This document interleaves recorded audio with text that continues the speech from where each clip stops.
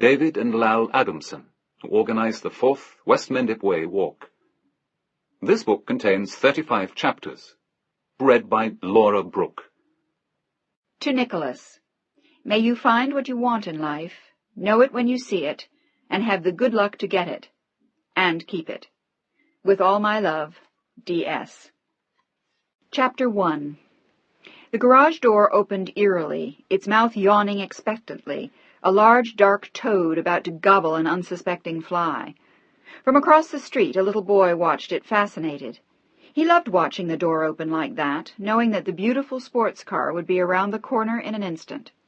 He waited, counting 5, 6, 7. Unknown to the man who had pressed the remote control device on his dashboard, the little boy watched him come home every night. It was a favorite ritual, and the boy was disappointed when the man in the black Porsche came home late or not at all. The boy stood there in the shadows, counting 11, 12, and then he saw it, a sleek black shadow speeding around the bend, and then in a smooth maneuver sliding into the garage. The unseen child stared hungrily at the beautiful black car for one more moment, and then slowly went home, with visions of the black Porsche still dancing in his eyes. Inside the garage, Alexander Hale turned off the motor, and then sat there for a moment, staring into the familiar darkness of his garage. For the 100th time that day, his mind drifted once again to Rachel. For the 100th time, he pushed the thought of her away from his mind. He sighed softly, picked up his briefcase, and got out of the car. A moment later, the electronic device would automatically close the garage door.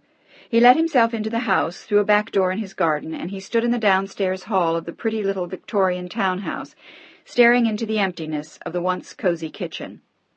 There were copper pots hanging from a wrought iron rack near the stove, but the cleaning lady hadn't shined them in ages, and there was no one else to give a damn. The plants which hung thickly in front of the windows were looking dry and lifeless, and he noticed, as he switched on the lights in the kitchen, that some of them had already died. He turned away then, glancing only briefly into the small wood-paneled dining room across the hall, and then walked slowly upstairs. Now when he came home, he always used the garden entrance. It was less depressing than coming in through the main hall. Whenever he came through the front door in the evening, he somehow still expected her to be there. He expected to see her with the luscious pile of thick blonde hair knotted on top of her head, and the deceptively prim suits she wore to court. Rachel, dazzling lawyer, noble friend, intriguing female, until she hurt him, until she left, until their divorce, exactly 2 years before, to the day.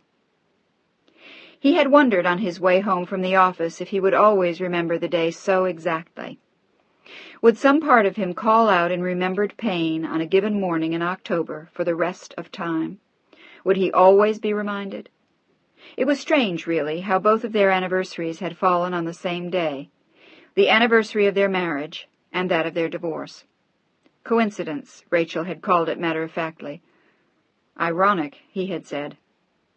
How awful, his mother had said when she called him the night the papers came.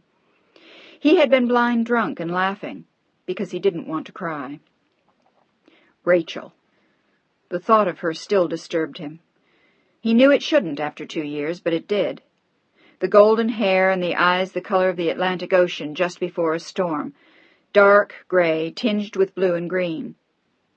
The first time he had seen her had been as the attorney for the opposition in a case which had settled out of court.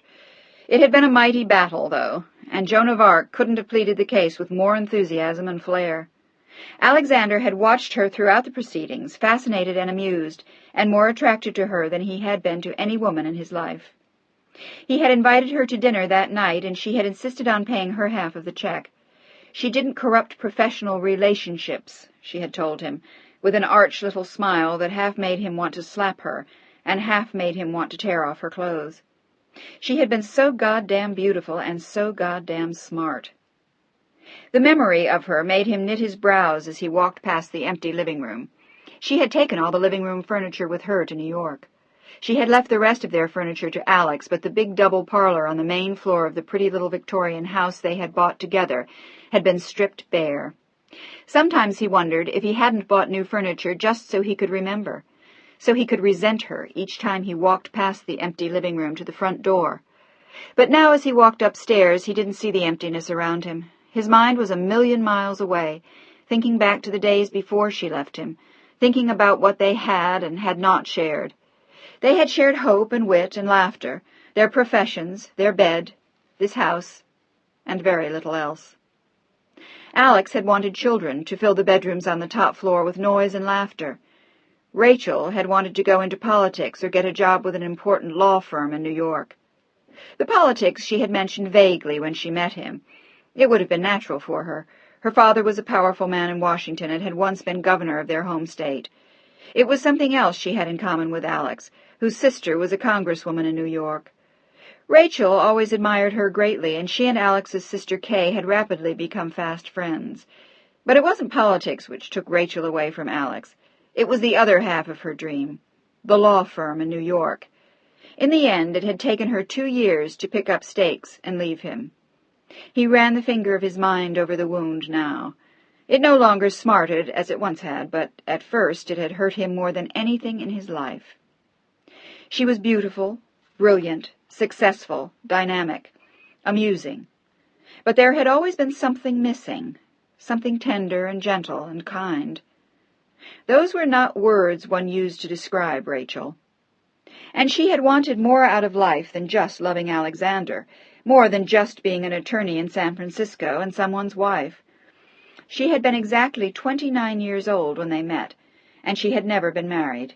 She'd been too busy for that, she told him, too busy chasing her life's goals.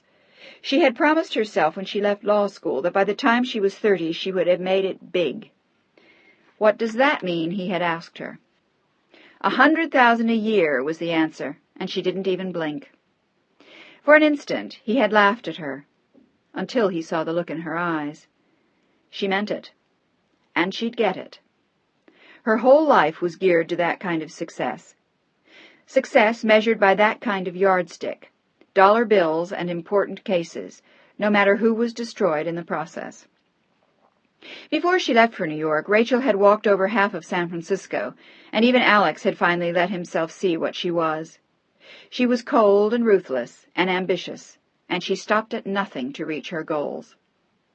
4 months after they were married, a spot opened up in one of the most prestigious law firms in town.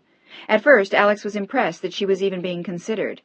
She was, after all, a fairly young woman and a young attorney, but it didn't take long to figure out she was willing to use every ugly maneuver she could to get the job.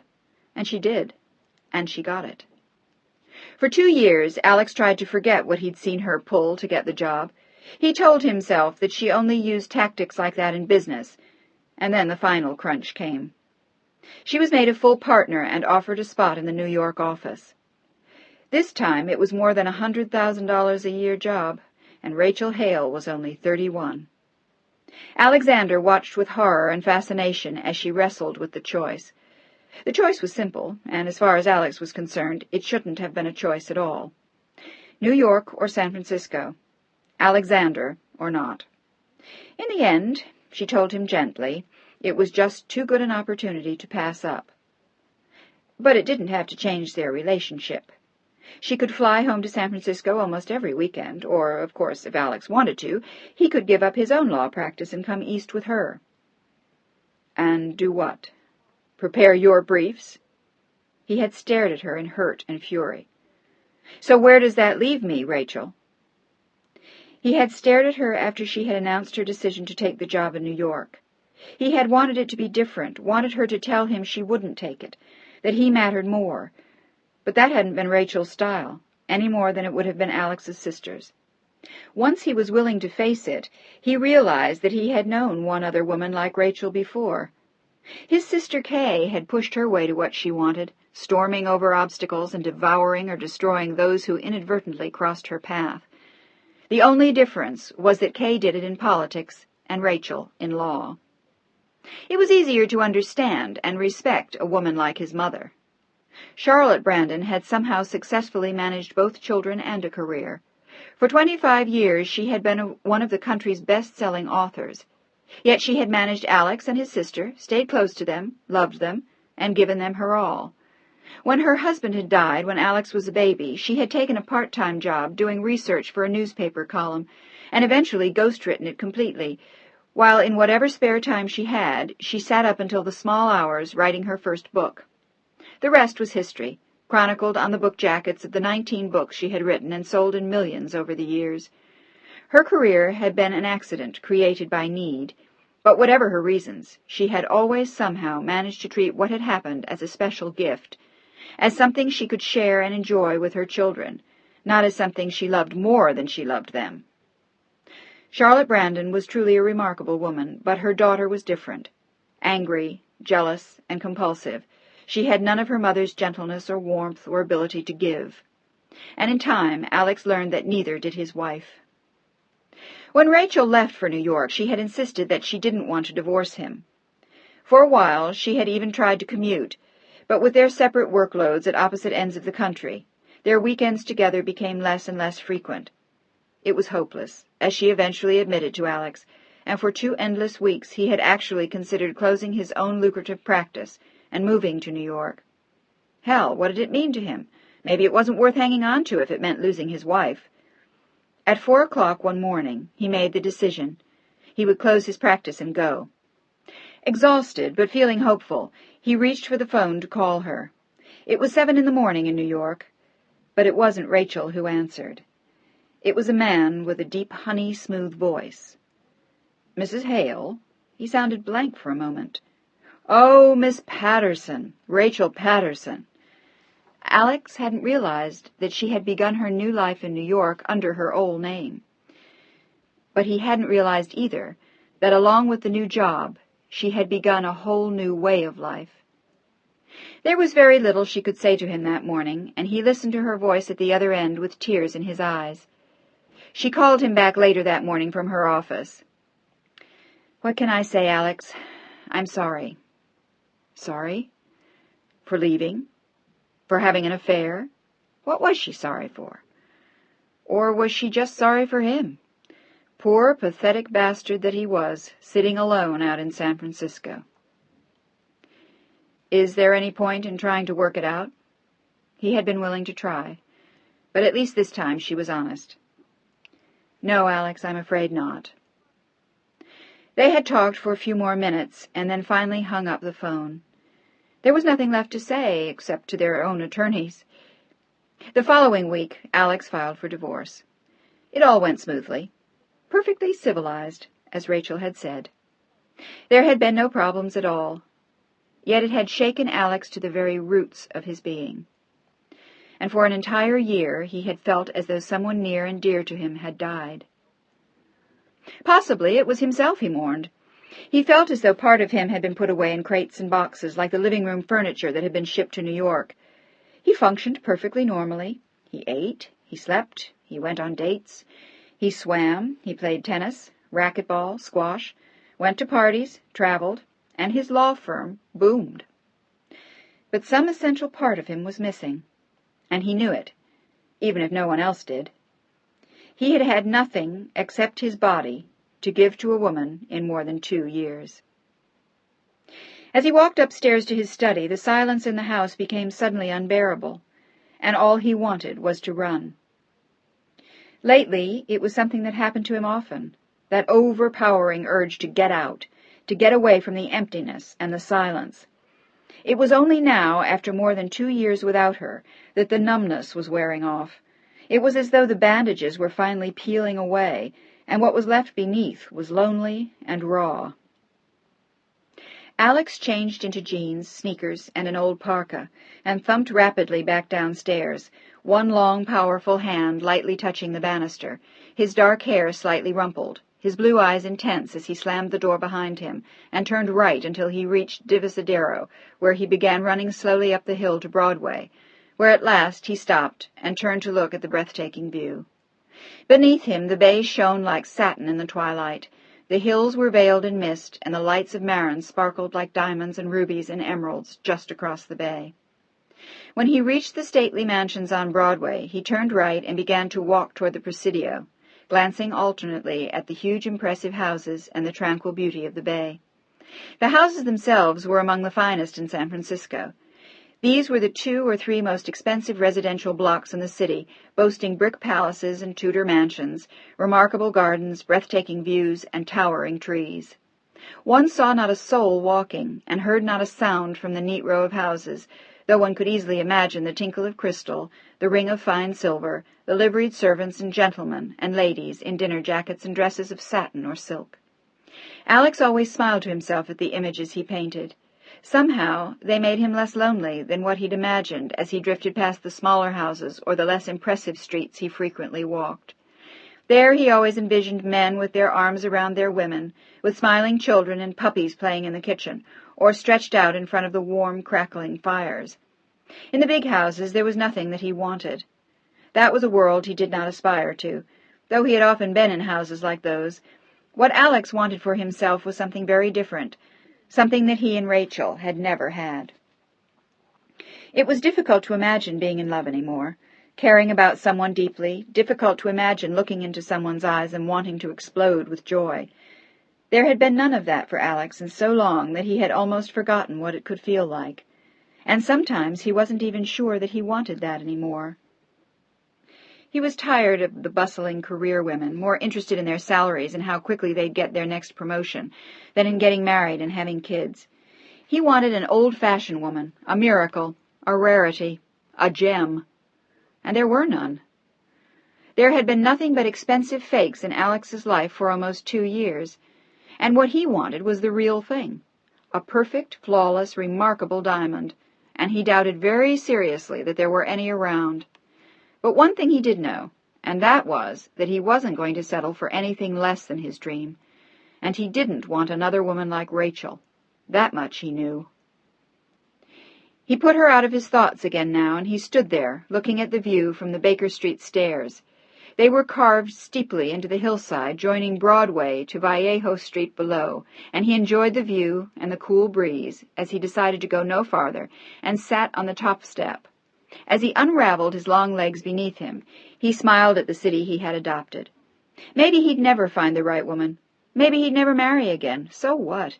He had a good life, a nice house, a law practice that was both enjoyable and successful. Maybe he didn't need more than that. Maybe he had no right to ask for more. He let his gaze take in the pastel-colored houses of the marina, the little gingerbread Victorians in Cow Hollow, not unlike his own, the rounded Grecian splendor of the Palace of Fine Arts well below him. And then his eyes left the dome Maybeck had created half a century earlier, and he found himself looking down at the rooftops below him, and then suddenly there she was. A woman sitting huddled at the bottom of the steps, almost as though she were carved there, a statue like those of the Palace of Fine Arts, only this one far more delicate, with her head bowed and her profile silhouetted by the light across the street.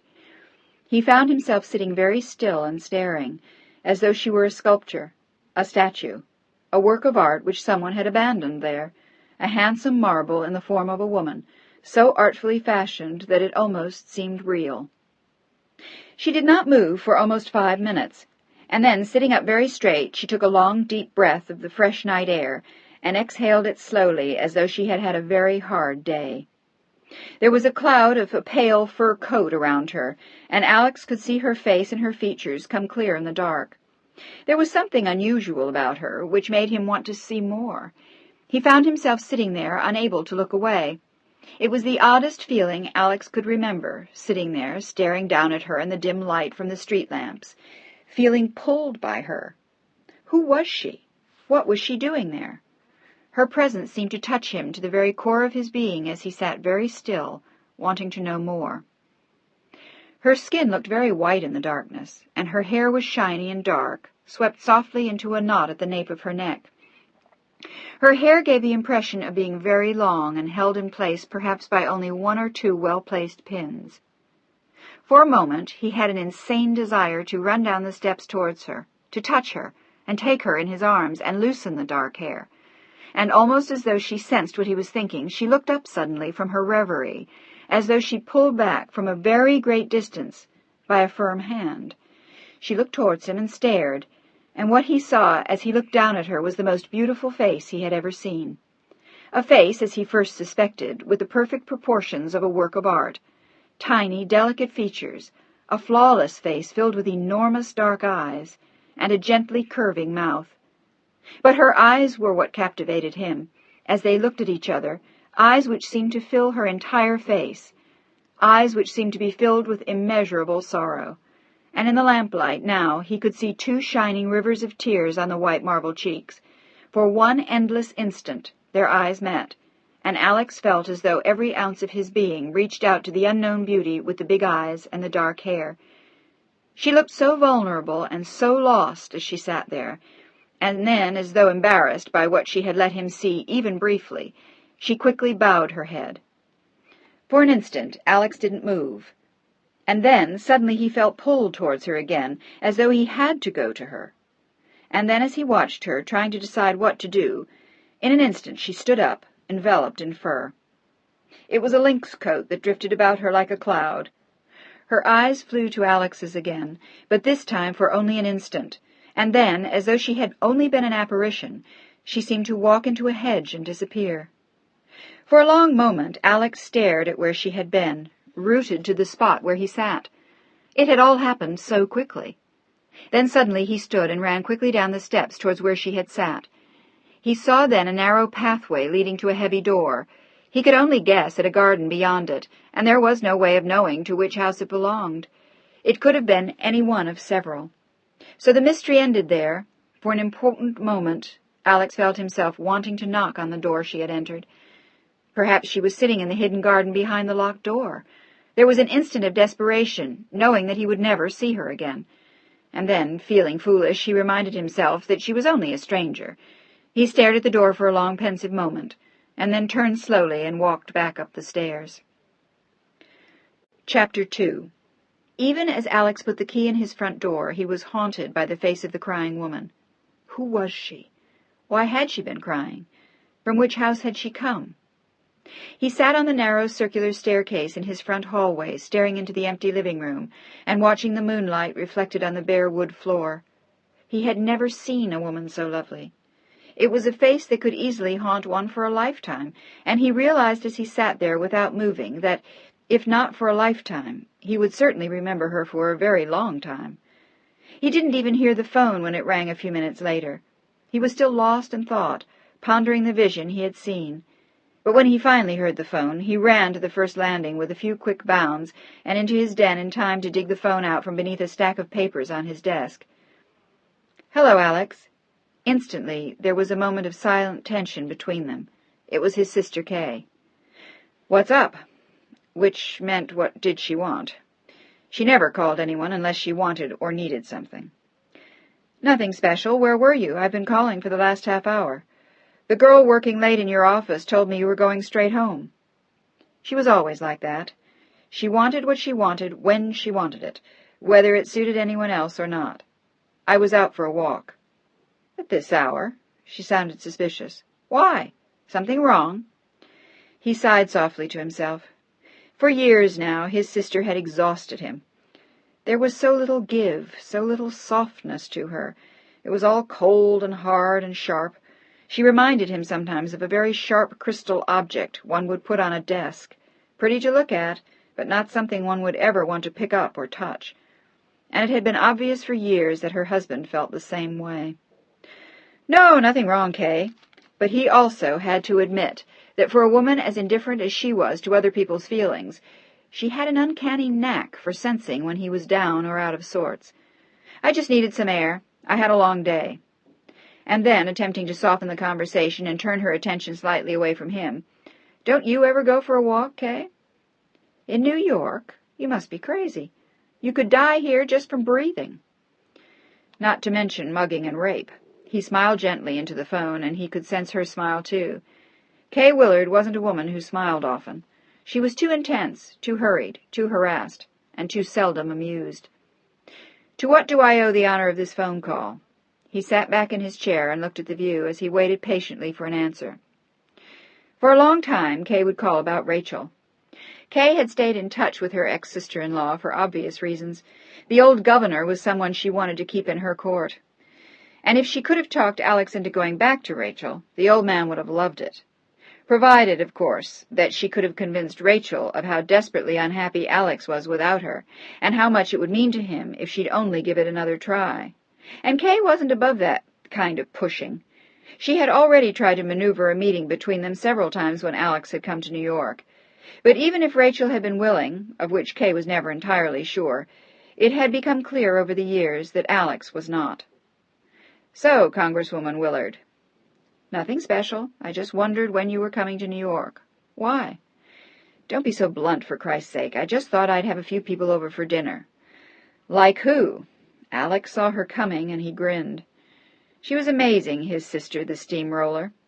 You had to say one thing for her: she never quit. "All right, Alex, don't get so defensive." "Who's defensive? I just wanted to know with whom you wanted me to have dinner." "What's wrong with that? Unless, of course, there happens to be someone on your guest list who might just make us all a little uncomfortable. Should I guess initials, K? Would that make it easier?" She had to laugh in spite of herself. All right. I get the message. But for Christ's sake, Alex, I ran into her the other day on a plane back from D.C., and she looks just great." "She should. On her salary, so would you." "Thank you, dear. Any time." "Did you know that she's been asked to run for office?" "No." There was a long silence. "But I'm not really surprised, are you?" "No." And then his sister sighed loudly. "Sometimes I wonder if you realize what you gave up there." "I certainly do, and I'm grateful every day of my life. I don't want to be married to a politician, Kay. That's an honor that should be reserved only for men like George." "What the hell does that mean?" "He's so busy with his practice, I'm sure he doesn't even notice when you're in Washington for 3 weeks. Me, I'd notice." And he didn't tell her that her daughter noticed, too. He knew because he talked to Amanda at great length whenever he went to New York. He took her out to lunch or dinner or for long walks. He knew her better than her own parents, not that Kay gave a damn. "By the way, how's Amanda?" "All right, I guess." "What do you mean, you guess?" The criticism in his tone was easy to read. "Haven't you seen her?" "Jesus Christ, I just got off the fucking plane from D.C. What do you want from me, Alex?" "Not much. What you do is none of my business. What you do to her is something else." "That's none of your business either, isn't it?" "Then whose business is it, Kay? George's? Does he notice that you never spend 10 minutes with your daughter? Does he make up for it?" "She's 16 years old, for Christ's sake. She doesn't need a babysitter any more, Alex." "No, but she needs a mother and a father." "I can't help that. I'm in politics. You know how demanding that is." "Yeah." He shook his head slowly, and that was what she wanted to wish on him. A life with Rachel Patterson. "Anything else?" He didn't want to talk to her any more. He'd had enough of listening to her for just 5 minutes. "I'm running for the Senate next year." "Congratulations." His voice was flat. "Don't get too excited." "I'm not. I was thinking about Mandy and what that might mean for her." "If I win, it'll mean she's a senator's daughter, that's what." Kay sounded suddenly vicious, and Alex wanted to slap her face. "Do you really think she cares about that, Kay?" "Probably not. The kid has her head so high in the clouds she probably wouldn't give a shit if I ran for president." For a moment, Kay sounded sad, and Alex shook his head. "That's not what matters, Kay. We're all proud of you. We love you, but there's more than that." How could he tell her? How could he explain? She cared about nothing except her career, her work. "I don't think any of you understand what this means to me, Alex, how hard I've worked for it, how far I've come. It's been killing, and I've made it. And all you do is bitch about what kind of a mother I am. And our dear mother is worse, and George is too busy cutting people open to remember if I'm a congresswoman or a mayor. It's a little discouraging, kiddo, to say the least." "I'm sure it is, but sometimes people get hurt by careers like yours." "That's to be expected, is it? Is that what it's all about?" "Maybe."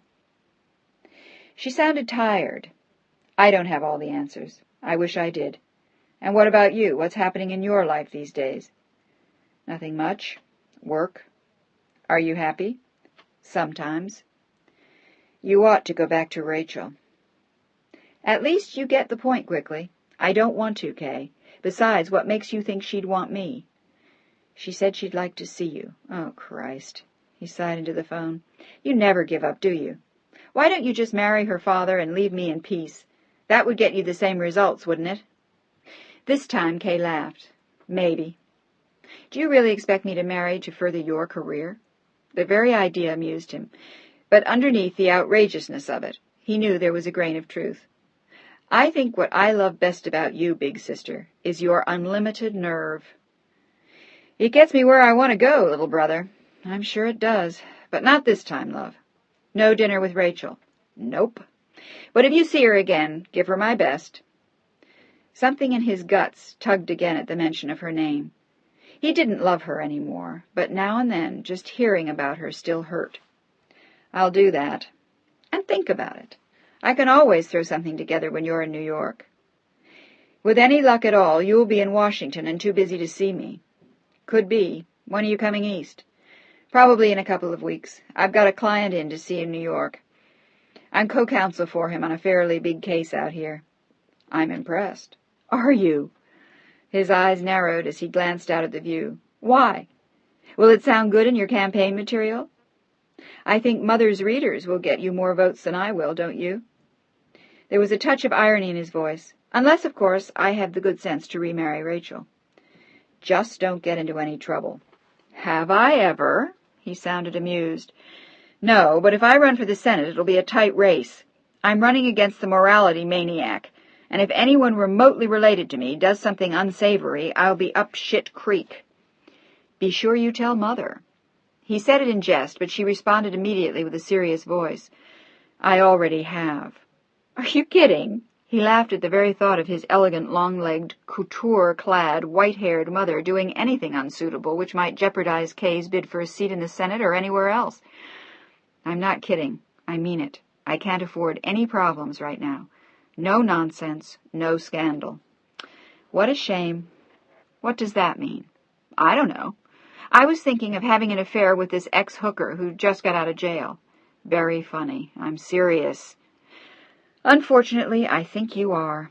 Anyway, you can give me a list of instructions when I come to New York. I'll try to behave myself until then." "Do that, and let me know when you're going to be here." "Why? So you can arrange a blind date with Rachel?" "I'm afraid, Congresswoman Willard, that even for the sake of your career, I wouldn't do that." "You're a fool." "Maybe so." But he didn't think so anymore. He didn't think so at all. And after that phone call with Kay ended, he found himself staring out the window and thinking not of Rachel, but of the woman he had seen on the steps. With his eyes closed, he could still see her, the perfectly carved profile, the huge eyes, and the delicate mouth. He had never seen a woman so beautiful or so haunting. And he sat there at his desk with his eyes closed, thinking of her, and then, with a sigh, he shook his head and opened his eyes again and stood up. It was ridiculous to be dreaming of a total stranger. And then, feeling foolish, he laughed softly and brushed her from his mind. There was no point in falling in love with a perfect stranger. But he found, as he went downstairs to make something for dinner, that he had to remind himself of that again and again. Chapter 3. Sunlight flooded into the room and shimmered on the beige silk bedspread and identically upholstered chairs. It was a large, handsome room with long French windows that looked out over the bay. From the boudoir, which adjoined the bedroom, one could see the Golden Gate Bridge. There was a white marble fireplace in each room, and there were carefully selected French paintings, and a priceless Chinese vase stood in a corner, in a Louis XV inlaid vitrine. In front of the windows was a handsome Louis XV desk, which would have dwarfed any room except this one. It was beautiful and enormous and sterile and cold. There was also a small wood-paneled room which adjoined it, filled with books in English and Spanish and French. The books were the soul of her existence, and it was here that Rafaela stood quietly for a moment, looking out at the bay. It was 9 o'clock in the morning, and she was wearing a perfectly sculpted black suit molded to her form, showing off its graceful perfection subtly, yet with immense style. The suit had been made for her in Paris, like most of her clothes, except those she bought in Spain. She rarely bought clothes in San Francisco. She almost never went out. In San Francisco she was an invisible person, a name people rarely mentioned and never saw. For most of them, it would have been difficult to associate a face with the name of Mrs. John Henry Phillips, and certainly not this face. It would have been difficult to imagine this perfect snow-white beauty with the huge black eyes. When she had married John Henry, one reporter had written that she looked like a fairy tale princess, and had then gone on to explain that in many ways she was. But the eyes which gazed out at the bay on an October morning were not those of a fairy tale princess. They were those of a very lonely young woman, locked in a very lonely world. "Your breakfast is ready, Mrs. Phillips." A maid, in a crisp white uniform, stood in the doorway. Her announcement more like a command, Rafaela thought, but she always felt that way about John Henry's servants. She had felt that way, too, in her father's house in Paris, her grandfather's house in Spain. It always seemed to her that it was the servants who gave the orders, when to get up, when to get ready, when to eat lunch, when to eat dinner. "Madame is served," announced the dinner in her father's house in Paris. But what if Madame didn't want to be served? What if Madame only wanted a sandwich sitting on the floor in front of the fire, or a dish of ice cream for breakfast instead of toast and poached eggs? The very idea made her smile as she walked back to her bedroom and looked around. Everything was ready. Her bags were stacked neatly in the corner. They were all glove-soft in a chocolate-colored suede, and there was a large tote bag in which Rafaela could carry some gifts for her mother and aunt and cousins, her jewelry, and something to read on the plane. As she looked at her luggage, she felt no thrill of pleasure to be going on a trip. She almost never felt a thrill of pleasure any more. There was none left in her life. There was an endless strip of highway heading towards a destination both unseen and unknown, and about which Rafaela no longer cared. She knew that each day would be just like the day before. Each day she would do exactly what she had for almost 7 years, except for the 4 weeks in the summer when she went to Spain, and the few days before that when she went to Paris to see her father. And there were occasional trips to join her Spanish relatives for a few days in New York. It seemed years now since she had last been there, since she had left Europe, since she had become John Henry's wife. It was all so different now than it had been at first. It had all happened like a fairy tale, or a merger. There was a little bit of both in the tale.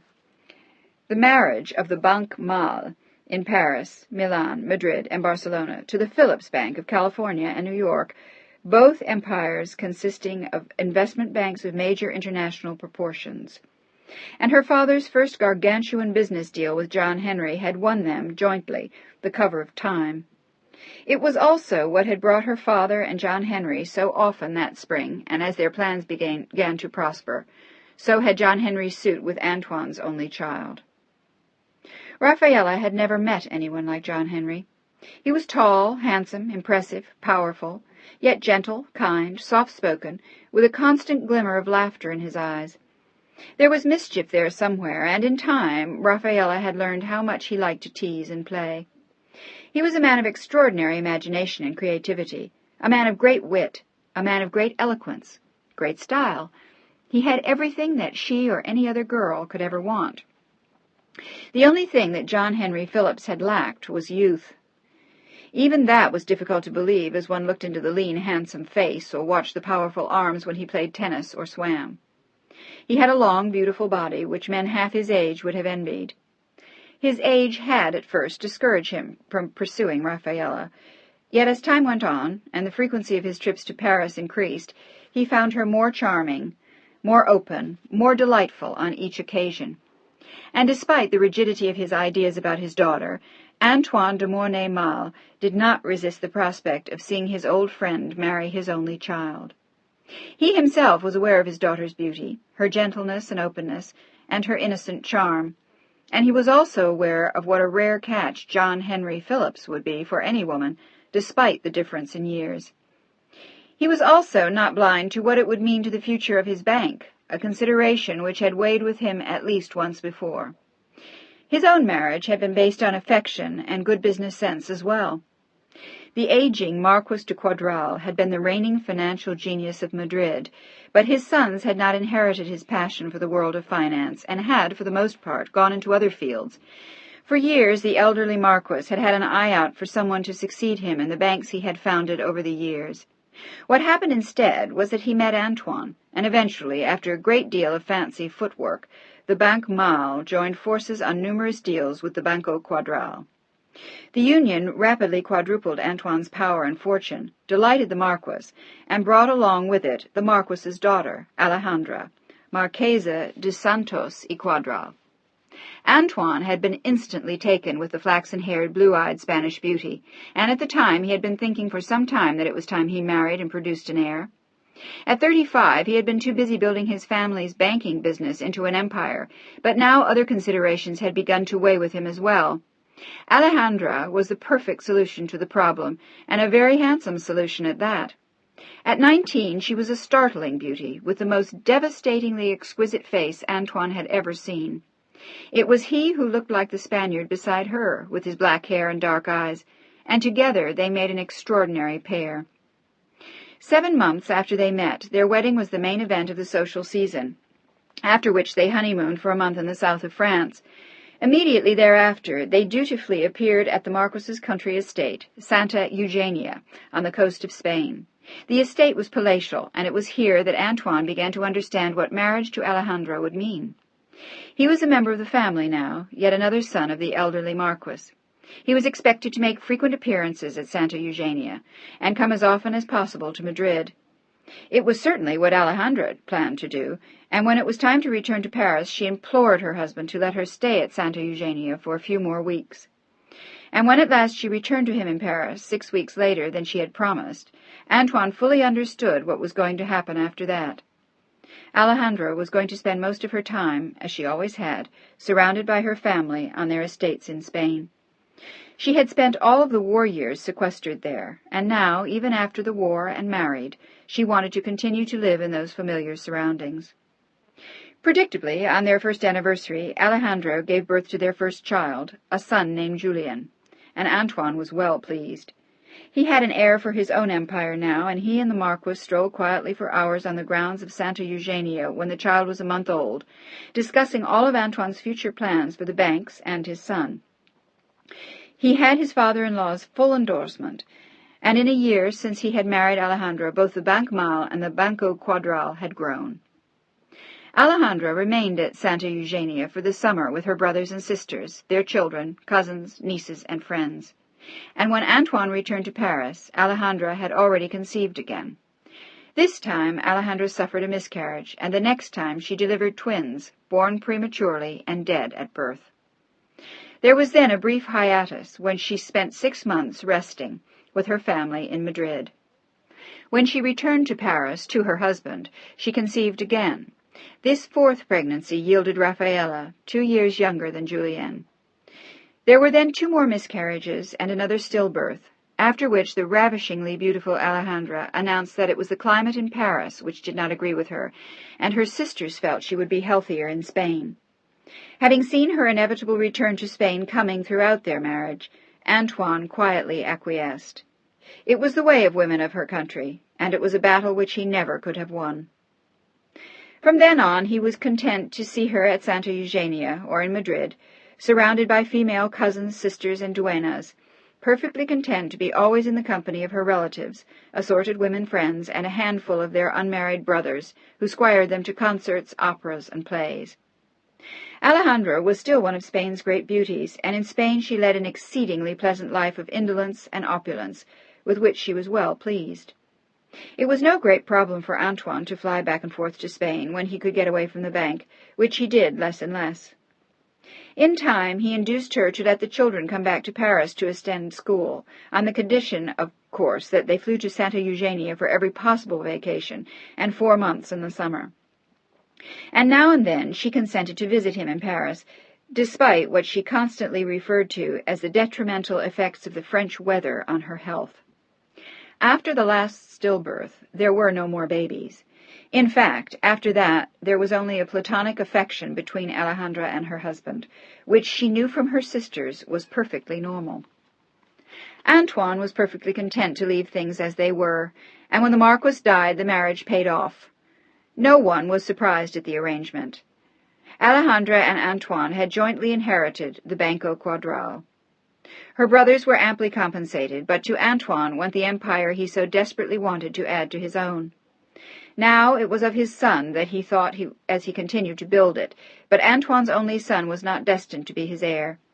At 16, Julien de Mornay-Mal died in an accident in Buenos Aires playing polo, leaving his mother stunned, his father bereft, and Rafaela, Antoine's only child. And it was Rafaela who consoled her father, who flew with him to Buenos Aires to bring the boy's body back to France. It was she who held her father's hand during those endless hours, and as they watched the casket being lowered solemnly onto the runway at Orly, Alejandra flew back to Paris separately, surrounded by sisters and cousins, one of her brothers, and several close friends, but always surrounded, protected, as she had lived her entire life.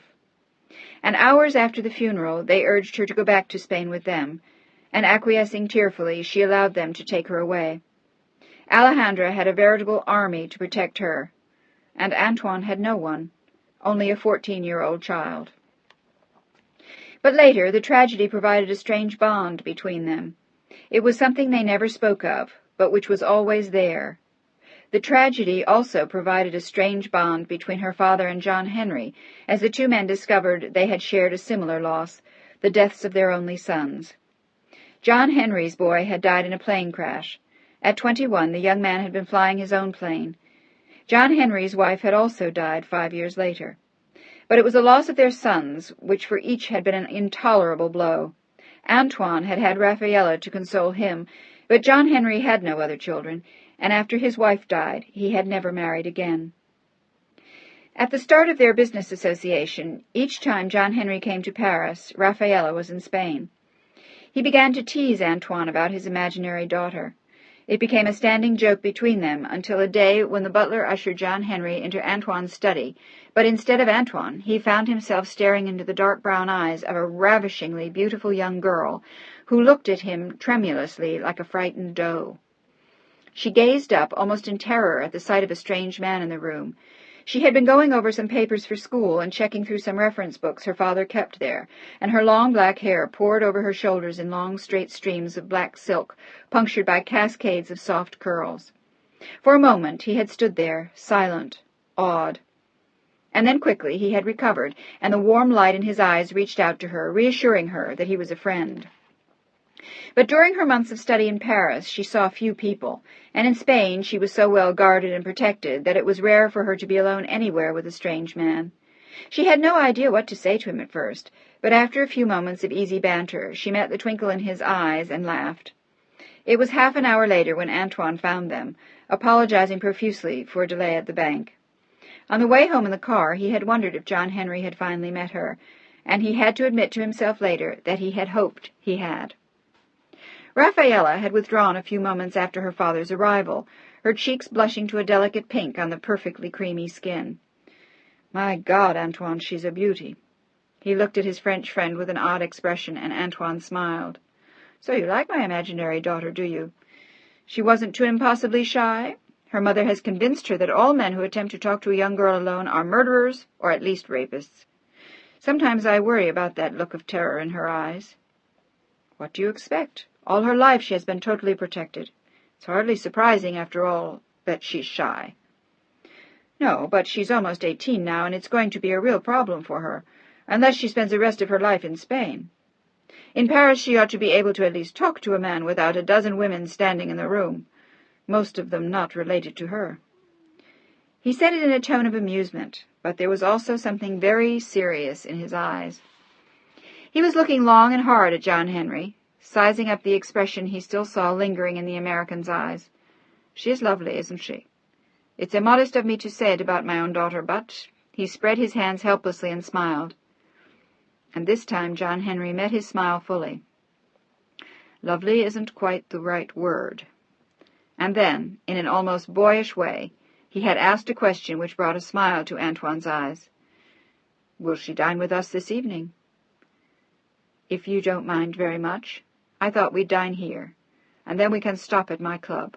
Mathieu de Bourgogne will be there this evening, and I've been promising him for months that I'd introduce you the next time you are here." "That sounds fine."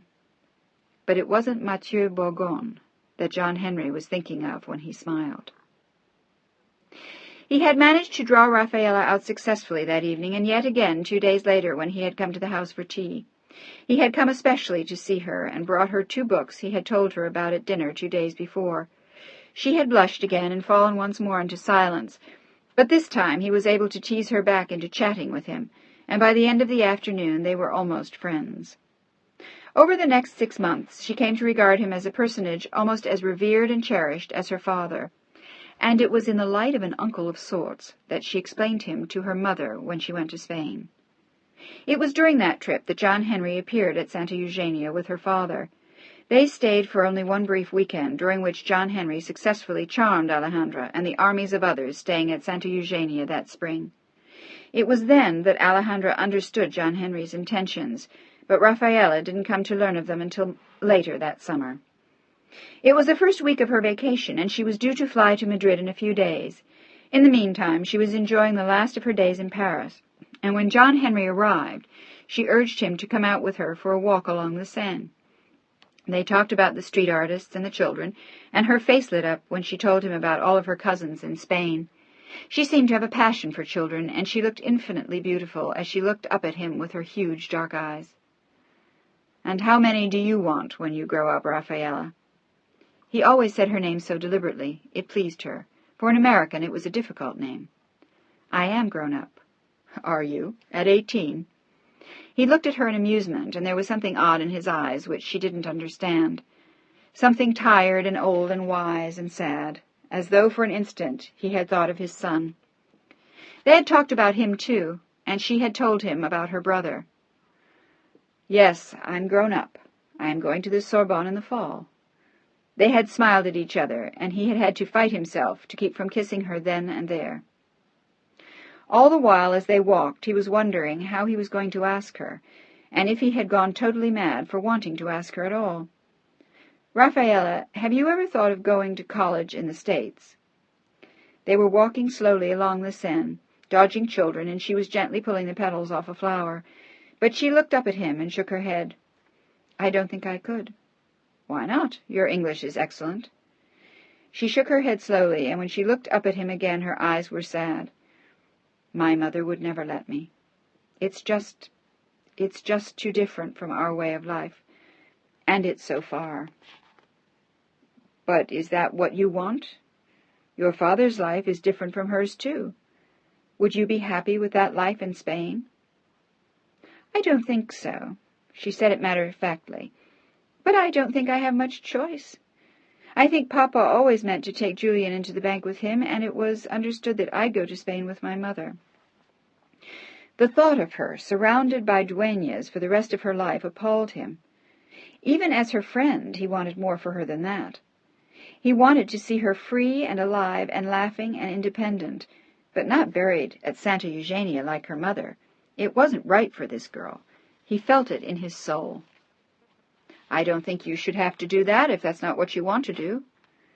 She smiled up at him with resignation mingled with wisdom in her 18-year-old eyes.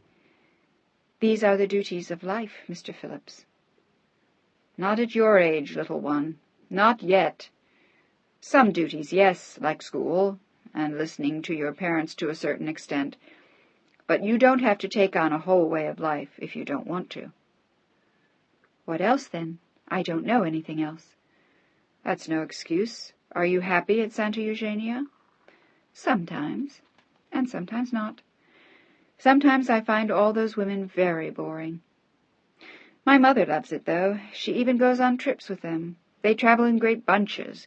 They go to Rio and Buenos Aires and Uruguay and New York, and even when she comes to Paris she brings them with her. They always remind me of girls in boarding school. They seem so... Her huge eyes looked up at him apologetically. "So silly, don't they?" She looked at him, and he nodded. "Maybe a little." "Rafaela." But as he said it, she stopped walking suddenly and swung around to face him, ingenuous, totally unaware of her beauty. Her long, graceful body leaned toward him, and she looked into his eyes with such trust that he was afraid to say more. "Yes?" And then he couldn't stop it any more. He couldn't. He had to. "Rafaela, darling, I love you." The words were the merest whisper in the soft Paris air, and his lined, handsome face hovered next to hers for a moment before he kissed her. His lips were gentle and soft, his tongue probing her mouth as though his hunger for her knew no bounds. But her mouth was pressed hard against his now, too, her arms around his neck, pressing her body into his. And then, just as gently, he pulled away from her, not wanting her to sense the urgency that had sprung up in his loins. "Rafaela, I've wanted to kiss you for so long." He kissed her again, more gently this time, and she smiled with a womanly pleasure he had never before seen in her face. "So have I." She hung her head then like a schoolgirl. "I've had a crush on you since we first met." And then she smiled up at him bravely. "You're so beautiful." And this time she kissed him. She took his hand, and then, as though to lead him farther down the Seine, but he shook his head and took her hand in his. "We have something to talk about first. Do you want to sit down?" He motioned to a bench, and she followed him. She looked at him questioningly, and saw something in his eyes that puzzled her. "Is something wrong?" Slowly he grinned. "No. But if you think I just brought you out here this afternoon to spoon, as they said in my day, you're mistaken, little one. There's something I want to ask you, and I've been afraid to all day." "What is it?" But suddenly her heart was pounding, and her voice was very soft. He looked at her for an endless moment, his face close to hers, and her hand held tightly in his own. "Will you marry me, Rafaela?" He heard her sharp intake of breath, and then closed his eyes and kissed her again, and when he pulled slowly away there were tears in her eyes, and she was smiling as he had never seen her smile before, and slowly the smile broadened, and she nodded. "Yes, I will." The wedding of Rafaela de Mornay Mal y dos Santos y Quadral and John Henry Phillips IV was one of a magnitude seldom seen. It took place in Paris, and there was a luncheon for 200 on the day of the civil ceremony, a dinner for 150 family members and intimate friends that night, and a crowd of more than 600 at Notre Dame for the wedding the next day. Antoine had taken over the entire polo club, and everyone agreed that both the wedding and the reception were the most beautiful they had ever seen.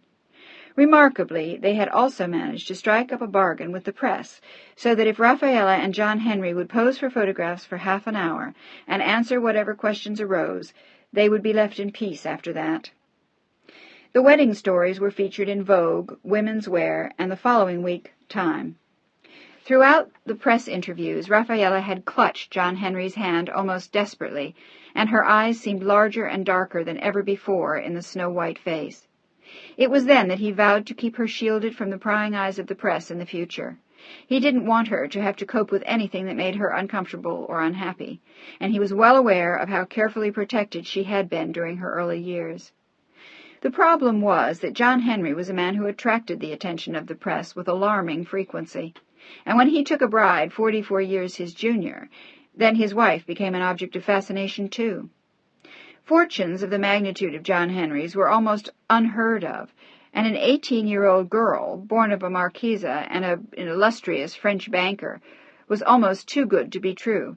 It was all very much like a fairy tale, and no fairy tale was complete without a fairy princess. But thanks to John Henry's efforts, she never was. Together they maintained an anonymity no one would have thought possible over the years. Rafaela even managed to attend 2 years of school at the University of California in Berkeley, and it went very smoothly. No one had any idea who she was during the 2 entire years. She had also refused to be driven to Berkeley by the chauffeur, and John Henry bought her a little car which she drove to school. It was exciting, too, to be among students and to have a secret and a man she adored, because she did love John Henry, and he was gentle and loving in every way. He felt as though he had been given a gift so precious he barely dared to touch it. So grateful was he for the new life he shared with this ravishingly beautiful, delicate young girl. In many ways she was childlike, and she trusted him with her entire soul. It was perhaps because of that it was such a bitter disappointment to him when he discovered that he had become sterile, presumably from a severe kidney infection he'd had 10 years before. He knew how desperately she had wanted children, and he felt the burden of guilt for depriving her of something she wanted so much. She insisted when he told her that it didn't matter, that she had all the children at Santa Eugenia whom she could spoil, and amuse, and love. She loved to tell them stories and buy them presents. She kept endless lists of their birthdays and was always going downtown to send some fabulous new toy off to Spain. But even his failure to father children could not sever the bond which held them together over the years. It was a marriage in which she worshipped him, and he adored her. And if the differences in their ages caused comment among others, it never bothered either of them. They played tennis together almost every morning. Sometimes John Henry ran into the Presidio or along the beach, and Rafaela ran along beside him, like a puppy dog at his heels, laughing and teasing, and sometimes just walking along in silence afterwards, holding his hand.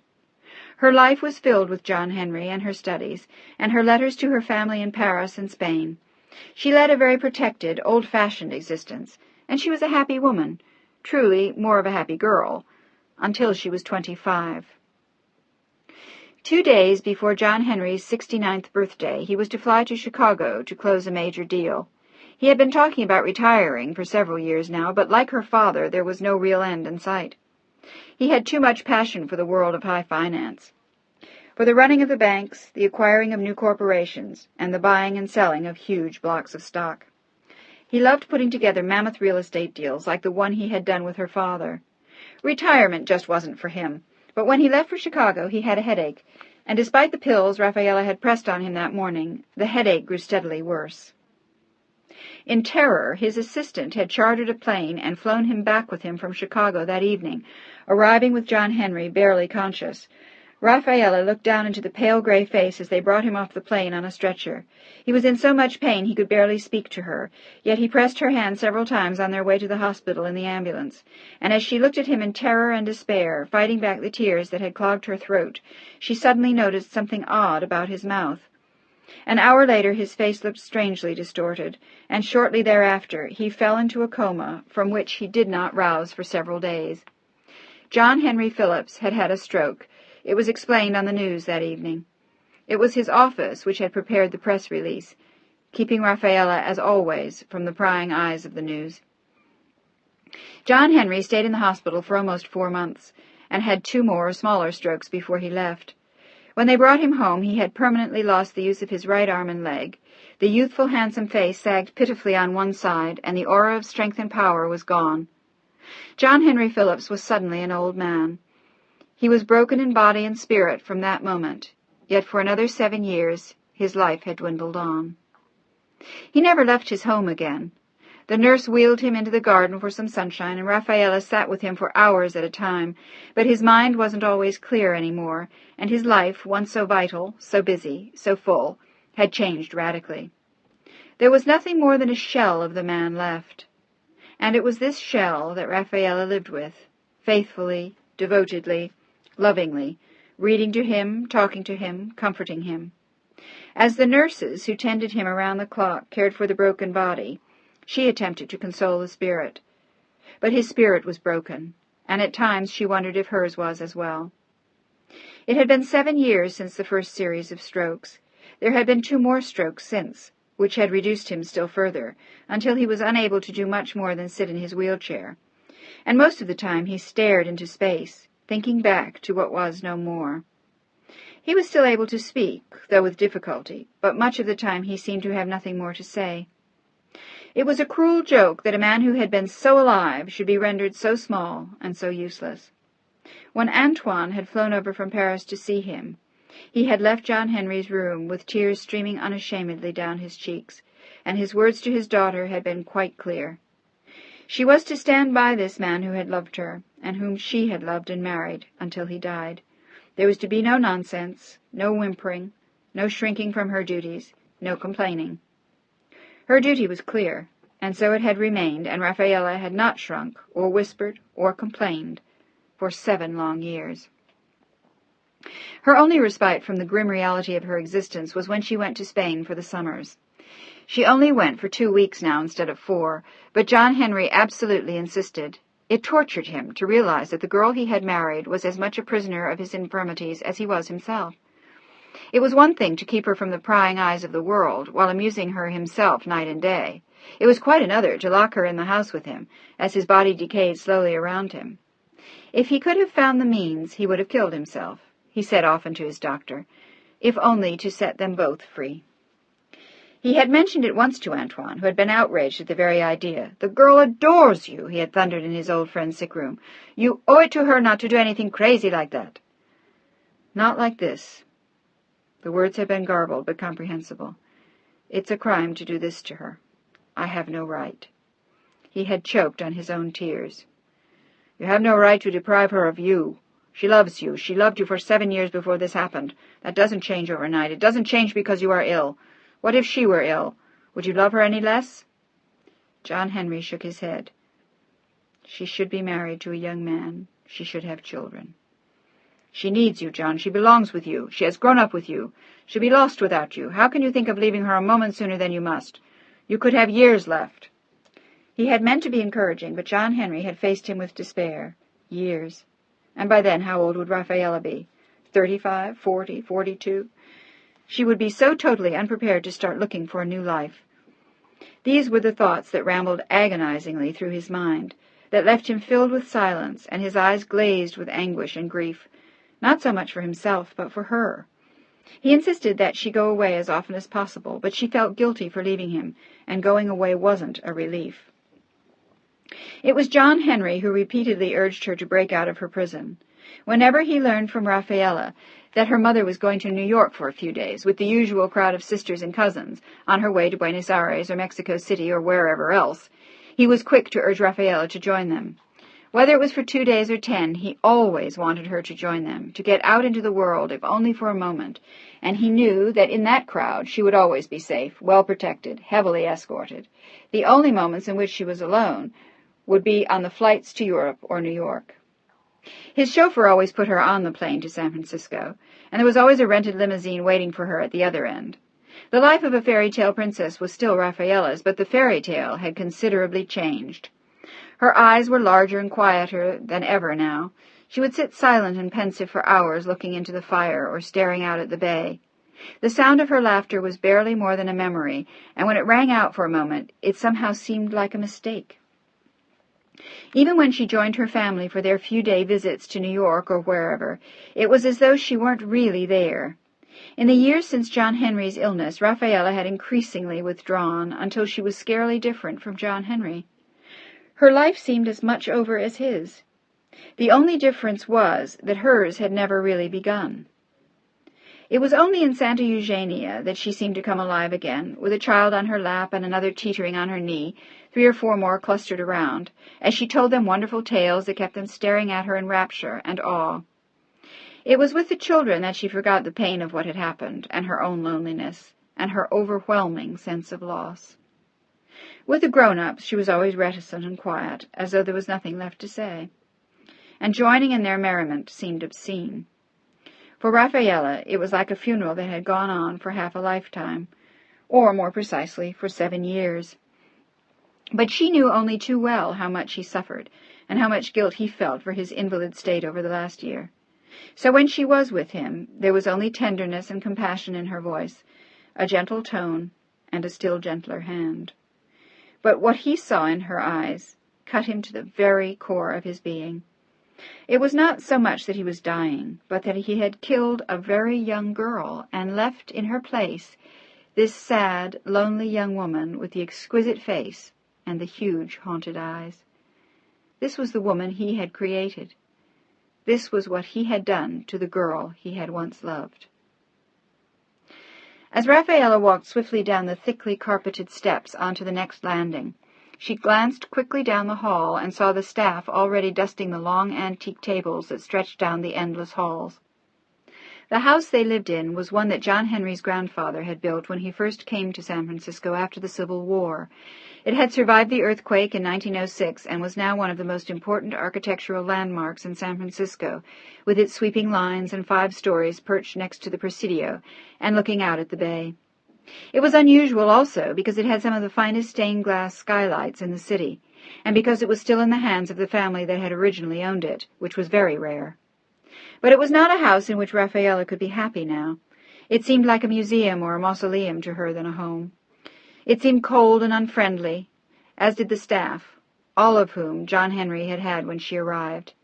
And she had never had the chance to redecorate any of the rooms. The house stood now, as it had then. For 14 years it had been her home, and yet, each time she left it, she felt like an orphan with her suitcase. More coffee, Mrs. Phillips. The elderly woman, who had been the downstairs maid for 36 years, gazed into Rafaela's face as she did each morning. Rafaela had seen that face 5 days a week for the last 14 years, and still the woman was a stranger to her, and always would be. Her name was Marie. But this time Rafaela shook her head. Not this morning. I'm in a hurry, thank you. She glanced at the plain gold watch on her wrist, put down her napkin, and stood up. The flowered spode dishes had belonged to John Henry's first wife. There were a lot of things like that in the house. Everything seemed to be someone else's. The first Mrs. Phillips, as the servants put it, or John Henry's mother's, or grandmother's, or... There was nothing that was Rafaela's. Sometimes she felt that if a stranger were to walk through the house inquiring about artifacts and paintings, and even small unimportant objects, there was not a single thing about which someone would say, "Oh, that's Rafaela's." Nothing was Rafaela's, except her clothes and her books, and the huge collection of letters from the children in Spain which she kept in boxes. Rafaela's heels clicked briefly across the black and white marble floor of the pantry. She picked up a phone there and buzzed softly on an inside line. A moment later it was picked up on the 3rd floor by the morning nurse. "Good morning. Is Mr. Phillips awake yet?" "Yes, but he's not quite ready." Ready? Ready for what? Rafaela felt an odd tug in her soul as she stood there. How could she resent him for what wasn't his fault? And yet, how could this have happened to her? For those first 7 years it had been so wonderful, so perfect, so... "I'd like to come up for a moment before I leave." "Oh, dear, you're leaving this morning?" Rafaela glanced at her watch again. "In half an hour." "All right. Then give us 15 or 20 minutes. You can stop in for a few minutes on your way out." Poor John Henry. 10 minutes, and then nothing. There would be no one to visit him while she was gone. She would only be gone for 4 or 5 days, but still she wondered if maybe she shouldn't leave him. What if something happened? What if the nurses didn't pay attention to what they were doing? She always felt that when she left him. Troubled, tormented, guilty, as though she had no right to a few days on her own. It was always John Henry who convinced her, who insisted, emerging from his reverie, to force her away from this nightmare that they had shared for so long. It wasn't even a nightmare any more. It was just an emptiness, a limbo, a comatose state where their lives continued to drone on. This time she took the elevator to the 2nd floor and then walked to her bedroom after telling the nurse that she would be in to see her husband in 15 minutes. She looked long and hard in the mirror, then smoothed the silky black hair, and ran a hand over the tight, heavy knot of it at the nape of her neck. She took a hat out of her closet then. It was a beautiful creation she had bought in Paris the year before, as hats returned to the world of high style. As she put it on carefully, tilting it just to the right angle, she wondered for a moment why she had bothered to buy it at all.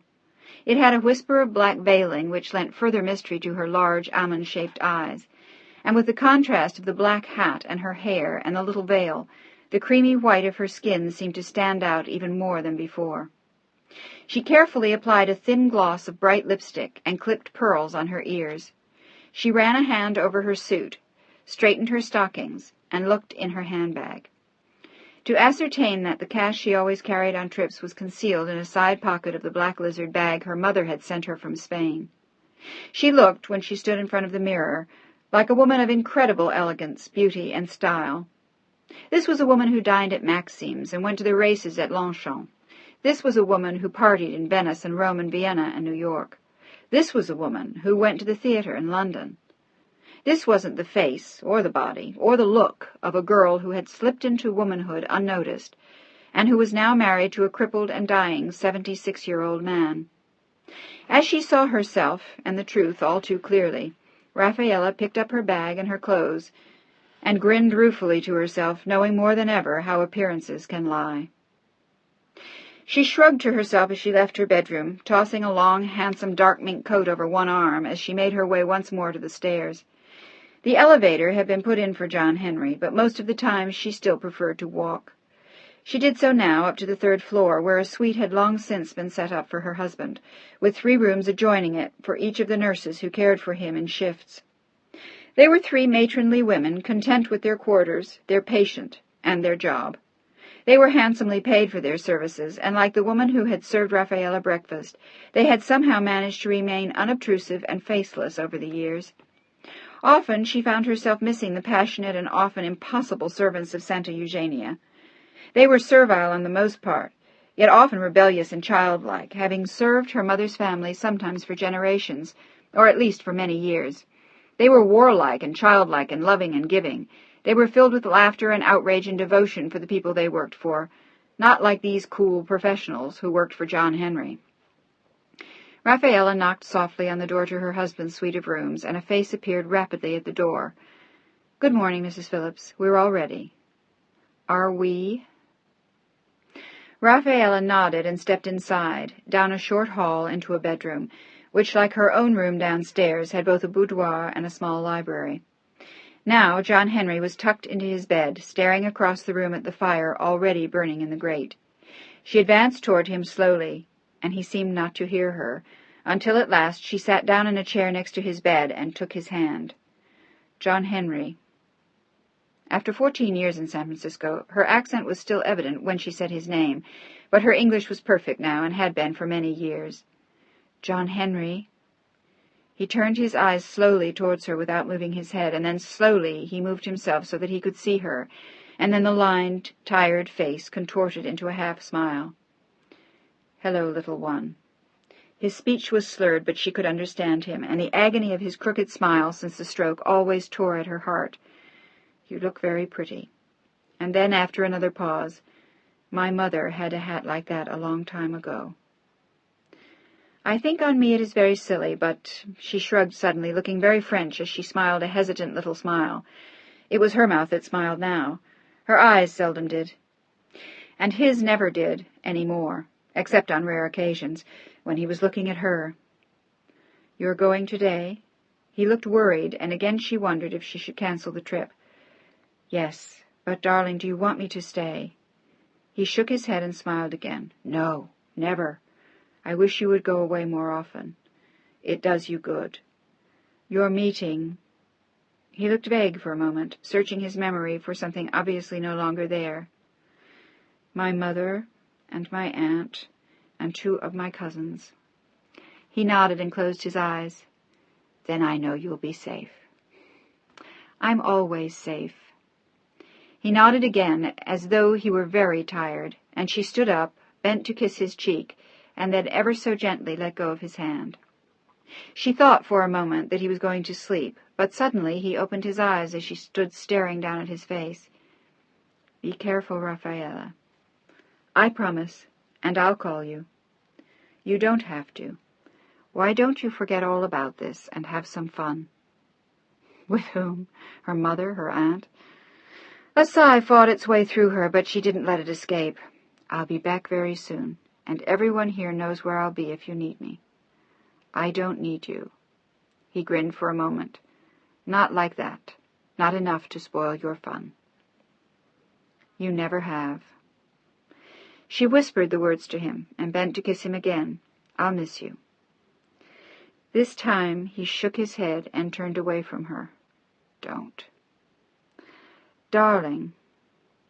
She had to leave him to go to the airport, but somehow she didn't feel right leaving him like this. She never did. Was it right to leave him? Should she stay? "John Henry." She touched his hand, and he turned to her face again. "I must go now." "It's all right, little one. It's all right." The look in his eyes absolved her, and this time he took her firm young hand in his gnarled, worn fingers that had once seemed so gentle and so young. "Have a good trip." He tried to fill the words with every ounce of meaning he could give them, and he shook his head when he saw her eyes fill with tears. He knew what she was thinking. "Just go. I'll be fine." "You promise?" Her eyes were filled with tears now, and his smile was very gentle as he kissed her hand.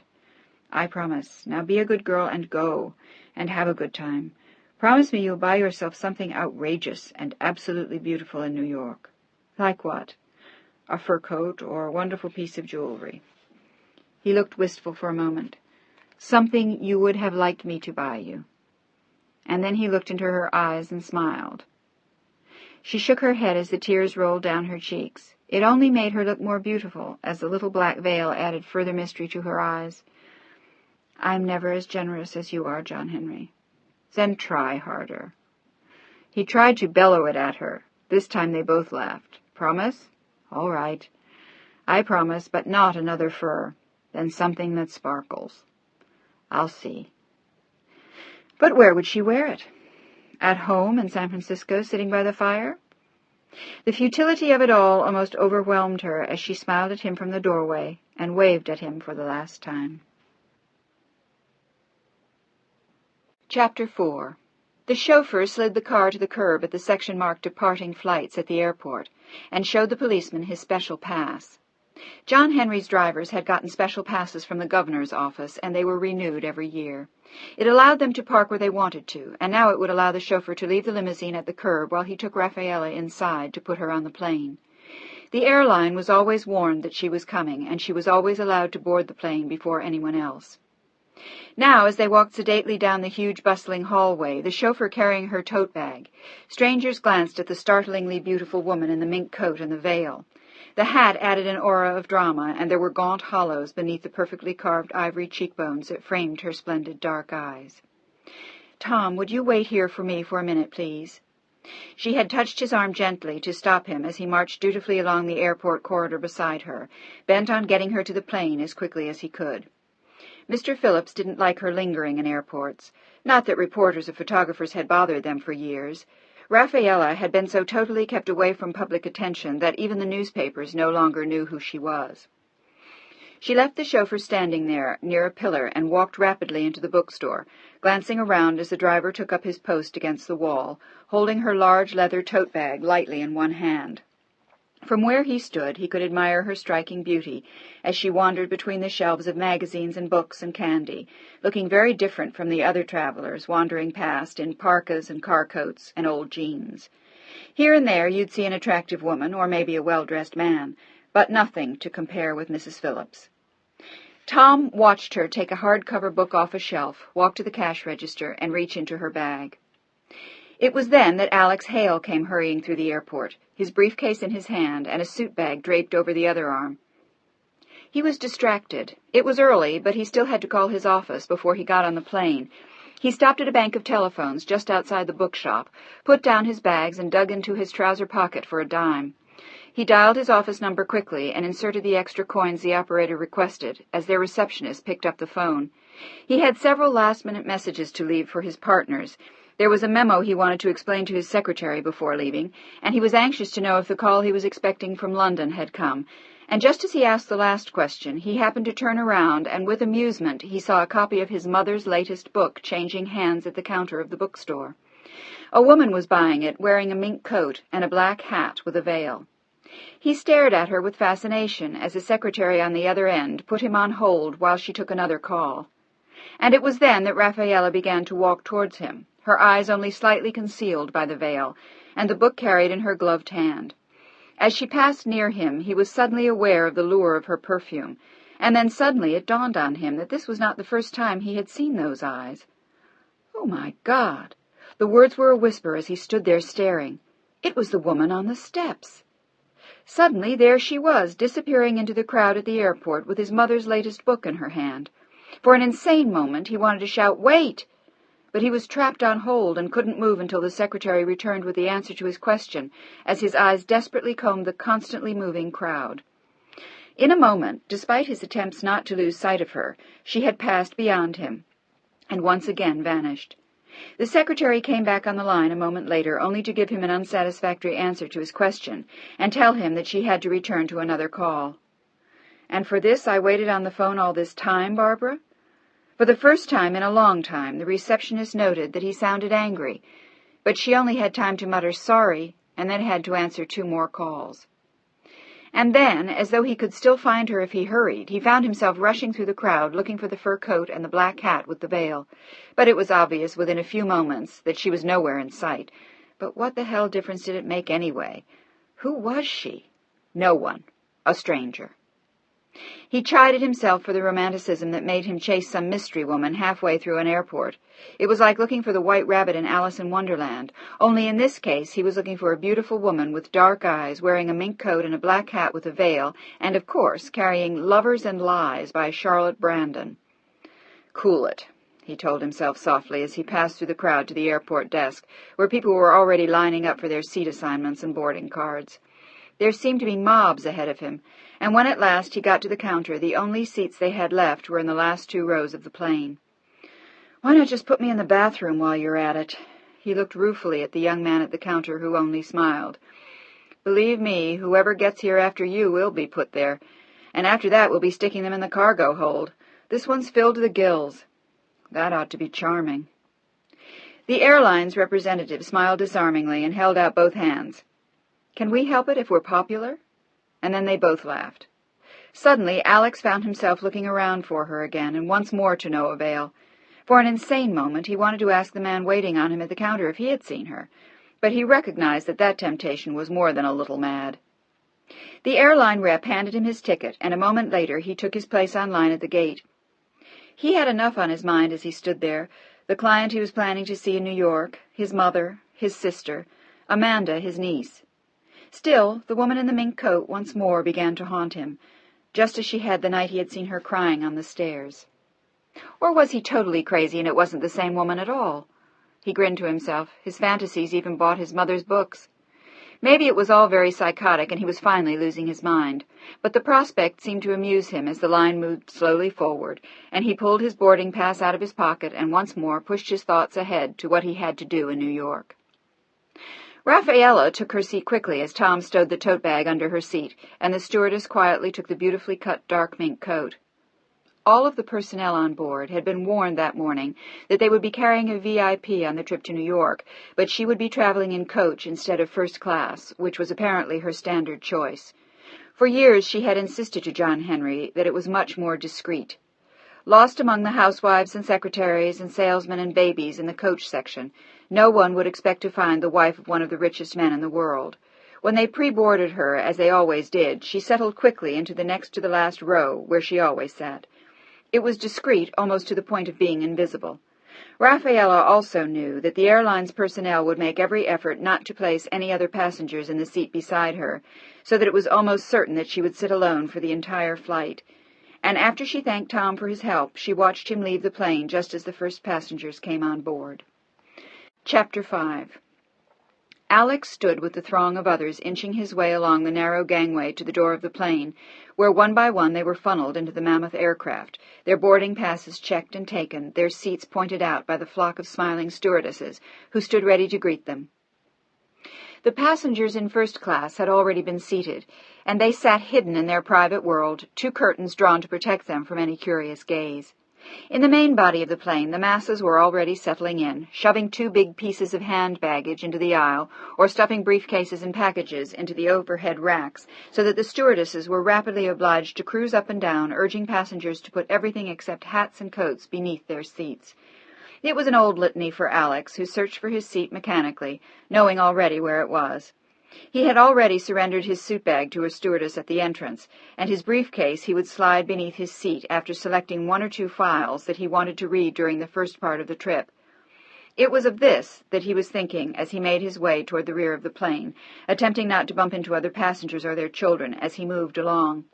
For an instant he had thought again about the woman, but it was futile to wonder about her here. She had been nowhere in the crowd that had waited to board the aircraft, so he knew that she would be nowhere on this plane. He reached the seat they had assigned him and quietly stowed his briefcase underneath it, preparing to sit down. He noticed with only mild annoyance that there was already a small piece of luggage stowed under one of the seats beside him, and he realized with dismay that he would not be sitting alone for the flight. He hoped it would be someone with as much work to do as he had. He didn't want to be bothered with conversation on the trip. He settled himself quickly, pulled the briefcase back out from under his seat, extricated the 2 files he wanted, glad that his seatmate had momentarily disappeared. It was several moments later when he felt a stir beside him, and he instinctively shifted his gaze from the page he was reading to the floor, and as he did so he found himself staring down at a pair of very graceful and expensive black lizard shoes. Gucci, he registered without thinking, the little gold clips embedded in the throat of the shoe. He then noticed, all in a split second, that the ankles were even more attractive than the shoes. Feeling faintly like a schoolboy, he found himself looking slowly up the long, elegant legs to the hem of the black skirt, and then up the interminable expanse of fine French suit to the face looking down at him, her head cocked slightly to one side. She looked as though she were going to ask him a question, and as though she were perfectly aware that he had just looked her over from her shoes to the top of her head. But as he looked up to see her, a look of total astonishment overtook Alex, and without thinking, he stood up beside her and said, "My God, it's you." She looked equally startled as he said it, and only stared at him, wondering what he had meant and who he was. He seemed to think he knew her, and for a terrified instant she wondered if it was someone who had long ago seen her photograph somewhere, or read of her in the press. Perhaps it was even a member of the press, and for a long moment she had the urge to turn and run away. But on the plane she would be his prisoner for hours. Anxious, she began to back away from him, her eyes wide and frightened, her handbag clutched beneath her arm. She was going to find the stewardess and insist that this time she had to be moved to first class. Or perhaps it was not too late for them to deplane her. She could make the next flight to New York. No, she murmured softly as she turned away, but before she could take one step from him she felt his hand on her arm. He had seen the terror in her eyes and was horrified at what he'd done. "No, don't." She turned to face him then, not quite sure why she did it. All her instincts were still telling her to flee. "Who are you?" "Alex Hale. It's that—" He smiled gently at her, pained at what he saw in the beautiful woman's eyes. They were filled with sorrow and terror, perhaps injured too, but that he did not know yet. All he knew was that he didn't want her to run away, not again. "I saw you buy that in the airport." He glanced toward the book, which still lay in her seat, and to Rafaela it was a non sequitur, which made no sense. "And I saw you once on the steps at Broderick and Broadway about a week ago. You were—" How could he tell her now that she had been crying? It would only make her flee from him again. But his words seemed to jar her, as she looked at him long and hard this time. She seemed to be remembering, and slowly a faint blush overtook her face. She nodded and looked away. Perhaps he was not a paparazzi. Perhaps he was only a madman or a fool. But she didn't want to travel 5 hours sitting beside him, wondering why he had held her arm or said, "My God, it's you." But as she stared at him, immobile, wondering, as his eyes held her tightly, standing where she was, the final announcement to take their seats came over the loudspeaker of the aeroplane, and he moved slowly around her to clear the way for her to her seat. "Why don't you sit down?" He stood, looking very strong and tall and handsome, and as though unable to escape him, she silently walked past him and took her seat. She had put the hat in the overhead rack above her before Alex had found his seat, and now her hair shone like black silk as she bowed her head and turned away. She seemed to be looking out the window, and Alex said nothing further to her as he sat down in his own seat, leaving a vacant seat between them. He felt his heart hammering inside him. She was as beautiful as he had first thought, the night he saw her sitting on the steps, surrounded by the cloud of lynx, her haunting black eyes looking up towards him, and the rivers of tears pouring silently down her face. This was the same woman, sitting only inches away from him, and every fiber of his being wanted to reach out to her, to touch her, to take her in his arms. It was madness, and he knew it. She was a perfect stranger. And then he smiled to himself. The words were apt. She seemed perfect in every way. As he gazed at her neck, her hands, the way she sat, all he could see was her perfection, and when he saw her profile for an instant, he could not tear his eyes away from her face. And then, aware of how uncomfortable it made her, he suddenly grabbed the 2 files and stared into them blindly, hoping to make her think he had forgotten his fascination with her and had turned his mind to something else. It wasn't until after takeoff that he saw her glance towards him, and from the corner of his eye he saw her stare at him long and hard. Unable to play the game any longer then, he turned towards her, his eyes gentle on her, his smile hesitant but warm. "I'm sorry if I frightened you before. It's just... I don't usually do things like this." The smile broadened, but she didn't smile in return. I don't know how to explain it."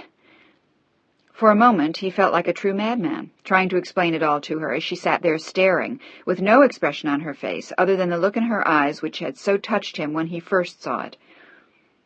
"When I saw you that night on the steps, when you—" He decided to go ahead and say it.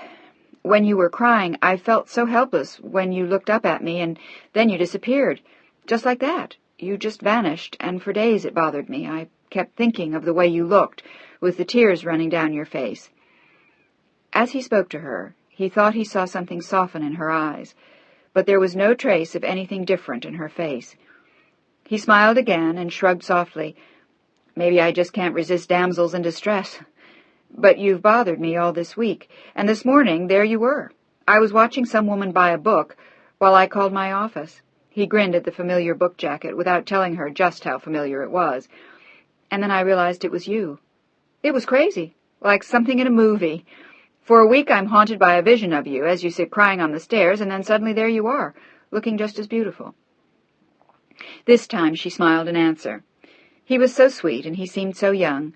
In a funny way, he suddenly reminded her of her brother, who had been in love every other week when he was 15. "And then you disappeared again," he went on despairingly. "I hung up the phone, and you had vanished into thin air." She didn't want to tell him that she had stepped into a private office and was taken by several secluded corridors to the plane, but he looked puzzled for a moment. "I didn't even see you board the plane." And then he lowered his voice conspiratorially. "Tell me the truth. Are you magic?" He looked like an overgrown child, and she couldn't suppress a grin. Her eyes began to dance as she looked at him, no longer angry, no longer afraid. He was a little mad, a little young, and a lot romantic, and she could sense that he didn't wish her any harm. He was just sweet and somewhat foolish, and now she nodded to him with a small smile. "Yes, I am." "Aha, I thought so. A magic lady, that's terrific." He sat back in his seat with a broad smile, and she smiled back. It was an amusing game, and no harm could come to her after all. She was on the plane. He was a stranger, and she would never see him again. The stewardesses would whisk her away almost instantly when the plane reached New York, and she would be safe again, in familiar hands. But just this once it was amusing to play this game with a stranger. And she did remember him now, from the night when she had been so desperately lonely, and she had fled the house and sat crying on the long stone steps that led down the hillside. She had looked up and seen him, and before he could approach her, she had fled through the garden roof. But as she thought of it, she noticed that Alex was smiling at her again. "Is it difficult being a magic lady?" "Sometimes." He thought he heard an accent as he listened, but he wasn't sure. And then, lulled by the safety of the game, he decided to ask her, "Are you an American magic lady?" Still smiling at him in return, she shook her head. "No, I'm not." Although she had married John Henry, she had remained a citizen of both France and Spain. She didn't see what harm could come of talking to Alex, who seemed to be staring at the collection of rings on both her hands. She knew what he was wondering, and knew also that he would have a hard time finding out what he wanted to know. Suddenly, she didn't want to tell him, didn't want to be Mrs. John Henry Phillips, just for a while. For a little while, she just wanted to be Rafaela, a very young girl. "You haven't told me where you're from, magic lady." His gaze tore itself away from her hands. He had decided that whoever she was successful, and he had been relieved not to find a solid band of gold on her left hand. He had decided for some reason that she probably had a wealthy father, and maybe her old man had been giving her a hard time. Maybe that was why she'd been crying on the steps when he first saw her. Or maybe she was divorced. But the truth of it was that he didn't even care. All he cared about were her hands, her eyes, her smile, and the power he felt that drew him to her. He had felt it even at a distance, and it made him want to reach out to her again. And now he was much closer, but he knew he couldn't touch her. All he could do was play the game. But she smiled at him openly now. For an instant they had become almost friends. "I'm from France." "Are you? Do you still live there?" She shook her head in answer, suddenly more sober. "No, I live in San Francisco." "I thought so." "Did you?" She looked up at him in surprise and amusement. "How did you know?" There was something very innocent about her as she said it, and yet at the same time the eyes were wise. Her way of speaking to him suggested that she had not been much exposed to the big bad world. "Do I look like a San Franciscan?" No, you don't. I just had a feeling that you lived there. Do you like it? She nodded slowly, but the bottomless sadness had come back to her eyes. Talking to her was like sailing a boat through difficult waters. He was never quite sure when he was about to run aground or whether he was safe and could sail free. I like it. I don't see very much of San Francisco anymore. Don't you? He was afraid to ask a serious question like why she didn't see much anymore. What do you do instead? His voice was so soft that it caressed her, and she turned to him with the largest eyes he thought he'd ever seen. I read. A great deal. She smiled at him then, and shrugged as though embarrassed, and then blushing faintly, she looked away and then back to him to ask a question. And you? She felt very brave, asking something so personal of this strange man. I'm an attorney. She nodded quietly and smiled. She had liked his answer. She had always found the law intriguing, and somehow it seemed a suitable occupation for this man. She had guessed that he was around her own age. In truth, he was 6 years older than she. Do you like it? Very much. And you? What do you do, Magic Lady, other than read? For a moment, with a touch of irony, she was going to tell him that she was a nurse, but that seemed an unwanted cruelty to John Henry, so she said nothing for a moment and only shook her head. Nothing. She looked up at Alex frankly. Nothing at all. He wondered again what her story was, what her life was like, what she did all day long, and why she had been crying that night. Suddenly it bothered him more than ever. Do you travel a great deal? Now and then, just for a few days. She looked down at her hands, her eyes fixing on the large gold knot on her left hand. Are you going back to France now? He had assumed Paris, and was, of course, right, but she shook her head. New York. I only go to Paris once a year, in the summer. He nodded slowly and smiled. It's a beautiful city. I spent 6 months there once and loved it. Did you? Raffaella looked pleased. Do you speak French, then? Not really. The broad, boyish grin returned. Certainly not as well as you speak English. She laughed softly then and fingered the book she had bought in the airport. Alex noticed it with a twinkle in his eye. Do you read a lot of her? Who? Charlotte Brandon. Raffaella nodded. I love her. I've read every book she ever wrote. And then she glanced at him apologetically. I know it's not very serious reading, but it's a wonderful escape. I open her books, and I am instantly absorbed into the world she describes. I think that kind of reading seems silly to a man, but it... She couldn't tell him that the books had saved her sanity over the last 7 years. He would think she was crazy. It's just very enjoyable. He smiled more deeply. I know. I've read her, too. Have you? Raffaella looked at him in nothing less than amazement. Charlotte Brandon's books did not seem like the sort of thing a man would read. John Henry certainly never would have, or her father. They read non-fiction books about economics or world wars. Do you like them? Very much. And then he decided to play with her for a little longer. I've read them all. Really? Her huge eyes widened further. To her it seemed an odd thing for an attorney to do, and then struggling, she smiled at him again and held the book towards him. Have you read this one? It's the new one. Maybe she had found a friend after all. He nodded as he glanced at the book. I think it's her best. You'll like it. It's more serious than some of the others, more thoughtful. She deals very heavily with death. It isn't just a pretty story. She's saying a lot. He knew that his mother had written it the previous year, before she'd had some fairly important surgery, and she had been afraid it would be her last book. She had tried to say something important with it, and she had. And Alex's face was more serious as he looked at Raffaella. This one means a lot to her. Raffaella looked at him strangely. How do you know? Have you met her? There was a moment's pause as the broad smile returned to his face, and he leaned over and whispered to Raffaella, She's my mom. But this time Raffaella laughed at him. The sound was that of a silvery bell, and it pleased his ears. No, really, she is. You know, for a lawyer, you're really very silly. Silly? He tried to look outraged. I'm serious. Charlotte Brandon is my mother. And the President of the United States is my father. Congratulations." He held out a hand to shake hers, and she slid her cool hand gently into his, and they shook firmly. "By the way, I'm Alex Hale." "You see," she said, laughing again, "your name isn't Brandon." "That's her maiden name. She is Charlotte Brandon Hale." "Absolutely." Rafaela couldn't stop laughing now as she stared at him and laughed more. "Do you always tell stories like this?" "Only to total strangers. By the way, Magic Lady, what's your name?" He knew it was a little pushy, but he desperately wanted to know who she was. He wanted to lose their mutual anonymity. He wanted to know who she was, where she lived, where he could find her, so if she disappeared again into thin air, he'd be able to track her down.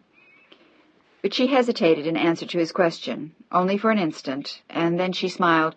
"Rafaela." He shook his head dubiously with a small smile. "Now that sounds like a story to me." "Rafaela. That's not a French name." "No, it's Spanish. I'm only half French." "And half Spanish?" Her coloring told him that it was true. The raven-black hair and black eyes and porcelain-white skin were what he would have expected from Spain. Little did he know that she got her coloring from her French father. "Yes, I'm half Spanish." "Which half, your mind or your heart?" It was a serious question, and she frowned as she considered the answer. "That's a difficult question. I'm not sure. I suppose that my heart is French, and my mind is Spanish. I think like a Spaniard, not because I want to so much, but mostly out of habit. Somehow that whole way of life pervades everything that you are." Alex looked over his shoulder suspiciously, and then leaned towards her to whisper, "I don't see a duenna." She rolled her eyes and laughed. "Ah, no, but you will. Really, very much so. The only place I'm ever alone is on a plane." How strange, and rather intriguing. He wanted to ask her then how old she was. He guessed 25 or 6, and would be surprised to learn she was 32. "Do you mind it?" "Sometimes. But without that it would probably seem very strange. I'm used to it. Sometimes I think it would be frightening not to be so protected." "Why?" She intrigued him more than ever. She was different from every woman he had ever known. "Then one would have no protection." She said it with great seriousness. "From what?" She paused for a long moment, and then smiled at him and said gently, "People like you." He could only smile and answer, and for a long moment they sat together with their own thoughts and questions, each about the other's life. She turned to him after a little while, and her eyes were curious and happier than they had seemed before. "Why did you tell me that story about Charlotte Brandon?" She couldn't figure him out, but she liked him. He seemed honest and kind and funny and bright, as best as she could judge. But he was smiling at her now in answer. "Because it's true. She is my mother, Rafaela." "Tell me, is that really your name?" She nodded soberly in answer. "It is." But she had offered no other, no last name, just Rafaela, and he liked that name a great deal. "In any case, she's really my mother." He pointed to the picture at the back of the book, and then looked quietly at Rafaela, still holding the book in her hand. "You'd like her a lot. She's a remarkable woman." "I'm sure she is." But it was obvious that she still didn't believe Alex's tale, and then, with an expression of amusement, he reached into his jacket and withdrew the narrow black wallet Kay had given him for his birthday the year before. It bore the same interlocking G's as Rafaela's black lizard bag, Gucci. He pulled out 2 dog-eared photographs, and silently he handed them to her across the empty seat. She gazed at them for an instant, and then her eyes grew wide. One of the photographs was a miniature of the one on the back of the book, and the other was one of his mother laughing as he held an arm around her, and his sister stood at the other side with George. "Family portrait. We took it last year. My sister, my brother-in-law, and my mother. Now what do you think?" Rafaela was smiling and looking at Alex with sudden awe. "Oh, you must tell me about her. Is she wonderful?" "Very much so. And, as a matter of fact, Magic Lady," he stood up to his full height, slipped the 2 files into the pocket of the seat in front of them, and sat down again in the empty seat next to hers, "I think you're pretty wonderful, too. Now, before I tell you all about my mother, can I interest you in a drink before lunch?" It was the first time he had used his mother to woo a woman, but he didn't care. He wanted to know Rafaela as well as he could by the time the plane landed in New York. Alex and Rafaela talked for the next 4.5 hours over 2 glasses of white wine, and then over a fairly inedible lunch which neither of them noticed as they talked about Paris and Rome and Madrid and life in San Francisco and writing and people and children and law. She learned that he had a beautiful little Victorian house that he loved. He knew about her life in Spain at Santa Eugenia, and listened with rapt fascination at her tales of a world that dated back centuries and was like nothing he had ever known. She told him of the children she loved so much, of the stories she told them, of her cousins, of ridiculous gossip about that kind of life in Spain. She told him about everything but John Henry and the life she led now. But it was no life. It was a dark, empty void, a non-life. It wasn't that she wanted to conceal it from him. It was that she didn't want to think about it herself. When at last the stewardess asked them to fasten their seat-belts, they both looked like 2 children who had been told that the party was over and it was time to go home. "What will you do now?" He already knew that she was meeting her mother, her aunt, and 2 female cousins in true Spanish fashion, and that she would be staying at a hotel with them in New York. "Now, I will meet my mother at the hotel. They should already be there. Can I give you a ride in a cab?" She shook her head slowly. "I'll be picked up. In fact," she looked at him regretfully, "I will be doing my disappearing act as soon as I arrive. At least I can help you pick up your luggage." He sounded as if he were pleading, but she shook her head again. "No, you'll see. I'll be escorted right off the plane." He tried to smile at her then. "Are you sure you're not a jailbird, and you're traveling in custody or something?" "I might as well be." Her voice was as sad as her eyes. Suddenly the gaiety of the last 5 hours had faded for both of them. The real world was about to intrude on their little game. "I'm sorry." "So am I." And then he looked at her seriously. "Rafaela, could I see you while we're in New York? I know you'll be busy, but maybe for a drink." She was already shaking her head. "Why not?" "It's impossible. My family would never understand." "Why not, for God's sake? You're a grown woman." "Precisely. And women from that world don't run around having drinks with strange men." "I'm not strange." He looked boyish again, and she laughed. "All right, so I am. Will you have lunch with me and my mother tomorrow?" He was improvising, but he'd drag his mother to lunch if he had to haul her out of an editorial meeting by the hair. If Charlotte Brandon was required as a duenna in order to convince Rafaela to come to lunch with him, then that was who they would have. "Will you?" "The Four Seasons, 1 o'clock. "Alex, I don't know. I'm sure I'll be... Try." "You don't even have to promise. We'll be there. If you can make it, fine. If you don't show, I'll understand. Just see." The plane had touched the runway, and there was a sudden urgency in his voice. "I don't see how..." She looked distressed as her eyes met his. "Never mind. Just remember how much you want to meet my mother. The Four Seasons, 1 o'clock. You'll remember?" "Yes, but..." "Shh." He put a finger to her lips, and her eyes held his for a long time. He leaned suddenly closer to her and was desperately aware of how much he wanted to kiss her.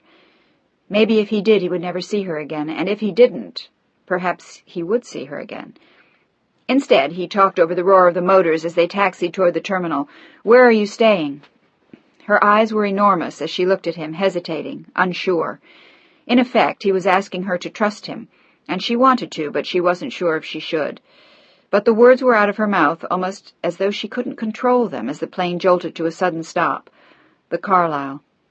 And then, as though by prearranged signal, 2 stewardesses stood in the aisle. One held her mink coat, the other pulled her tote bag from beneath her seat, and like an obedient child she asked Alice to hand her hat from the overhead compartment, and without saying a word she put it on, unfastened her seatbelt, and stood up.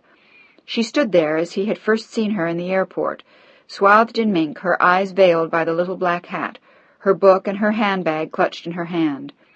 She looked at him, and then held out a black kid-gloved hand. "Thank you." The words were for the 5 hours he had given her, for the cherished moment, the flight from reality, for a taste of what her life might have been, could have been, and was not. And then, her eyes lingering on his for only a moment, she turned away.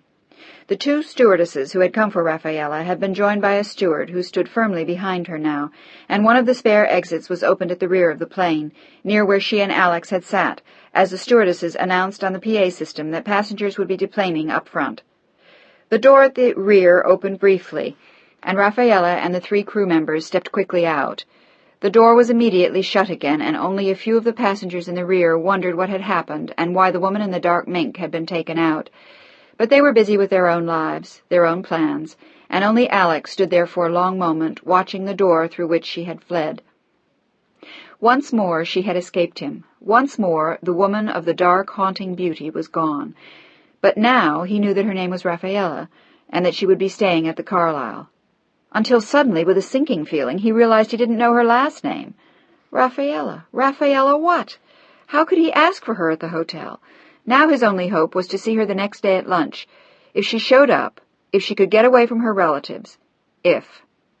He felt like a small, terrified schoolboy as he picked up his coat and his briefcase and began to make his way toward the front of the plane. Chapter 6. The waiter at the Four Seasons escorted the tall, attractive woman across the floor to her usual table near the bar.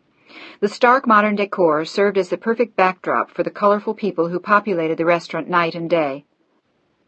As she made her way to the table, the woman smiled, nodded, acknowledged a friend who stopped a conversation just long enough to wave. Charlotte Brandon was a regular here. For her it was like having lunch at her club, and her tall, thin frame moved with ease in the familiar surroundings, her snow-colored hair peeking out from beneath a very becoming dark mink hat, which perfectly matched the beautiful mink coat she wore over a navy-blue dress. In her ears were sapphires and diamonds, and around her neck 3 strands of large, beautiful pearls, and on her left hand a single sapphire, which she had bought herself for her 50th birthday, after she had sold her 15th book. The previous book had sold over 5 million copies in paperback, and she had decided to splurge and buy the ring. It still amazed her to realize that it had all started with the death of her husband when his plane crashed, and she had taken her first job, doing research for a very boring column she had never really enjoyed. But what she had enjoyed, she discovered quickly, was writing, and when she sat down to write her first novel, she felt as though she had come home at last. The first book had done nicely, and the second had done better, but the third book was a bestseller right off the bat, and from then on it was hard work but smooth sailing, and she loved her work more every year with each book. For years now, all that had really mattered to her were her books and her children and her grandchild, Amanda. There had never really been anyone important in her life after her husband died, but eventually she had forced herself to go out with other men. There had been half a lifetime now of close friends, warm relationships, but never anyone she wanted to marry. For 20 years the children had been her excuse, and now it was always her work. I'm too difficult to live with. My hours are impossible. I write all night and sleep all day. It would drive you crazy. You'd hate it. Her excuses were numerous and not very valid. She was a well-organized, well-disciplined woman who was able to schedule her working hours like an army battalion going on a march. The truth was that she didn't want to get married again. She had never really loved anyone since Arthur Hale. He had been the bright light in her heaven. He had been the model for 6 heroes in her books. And Alexander looked so much like him, it always brought a lump to her throat just to see him. So dark, so tall, so long and lean and handsome. It filled her with pride to realize that this extraordinarily beautiful, intelligent, warm human being was also her son.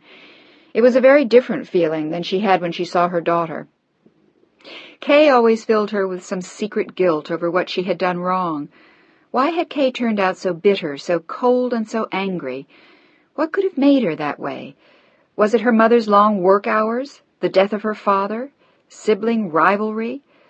For Charlotte there was always a sense of failure, of sorrow and misgiving when looking into those cold eyes so much like her own, yet seeing nothing happy reflected there. She was so different from Alex, who stood to his full height now as he saw his mother, with genuine glee in his eyes and a warm, happy smile. "My God, Mother, you look gorgeous!" He stooped slightly to kiss her, and she gave him a quick hug. It was the first time in several months that he'd come to New York from San Francisco, but she never really felt that they were very far apart.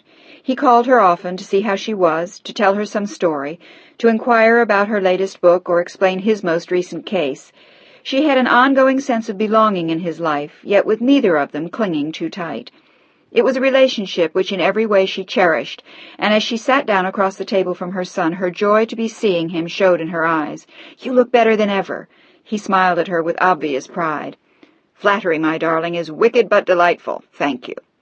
Her eyes danced into his, and he grinned at her. At 62, she was still a beautiful woman, tall, graceful, elegant, with the smooth skin of a woman almost half her age.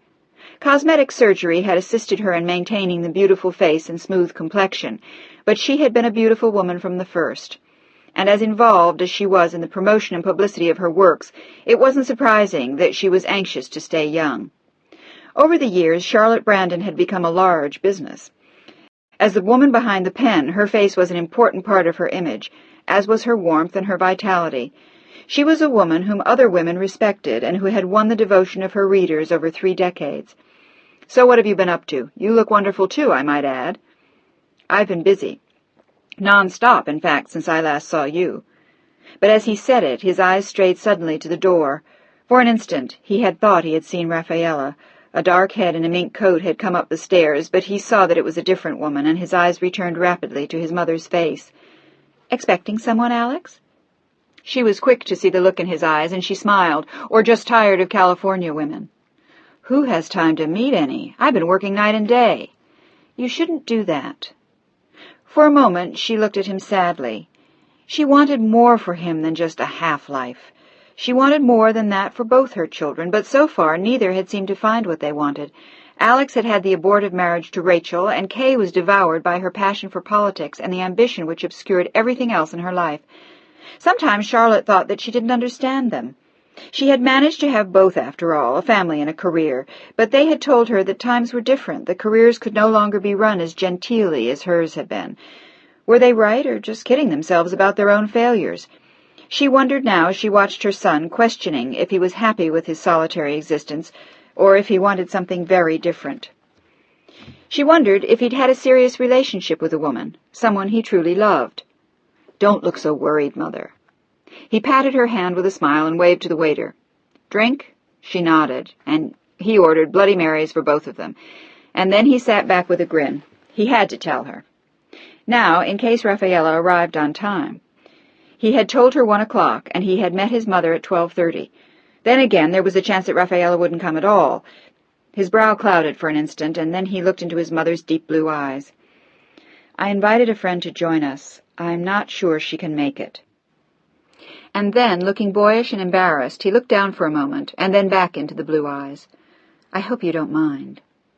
But Charlotte Brandon was already laughing, a youthful, happy sound that filled the air, and it always made her smile. "Stop laughing at me, Mother." But her laughter was always contagious, and he found himself grinning as she wiped away the tears from her eyes. "You look 14 years old, Alex. I'm sorry. Who in God's name did you invite to lunch?" "Just a friend." "Oh, damn it, a woman." He almost added, "I picked her up on the plane." "Is she a friend of yours here in New York?" The questions weren't prying, they were friendly, as Charlotte continued to smile at her son. "No, she lives in San Francisco. She's just here for a few days. We flew in on the same plane." "That's nice. What does she do?" She took the first sip of her drink, wondering if she shouldn't ask, but she was always curious about his friends. Sometimes it was hard not to sound like a mother, but when she pushed too hard, he always told her gently to stop. She looked at him inquiringly now, but he didn't seem to mind. He looked happier than she'd seen him in a long time, and there was something wonderfully warm and gentle about his eyes. He had never looked that way with Rachel. He had always looked so uncomfortable then, and so worried. She suddenly found herself wondering if Alex had some kind of surprise in store. But he was only grinning at her in amusement, in answer to her question. "You may find this difficult to believe, famous author Charlotte Brandon, but she doesn't seem to do a damn thing." My, how decadent. But Charlotte did not look disturbed, only curious at what she read in the eyes of her son. "Is she very young?" That would explain it. Very young people had a right to take some time to figure out what to do. But when they were a little older, Charlotte expected them to have found their way, at least to some kind of job. "No, I mean not that young. She's about 30, but she's European." "Ah," his mother said, understanding. "Now I see." It's strange, though." He looked pensive for a moment. "I've never known anyone who's led that kind of life. Her father is French and her mother is Spanish, and she spent most of her life locked up, surrounded, escorted, besieged by relatives and duennas. It seems like an incredible life. How did you ever get her away from them all long enough to get to know her?" Charlotte was intrigued and took her attention away only long enough to wave vaguely at a friend halfway across the room. "I haven't yet, but I plan to. That was one of the reasons why I invited her to lunch today. She adores your books." "Oh, God, Alex, not one of those. For God's sake, how can I eat with people asking me questions about how long I've written and how many months it took to write each one of my books?" But her tone of reproach was playful, and she still wore a half-hearted smile. "Why can't you play with girls who prefer other authors? Some nice girl who likes to read Proust or Balzac or Camus, or adores reading the memoirs of Winston Churchill. Someone sensible." He chuckled at the earnest look she wore, and then suddenly over her shoulder he saw a vision enter the Four Seasons, and Charlotte Brandon thought she actually heard him catch his breath. Seeing the direction in which he was staring, she turned to see a remarkably beautiful, tall, dark-haired young woman standing at the top of the stairs, looking tremendously fragile and yet at the same time entirely self-possessed. She was a most beautiful woman, and all eyes were turned towards her in frank admiration as they stared. Her posture was perfect, her head held high, her hair gleaming in a carefully woven knot of what looked like black silk. She wore a narrow dress of dark chocolate-brown cashmere, which was almost the same color as the rich fur. She had a creamy silk Hermes scarf knotted loosely around her neck. There were pearls and diamonds in her ears. Her legs looked endless and graceful in a pair of chocolate-colored stockings and brown suede shoes. The bag she wore was in the same rich brown leather, and this time it was not Gucci, but Hermes. She was the most beautiful creature that Charlotte had seen in years, and she suddenly understood the rapt expression of her son. What also struck her, as Alex excused himself from the table and approached her, was that there was something very familiar about the girl. It was a face which Charlotte had seen somewhere, or maybe it was only that she was so typical of the aristocracy of Spain. She had a grace and a presence as she moved towards the table which suggested the bearing of a young queen, yet at the same time, from the look in her eyes, one could sense a gentleness, a shyness, which were remarkable given her striking good looks. This time it was Charlotte who almost uttered an exclamation as she watched her. The girl was so beautiful that one could only observe her with awe, and it was easy to understand Alex's fascination. This was a very, very rare gem. "Mother, I'd like to introduce you to Rafaela. Rafaela, my mother, Charlotte Brandon." For an instant, Charlotte wondered at the absence of a surname, but the question was forgotten as she looked into the dark, haunted eyes of the girl. At close range, one could see that she was almost frightened, and she was a little out of breath, as though she had run. She shook hands very properly with Charlotte and let Alex take her coat as we sat down. "I'm so terribly sorry to be late, Mrs. Brandon." She looked Charlotte squarely in the eye, a faint blush on her creamy cheeks. "I was engaged. It was difficult to get free." Her eyelashes veiled her eyes as she settled back in her seat, and Alex felt for an instant as though he would melt watching her. She was the most incredible woman he had ever seen, and as she looked at them side by side, Charlotte couldn't help thinking that they made a remarkable pair. Their dark heads close together, the big eyes, the splendid young limbs, the graceful hands, they looked like two young gods of mythology destined to make a pair. Charlotte had to force herself back into the conversation with a pleasant smile. "Not at all, dear, don't worry. Alex and I were just catching up. He tells me that you flew in from San Francisco last night also, to visit friends?" "To meet my mother." Rafaela began to relax slowly, although she had declined a drink when she sat down. "Does she live here?" "No, in Madrid. She is passing through on her way to Buenos Aires, and she thought that, well, it gives me a chance to come to New York for a few days." "She's lucky to see you. I always feel that way when Alex comes to town." All three of them smiled then, and Alex induced them to order lunch before they went on. It was after that Rafaela confessed to Charlotte how much her books had meant to her over the years. "I will admit that I used to read them in Spanish, and now and then in French, but when I first came to this country, She blushed and lowered her eyes for a moment. She had been about to tell them that her husband had bought some of Charlotte's books for her in English, but suddenly she had stopped. It seemed dishonest, but she didn't want to talk about John Henry now. "I bought them in English, and now I read them all in English, all the time." And then her eyes grew slowly sad again as she looked at Charlotte.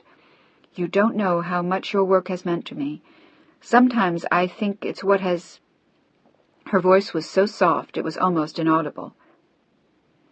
"Sometimes it's what has kept me alive." The agony in her voice was plainly apparent as Charlotte watched her, and Alex was reminded of the first time he had seen her, crying on the stairs. Now in the splendor of the New York restaurant, he found himself wondering what was the secret that weighed so heavily on her soul. But she only looked up at his mother with a small smile of thanks, and without thinking, Charlotte reached out and touched her hand. "They mean a lot to me when I write them, but the important thing is that they mean something to people like you. Thank you, Rafaela. It's a beautiful compliment, and in a sense it makes my life worthwhile." And then, as though she sensed something hidden, some distant wish, some dream, she looked hard at Rafaela. "Do you write too?" But Rafaela only smiled and shook her head, looking very young and childlike, and not as sophisticated as she had seemed at first. "Oh, no." And then she laughed. "But I am a storyteller." "That's the first step." In silence, Alex watched them. He loved seeing them together, the richness of the contrast. Two beautiful women, yet one so young and so fragile, the other so mature and so strong, one with white hair and one with black, one he knew so well and the other not at all. Yet he wanted to know her. He wanted to know her better than he had ever known anyone before. As he watched them, he listened to his mother go on. "What kind of storyteller are you, Rafaela?" "I tell stories to children, in the summer, all my little cousins. We spend the summer together in our family house in Spain." But Charlotte's knowledge of such family houses told her that it was something more than that. "There are dozens of them. We are a very large family, and I always love to take the children in hand. And I tell them stories," she smiled happily, "and they listen and giggle and laugh. It's wonderful. It does something good to the soul." Charlotte smiled at the younger woman's expression as she nodded, and then as she gazed at her, it was as though everything came into focus in her head. Rafaela, Rafaela, Spain, a family estate there, and Paris, a bank. She had to fight an impulse to say something aloud. Instead, she let Alex carry on the conversation as she looked again and again at the face of the girl. And as she looked, she wondered if Alex knew the whole story. Something told her that he did not. Only an hour after she had joined them, Rafaela looked regretfully but nervously at her watch. "I am so sorry. I am afraid I must go back to my mother and my aunt and my cousins. They will probably think that I've run away." She didn't tell Alex's mother that she had feigned a headache to escape lunch with her own entourage. She had desperately wanted to meet Charlotte Brandon and to see Alex again, if only once. He offered now to escort her to a taxi, and leaving his mother with a fresh pot of café filtre, he promised to return immediately, and left with his ravishing friend on his arm. Before she left, Rafaela had said everything proper to Charlotte, and for a single moment their eyes had met and held. It was as though Rafaela were telling her the whole story, and as though Charlotte were telling her that she already knew. It was one of those silent communications that happen between women, and for as long as their eyes held, Charlotte felt her heart go out to this lovely young girl. She had remembered the whole story as she sat there, only now it was no longer a tragic item in the news. She had seen the living, breathing, lonely young woman to whom the tragedy had occurred. For an instant, she had wanted to put her arms around her, but instead she had only shaken the cool, slender hand and watched them go, her son so handsome, and the girl so startlingly lovely as they disappeared down the stairs. Alex was gazing at her with obvious pleasure as they emerged onto the street and stood there for a moment, inhaling the cool autumn air and feeling happy and young. His eyes danced, and he couldn't help smiling as she looked up at him with something sad and wise, and yet also something happy lurking in her eyes. "My mother adored you, you know." "I don't know why she should, but I also adored her. What a lovely woman she is, Alex. She has all the qualities a woman should have." "Yeah, she's a pretty nice old girl." He said it in a teasing fashion, but he wasn't really thinking of his mother as he looked into Rafaela's eyes. "When am I going to see you again?" But she looked away nervously before she answered, glancing into the street to see if there was a passing cab. And then she looked back at Alex, her eyes dark and troubled, her face suddenly, inexplicably sad. "I can't, Alex. I'm sorry. I must be with my mother, and you can't be with them day and night." He sounded stubborn, and she smiled. There was no way that he could understand it. He had never lived a life like hers. "But I am, every moment. And then I must go home." "So must I." "Then I'll see you there. Which reminds me, young lady, there was something you forgot to tell me when you told me you were staying at the Carlyle." "What?" She looked suddenly troubled. "Your last name." "Did I do that?" It was difficult to tell if her innocence was real or feigned. "You did. If you hadn't shown up today, I would have been forced to sit in the lobby of the Carlyle for the rest of the week, waiting until you walked by. And then I'd have thrown myself at your feet in front of your mother and embarrassed you royally, begging for your name." They were both laughing as he said it, and he gently took her hand in his own. "Rafaela, I want to see you again." She looked up at him, her eyes melting into his, wanting everything he wanted, but knowing that she had no right. He bent slowly towards her, wanting to kiss her, but she turned away, burying her face in his shoulder and holding tightly to the lapel of his coat with one hand. "No, Alex, don't." He understood that if her world were filled with duennas, then she wasn't likely to kiss a man in the street. "All right. But I want to see you, Rafaela. What about tonight?" There was a brief chuckle in his shoulder as she moved to look at him again. "What about my mother and my aunt and my cousins?" He was impossible, he was so stubborn, but he was also one of the nicest men she had ever met. "Bring them along. I'll bring my mother." He was only teasing, and she knew it, and this time she laughed out loud. "You're impossible." "I know, and I also won't take no for an answer." "Alex, please." She looked at her watch again and suddenly panicked. "Oh, my God, they'll kill me. By now they must be back from lunch." "Then promise you'll see me tonight for a drink." He held tightly to her arm, and then suddenly remembered. "And what the hell is your last name?" She flung a hand away from him and hailed a cab passing nearby. It shrieked to a stop next to them, and Alex held the one arm more tightly. "Alex, don't. I have to. Not until—" It was half a game, and half in earnest, and she laughed nervously and looked into his eyes. All right. Phillips." "Is that how you're registered at the Carlyle?" "Yes, Your Honor." She looked meek for a moment, and then nervous again. "But, Alex, I can't see you. Not here, and not in San Francisco, and not ever. This must be goodbye. For Christ's sake, don't be silly. This is just the beginning." "No, it's not." She looked serious for a moment as she stood there, and the cabby snorted impatiently while Alex glared. "This is not the beginning, Alex. It's the end, and I must go now." "Not like that." Alex looked suddenly desperate, and then regretted that he hadn't kissed her. "What? You just had lunch with me so you could meet my famous mother? Is that nice?" He was teasing, but she looked at him in confusion, and he knew he had scored a hit. "Oh, Alex, how could you? Will you see me later? Alex, never mind. 11 o'clock tonight. The Café Carlyle. We can talk and listen to Bobby Short, and if you're not there, I'll come upstairs and pound on your mother's door." But he looked suddenly worried. "Can you get away from them by 11? Even he had to admit that it was funny. She was 32 years old, and he was asking her if she could escape her mother. In fact, it was utterly absurd. "I'll try," she grinned at him, looking suddenly young again, but with a hint of something guilty about her eyes. "We shouldn't do this." "Why not?" She was about to tell him, but he knew that she couldn't, standing on the sidewalk with an impatient cab driver beginning to snarl. "We'll talk about it tonight." "Good." He grinned broadly. Then she'd be there. And with that, he pulled open the door to the cab and swept her a bow. "See you this evening, Miss Phillips." He bent slightly and kissed her on the forehead, and a moment later the door was closed and the cab was speeding uptown, as Rafaela sat in the back, furious at her own weakness. She should never have misled him from the beginning. She should have told him the truth on the plane, and she should never have gone to lunch. But just once, she told herself, she had a right to do something wild and romantic and amusing. Or did she have that right at all? What gave her that right as John Henry sat dying in his wheelchair? How dare she play such games?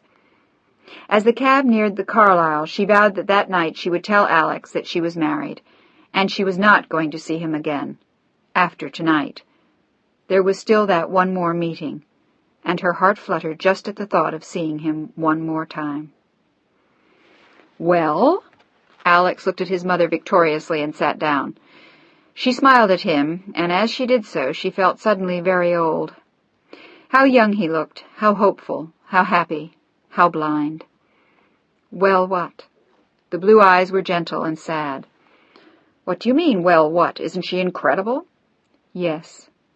Charlotte said it matter-of-factly. "She is probably the most beautiful young woman I've ever seen, and she is charming and gentle and lovely, and I like her. But Alex—" She hesitated for a long moment and then decided to speak her mind. "What good is that going to do you?" "What's that supposed to mean?" He looked suddenly annoyed as he took a sip of his cold coffee. "She's wonderful." "How well do you know her?" "Not very." He grinned at her then. "But I'm hoping to change that, in spite of her mother and her aunt and her cousins and her duennas." "What about her husband?" Alex looked suddenly as though he had been shot. His eyes flew open as he stared at her, and then they narrowed again with rare distrust. "What do you mean, her husband?" "Alex, do you know who she is?" "She is half Spanish and half French. She lives in San Francisco. She is unemployed, 32 years old, I learned today, and her name is Rafaela Phillips. I just discovered her last name." "That doesn't ring a bell?" "No, and for Christ's sake stop playing games with me." His eyes darted fire, and Charlotte Brandon sat back in her chair and sighed. She had been right, then. The last name confirmed it. She wasn't sure why, but she had remembered that face, though she hadn't seen a photograph of her in the paper for years. The last time was perhaps 7 or 8 years ago, leaving the hospital after John Henry Phillips had had his first stroke. "What the hell are you trying to tell me, Mother?" "That she's married, darling, and to a very important man. Does the name John Henry Phillips mean anything?" For a fraction of a second, Alex closed his eyes. He was thinking that what his mother was telling him couldn't be true. "He's dead, isn't he?" "No, not as far as I know. He had a series of strokes several years ago, and he must be almost 80. But I'm sure he's still alive. We'd certainly all have heard about it if he weren't." "But what makes you think she's his wife?" Alex looked as though an earthquake had struck him right between the eyes. "I remember reading the story and seeing the photographs. She was just as beautiful then. It struck me as shocking at first that he was marrying such a young girl. I don't know, she was 17 or 18, something like that. The daughter of some important French banker. But when I saw them together at a press conference, I went with a journalist friend, and I saw some of the photographs, I felt differently. You know, in his day, John Henry Phillips was an extraordinary man." "And now?" "Who knows? I know that he's bedridden and seriously impaired by his strokes, but I don't think the public knows much more than that.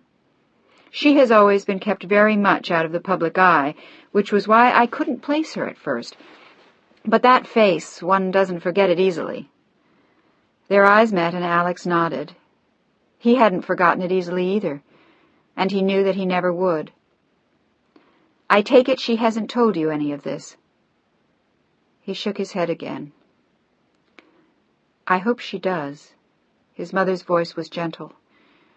"She ought to tell you herself. Maybe I shouldn't have." Her voice trailed off, and he shook his head again and then stared miserably up at the woman who was his oldest friend. Why? Why should she be married to that ancient bastard? He's old enough to be her grandfather, and he's practically dead. The injustice of it tore at everything in his heart. Why? Why should he have Rafaela? "But he isn't dead, Alex. I don't understand what she has in mind with you. Except that I'll tell you honestly, I think that she herself is confused. She's not sure what she's doing with you, and you should keep in mind that she has just led a totally sheltered life. John Henry Phillips has kept her totally concealed from the public for almost 15 years. I don't think she's used to meeting brash young lawyers or having casual affairs. I may be wrong about her, but I don't think I am." I don't think you are either. Christ. He sat back in his chair with a long, unhappy sigh. Now what? Are you seeing her again? He nodded. Later tonight. She said she wanted to talk to me. He wondered if she would tell him then. And then what? Alex realized as he sat staring into space across from his mother that John Henry Phillips might live for another 20 years, at which time Alex would be almost 60, and Rafaela would be 52. A lifetime of waiting for an old man to die. What are you thinking? His mother's voice was very soft. Slowly he dragged his eyes back to her. Nothing very pleasant. You know, he spoke slowly, I saw her one night on the steps near her house. She was crying. I thought about her for days until I saw her again on the plane coming here. And we talked, and... He looked up at his mother bleakly. Alex, you hardly know her. You're wrong. I do know her. I feel as though I know her better than anyone else. I know her soul and her mind and her heart. I know what she feels and how lonely she is. And now I know why. And I know something else. He looked long and hard at his mother. What's that, Alex? That I love her. I know that sounds crazy, but I do. You don't know that. It's too soon. She's almost a complete stranger. No, she isn't. And then he said nothing further. He put the money down for the check, looked at his mother, and stood up. We'll work it out. But Charlotte Brandon only nodded, thinking it unlikely that they would. When Alex left her a few minutes later on Lexington Avenue, the look in his eyes told her that he was determined. And as he bowed his head in the stiff breeze and walked briskly north, he knew in his own mind that he didn't care what it would take to win Rafaela, but he would do it. He had never before wanted any woman as he wanted her, and his fight for her had just begun. It wasn't a fight which Alex Hale was willing to lose. Chapter 7. At 5 minutes to 11 in the evening, after a brisk walk up Madison Avenue, Alex Hale turned right on 76th Street and walked into the Carlyle.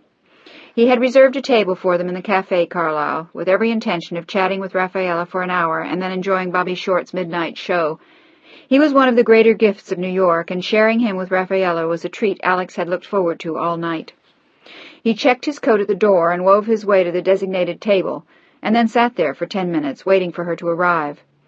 At 11:15 he began to worry, and at 11:30 he wondered if he could call her room. But he realized that was impossible, especially now that he knew about her husband. He realized that he had to wait for her quietly, without creating a stir.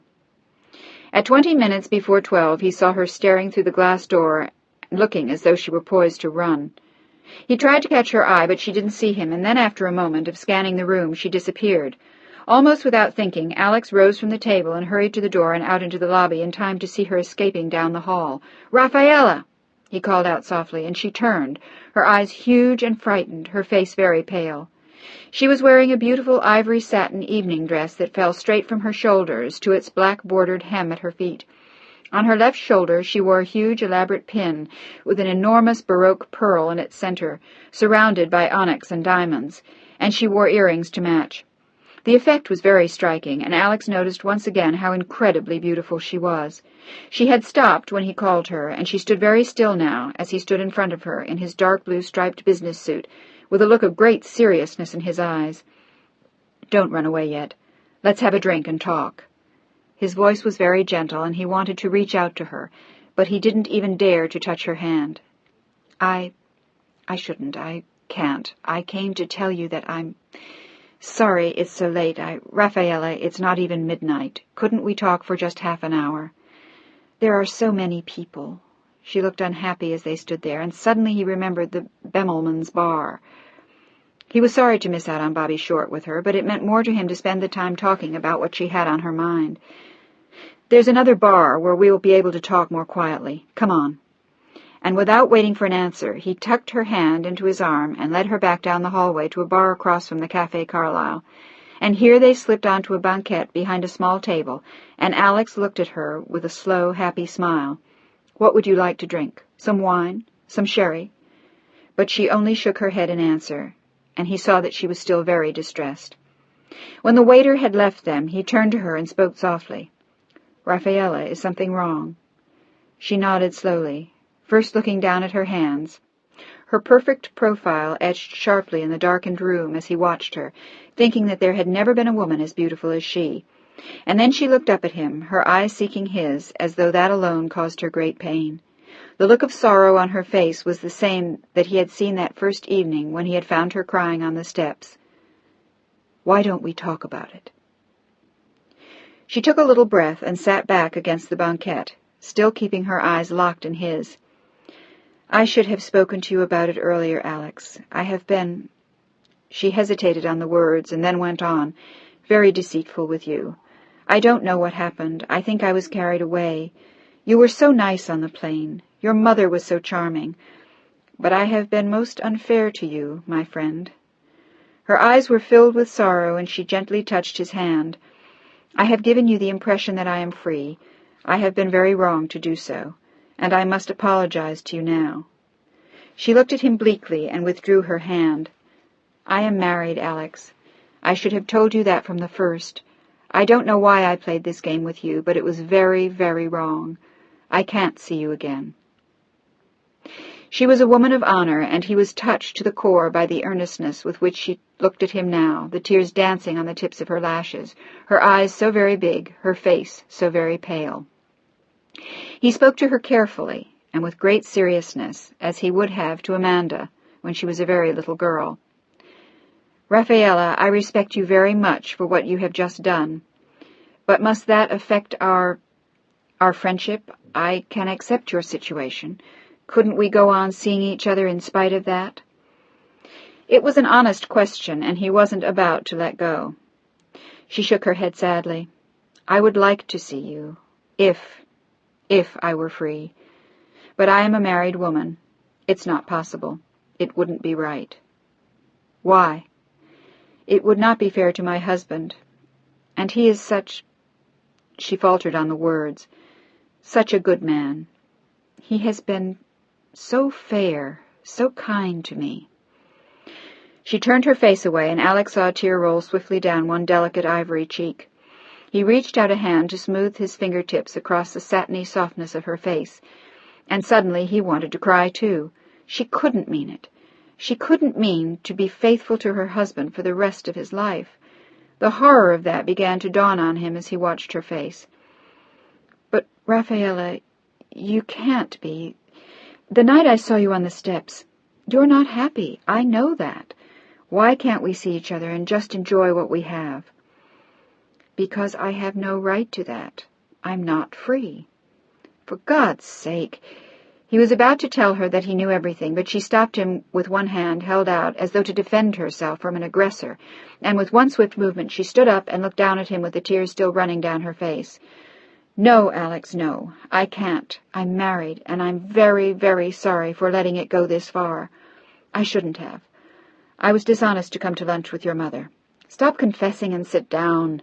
He reached out gently for her arm and pulled her towards him, back onto the seat, and for reasons she herself did not understand, she let him, and then he wiped the tears from her cheeks with his hand.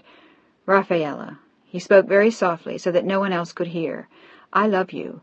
I know that sounds crazy. We hardly know each other, but I love you. I've been looking for you for years and years. You can't walk out on that now. Not for what you have with your husband." "What do you mean?" "I mean that from what I understand from my mother, your husband is very old and very ill, and has been for years. I have to admit I had no idea who you were when I met you. It was my mother who recognized you. She told me who you were and about your husband." "Then she knew. She must think I'm awful." Rafaela looked deeply ashamed. "No." He was definite, and then his voice sounded urgent as he leaned towards her. He could almost feel the warmth of her silky flesh next to his, and he had never been as filled with desire as he was right then. But this was no time for passion. He had to talk to her, Make sense to her. Make her see. How could anyone think you awful? You've been faithful to him, haven't you, all these years? It was almost a rhetorical question, and she nodded her head slowly and then sighed. I have, but there is no reason to stop now. I have no right to behave as though I'm free, Alex. I'm not, and I have no right to confuse your life or touch it with the sorrow of mine. The reason your life is so lonely is because that is how you are living it, lonely and alone with a very sick elderly man. You have a right to so much more than that. Yes, but it's not his fault things turned out as they did. Nor is it yours. Must you punish yourself? No, but I cannot punish him. The way she said it told him that he was losing the battle again, and he felt a desperate sinking in his heart. As he did, she stood beside him. Chapter 8. Alex and his niece stood side by side for a long moment, watching the skaters circling gracefully below them in the Rockefeller Center. They had just finished an early dinner at the Café Français, and he had to get her home by 8 o'clock if he was going to catch his plane. I wish I could spend all my life like that, Uncle Alex. The small, delicate blonde girl with the china blue eyes and soft halo of curls looked up at her uncle with a smile. What, skating? He smiled, as much at what she said as at the tiny little figure standing beside him. They had shared a pleasant evening, and as always, the loneliness of the pretty teenager tore at his heart. She was like no one else in her family, not her mother or father, not even her grandmother or Alex himself.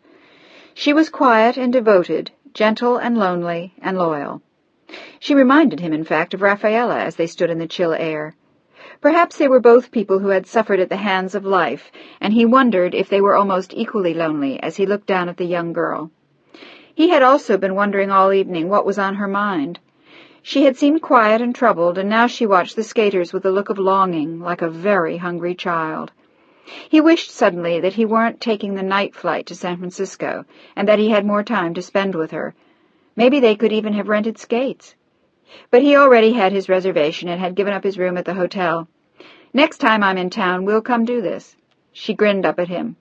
I'm real good now, you know. Oh, yeah? His look was teasing. How come? I go skating all the time. Here? He glanced down at the graceful girl with pleasure, and he was sorry again that he didn't have time to let her show him how real good she was. But she was shaking her head in answer. Not here. I can't afford this on my allowance. That in itself seemed to him absurd. Her father was one of the leading surgeons in Manhattan, and Kay certainly had a decent sum of her own money by now. I skate in the park, Uncle Alex. It was only now and then that she still called him that. By yourself? He looked horrified, and she smiled at him with hauteur. Sometimes. I'm a big girl now, you know. Big enough not to get mugged? He looked angry as they stood there, and she shook her head and laughed. You sound just like Grandma. Does she know you go skating in Central Park alone? Come to think of it, does your mother? In the end, Kay had gone back to Washington before he got there, and he hadn't seen her this trip at all. They both know, and I'm careful. If I skate at night, I leave the park with other people, so I don't have to walk alone. And how do you know those other people won't hurt you? Why should they? Oh, for Christ's sake, Mandy, you know what it's like here. You've lived in New York all your life. Do I have to explain to you what one doesn't do here? It's not the same for a kid. Why would anyone mug me? What would they get? 2 rolls of lifesavers, $3, and my keys? Maybe. Or, he hated even to say it, or maybe something much more precious. They could hurt you. He didn't want to say rape, not to the innocent little face looking up at him with the funny smile. Look, just do me a favor. Don't do it. And then, with a frown between his eyes, he reached into his pocket and pulled out his wallet, whence he took out a single brand-new $100 bill. He handed it to Amanda with a serious expression, and her eyes grew wide in surprise. What are you doing? That is your skating fund. I want you to come here from now on, and when you run out, I want you to tell me, and I'll send you some more. That's just between you and me, young lady, but I don't want you skating in Central Park any more. Is that clear? Yes, sir, but, Alex, you're crazy. $100? And then she grinned broadly and looked again about 10 years old. Wow! And without further ado, she stood on tiptoe, threw her arms around her uncle, kissed him soundly on the cheek, and stuffed the $100 bill into her little denim bag. The fact that she had taken it made him feel better, but what he didn't know, and would have worried about severely, was that as often as she skated, the money would only last for a few weeks. And she would have been embarrassed to ask him to send her more money. She just wasn't that kind of girl. She wasn't demanding. And she was always grateful for whatever she got without asking for more. Reluctantly, he looked at his watch and then down at Amanda. His regret was instantly mirrored in her face. "I'm afraid, young lady, that we're going to have to leave." She nodded and said nothing, wondering how soon she would see him again. His visits were always like a burst of sunshine for her. That and the time she spent with her grandmother made her life a little more bearable and a lot more worthwhile. They walked slowly up the sloping promenade toward Fifth Avenue, and when they reached the street he hailed a cab. "Do you know how soon you'll be back, Alex?" "I don't know. It won't be too long." He always had the same feeling of pain and remorse when he left her, as though he should have done more for her, and reproaching himself that he had not. But how much could one do? How could one replace one blind parent and another who was unfeeling? How could one give a child what she had not had for almost 17 years? And despite her diminutive size, she was no longer a child. Even Alex could no longer ignore that. She was a singularly beautiful young girl. It was only amazing that she had not yet discovered that herself. "Will you be back for Thanksgiving?" "Maybe." He saw the imploring look in her eyes. "All right, I'll try, but I won't promise." They had by then reached her building, and Alex left her with a hug and a kiss on the cheek and a long, hard squeeze. He could see that there were tears sparkling in her eyes as she left him, but her wave as he drove away in the taxi was a gallant one, and her smile filled all the promise of her 16.5 years. It always made him sad to leave her. Somehow she always reminded him of the opportunities he had missed, the children that he himself didn't have. He would have loved it if Amanda had been his daughter, and that thought in itself always made him angry. His sister didn't deserve a child as lovely as that. He gave the driver the address of his hotel, where he picked up his luggage from the doorman and then settled back in the seat with another glance at his watch and a long, tired sigh. "Kennedy Airport, please. United." He realized then that it would be good to get home. He had only been in New York for 2 days, but they had drained him. The exchange with Rafaela the night before had left him feeling bleak and lonely. His business had gone well, but it seemed eclipsed by the emotional turmoil he felt as they drove slowly uptown. He found himself thinking less and less of Amanda and more of Rafaela as he sat there. He was sorry for her, and yet at the same time angry. Why did she insist on being faithful to a husband who was old enough to be her grandfather and already half dead? It didn't make any sense. It was crazy. He remembered the look on her face as she had walked away from him the night before. Yesterday. He had seen her only yesterday. And then suddenly, with an inexplicable surge of rage, he asked himself why he had to be so understanding, why he had to accept what she said. Go away was in effect what she had told him, but he had decided not to. All of a sudden, just like that. "Driver?" Alex looked around him as though he had suddenly awoken. They were on 99th Street on the East River Drive. "Take me to the Carlyle." "Now?" Alex nodded emphatically. "Now." "Not the airport?" "No." To hell with it. He could always stay at his mother's apartment if he missed the plane back to San Francisco. She'd gone to Boston for the weekend to do some promotional appearances for her new book. It was worth one more try just to see her, if she was there, if she would come downstairs to see him. If. In her room at the Carlyle, Rafaela was stretched out on the large double bed in a pink satin bathrobe, wearing cream-colored lace underwear underneath. For the first time in what seemed like centuries, she was alone. She had just said goodbye to her mother and her aunt and her cousins, who were by now at the airport, boarding the plane for Buenos Aires. She was going back to San Francisco in the morning, but for tonight she could relax at the Carlyle and do absolutely nothing. She didn't have to be charming, pleasant, patient. She didn't have to translate for her family in a dozen elegant stores. She didn't have to order meals for them or run around the city shopping. She could just lie there with a book and relax. And in a few moments, room service would bring her dinner to her room. She would eat it in solitary splendor in the living room of the suite she always stayed in, and she looked around as she lay there, feeling a mixture of exhaustion and delight. It was so good not to hear them chattering, not to have to feign amusement or pretend to be happy every moment any more. She hadn't had a minute to herself since she'd gotten there. Not that she ever did. That was the whole point. She wasn't supposed to be alone. Never. That was not the role of a woman.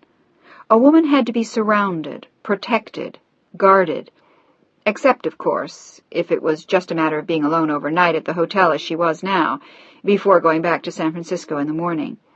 She would keep to her room, order room service, and in the morning leave for the airport in a limousine.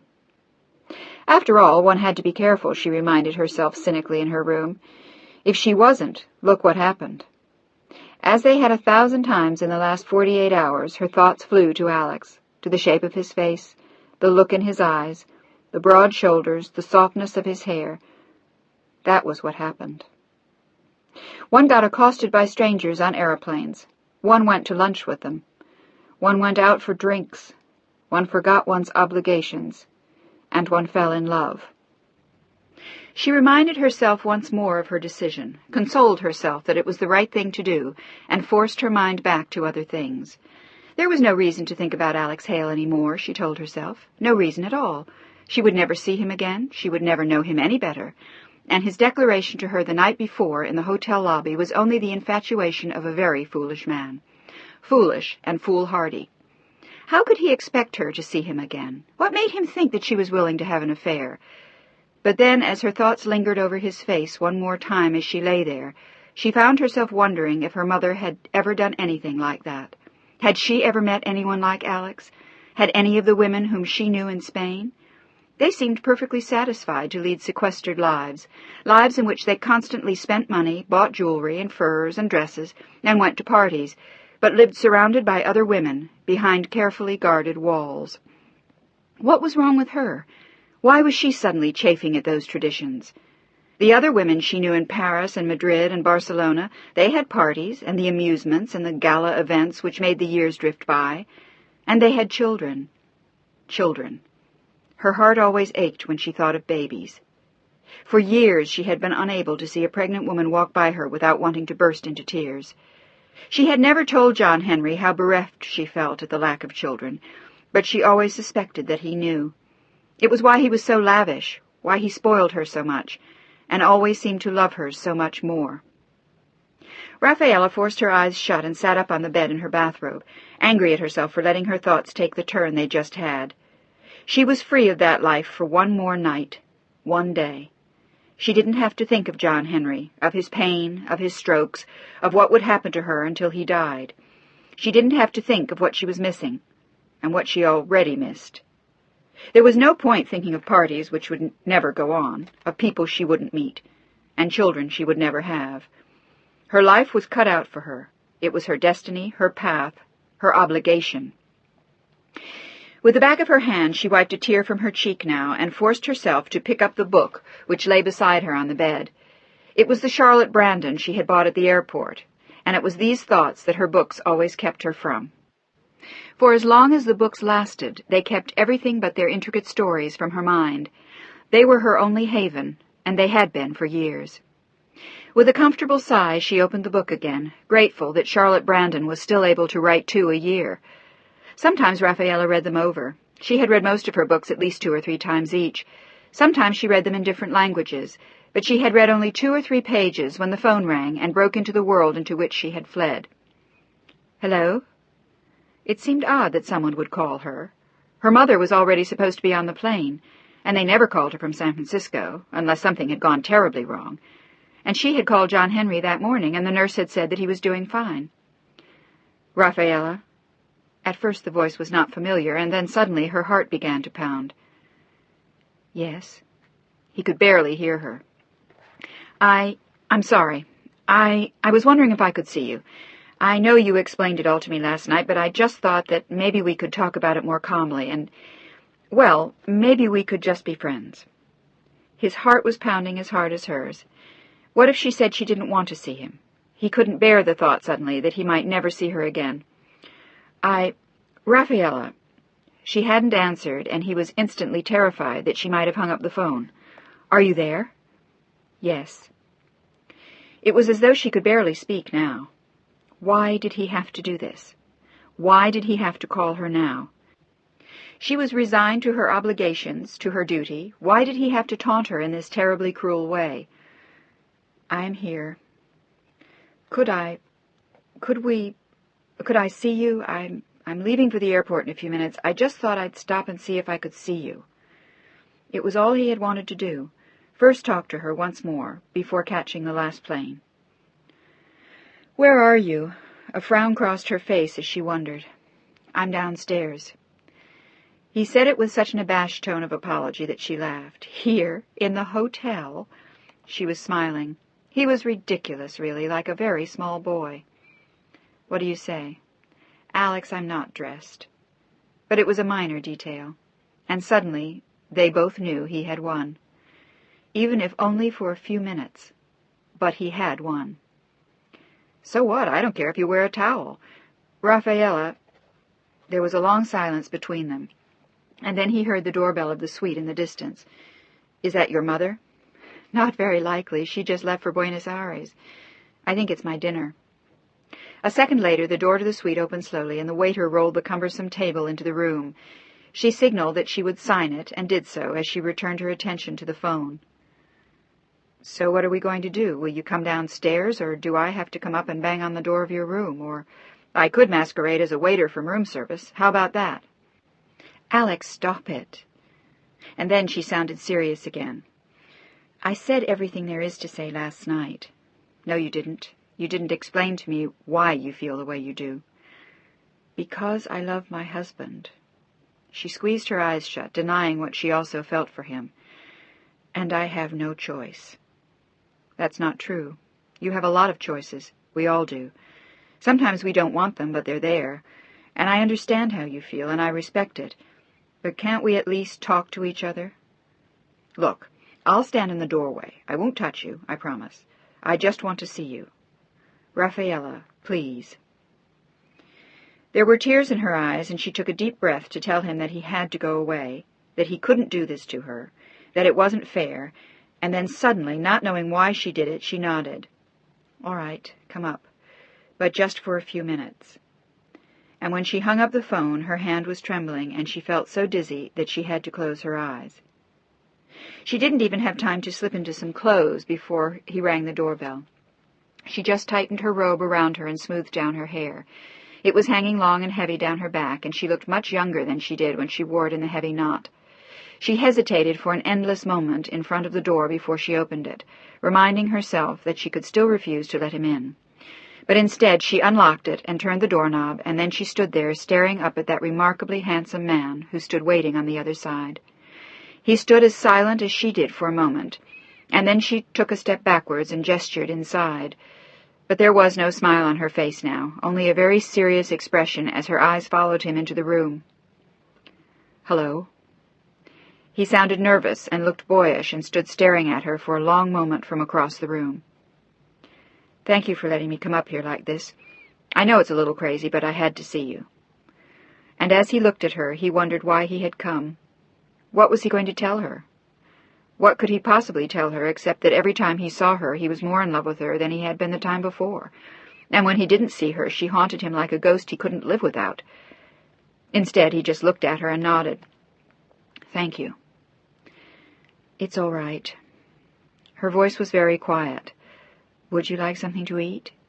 She waved vaguely at the enormous rolling table, and he shook his head. "Thank you, I already had dinner with my niece."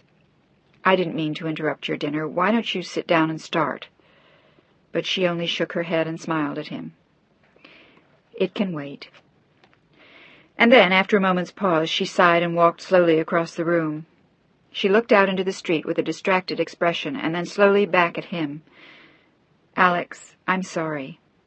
I am deeply touched by what you feel, but there is nothing I can do." The voice that spoke to him was that of a lonely princess, aware of her royal obligations, and regretful that there was nothing more she could do. Everything about her was aristocratic. Her posture, her expression, the way she stood there. Even in the pink satin bathrobe, Rafaela Phillips was regal to the very soles of her feet. The only thing that told him that she was human was the look of intense pain which could be hidden in her eyes. "What about what you feel, Rafaela? What about you? What about me? I am who I am. I can't change that. I am the wife of John Henry Phillips. I have been for almost 15 years. I have to live up to that, Alex. I always will. And for how many of those years has he been the way he is now? More than 7. Is that enough for you? Telling yourself that you are fulfilling an obligation? Does that console you for your lost youth? How old are you now? 32? You've lived like this since you were 25, Rafaela. How can you? How can you go on? Slowly she shook her head in answer, her eyes brimming with tears. I have to, that's all. It doesn't matter. Of course it matters. How can you say that? He walked to her side and looked down at her gently. Rafaela, we are talking about your life. But there are no choices, Alex. That is what you don't understand. Perhaps that is why the way my mother lives is better. Maybe that's why all of that makes sense. That way there are no temptations. No one ever gets close enough to force you to make a choice. There are no choices then. I'm sorry that this is so painful. But why must it be a choice? Why must we talk about all that now? Why can't we just be friends, you and I? I won't ask anything of you, but we could meet as friends, maybe just for lunch. It was a dream, and he knew it, and Rafaela did too, as she shook her head. How long do you think that would last, Alex? I know how you feel, and I think that you know I feel the same way too. Something in his heart soared as she said it, and he wanted to take her in his arms, but he didn't dare. Can we forget that? Can we pretend it doesn't exist? The look on his face said it was not possible. I think we have to. And then, with a small, brave smile, perhaps in a few years we'll meet again. Where? At your family's home in Spain after they lock you up again? Who are you kidding, Rafaela? He walked to where she stood and put his hands gently on her shoulders, as she looked up at him with those enormous troubled black eyes that he already loved so much. Rafaela, people spend a lifetime looking for love, wanting it, needing it, seeking it, and most of the time they don't find it. But once in a while, once in a great while, it comes to you. It throws itself in your lap, pounds on your door, and says, "Here I am, take me, I'm yours." When it comes, how can you turn away from it? How can you say, "Not now, maybe later"? How can you take that chance, knowing that the opportunity may never come again? Sometimes taking that opportunity is a luxury one can't afford. I can't afford it right now. It wouldn't be right, and you know that. I don't know that. Would letting yourself love me really take something away from your husband? Would it really make any difference to him in the condition he's in? It might. Her eyes didn't waver from Alex's, and he hadn't taken his hands from her shoulders as they stood facing each other in the center of the room. It might make a very big difference if I grew indifferent to his needs, if I was never around to see that he was properly cared for, if I became involved with you and forgot about him. Something like that could kill him. It might make the difference for him between life and death. I could never fail him like that. I would never ask you to. Never. Don't you understand that? I told you I respect your relationship with him. I respect what you do and are and feel. I understand that. I'm just telling you that you have a right to something more, and so do I. And it doesn't have to change anything for you with your husband. I swear it, Rafaela. I just want to share something with you that neither of us have. Maybe that we've never had. From what I gather, you live in a vacuum, and so do I. In some ways, I have for a long time. Rafaela looked up at him with the painful look of a decision still in her eyes. How do you know we would even have anything, Alex? Perhaps what you feel is all an illusion, a dream. You don't know me. Everything you think of me is a fantasy. But this time he only shook his head and lowered his mouth gently onto hers. For an instant he felt her stiffen, but his arms circled her so quickly and so firmly that she could not pull away, and moments later she didn't want to. She clung to him as though he were the last man on earth, and her entire body began to pulse with a passion she had never known before. And then, breathlessly, she pulled herself from him and shook her head, turning away. "No, Alex, no." She turned to face him with a look of fire in her eyes. "No, don't do this. Don't tempt me with what I cannot have. I can't have it, and you know that." And then she turned away, her shoulders bent, her eyes filled with tears. "Please go. Rafaela." She turned slowly to face him then, her face distraught, her eyes huge in the sharply etched face. And then it was as though he saw her melt in front of his eyes. The fire went out of her eyes, and she closed them for an instant, and then walked towards him, her hands going around him, her mouth hungrily reaching for his. "Oh, darling, I love you, I love you." His words were gentle yet urgent, and she held him and kissed him with all the pent-up loving of more than 7 years. And then, without thinking, he slipped the pink satin bathrobe from her shoulders and knelt to kiss her body as she stood before him, a goddess he had revered from the moment he had first seen her crying on the steps. This was the woman he had longed for, the woman he had needed, and almost instantly loved. And as he held her and caressed her, Rafaela knew that she was giving herself to him with all her heart. It seemed hours before they stopped kissing and touching and holding and reaching out and running their hands over each other's skin. She felt her legs tremble beneath her, and then suddenly he swept her into his arms, the pink satin robe left behind them on the carpet, and slowly he walked into the bedroom and deposited her on the bed. "Rafaela." His mouth formed her name as a question, and she nodded slowly, with a small, hesitant smile, as he turned the light off and slipped his clothes off quickly until he lay beside her. He touched her hungrily again with his mouth and his hands. She felt now as though she were dreaming, as though this couldn't be happening, as though it couldn't possibly be real, and with an abandon she had never before known, she gave herself to him, her body arching and pulsing and throbbing with a desire she had never even dreamed of.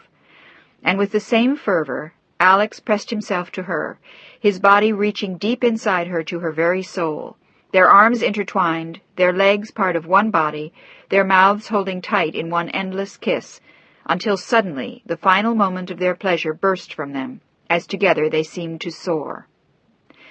Then they lay quietly together, in the soft lamplight, as Alex looked at the woman he knew that he loved. For an instant he was suddenly frightened. What had he done? And what would she do now? Would she hate him? Would it be over? But as he saw the warmth dawning in her eyes, he knew that this was not the end, but the beginning, and as he watched her, she leaned closer to him, kissed him softly on the lips, and ran a hand ever so slowly down his spine. His whole body began to tingle, and he kissed her again, and then lay on his side and watched her smile. "I love you, Rafaela." The words were spoken so softly that only she could have heard him, and she nodded slowly, the smile spreading to her eyes. "I love you." He said it again, and her smile broadened. "I know, and I love you too." She spoke as softly as he did, and suddenly he pulled her closer again, tightly into his arms, so she could never leave him. And as though she understood, she held him closer. "It's all right, Alex. Shh. It's all right."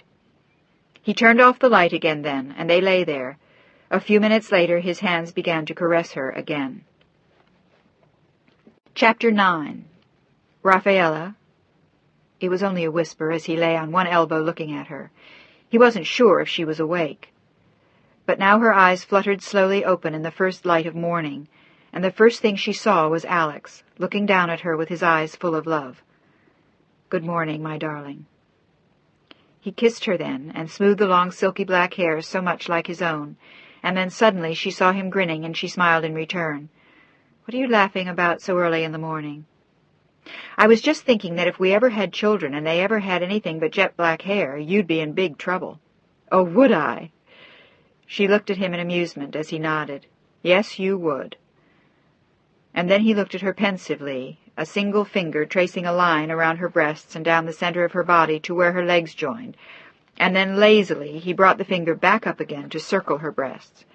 He stopped for a moment, a question in his eyes. "Don't you want children, Rafaela?" "Now?" "No, I mean ever. I was just wondering if—" He hesitated and then decided to ask her. "Can you?" I think so. She didn't want to betray John Henry's weakness, so she said no more, as he watched her face.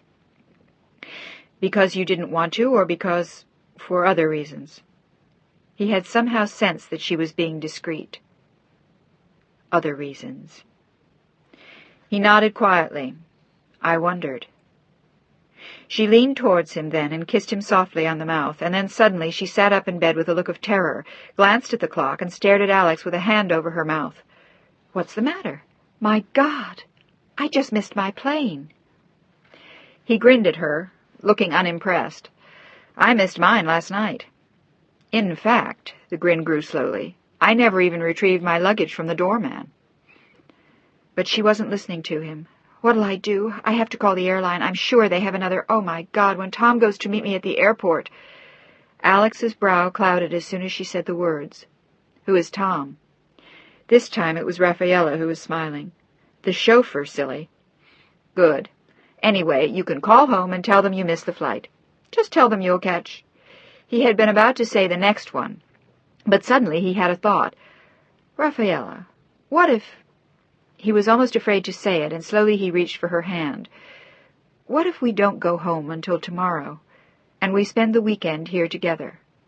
We could. No, we couldn't. They expect me. I have to. Why? You don't have anything to do at home. You said so yourself, and one day, or even two, can't make that much difference now. We won't be this free again for a long time. We're here, we're alone, we're together. How about it? Until tomorrow. He pulled her into his arms as he asked her, praying she'd say yes. But she pulled away again slowly, her face thoughtful but unsure. I'd have to lie to them, Alex. And if anything happens, they both knew he meant to John Henry, you can get the next plane back. It's no different than it was all week while you were here with your mother. The only difference is that now you'll be here with me. Please.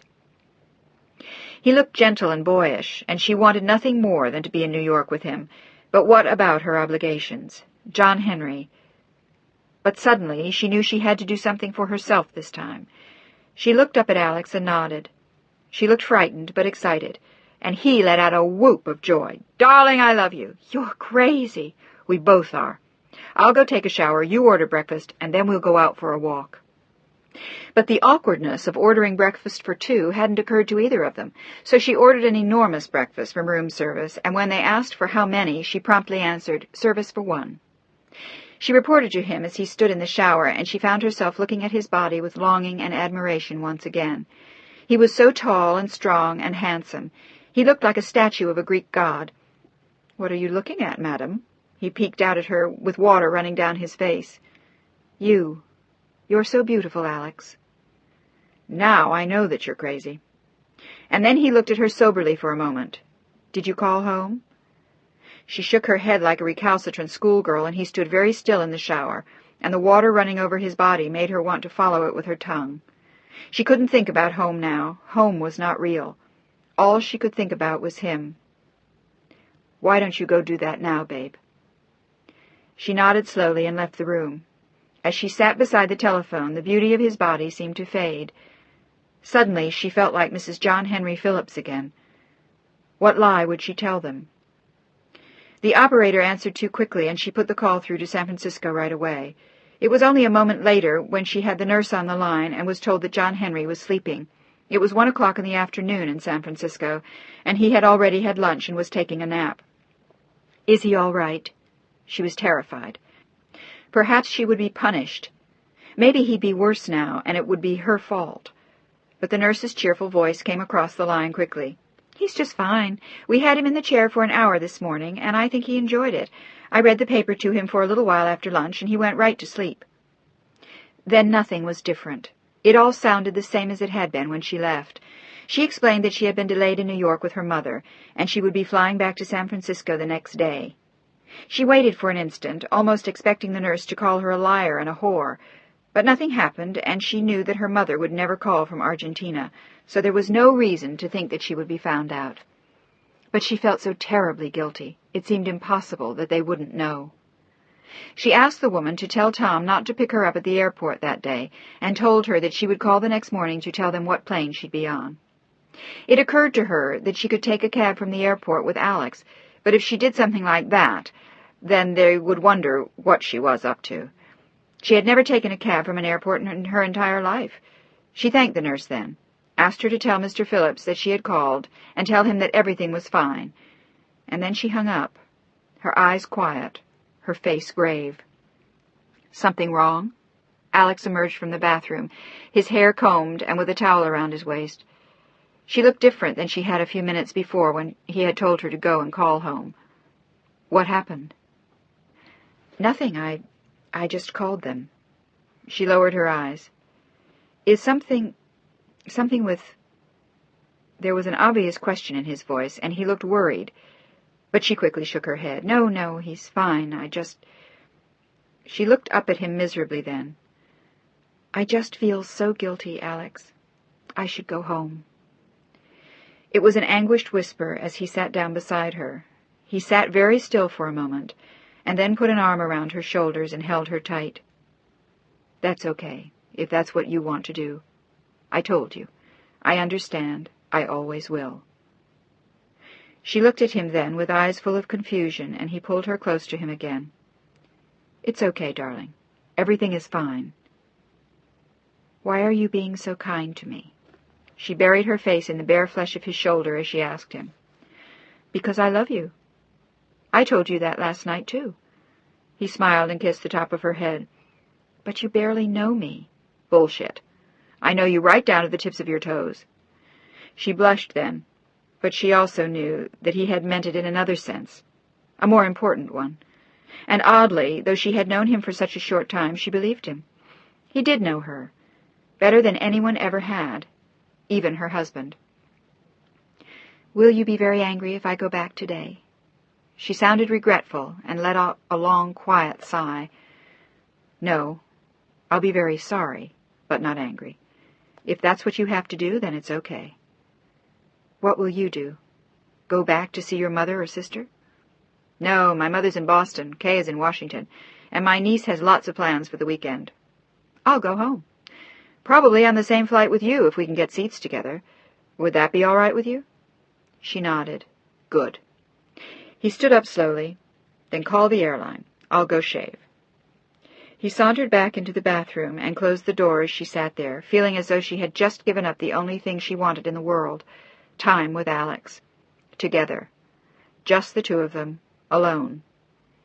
She sat there for a long moment, and then walked to the closed door and knocked softly. Yes? May I come in? He opened the door and looked down at her with a smile that told her again that he loved her. Of course you can, silly. You don't have to ask. Did you call the airline?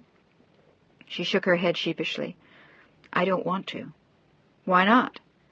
He felt his heart pound as he waited. Because I don't want to go back yet. She looked like a little girl as she stood there, her long hair falling over her shoulders, still tousled from the night before. I want to stay here with you. You do you? He couldn't keep the smile off his face as he put down his razor and grabbed her with one hand, using the other to grab a towel to wipe the soap from his face. Well, I'd like nothing better. He kissed her long and hard then and took her back to bed. It was half an hour before they had ended their lovemaking, and the waiter from room service arrived. They sat down to breakfast together after the waiter had left them, she in the pink satin robe and he in a towel, the two of them happy and smiling and making plans for the day. It was as though they had always been together, as they divided up the scrambled eggs. And then I want to go to the top of the Empire State Building, and I want to eat hot chestnuts, and I want to go skating. He laughed at her. You sound just like my niece. She loves to skate, too. Then we can go together. But first I want to go to the Empire State Building. Rafaela, he groaned as he finished his coffee. Do you mean it? I certainly do. I never get to do things like that. Oh, baby. He leaned across the table to kiss her. You are the most beautiful woman I have ever seen, Rafaela. Then you are blind and crazy, and I love you. But she was wondering if she was the crazy one. This was absolute madness, and the maddest thing of all was that she felt as though she had known him all her life. Together they devised a scenario whereby Rafaela could retrieve Alex's luggage from the doorman, and when the bellboy brought it upstairs, Alex got dressed as Rafaela took a bath. They stood side by side in the huge closet, arranging their things and chatting, and it was very much like a honeymoon, as she remarked to him on their way downtown. He dutifully took her to the top of the Empire State Building, to lunch at the plaza, and then for a handsome carriage ride in the park. They spent 2 hours wandering through the wonders of the Metropolitan Museum, and they wandered into Parc Bonnet to watch an auction of French antiques in full swing. And then, happy and relaxed, and more than a little tired, they crossed the street to the Carlyle and rode the elevator back up to the room. She was yawning as she took off her coat and hung it up in the closet, and Alex was already lying on the bed with his jacket and shoes off, holding out his arms to her.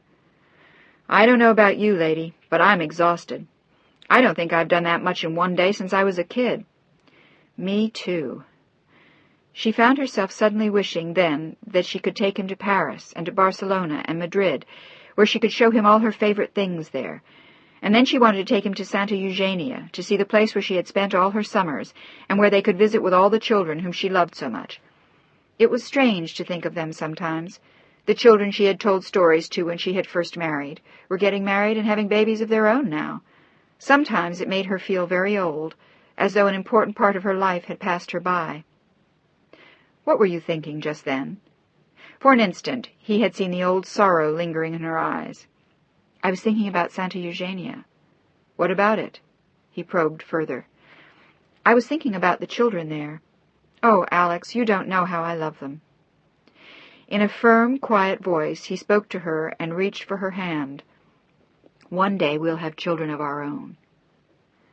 She said nothing. It was a subject she didn't like to discuss. She had put it away from her 14 years before. "It doesn't matter." "Yes, it does. Very much. To both of us. I wanted children very much with my wife." "Could she not have them?"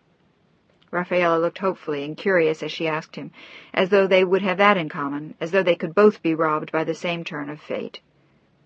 "No." He shook his head and looked pensive. "She could have had them, but she didn't like children. Funny how you look at things different as time moves on. If I met a woman who felt that way now, I don't think I could love her. I thought I could talk Rachel into it, but I couldn't. She was too involved with her work. Looking back, I guess it's just as well we didn't have kids." "What did she do?" "She was an attorney." Rafaela looked impressed, and he kissed her softly on the lips. "But she wasn't much of a woman, Rafaela. Don't look like that." "Did you leave her?" He shook his head again. "No, she left me." "For a man?" "No." He smiled now, and there was no bitterness as he did so. "For a job. That's all that mattered to her, ever. It's just as well things worked out as they did." They lay side by side like old friends and seasoned lovers, and Alex smiled. "Is she successful?" "Probably." She nodded slowly. "Sometimes I wish I were. The one thing I think I would have been good at was denied me, and everything else, well, there's nothing much I can do." "You tell stories to children." She smiled and looked embarrassed. "That's hardly a life's work."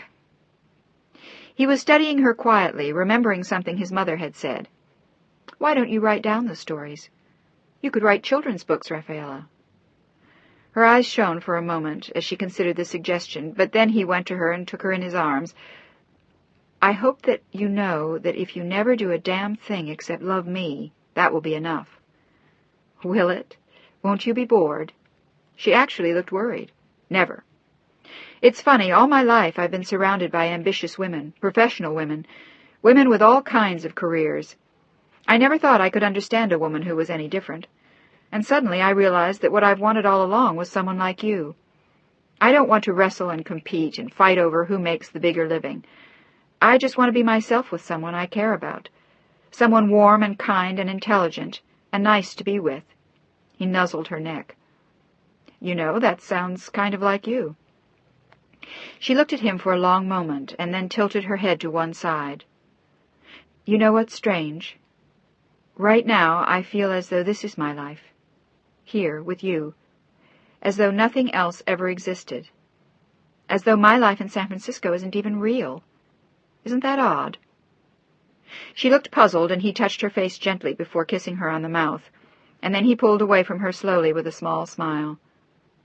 "No, as a matter of fact, I don't find it odd at all." His arms were around her again then, and he kissed her hungrily as her hands drifted slowly to the growing mountain between his legs. Chapter 10. The stewardess's voice droned on endlessly, announcing their arrival in San Francisco, and Alex was aware of a feeling of depression stealing over him as the plane descended slowly toward the ground. Their 2 days together had been so perfect, so idyllic. They had gone to dinner the night before, and then gone to listen to Bobby Short as he had originally planned, and she had loved it. After that, they had sat up and talked until almost 4 o'clock, alternately discovering each other's bodies and then lying side by side, telling each other about their respective lives. When the sun came up on Sunday morning, she knew all about Rachel, his mother, her father, Julian, the brother who had died at 16 playing polo, and her marriage to John Henry in the beginning and now. It was as though they had always been together, as though they had always been meant to be. And now they were coming back to San Francisco, and he was going to have to let her go, at least for a while. And he would have to content himself with what little time she could spare him, as she stole away from her other life in her husband's house. At least that was what they had discussed the night before. "What are you thinking? You look awfully serious." He looked at her gently as they prepared to land. He sensed easily that she was feeling the same sadness he was. Their few days together had seemed like a lifetime, and now once again everything was going to change. "Are you all right?" She looked at him sadly and nodded. "I was just thinking." "What about?" "Us. About how things will be now." "It'll be all right." He spoke near to her ear in a quiet, intimate way, which thrilled her, but now she shook her head. "No, it won't." He took her hand in his own and held it, searching her eyes and suddenly not liking what he saw. He suspected that she was being besieged by guilt again, but that was to be expected after all. They were nearing home turf. It would be harder to put aside her obligations here, but she didn't really have to. There would be room for both men in her life. "Alex," her voice faltered on the words, "I can't do it." As her eyes met his, they filled with tears. "What do you mean?" He tried to fight his own panic and maintain at least an outward appearance of calm in the face of what he thought he had just heard. "I can't." "You don't have to do anything right now except relax." It was his best professional voice, but it didn't seem to soothe her as the tears spilled onto her cheeks and rolled slowly until they fell on her clasped hands. "We can work all of this out later as we go along." But again she shook her head, and her next word was only a whisper. "No. I was wrong. I can't do it, Alex. Not here. Not in the same town with him. It's just not right." "Rafaela, don't. Just give yourself a little time to adjust." "To what?" For an instant she looked angry. "Betraying my husband?" "Is that all it is?" She shook her head again, her eyes begging him to understand. "What can I do?" "Wait. Try to live with the joy we have. Be fair to him and to yourself. That's all I want for all of us." She nodded slowly, and he squeezed her hand tightly in his own. "Will you give it a chance?" It seemed an eternity before she answered. "I'll try." The plane landed a moment later, and when it stopped at the gate, 2 stewardesses appeared, one carrying her fur coat, and Rafaela stood up quietly and put it on, giving no sign that the man she'd been seated next to had been anyone important to her at all. She picked up her tote bag, buttoned her coat, and then nodded. Only her eyes said, "I love you," as she walked away and disappeared out of the rear exit of the plane as she had done before. The exit was closed again after she'd gone through it, and Alex felt a loneliness engulf him, the like of which he'd never known. He suddenly felt as though everything he cared about had been stolen from him, and a wave of terror swept through him. What if he never saw her again? He had to fight panic as he waited to deplane with the others, and then walked zombie-like back to the baggage claim to pick up his bag. He spotted the long black limousine waiting at the curb outside the building, and the chauffeur who stood by with the others still waiting for her bags. Alex left the terminal quickly and stood for a moment looking at the long black car. The reflection of the bright lights on the window hid her from his vision, but he couldn't bring himself to move away. And as though Rafaela had sensed this, one of the rear windows rolled down slowly as she pressed the little button with one finger. She looked anxiously out at him, wanting in some way to touch him again. Their eyes held for an endless moment, and then, as though the sun had just risen for them again, he smiled gently at her, and then turned and walked towards the garage. In his heart he was whispering, "Tomorrow," and wishing it were tonight. Chapter 11. It was almost 8:15 as he sat there, his foot tapping gently as he sat in his den. The wine was standing open next to the cheese and fruit he had set out on the table. The fire was crackling brightly, the music was playing, and he was a nervous wreck. She had said any time after 7:30, but he had not heard from her all day, and now he wondered if for some reason she had been unable to get out. She had sounded as lonely as he had when she had called him the previous evening, and his whole body had ached with the longing of wanting to take her in his arms. And now, as he stood frowning down at the fire, wondering if anything had happened, he jumped at the sound of the phone. "Alex?" His heart pounded and then skipped a beat of disappointment. It wasn't Rafaela, it was Kay. "Oh, hi." "Something wrong? You sound uptight." "No, I'm just busy." And he wasn't in the mood to talk to her. "Working?" "Sort of." "No, nothing. Never mind. What's up?" "Jesus, talk about the bum's rush. I wanted to talk to you about Amanda." "Something wrong?" "Not yet, thank God. Fortunately, I know more about teenagers than you do. That $100 you gave her, Alex. No go." "What do you mean?" His face tightened as he listened to his sister. "I mean that she's 16 years old, and the only thing kids do at that age with money is buy drugs." "Did she tell you why I gave it to her? And by the way, how did you find out? I thought that was just between the two of us." "Never mind how I found out. I was going through some of her things and it turned up." "Christ, what do you do to the kid? Frisk her?" "Hardly. But you forget how delicate my position is, Alex. I don't want her keeping dope in my house." "You make her sound like a goddamn junkie." "Horse shit. But if I'd let her, she'd keep a box of joints around, like you, and I would keep scotch." "Have you ever just simply asked her not to?" "Sure." "You really think kids do what you say?" Her total disrespect for her daughter drove him crazy, and he felt the urge to explode as he listened to the innuendos in his sister's voice. "I think your attitude about her is disgusting. I think she is one kid you can trust. And the reason I gave her the money is so that she could go skating at Rockefeller Center. She tells me she goes skating a lot, and she skates at Woolman Rink in the park. I don't know if you're aware of it, but that kid could get murdered going in and out of Central Park. As her uncle, I'd like to treat her to some skating sessions. I had no idea you'd take the money away from her, though, or I'd have arranged it some other way." "Why don't you just let me handle my own daughter, Alex? Why don't you admit that as a mother you stink?" His voice bellowed across the room as he stood there, wishing that there was something he could do for the child. "I want you to let Amanda keep that money." "I don't give a damn what you want.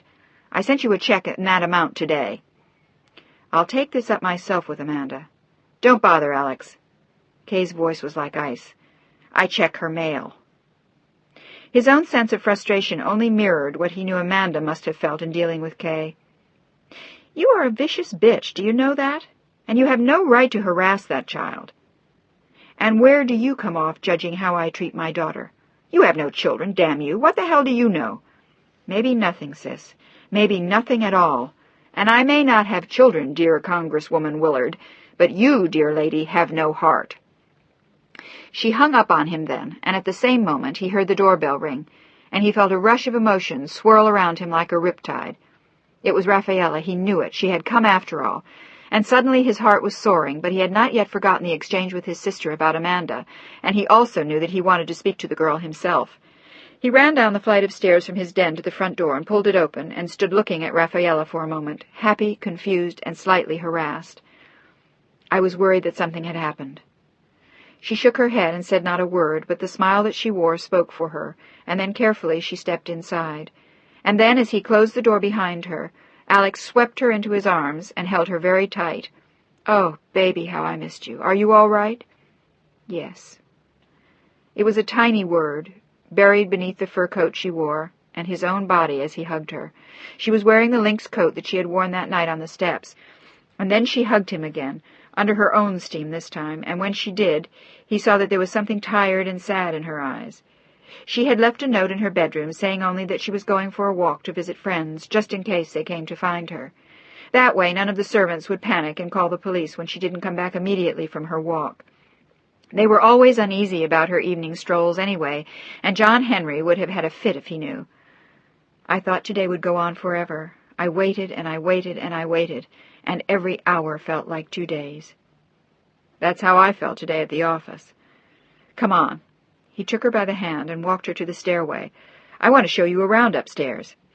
As they made their way through the house, she was aware of the emptiness of the living room, yet in contrast she was overwhelmed by the warmth of his bedroom and the den. The 2 rooms were filled with creamy wools and soft leathers, huge plants and endless shelves of books. There was a fire burning brightly in his bedroom, and Rafaela felt instantly at home. "Oh, Alex, it's so pretty, and so comfortable and so warm." She rapidly shed the heavy fur coat and curled up on the floor beside him in front of the fire, the thick white rug beneath them, and before them, on a low glass table, were the wine and the cheese and the pâté he had stopped to buy on the way home. "Do you like it?" He looked happily around him. He had put together the decor himself when he bought the house. "I love it." She smiled, but she was oddly quiet, and he sensed again that something was wrong. "What is it, Rafaela?" His voice was so gentle that it brought tears to her eyes.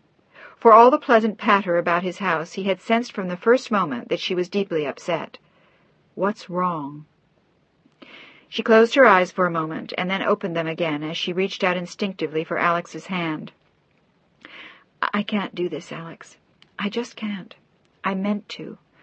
I was going to. I had it all planned, how every day I could spend with John Henry, and every night I could slip out for a walk, and then come here to be with you.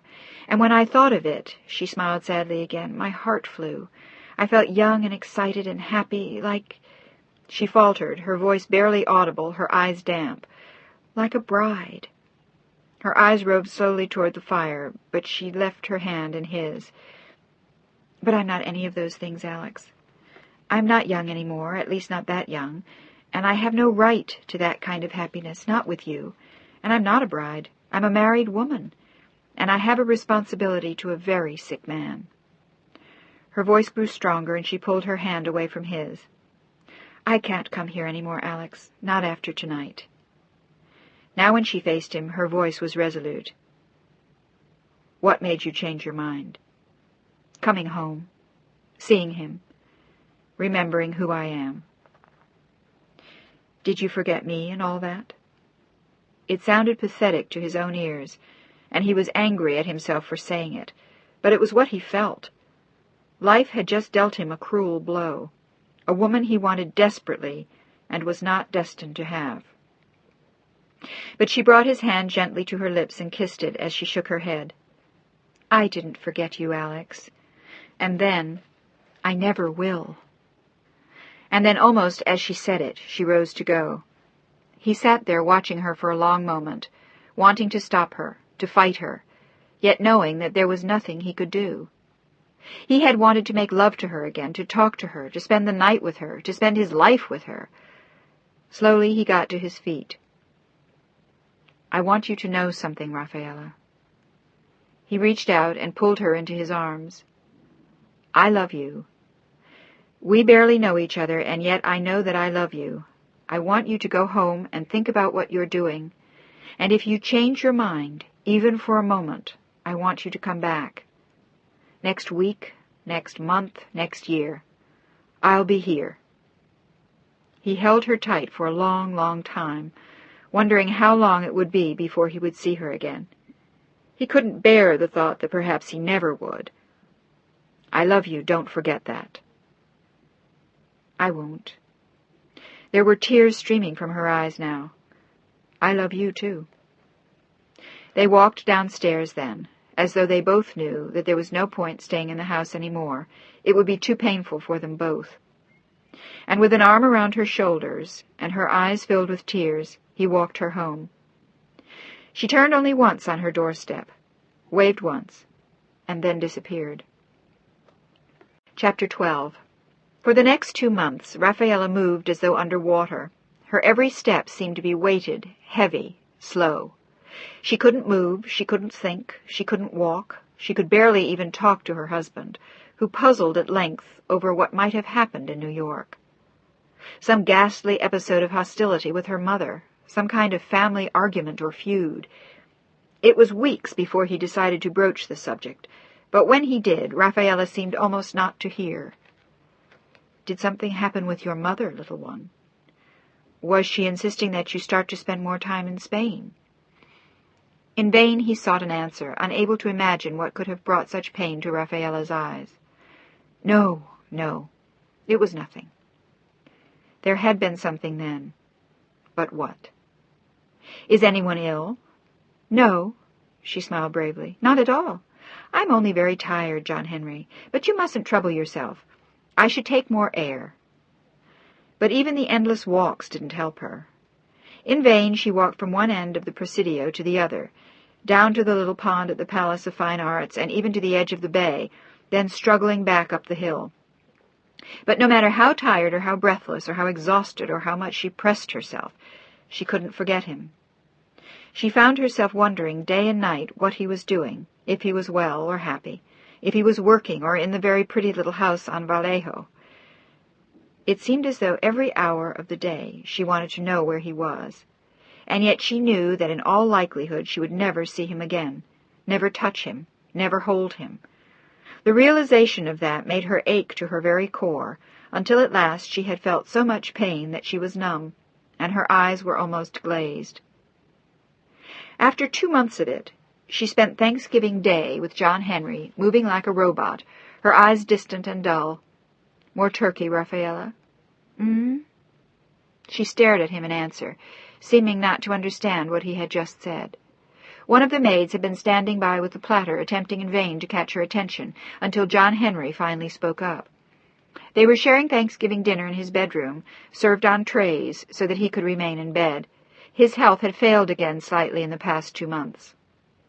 Rafaela? Yes? Oh, no, I'm sorry.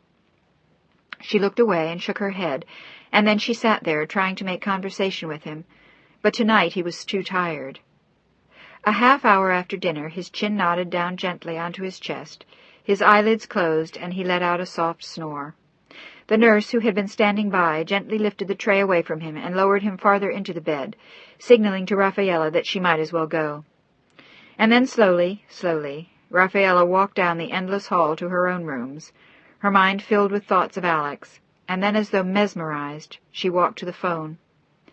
It was wrong, and she knew it, but she could call to wish him a happy Thanksgiving after all. What was wrong with that? Everything, if what she had to do was avoid him, and she knew that she did. She knew that even the sound of his voice, the look in his eyes, his touch, all of it could weave her into the same delicious web again, and she had tried so hard to flee. Out of honor, out of a sense of duty, she had desperately tried, and now, as she dialed his number, she knew that she had failed. She didn't want to stay away from him for a moment longer. She couldn't. She just couldn't. Her heart pounded as she dialed the phone. It seemed an eternity before he answered. But now that she had dialed, she would not hang up. Hello? She closed her eyes when she heard it, relief and pain and excitement sweeping over her all at once. Hello? He didn't recognize her for a moment, and then suddenly his eyes widened, and at his end he looked as though he might go into shock. Oh, my God! No, she smiled softly. It's only me.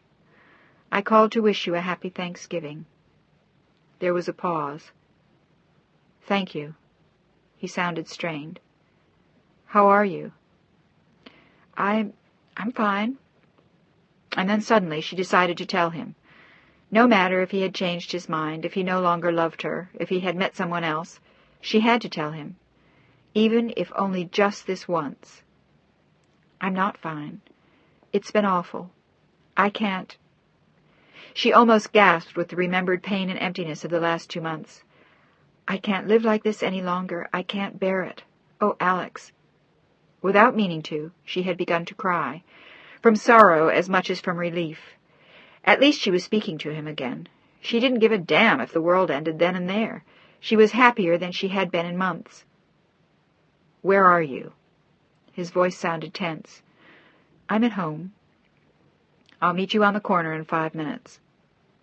She was going to say no. She was going to tell him that she couldn't do that. But she didn't have the strength to fight it any more. She didn't want to. Silently she nodded her head, and then, I'll be there. She ran into the bathroom then, splashed cold water on her face, and then dried it hurriedly in one of the huge Porto towels, ran a comb through her dark hair, pulled open her closet, grabbed her lynx coat, and then literally ran from her room, down the stairs and out the door. This time she had left no message, no explanation, and she didn't know how long she would be gone. Maybe 5 minutes, maybe an hour. But John Henry didn't need her just now.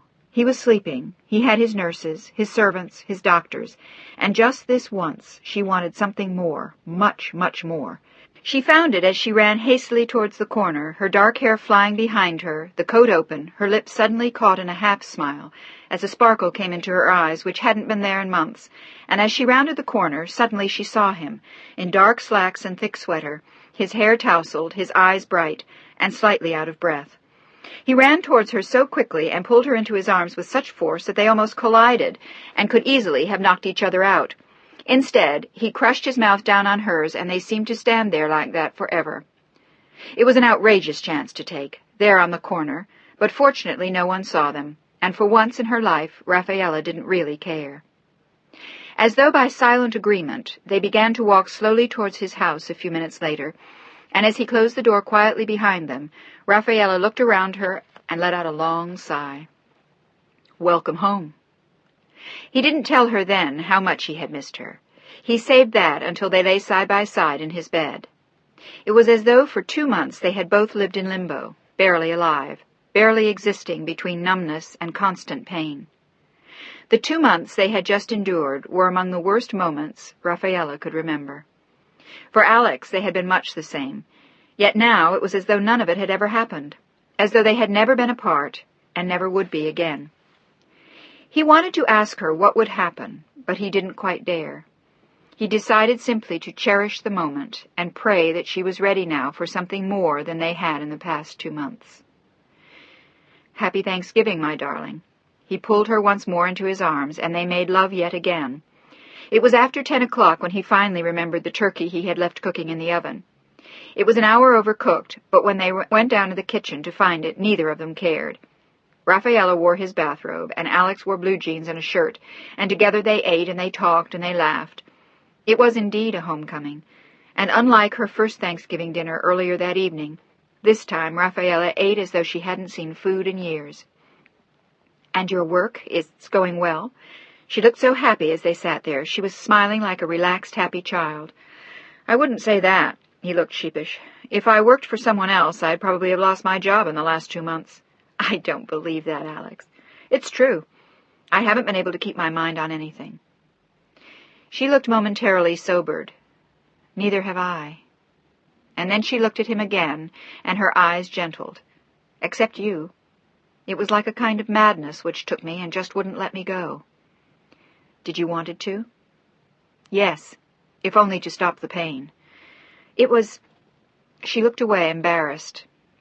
It was a very difficult time for me, Alex. I have been wrestling with my conscience since the last time I saw you. And what happened tonight? What made you call? I couldn't bear it any longer. I felt as though I might die if I didn't speak to you right then. He nodded, knowing the feeling only too well. And then he leaned across the table to kiss her. Thank God you called. I don't think I could have stood it much longer. I wanted to call you so badly. 100 times I had the phone in my hand. Twice I even called, but you didn't answer, so I just hung up. God, I thought I'd go nuts. She nodded in silent understanding, and as he watched her, he decided to take the next step. And now? They were terrifying words, but he had to ask her. He had to know sooner or later, and he wanted to know now. Do you know what you want to do now, Rafaela? He was leaving it to her, but he had already decided that he wouldn't let her go as easily this time. Not after what they had both been through. But this time, he didn't have to fight her. She smiled softly at him and touched his hand with her own. We'll do what we have to do, to be together as much as we can. He sat watching her for a moment, as though he was afraid to believe what she had just told him. Do you mean that? Yes. Do you still want me? I mean the way you did before? But what he did answered her question. He pulled her from her seat and took her in his arms with such force and passion that she could barely breathe. "Alex!" "Does that answer your question?" There was fire and joy and excitement suddenly in his eyes. "My God, woman, how I love you! Yes, I want you. I love you. I need you. And I'll accept any way we have to work things out, so we can be together as much as we can without hurting you or... She nodded. He didn't want to say John Henry's name. In fact, he stood up suddenly again and strode across the kitchen, pulling open a drawer and fishing out a single key. He walked back to where he sat, reached for her hand, and carefully put the key in it. "That's the key to this house, my darling, and I want you to be here whenever you can, as much as you want to, whether I'm here or not." Her eyes filled with tears then, and he pulled her gently into his arms, and then a few moments later they wandered slowly upstairs again. She had the key to the house in the dressing-gown pocket, and there was a smile in her eyes that had never been there before. She had never been happier in her life. They spent the next 3 hours making love to each other again and again, and at last, as they lay side by side, still not totally sated, yet infinitely content, Rafaela jumped in surprise as she heard the phone. Alex frowned as he listened, shrugged, and then picked it up, sitting up slowly in the bed. And then as he listened, the frown deepened, and without thinking he stood up, still holding the phone, with an expression of horror on his face. "What? When? Oh, my God, how is she?" He knit his brows, and his hand trembled as he grabbed a pen. The conversation went on in garbled monosyllables for a couple of more minutes, and then he hung up and dropped his head into his hands with a soft moan. Rafaela stared at him in horror. All she could think of was his mother. "Alex." Her voice was fearful and gentle. "Darling, what is it? What happened? Darling, tell me, please." Her hands were gentle on his shoulders, and then softly she stroked his head and his neck as he began to cry. It seemed like hours before he looked up at her. "It's Amanda, my niece." The words were a hoarse croak as she sat there, and then with enormous effort he told her the rest. "She's been raped. They just found her." He took a deep breath and closed his eyes for a moment before opening them again and going on. "After Thanksgiving dinner this afternoon she went skating, alone, in the park, and—" His voice faltered. "She was beaten, Rafaela. Her arms are broken, and my mother said—" He cried openly again as he spoke. "They beat up her face, and... His voice dropped to a whisper. "They raped her. Little Mandy." He couldn't go on then, and Rafaela took him in her arms with tears flooding her eyes. It was an hour later before they caught their breath, and she went to get him a cup of coffee. He sat in bed sipping slowly, smoking a cigarette. Rafaela looked over at him worriedly, and a small frown between her eyes. "Can you still catch a plane tonight?" Her eyes were large and dark and damp, and her face was lit as though with some magical light from within. It was as though suddenly her face took away his anger, as though all the fury drained from his being just from being with her. Without answering her question, he moved towards her and pulled her into his arms, where he held her tightly as though he might never let go. They lay back like that for a long moment, as Rafaela stroked his back with one graceful hand. They said nothing, and then, pulling carefully away from her, he looked down at her face again. "Will you come to New York with me, Rafaela?" "Now?" She looked stunned. "In the middle of the night?" What would she say to her household, to John Henry? How could she go with him? She had had no time to prepare anyone. Her mind raced. But no one had prepared Amanda either, the poor child. There was a look of despair in her eyes as she looked up to answer his question. "Alex, I want to. I'd like to, but I can't." She had taken such a big step tonight. She wasn't ready for more. And she couldn't just leave John Henry. He nodded slowly. "I understand." He turned to look again at this woman that he had borrowed, who was someone else's, not his, and yet whom he loved so much. "I may be gone for a while." She nodded slowly. She wanted desperately to go with him, but they both knew she could not. Instead, she held him tightly in her arms, wordlessly, and offered whatever comfort she could. "I'm sorry, Alex." "So am I." He was more composed now. "My sister should be horsewhipped for the way she takes care of the child." "It can't be her fault." Rafaela looked shocked. "Why was the child alone? Where was her mother, damn it? Her father—" He began to cry again, and Rafaela held him tight. They called the hospital 3 more times that evening, and Amanda was still listed as critical when at last Rafaela went home. It was by then a little after 4:30, and they were both exhausted, but they had done the little they could do, and Rafaela had helped pack his bags. They had sat and talked for hours, staring into the fire, as Alex told her what Amanda had been like as a little girl. What had become clear to Rafaela was how he loved her, and how much it pleased him that her parents had never taken time with her as a child. "Alex?" She had looked pensively in the firelight. It was the only light which remained in the dark room. "Why don't you bring her back here when she's better?" "To San Francisco?" He looked startled. "How could I do that? I'm not prepared. I don't have—" He sighed softly. "I'm at my office all day. I'm busy." "So is her mother, and the difference is that you love her." Rafaela smiled softly in the glow from the embers, and he thought that he had never seen her look as beautiful as she did now. "When my brother died, and my mother went back to Santa Eugenia with her sisters, all my father and I had were each other." She looked very far away for a long moment. "And I think we helped each other a lot." Alex looked pensive as he watched her. "I doubt very much that her parents would let me bring her out." Rafaela looked at him quietly. "After what happened, do they really have a choice? Isn't it a little bit their fault that they weren't taking better care of their daughter? That they let her go there, that maybe they didn't even know where she was?" Silently he nodded. It was what he had been thinking all evening. He blamed it all on his sister, and her insane ambition that had long since blocked everyone else from her view. "I'll think it over." And then he looked at her pensively. "We could fix up the 3rd floor for her, couldn't we?" She grinned at him then. "Yes, we could. I could easily get it all ready in a few days. But Alex—" There was an unspoken question in her eyes now, and this time it was Alex who smiled. "She'd love you.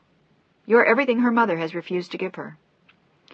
"But her mother may not like it, Alex. After all, we're not—" She faltered, and he shook his head. "So? Does it really make a difference? Does it to us?" She shook her head. "But to other people, people who matter to Kay, it would seem wrong." "I don't care." His voice was harsh now. It was then that he had looked wistfully once more at Rafaela, thinking of his family and the trip to New York. "I wish you were coming with me." He said it yet again as he had watched her dress to go home that morning, and now he whispered it one last time as she prepared to leave him and walk the last block to her house alone. Her eyes were damp now in the gray before the morning, and she wasn't sure, but she thought that his were too. In their own way, they had been keeping a vigil for Amanda, staying awake, keeping her alive in their thoughts and their conversation, reaching out to the child who lay so bruised and battered so far away in New York. But it wasn't of Amanda that Rafaela was thinking as she kissed Alex again and touched his face for a last time. "I wish that I were coming too." She felt once again the cruelty of her situation, the push and pull of obligations she had to fulfill for John Henry. Yet she was so grateful to have Alex back in her life again, to be sharing even a night or a moment with him. All that she really regretted was not being able to help him make the difficult journey to New York. "Will you be all right there?" He nodded, but he wasn't smiling. He would be all right, but would Amanda? They had talked of bringing her home to San Francisco, but what if she didn't survive? The thought crossed both their minds now as Rafaela's lips gently touched his eyes. "May I call you?" He nodded, this time with a smile. They both knew that a great deal had changed between them in one evening. It was a leap that they had made together, hand in hand. "I'm going to be staying at my mother's. Give her my love." Their eyes met and held for a long moment as she kissed him for a last time. "And don't forget how much I love you." He kissed her long and hard then, and finally, with a last move, she was gone. The heavy oak door closed a block away, and a few minutes later, Alex walked quickly back to his house to shower and dress before catching the 7 o'clock flight to New York. Chapter 13. Charlotte Brandon waited nervously downstairs in the hospital lobby, staring at the reception desk and the vending machines that sold candy and coffee, as Alex went upstairs to see Amanda for the first time. The last report he had had when he called from the Carlisle was that she was doing better, and that she was a little less sedated, but now she was in great pain. Visits were not encouraged, but since Alex had come so far to see her, they would let him into the intensive care unit, on the hour, for 5 or 10 minutes, but no more. And now Alex had vanished into the elevator as his mother sat numbly watching the passers-by. But the faces were all blank and unfamiliar as they hurried in and out of the lobby, carrying flowers, presents, shopping bags with slippers and bed jackets. Twice she had watched hugely pregnant women amble in slowly with tense faces, holding on tightly to their husbands, who clutched little overnight bags in their hands.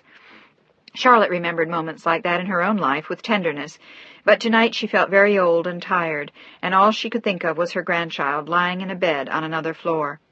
And Kay had not yet been to see her. She was due in from Washington in a few hours. George had come in, of course, but he only checked the charts and offered little comfort to the child. George was really not the right man to be a father to his daughter in this circumstance. He was too uncomfortable with his feelings. "Mother?" She jumped at the sound of Alex's voice speaking her name and turned to see the look of grief in his eyes. It struck fresh terror in her heart. "How is she?" "The same. And where the hell is Kay?" "I told you she's in Washington." "George called her immediately after the police called him, but she couldn't get away until tonight." It had been more than 24 hours since the nightmare had occurred, and Alex's eyes blazed. She should be goddamn shot. And George, where the hell is he? The nurse up there says he keeps coming and going, just to check the charts. Well, there isn't much else he can do, is there? What do you think? They both fell silent. He didn't tell her that Amanda had been sobbing so hysterically when he'd gotten there that they'd had to give her another shot. But at least she had recognized him, and she had clung so desperately to his hand. Just looking at him now, Charlotte Brandon's eyes filled with tears once again, and she sat down in one of the orange vinyl lobby chairs and blew her nose. "Oh, Alex, how do things like this happen?" "Because there are crazy people out there, Mother, and because Amanda has 2 parents who don't give a damn." Charlotte spoke softly as Alex sat down in the chair next to hers. "Do you really believe that, Alex?" "I don't know what I believe, but I do know one thing. Whatever Kay feels for her child, in her heart she still has no right to be the one to bring her up. Even if she thinks she loves her, and I'm not even convinced that she does, she still has absolutely no idea of what's involved, no idea of what she owes that child as her mother. And George is just as bad." Charlotte nodded her head slowly. She had thought so before, but she had never anticipated anything like this. She looked into Alex's eyes, and she saw something there she had never seen before. "Are you going to do something about this, Alex?" She had suddenly sensed it. It was as if she knew. "I am." He spoke with quiet determination. "What do you have in mind?" Whatever it was, she knew it would be radical, and for Amanda's best interest. She had a great deal of faith in her only son. "I'm taking her back with me." "To San Francisco?" Charlotte Brandon looked momentarily stunned. "Can you do that?" "I'm going to. Just let them try to stop me. I'll make the biggest stink you've ever seen. And see how my darling political sister enjoys that." He had Kay over a barrel, and they both knew it. His mother nodded her head. "Do you think you can take care of her out there, Alex? It isn't as though she's had a skating accident. There are going to be emotional repercussions from all this as well." "I'll do my best.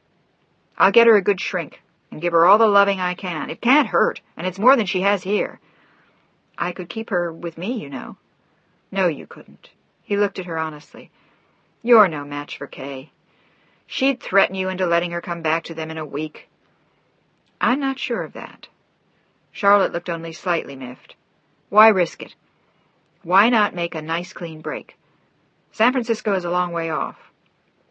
"But you'll be alone out there with her, Alex." And then, as she said the words, she suddenly understood, and her eyes bore into her son's, asking a silent question, as slowly he began to smile. He knew his mother well. "Yes?"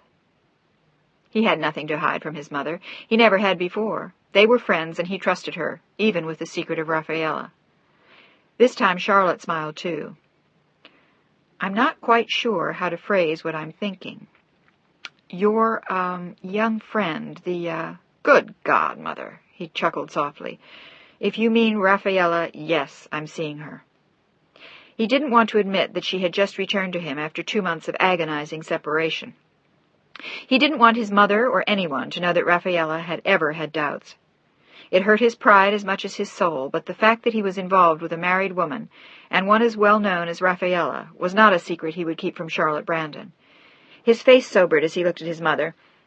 "We talked about all this last night before I left. I think she could give a great deal to Amanda." "I don't doubt it," Charlotte sighed softly. "But, Alex, she has other responsibilities. Her husband is a very sick man." "I know that, but they have nurses. She won't be able to be with Amanda day and night, but she'll be with us some of the time." At least he prayed that she would. "And regardless of Rafaela, Mother, this is something I have to do for Amanda and for myself. I won't be able to live with myself if I leave that child here with Kay gone all the time, and George lost in the clouds. She's withering from lack of attention. She needs more than they have to give her." "And you think you can?" "I'm sure as hell going to try." "Well," she took a deep breath and looked at her son, "I wish you well, darling. I think what you're doing is probably right. Thank you." There was a mist in his eyes as he kissed her cheek and stood up. "Come on, I'll take you home, and then I'll come back for the next visiting round on the hour. You must be exhausted after the trip." She looked at him worriedly, and there were dark circles under his eyes. "I'm fine." And he was, even more so a few minutes later, as his mother opened the door of the apartment, and the phone was ringing determinedly. Without asking permission to answer it, Alex pounced on it and then instantly beamed. It was Rafaela. "How is she?" The smile faded slowly as his thoughts reverted again to his niece. "About the same." "Have you seen your sister?" "Not yet." His voice hardened on the words. "She's not coming in from Washington until tonight." At her end, Rafaela looked shocked, but Alex couldn't see. "But you're all right?" "I'm well, and I love you." Rafaela smiled. "So do I." She had missed him unbearably all day and had gone on several long walks. She had already been to his house twice, and it did not feel like intruding into the house of a stranger. It felt like coming home. She had carefully cleaned up all the debris from the Thanksgiving dinner and watered all his plants. It was amazing how naturally she felt herself fit into his life. "How's your mother?" "Fine." "Give her my love." They talked on for a few moments, and then Alex told her that he had decided to bring Amanda home. "What do you think?" "What do I think?" She sounded a little surprised to be asked. "I think it's wonderful. You're her uncle, and you love her."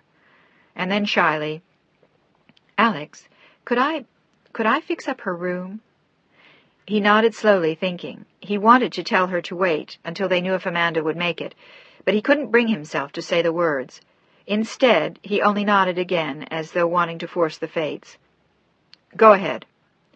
And with that, he looked at his watch and realized that he had to get back to the hospital. "Call me later if you can. I have to go back." It was wonderful, her presence in his life now. No more silence, no more waiting, no more agony or ghastly sense of loss. She was there as though she had always been and always would be. "I love you." "I love you too, darling. Take good care." He gently put the phone back in its cradle, and with a soft smile, his mother quietly disappeared into the kitchen to make tea, and when she returned a few minutes later with 2 steaming cups, she saw that Alex was already wearing his coat. "You're going back now?" He nodded soberly, and without saying more, she picked up her coat again, but Alex instantly stopped her. She had been at the hospital all night the previous night. "I want you to get some rest." "I can't, Alex." And when he saw the look in her eyes, he said nothing more. They each took a sip of their tea and went out to hail a cab. Chapter 14. He was looking down at Amanda from the doorway, and all he could see was the narrow bundle huddled in the white sheets and blue blankets on the bed. From the angle at which she was lying, Charlotte could still not see her face. But as she walked around the bed to stand next to Alex, she had to fight her own reactions so that they wouldn't show in her face. She had felt the same way again and again the night before. What she saw before her was a tiny young girl who looked more like 9 than 16, but only by her shape and the size of her hands and arms could one even distinguish vaguely what was her sex and age. Her arms were mostly encased in plaster. Her hands lay exposed and immobile like 2 small, sleeping birds, and the face which they looked at on the pillow was only a mass of swelling and bruises in purples and blues. Her hair framed her face like a soft, curly halo, and the eyes which opened were of a clean, bright blue. They looked a little like Charlotte's, and a little bit like Alex's, but it was hard to tell now, they looked so anguished, and rapidly filled with tears. "Mandy."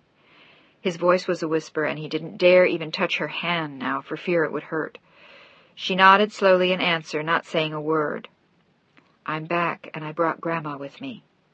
Amanda's eyes went to her grandmother as two steady rivers of tears flowed into the pillow beneath her head. There was no sound for a long moment as the heart-rending blue eyes looked at the familiar faces, and then once again there were the sobs as Alec gently stroked her hair. There was a communication between them which went beyond words, and Alex only stood there, his eyes gentle, his hand soft and smooth on the girl's hair, and in a moment Amanda closed her eyes again and fell asleep. A nurse signaled to them a moment later, and Charlotte and Alex left the room. They both looked exhausted and desperately worried, but in Alex's eyes there was a growing seed of fury for his sister Kay.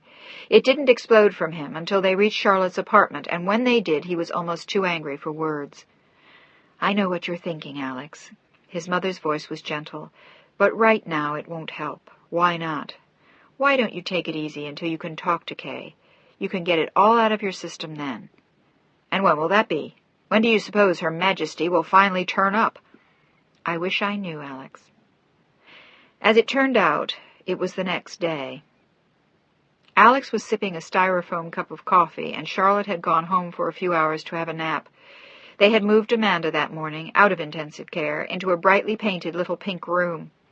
And now she was laying looking just as battered and broken, but there was something a little bit more lively in her eyes. Alex had been talking to her about San Francisco, and once or twice she had almost looked as though she cared. It was at the end of the day that she finally spoke of her fears to her uncle. "What am I going to tell people? How can I explain what happened? I know my face is all messed up. One of the nurse's aides said so. They hadn't allowed her a mirror. And look at my arms." She looked at the two cumbersome plaster casts molded around her elbows, and Alex glanced at them but failed to look impressed. "You're going to tell them that you had a car accident on Thanksgiving. That's all. It's perfectly plausible." And then, with a look of intense meaning, he looked straight at Amanda and put a hand on her shoulder. "Darling, no one ever has to know. Not unless you tell them, and that's up to you. But other than that, no one knows. Only your parents, your grandmother, and I. And whoever reads the papers." Then, with another look of despair at Alex, "Was I on the news?" He shook his head in answer. "No, you were not. I told you. No one has to know. You haven't been shamed. You're no different than you were before you came in here. You're the same Amanda. You had a terrible accident, a horrible experience, but that's all it was. It didn't change you. It wasn't your fault. People won't respond to you differently, Amanda. You haven't changed." It was what the therapist had stressed to him that morning, that they had to insist to Amanda that she was not different now, and that it was not in any way her fault. Apparently it was common among rape victims to think that they were in some way responsible for what had happened, and afterwards to think that they had been altered in some major way. Admittedly, in Mandy's case she was perhaps more altered than others. She had lost her virginity to a rapist in the park at 16. There was no doubt that the experience would affect her severely, but with treatment and a great deal of understanding, the psychiatrists felt that she had a good chance of coming out of it whole. His only regret, he had mentioned to them that morning, was that he had not been able to meet with Amanda's mother, and unfortunately Dr. Willard didn't have time for a consultation either, but his secretary had called to tell the psychiatrist to go ahead and meet with the girl. "But it's not just the victim in these cases who needs help," he had stressed to Alex. "It's the family who need help as well. Their outlook, their view of what happened will color the victim's attitude about herself forever." And then he had looked at him with a small smile. "But I'm awfully glad that you could talk to me this morning, and I'm seeing Amanda's grandmother this afternoon." And then he had added sheepishly the rejoinder that Alex had heard for most of his life. "You know my wife reads all her books." But right now his mother's books were not foremost on his mind. He had also asked Amanda's doctor how soon she could go home, and he had said that he felt certain that she could be released by the end of the week, which meant Friday, if not before, which suited him perfectly. The sooner he got Amanda back to San Francisco, the happier he would be. And it was that he was thinking of as Kay walked into the room, looking lanky and chic in a brown suede pantsuit trimmed with red fox. Their eyes met and held for a long moment, and Kay said not a word. They had suddenly become opponents in the ring, and each one was aware of just how lethal the other could be. Hello, Kay. Alex spoke first. He wanted to ask her how she could explain how long it had taken her to show up at the hospital, but he didn't want to make a scene in front of his niece. He didn't really have to. Everything he felt, all his fury, was easy to read in his eyes.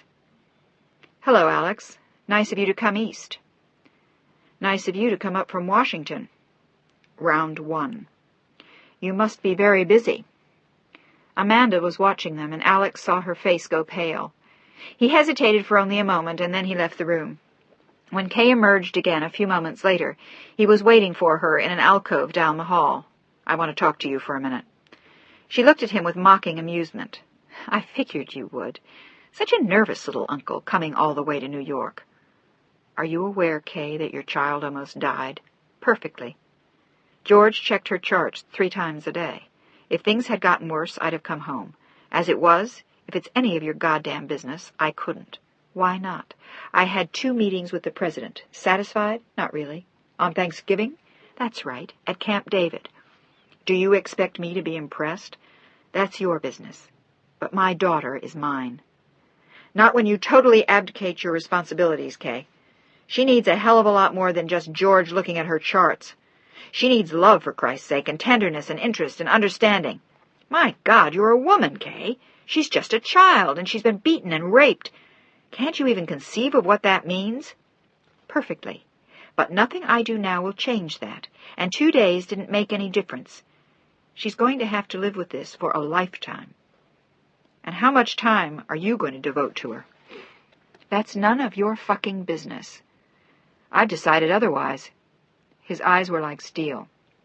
And just what exactly does that mean? I'm taking her back with me.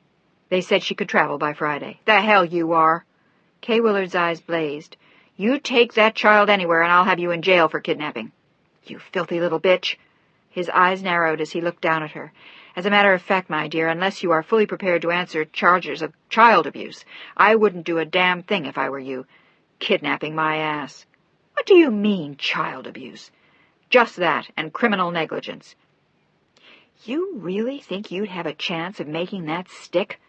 My husband is one of the most prominent surgeons in New York, a great humanitarian, dear Alex. Fine. Prove it in court. You'd love that, wouldn't you? It would look sensational in the papers. You son of a bitch. She had finally begun to realize that he meant it. Just what exactly do you have in mind? Nothing elaborate. Amanda is coming to California with me, permanently. And if you need something to tell your constituents, you can explain that she had a severe accident and needs extensive rest in a warm climate. That ought to do the trick. And what do I tell George? That's your problem. She looked at him with fascination. You really mean it, don't you? I do. Why? Because I care about her a great deal. And you think I don't? She didn't even look hurt, just annoyed. Alex sighed softly. I don't think you have time to care about anyone, Kay. Except maybe the voters, and whether or not they'll cast their lot with you. I don't know what makes you tick anymore, and I don't really care. All I do know is that it's destroying that child, and I won't let it. I won't let you. And you're going to save her. How touching. Don't you think it would be a little healthier for you to use your spare emotional energy on a grown woman and not a 16-year-old girl? You realize that all of this is a little sick, don't you? But she didn't look genuinely worried, and he knew she wasn't. She was just mad as hell, and she had no way out. Why don't you keep your seamy little insinuations to yourself, along with your ambitions in regard to my ex-wife? That has nothing to do with it. But it was obvious that she was lying. That's a refreshing switch, and in case you're worried, believe me, my interest in Amanda is only that of an uncle. Not that I think you're worried. I think you're an ass, Alex, and you're playing games just like Amanda. You think getting raped was a game? Maybe. I'm not too clear about the details yet. Maybe this is what she wanted, to be rescued by her big handsome uncle. Maybe this is all her little plot. I think you're sick. Do you? Well, Alex, it doesn't worry me what you think, and I'll let you play your little game for a while. It might do her good. But I'm coming out to get her in a month or 2, and that's the end of it. So if you think you're going to hang on to her, you're crazy. Am I? Are you willing to face those charges I mentioned? You wouldn't. Don't try me. They stood there for a moment, equal in their antagonism, Alex having won for the moment. Unless something back here changes radically, she's staying with me. Besides which, the girl is 16, Kay. She's old enough to speak her own mind. Have you told her you're planning to save her from me? Not yet. She was hysterical until this morning. Kay said nothing, and then, with a last venomous look, she started to walk away. She stopped for a moment and leveled a vicious look into her brother's eyes. Don't think you can play your games with me, Alex. You can have her out there for now, but when I want her home, she's coming. Is that clear? I don't think you understand my position. I don't think you understand mine. It's a dangerous one. What you're doing could affect me politically, and that's something I won't tolerate, not for my own brother. Then you'd better keep your ass in line, lady, and stay out of my hair, and that's a warning. She wanted to laugh at him then, but she couldn't. For the first time in her life, she was afraid of her younger brother. I don't understand why you're doing this. You wouldn't, but I do, and so will Amanda. Remember what I said, Alex. When I need her to come home, she comes back here. Why? To impress the voters with what a great mother you are? That's a crock of shit. But as he said it, she took a step towards him as though to slap him. He grabbed her wrist first, and the look in his eyes was terrifying. Don't do it, Kay. Then get the hell out of my life, with pleasure. His eyes glinted with victory, and she turned on her heel and walked away as quickly as she could, disappearing a moment later around a bend and into the elevator, and only moments after that into the limousine which waited for her at the curb. When Alex walked back into Amanda's room, she was sleeping, and he gently stroked her hair on the pillow, picked up his coat, and left. But as he walked quietly through the lobby, he decided that he couldn't wait until he got to his mother's apartment to call. It was taking a chance to call her, but he had to. He had to share it with someone, and he only wanted to share it with her. With a businesslike voice, he asked to speak to Mrs. Phillips, and she came on the line a moment later. Rafaela? Yes. And then a sharp intake of breath as she realized who it was. Oh, is... She sounded frightened, as though she thought it meant that Amanda had died. No, everything's fine. But I had to let you know that my niece and I will be coming to San Francisco at the end of the week, and your father wanted me to say hello when I reached the States. If anyone was listening, it sounded like a perfectly respectable call, and Rafaela had fully caught his meaning. She was beaming from ear to ear. Will your niece be with you for long? I believe so. Yes, he grinned. I do. Oh. She had almost said his name in her excitement. I'm so pleased. And then she thought of the room she had promised to put together for him. I'll take care of the accommodation as quickly as I can. Wonderful. I'd be very grateful, and of course I'll reimburse you as soon as I get to San Francisco. Oh, shut up. She was grinning into the phone, and a few minutes later they both hung up. Friday, he had finally told her, or maybe Saturday. It didn't give her much time. Chapter 15. The next 2 days were a kind of frenzy for Rafaela. She spent the mornings reading quietly to John Henry and holding his hand as he drifted off to sleep, and then she would hurry downtown to go shopping, telling the chauffeur not to wait. She would prefer to go home in a cab. And if Tom found her behavior a trifle eccentric, he was too well trained to mention it as she raced into the nearest store.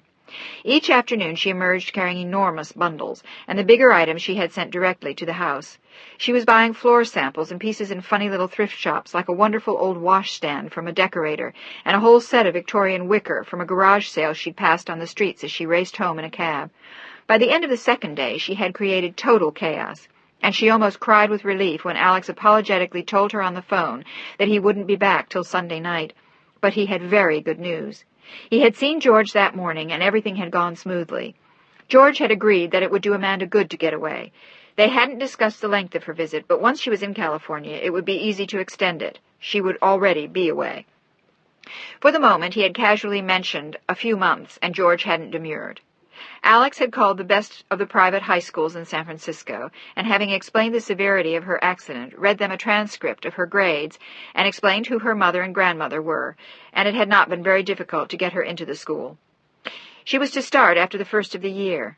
In the meantime, she would rest at home, go for walks, get her health back, and do whatever she had to get over the shock of the rape. She had a month to recuperate slowly before going back to school, and when Rafaela asked how Kay had taken it, Alex sounded strained. It was less pleasant with her than with George. What does that mean, Alex? It means I didn't give her any choice. Is she very angry? More or less.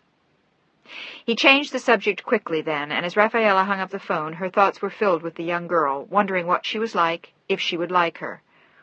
It was as though Rafaela had suddenly acquired not just a new man, but a new family as well, and there was Kay to consider. Alex had mentioned that his sister would be coming out to San Francisco at some point to check on Amanda, and Rafaela hoped that eventually they could all become friends. They were, after all, civilized people.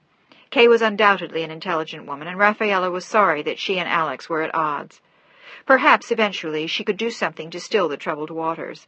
In the meantime, after the phone call, she bustled about, setting everything right on the third floor of Alex's house.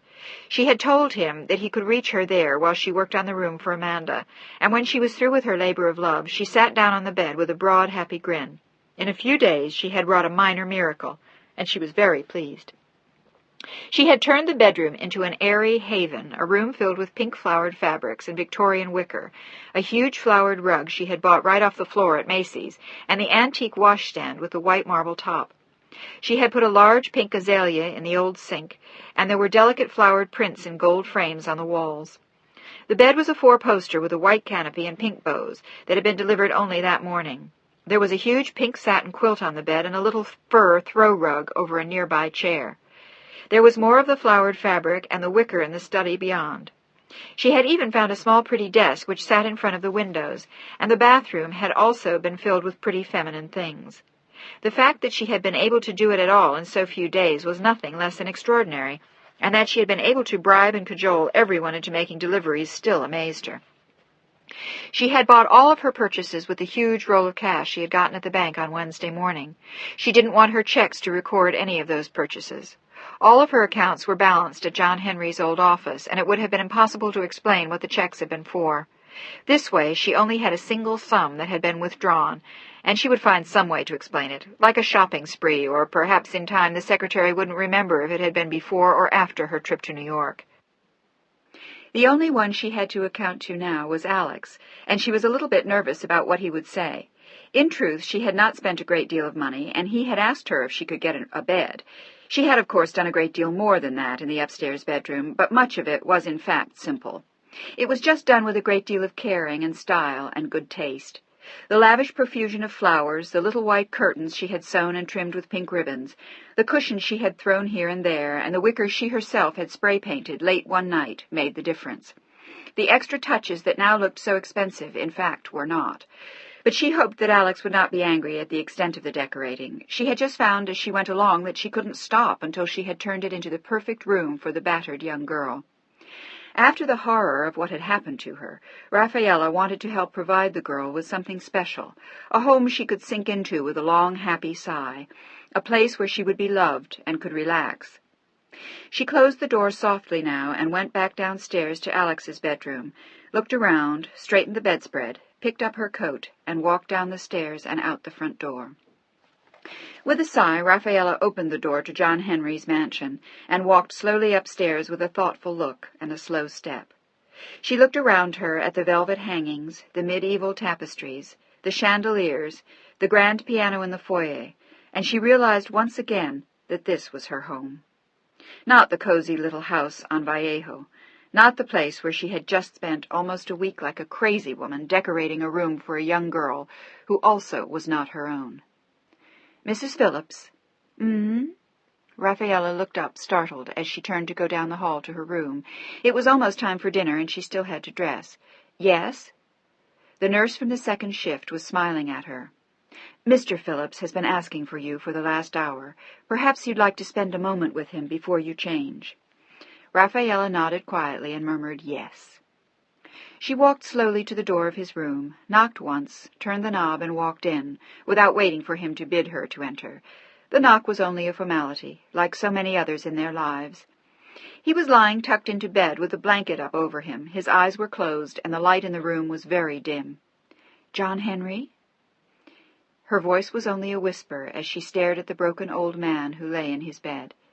This was the room that had once been their bedroom, the room he had also long ago shared with his first wife. At first it had bothered Rafaela, but John Henry was a man of tradition, and he had wanted to bring her here. And somehow the ghosts had all faded as they had lain there.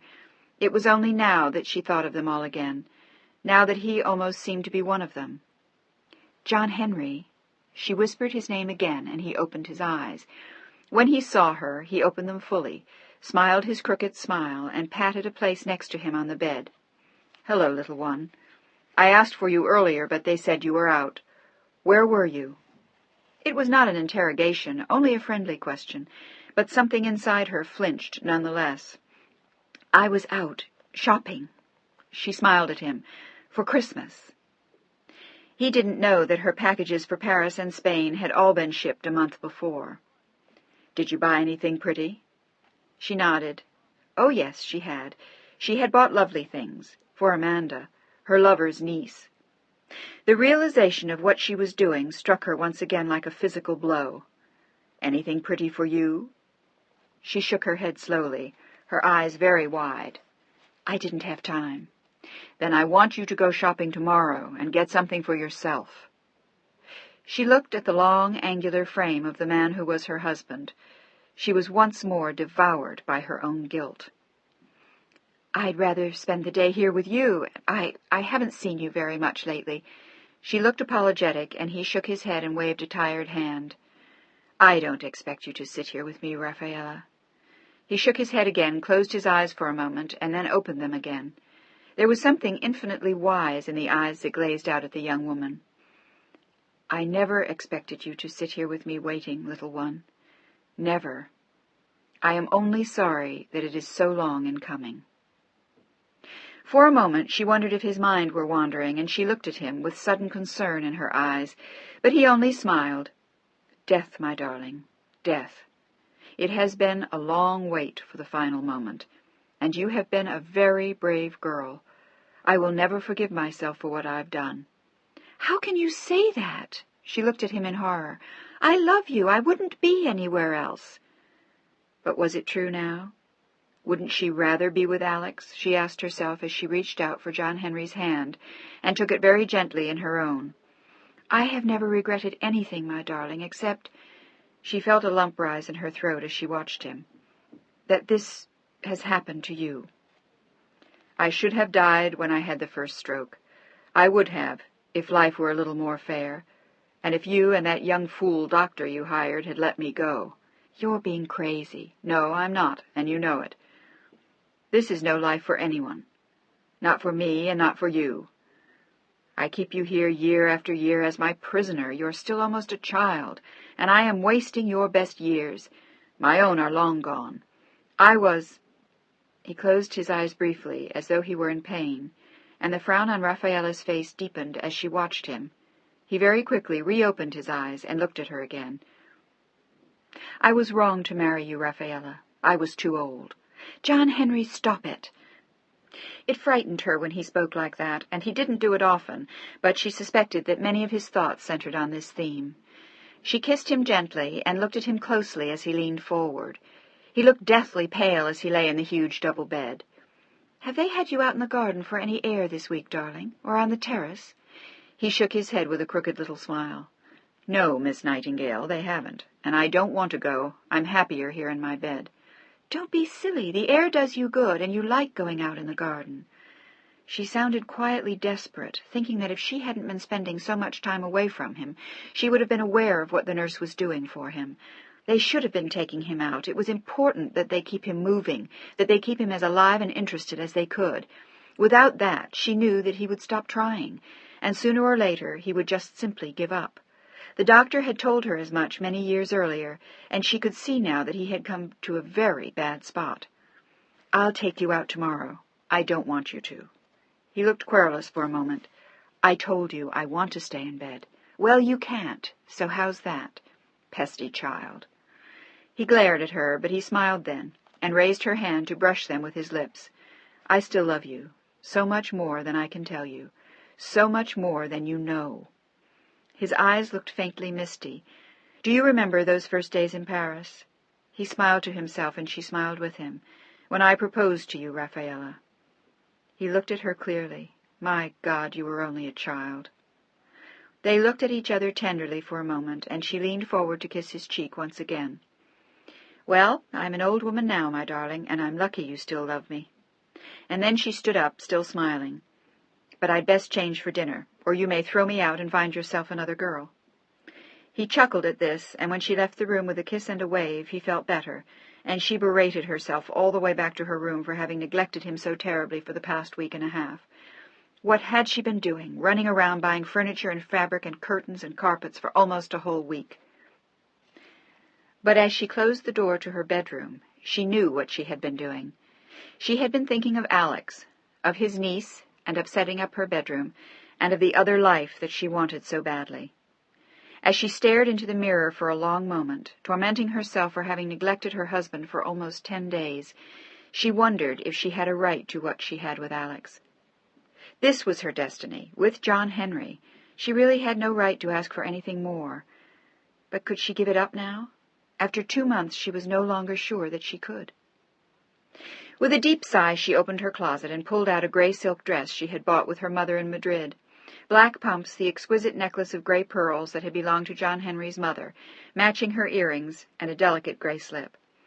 She threw it all on the bed and walked into her bathroom, lost in thought over what she'd been doing, thinking of the man she had almost forgotten, and the one she never could, yet knowing that both men needed her.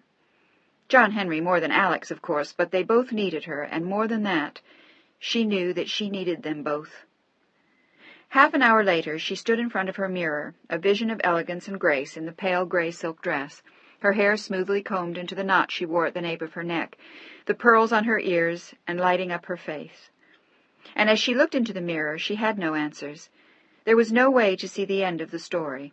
All she could hope for was that no one would get hurt. But as she closed the door to her bedroom, she felt a tremor of fear run through her, knowing that that was almost too much to ask. Chapter 16. On Sunday evening, the nurse put John Henry to bed at 8:30, and Rafaela walked slowly and thoughtfully to her room. She had been thinking about Alex and Amanda all evening, making a mental note of when they would be leaving the city, boarding the plane. Now they were only 2 hours from San Francisco, but she felt for the first time in ages that they might have been in another world. She had spent all day with John Henry, gotten him out into the garden in the morning, carefully wrapped in blankets and wearing a warm scarf and a hat as well as a black cashmere coat over his silk robe. In the afternoon she had pushed the wheelchair out on the terrace, and by the end of the day she had to admit to herself that he looked better, and he was relaxed and tired that evening when they put him to bed. This was what she was supposed to be doing. This was her duty. He was her husband, for better or worse. But again and again her mind wandered back to Alex and to Amanda, and more as she sat in the brick palace, she felt as though she lay buried in a tomb. But she was shocked at her own feelings, and suddenly the evil of what she was doing had risen to haunt her. She was no longer sure it was right. At 10 o'clock she sat staring sadly, knowing that their plane had just landed, that they would be collecting their luggage and looking for a cab. At 10:15 she knew they were on their way to the city, and with every ounce of her being she found herself wishing she could be there. But suddenly the fact that she had fallen in love with Alex seemed wrong to her, and she was afraid that in the long run John Henry would pay the price, in lack of attention, lack of her company, lack of a certain feeling, and without that she knew that John Henry would not stay alive. "But can't you do both?" she found herself silently asking. She wasn't sure that she could. When she was with Alex, it was as if no one else in the world existed, and all that she wanted was to be with him and forget everyone else. But she couldn't afford to forget John Henry. If she forgot him, she might as well put a gun to his head. She sat there staring silently out the window, and eventually she got up and turned off the light. She still sat there in her gray silk dress from dinner, which she had eaten on a tray in his room while they talked and he dozed between bites. He had been exhausted from all the fresh air, but now she sat very still, as though she were watching, looking for someone, for something, as though Alex would suddenly appear outside. It was 11 o'clock when she heard the phone ring, and she started and picked it up, knowing that all of the servants would be in bed except for John Henry's nurse. She couldn't imagine who would call, but when she picked it up it was Alex, and she trembled at the sound of his voice. "Rafaela?" It frightened her to be talking to him here, but she wanted desperately to reach out to him. After their 2-month separation, after New York, and then his trip to see about Amanda, now suddenly she ached to be with him again.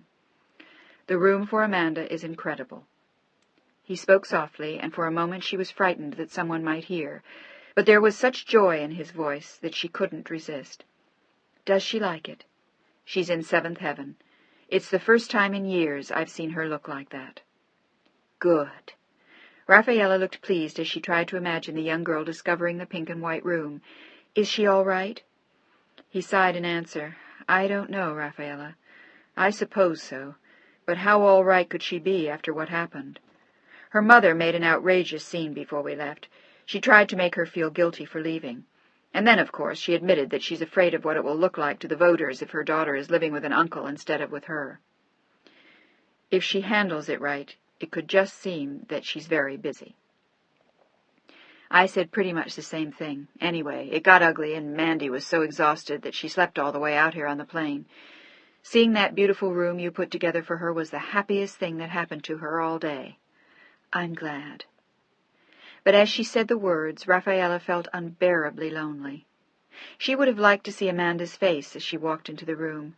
She would have liked to have been there at the airport, to have come home with them in the car, and walked into the house with them, to share each moment, to see their smiles, to help make Amanda feel welcome in the house which Rafaela had been in and out of a dozen times in the past week. Suddenly she felt left out, and as she listened to Alec's voice on the telephone, she felt desperately alone. It was an almost crushing burden, and she was reminded of the night when she had cried in similar loneliness on the steps near the house, the night she had first seen Alex. It seemed a century ago, as she thought of it now. "You've got very quiet. Is something wrong?" His voice was deep and alluring as Rafaela closed her eyes and shook her head. "I was just thinking of something. I'm sorry."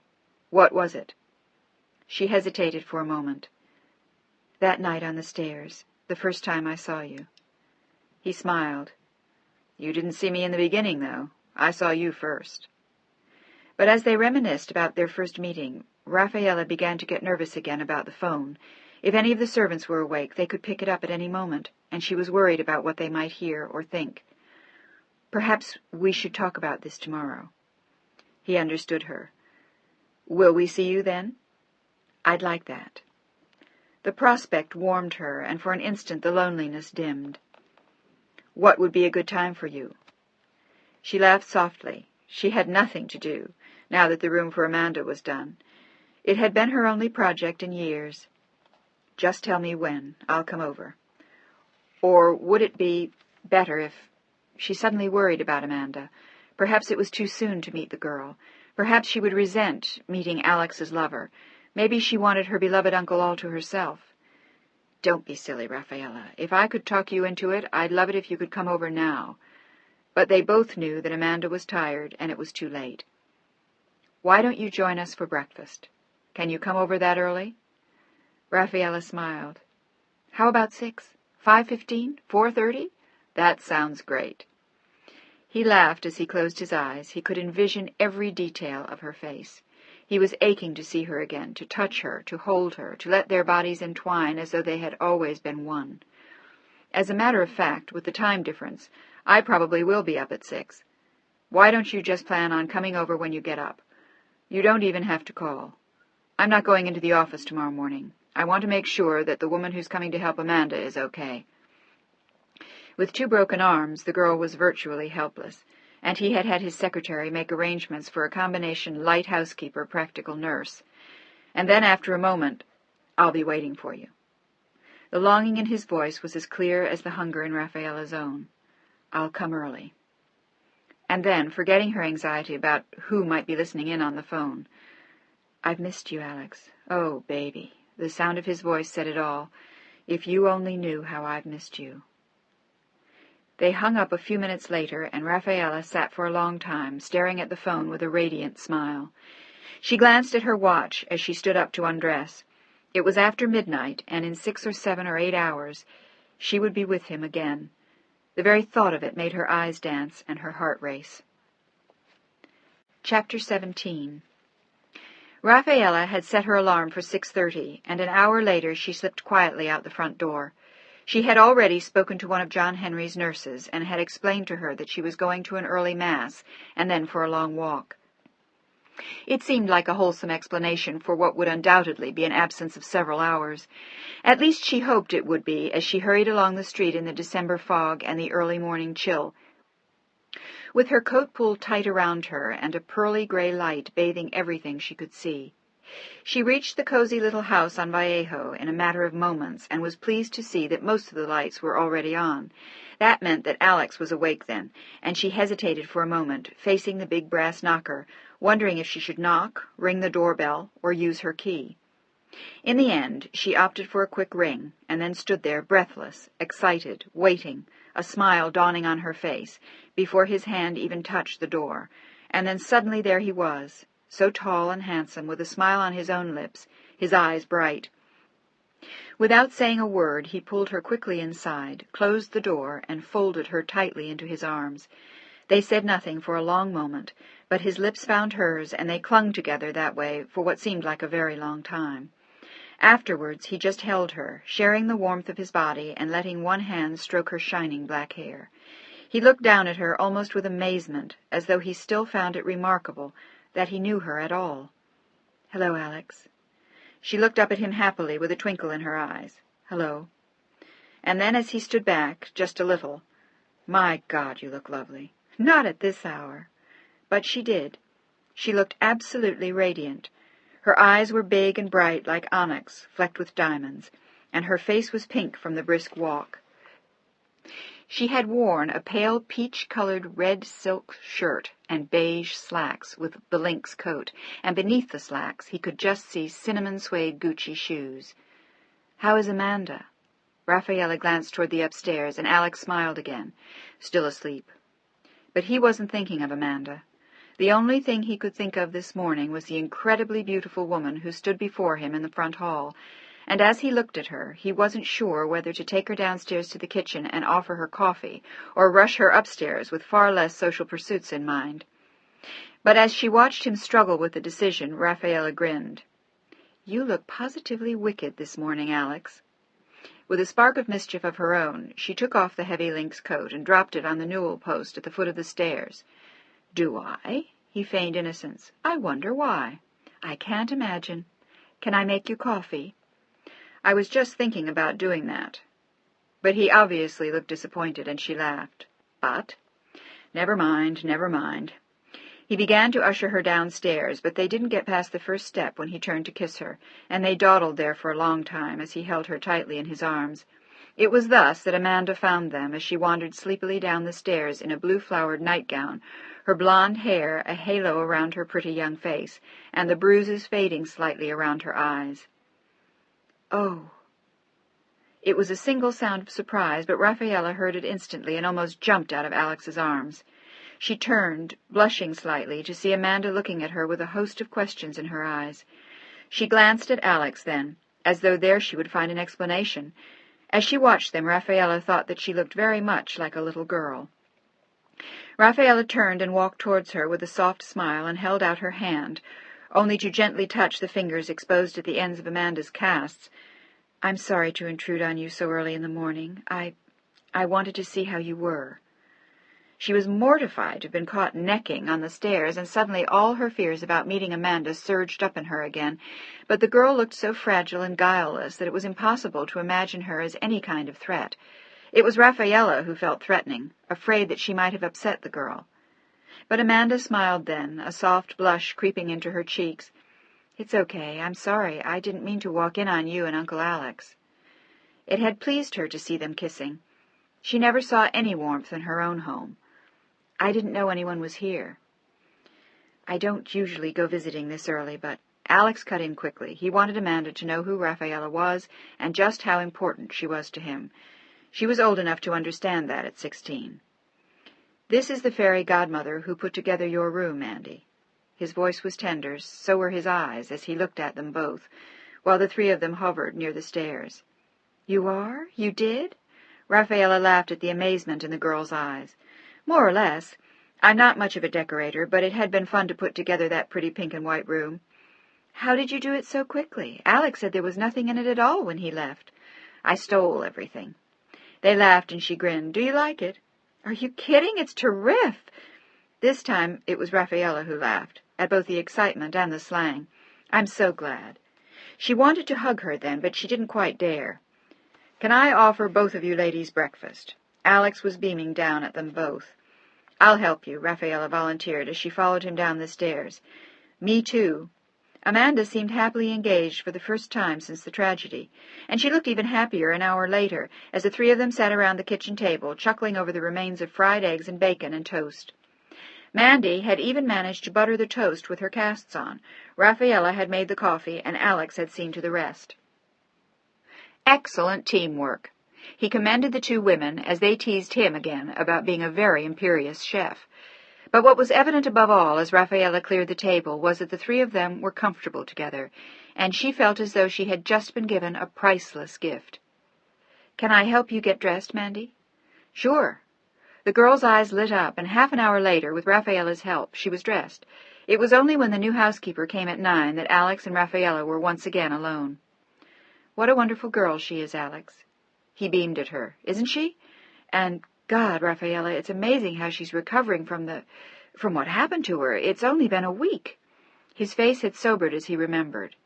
Rafaela nodded slowly, thinking back over the past week. "I think she'll be fine, thanks to you. Maybe thanks to both of us." He hadn't been oblivious to the gentle, loving way she had of handling the girl. He had been touched by her obvious warmth, and the way she had reached out to Amanda, and he hoped that it meant good times for the three of them in days to come.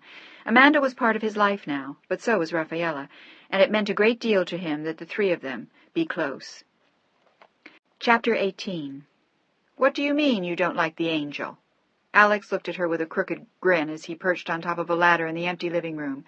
Rafaela and Mandy were standing beneath him, and Mandy had just told him that the angel looked dumb. "Look at him. He's grinning. He looks silly." "If you ask me, you guys look pretty silly, too." They were both lying on the floor, playing with the trains Alex had brought up from the basement. They had been his father's, and now his. Alex clambered down the ladder and observed the fruit of his labors. He had already strung the lights, and Mandy and Rafaela had done most of the decorating while he had gotten things started, assembling the trains. It was the day before Christmas, and his mother had promised to come out for a visit in 2 days. In the meantime, it was just he and Amanda and Rafaela. She had been spending as much time as she could with him, but she had her own things to do. She had been attempting to make things a little bit festive for John Henry, and Alex had even gone with her to pick out a small tree. And she had spent a week planning a party for the servants, wrapping gifts and putting up funny red stockings with their names. They were always amused by her thoughtful gestures, and the gifts she had bought them were always useful as well as expensive, gifts they were happy to get and would enjoy for many long years. Everything was done with a kind of generous fervor, a seal all her own. The presents were beautifully wrapped, carefully selected. The house looked lovely, filled with poinsettias and pine cones, little pine plants, and there was a huge, handsome wreath on the front door. Just that morning she had taken John Henry around the house in his wheelchair, and afterwards she had disappeared and returned with a bottle of champagne. But this year she noticed that he viewed it all with less interest. He seemed far removed from any Christmas joy. "I'm too old for all this, Rafaela. I've seen it too often. It doesn't matter any more." He seemed even to struggle with the words. "Don't be silly. You're just tired. Besides, you don't know what I bought you." But she knew even that wouldn't bring him around. He was increasingly lethargic, increasingly morbid, and had been this way for months now, as though he no longer cared. But with Alex she found the Christmas spirit, and in Amanda she saw the childlike joy she loved so much in her little cousins in Spain. For Amanda there were long strands of red berries, arrangements of holly, long strings of popcorn they made for the tree. There were decorations they baked and cut out and painted. There were gifts that they made as well as the ones they bought. For weeks it had been an exhausting proposition, and now it culminated with the decoration of the tree. Just before midnight they were finished, and the presents were stacked in little piles all over the floor. In the empty parlor the tree looked gigantic, the lights splendid, and the little train tooted freely around the floor. "Happy?" Alex smiled lazily at her as they stretched out in front of the log fire in his room, as he burned a stack of logs. "Very. Do you think Mandy will like her present?" "She'd better. I'm sending her back to Kay." He had bought her a little lamb jacket like Rafaela's, and had promised her driving lessons as soon as the casts were off her arms. They were due off in another 2 weeks. Rafaela was giving her ski boots, which she had begged for, a bright blue cashmere sweater, and a whole stack of books.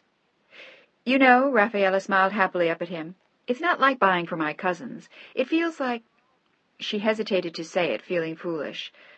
"Like having a daughter for the first time in my life." He grinned down at her with a sheepish smile. "I feel the same way. It's nice, isn't it? Now I realize how empty the house was. It's so different now." And as though to prove it, the impish little face poked through the door. The bruises were gone now, and the look of devastation was fading slowly from her eyes. In the month that she'd been in San Francisco, she had rested, gone for long walks, and talked almost daily to a psychiatrist who was helping her to live with the fact that she had been raped. "Hi, you guys. What are you up to?" "Nothing special." Her uncle looked at her happily. "How come you're not in bed?" "I'm too excited." And with that she walked into the room and took 2 large, cumbersome packages from behind her back. "I wanted to give you both these." Rafaela and Alex looked at her with surprise and pleasure and sat up on the floor as she held out the gifts. She looked as though she were going to explode with excitement, and she sat down on the edge of the bed, swinging her long blonde hair away from her face. "Should we open them now?" Alex was teasing, "or should we wait? What do you think, Rafaela?" But she was already opening hers, with a smile, until she pulled away the paper, and then she caught her breath and let out a little gasp. "Oh, Mandy!" She looked at the young girl with amazement. "I had no idea you had a camera." But she shielded the gift from Alexander, expecting that his gift was the mate to hers, and a moment later she saw that she was right. "Oh, they're so lovely, Mandy. Thank you."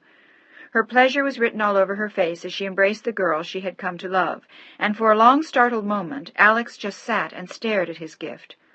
Mandy had photographed them without their realizing it. The pictures were stunning, both in composition and attitude. Then she had them framed, and had given the one of Alex to Rafaela, and the one of her to Alex. It was a perfect reflection of Rafaela that he now stared at. And it wasn't only accurate in detail and feature, but in the spirit she had caught, the warmth and the sorrow and the loving of the rich black eyes, the softness of the face, the creaminess of her complexion. One had a sense of precisely how the woman thought and breathed and moved, and she had done just as good a job with Alex, catching him when he wasn't aware. Rafaela had been harder because she was around Mandy less often, and Amanda hadn't wanted to press herself on them when they had so little time alone. But it was clear from the awed faces of the recipients that her gifts were an enormous success. Rafaela jumped up to kiss her and hug her tightly, and a moment later Alex did the same, and after that the 3 of them sat on the floor by the fire and talked for hours. They talked about people, about life, about dreams and disappointments. Amanda talked openly now about the pain inflicted by her parents. Alex nodded and tried to explain what Kay had been like as a young girl. They talked about Charlotte and what it had been like to have her for a mother, and Rafaela had talked about the rigidity of her father, and how little suited she had felt for the life imposed on her with her mother in Spain. In the end, they even talked about her and Alex, speaking openly to Amanda about how grateful they were for whatever they could have of each other, in whatever little bits of time. It surprised them both that she understood it, that she wasn't shocked by Rafaela's marriage, and Rafaela herself was startled to realize that Amanda thought her something of a hero for sticking by John Henry until the end. "But that's what I'm supposed to be doing. He's my husband, even if everything has changed." "Maybe, but I don't think many women would do that. They'd go off with Alex just because he's young and handsome and they loved him. It must be hard to stay with your husband like that, day after day." It was the first time they'd discussed it openly, and for a moment Rafaela had to force herself not to change the subject, but to face it with these 2 people she loved. "It is hard." She sounded very soft and very sad as she thought of her husband's worn face. "Very hard sometimes. He's so tired, it's as though I'm the only thing that makes him want to go on. Sometimes I'm not sure I can carry the burden of that another step. What if something were to happen to me? What if I had to go away? What if—" She looked mutely at Alex, and he understood. She shook her head slowly. "I think then he would die." Amanda was looking at her face as though searching for an answer to a question, as though seeking to understand this woman she had come to admire and love so much. "But what if he did die, Rafaela? Maybe he doesn't want to live any more. Is it right to force him? It was a question as old as the ages, and not one which could be answered in one night. I don't know, darling. I just know that I have to do whatever I can. Amanda looked at her with open admiration, as Alex watched them both with pride. But you do so much for us, too. Don't be silly. Rafaela's embarrassment was obvious. I don't do anything. I just turn up here every evening like a bad fairy peering over your shoulders, asking if you did the laundry. Then she grinned at Alex, telling you to clean up your room. Yup, that's all she does, folks. Alex was teasing as he stepped in. In fact, she doesn't do a damn thing except eat our food, hang around in our bedrooms, decorate the house, occasionally feed us, polish the copper, read the briefs I sweat over, teach Amanda to knit, weed the garden, bring us flowers, buy us presents. He looked at her, prepared to go on. It really isn't very much. Rafaela was blushing, and he tugged at that lock of jet-black hair. Well, if it isn't, pretty lady, I'd hate to see you at full speed. They kissed softly for a moment, and Amanda tiptoed to the door. Amanda smiled at them from the doorway. Good night, you two. Hey, wait a minute. Alex stretched out a hand to pull her back. Don't you want your presents now, too? She giggled in answer, and he stood up and pulled Rafaela to her feet. Come on, you guys, it's Christmas. He knew that Rafaela wouldn't be with them the next day, until late. The three of them trooped downstairs laughing and talking, and pounced on the presents with their names on them with obvious glee.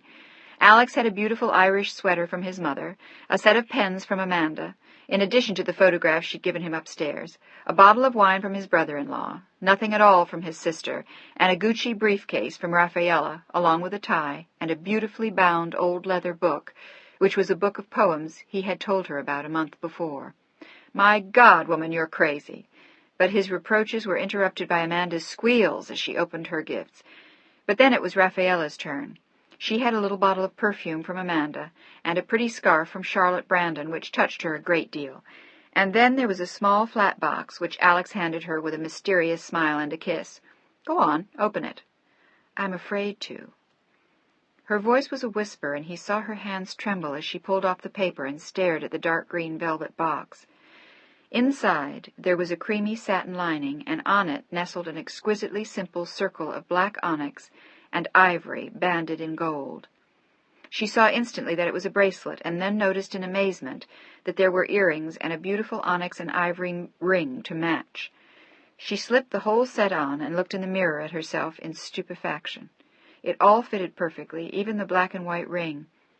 Alex, you're the one who's crazy. How could you?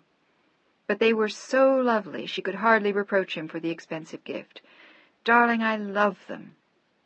She kissed him long and hard on the mouth as Amanda smiled and started the little train. Did you look inside the ring? She shook her head slowly, and he took it off her right hand. It says something. Quickly she held the ring up and looked at the engraving on the gold band which lined the ring, and she looked up at him with tears standing in her eyes. It said, someday. Only that. Just one word. His eyes pierced into hers now, filled with meaning. It meant that someday they would be together, for always. Someday she would be his, and he would be hers. She stayed until 3 o'clock that morning, an hour after Amanda finally went to bed. It had been a beautiful evening, a wonderful Christmas, and as Alex and Rafaela lay side by side on the bed, staring into the fire, he looked at her and whispered it again. Someday, Rafaela, someday.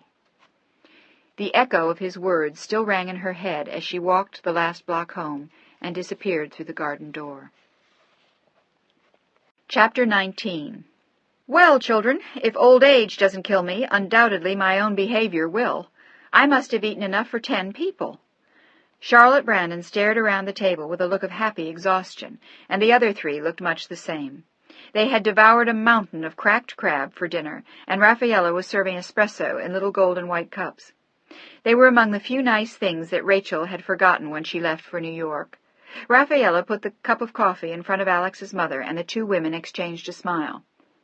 There was a quiet understanding between them, based on a compatible sharing of someone they both loved a great deal, and now they had 2 such bonds to bring them closer. There was Amanda as well. I hate to ask, Mother, but how's Kay doing? Alex looked only slightly tense as he inquired, but Charlotte looked at him frankly, and then at her only grandchild. I think she's still very upset that Amanda's out here, and I don't think she's given up hope that Amanda will come back." Charlotte's audience immediately wore tense faces, but she was quick to reassure them on that head.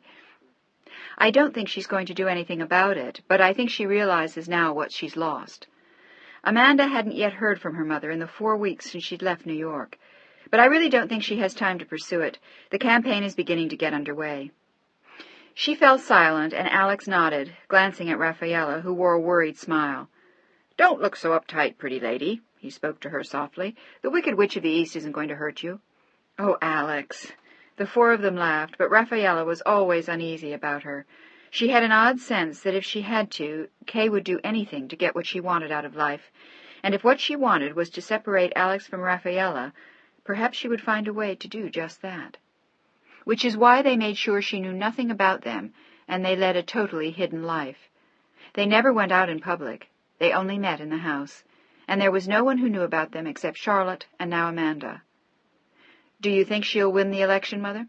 Alex looked searchingly at his mother as he lit one of his rare cigars. He only smoked Havanas when he could get them, long, narrow, pungent, aromatic wonders, which he got from a friend who flew in and out of Switzerland, where he bought the Cuban cigars from another old friend. "No, Alex, I don't.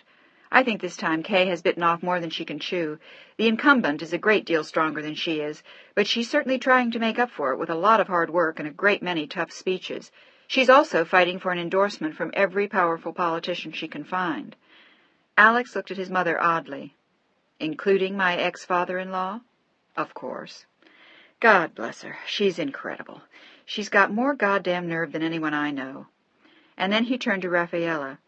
"He's a powerful man in politics, and he's one of the reasons Kay was so pissed off when I got divorced from Rachel. She was afraid that the old man would be mad. And he was." He grinned at Rafaela in amusement. "He sure as hell was." Then he looked at his mother again. "Is she seeing Rachel?" "Probably," Charlotte sighed. "Her daughter would stop at nothing to get what she wanted. She never had." Alex turned to Rafaela again and took her hand in his. "See what an interesting family I come from? And you think your father is peculiar. You should only know some of my cousins and uncles. Christ, at least half of them are nuts." Even Charlotte laughed in amusement, and Amanda slipped into the kitchen and began to clean up. Alex noticed it after a moment and raised an eyebrow in Rafaela's direction. "Something's wrong?" She whispered softly, "I think it upsets her to talk about her mother. It brings back some difficult memories." For an instant, Charlotte Brandon looked worried, and then she gave them both the news. "I hate to tell you this now, children, but Kay said she was going to try to be here by the end of the week. She wanted to see Amanda around Christmas." "Oh, shit." Alex sat back in his chair with a slump and a groan. "Why now? What the hell does she want?" His mother looked at him bluntly. "Amanda, what do you think?" "She thinks it's hurting her politically to have Mandy out here. She is afraid that people think there's a secret. Maybe the girl's pregnant, or she's coming off drugs." "Oh, for Christ's sake." As he said it, Rafaela disappeared into the kitchen to chat with Mandy as they cleared. She could see that the child was distressed by the conversation, and at last she put an arm around her shoulders and decided to tell her, so that she too would be prepared. "Amanda, your mother is coming out here."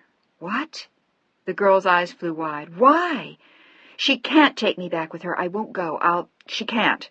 Her eyes filled instantly with tears, and she clung to Rafaela, who held her tight. "You don't have to go anywhere, but you should see her. I don't want to. She's your mother." "No, she's not." Amanda's eyes went cold, and Rafaela looked shocked. "Amanda!" "I mean it. Giving birth to a baby doesn't make a woman a mother, Rafaela. Loving that child and caring for it and about it, sitting with it when it's sick and making it happy and being its friend, that's what makes a mother. Not getting votes and winning elections. Christ, you're more my mother than she ever was." Rafaela was touched, but she didn't want to come between them. She was always careful about that. In her own way, she couldn't be more than an invisible partner in their lives. Not for her or for Alex. She had no right to take Kay's place. "Maybe you're not being fair to her, Amanda." "No? Do you have any idea how often I see her? Do you know when I see her, Rafaela? When some newspaper wants to take pictures of her at home. When she's going to some goddamn youth group and needs me as a prop. When I make her look good somewhere, that's when I see her. That's the only time I see her." And then the final damnation. Has she called me here?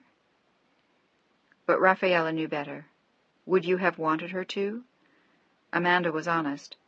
No, I would not. Maybe she sensed that. Only if it suited her purposes. And then, with a shake of her head, she turned away. Suddenly no longer a perceptive, angry young woman, but once more a child. You don't understand. Yes, I do. More than she wanted to admit to Amanda. I'm sure she's not an easy woman, darling, but it's not that. Amanda turned to face her with tears in her eyes. It's not that she's difficult. It's that she doesn't give a damn about me. She never did. You didn't know that. Rafaela's voice was gentle. You will never know what's happening inside her head. She may feel a great deal more than you think. I don't think so. The young girl's eyes were bleak, and Rafaela shared her pain. She walked over to her and held her for a long moment. I love you, darling, and so does Alex, and so does your grandma. You have all of us. Amanda nodded, fighting back tears. I wish she weren't coming.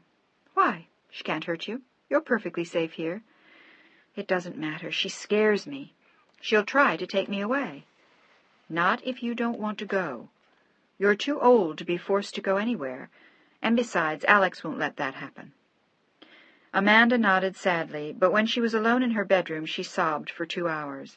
The prospect of seeing her mother again filled her with dread. And after Alex left for the office the next morning, she sat staring mournfully out at the fog hanging over the bay. It looked like an omen of dreadful things to come, and suddenly, as she watched it, she knew that she had to do something before her mother came. It took her half an hour to find her, and when she did, her mother sounded curt on the phone. To what do I owe this honor, Amanda? I haven't heard from you in a month. She didn't remind her mother that she hadn't called or written either. Grandma says you're coming out. That's right. Why? Amanda's voice trembled. I mean, just what do you mean, Amanda? Kay's voice was like ice. Is there some reason why you don't want me to come out there?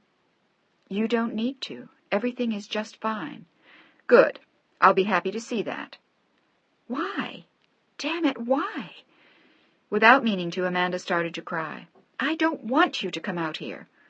How touching, Amanda. It's always nice to know that you're just thrilled. It's not that. It's just what? I don't know. Amanda's voice was barely more than a whisper. It'll just remind me of New York. Or her loneliness there, of how little time her parents gave her, of how empty the apartment always was, of the Thanksgiving she had spent alone, and then been raped. Don't be childish. I'm not asking you to come here. I'm coming to see you out there. Why should that remind you of New York? I don't know, but it will. That's nonsense. And I want to see for myself how you are.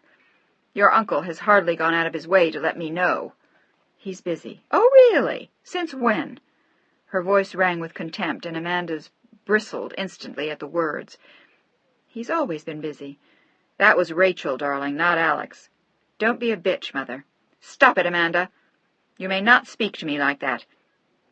As it so happens, you're so goddamn blind about your Uncle Alex that you wouldn't notice his shortcomings. It's no wonder he wants you around. After all, what else does he have to do? Rachel tells me he's so stuck on himself he has no friends. Except now, of course, he's got you. What a stinking thing to say. As always, when she was confronted by her mother, she began to seethe with rage. He has a damn good law practice. He works very hard, and he has lots of things in his life. And how would you know, Amanda? There was a vicious implication in the words, which made Amanda catch her breath. Mother! She sounded very young and very shocked. Well? Kay pressed in for the kill. It's true, isn't it? Once you're back with me, he'll be alone again. No wonder he hangs on so tight. You make me sick. He happens to be involved with a perfectly wonderful woman who is worth 10 of you, and is a better mother to me than you've ever been or ever will be. Really?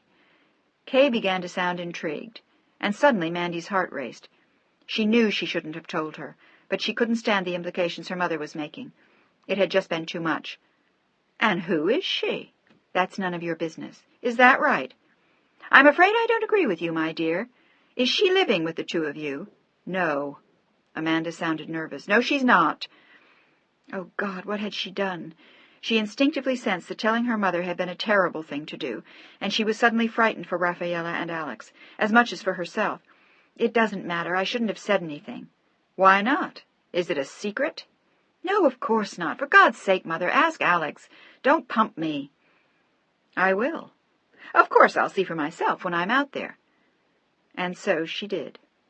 The following evening, at 9:30, with no prior warning, the doorbell rang, and Alex bounded up the stairs. He couldn't imagine who it could be that late in the evening, and Rafaela was downstairs chatting over tea and cookies with Amanda and his mother. They were in no way prepared for the vision which appeared only a moment later at the foot of the stairs. Amanda's mother stood in the kitchen doorway, watching them with considerable interest. Her red hair freshly coiffed, in a dark gray mohair coat with a matching skirt. It was a perfect outfit for a politician. It looked serious and somehow managed to make her look both competent and feminine all at the same time. But it was her eyes which intrigued Rafaela as she stood for the introduction and held out a graceful hand. Good evening, Mrs. Willard. How do you do? Kay greeted her mother curtly, with a peck on the cheek before taking the proffered hand, which she took hard and then moving away from the perfectly etched cameo face. It was a face which she somehow thought she remembered. It was familiar, yet not a face she had met before.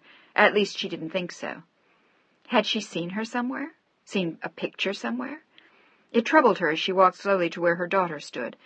Amanda had not come towards her, and as far as anyone knew, they had no contact since Amanda left New York. She hadn't had the heart to admit to anyone that she had called her mother the day before and spilled the beans about Rafaela. Amanda? Kay looked at her questioningly, as though she were asking if Amanda would say hello. Hello, Mother.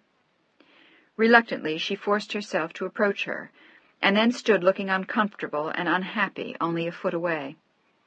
You look very well.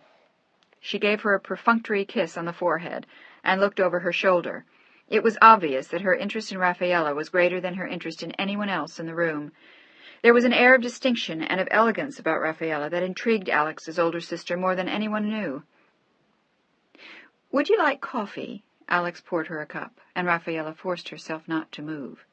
She had grown so used to playing lady of the house in the past month that she had to remind herself now not to do anything which might give her away.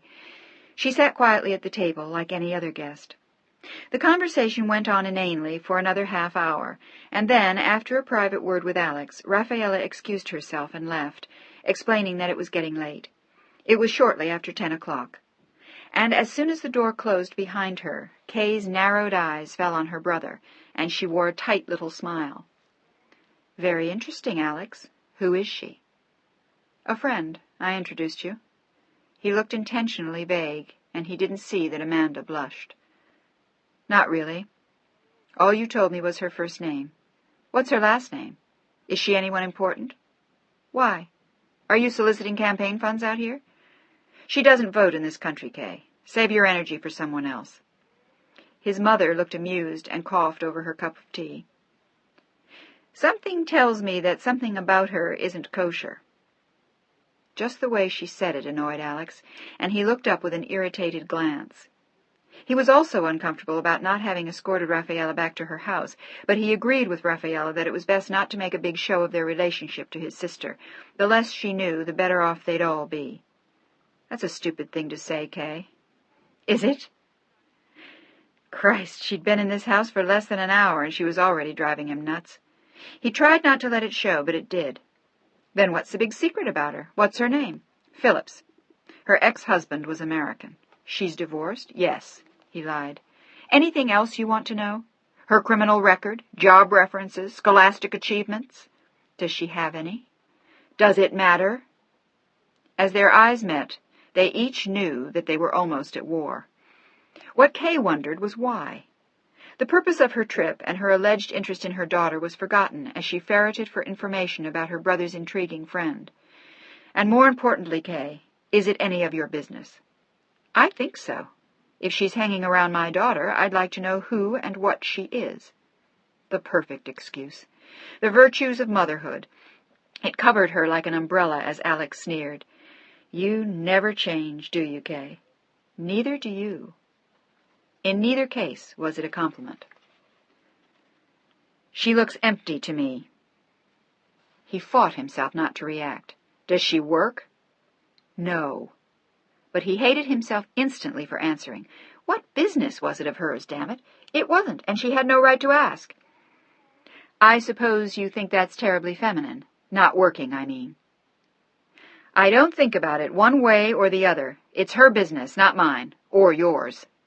And with that, he rose with his cup of coffee and looked pointedly at the three women in the room. "I assume, Kay, that you came to visit your daughter, so I'll leave you two together, much as I hate to leave the child alone with you. Mother, do you want to come upstairs with your cup of tea?" Charlotte Brandon nodded quietly, looked searchingly at her daughter, and then her grandchild, and followed her son out of the room. It wasn't until they got upstairs that she saw him relax again. "Christ, Mother, what the hell does she think she's doing with that inquisition of hers?" "Don't let it bother you. She's just checking you out. Christ, she's a bitch." Charlotte Brandon said nothing in answer, but she was clearly upset. "I hope she isn't too hard on Mandy. I thought she looked terribly upset when Kay came into the room." "Didn't we all?" He stared into the fire with a distant look in his eyes. He was thinking of Rafaela and wished she hadn't left when she did, but in the face of Kay's interrogation, he was just as glad she was gone. It was fully an hour later when Amanda knocked on the door of her uncle's den. Her eyes were damp, and she looked exhausted as she sat down heavily in a chair. "How'd it go, sweetheart?" He patted her hand, and her eyes filled with tears. "The way it always goes with her. Shitty." And then with another desperate sigh. "She just left. She said she'd call us tomorrow. I can hardly wait." Alex looked rueful, and reached out to rumple his niece's hair. "Don't let her get to you, love. You know how she is, and there isn't a damn thing she can do to you here." "Oh, no?" Amanda looked suddenly irate. "She told me that if I didn't come home by the beginning of March, she was going to have me put away in some kind of an institution, and claim that I was out of my mind and had run away." "What's happening in March?" Alex looked troubled, but not as much as his niece thought he should. "She's going to start campaigning around the colleges after that. She wants me to come along. She thinks that if they think she can relate to a 16-year-old, then she can relate to them. They should only know. Christ, I'd rather be locked up in an institution." But when she turned to him, her eyes looked 10 years old. "Do you really think she could do that, Alex?" "Of course not." He smiled at his niece. "How do you think that would look in the papers? Hell, it looks a lot better to have you out here." "I didn't think about that." "That's what she counted on. She's just trying to scare you." "Well, she did." She thought then about telling Alex that she had told her mother on the phone about Rafaela, but for some reason she just couldn't bring herself to broach the subject, and maybe the fact that she'd thrown Rafaela in her mother's teeth wouldn't matter that much after all. As it happened, it didn't. Until 5 o'clock that morning, when Kay woke up slowly in her bed at the Fairmont Hotel. It was 8 o'clock in the morning by Eastern Time, and she awoke as she always did, out of habit, only to realize that in San Francisco it was only 5 a.m. She lay there quietly, thinking about Amanda and her brother, and then thinking back over the half hour she had spent with Rafaela. The dark eyes, the black hair, that face. And suddenly, as though someone had put the photograph before her, she suddenly remembered the face she had seen the night before. "My God," she said it aloud, and sat up brusquely, staring at the far wall, and then lying down again with narrowed eyes.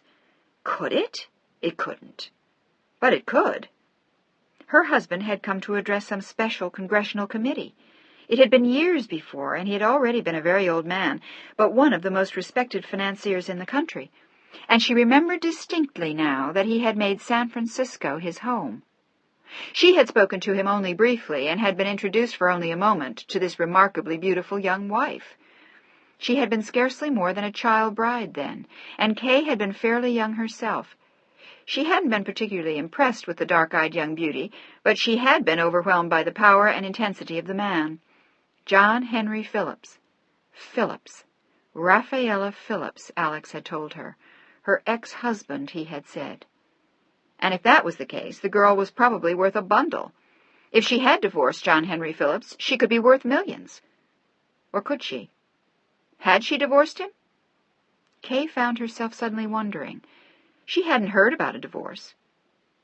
She waited an hour then, and called her secretary in Washington.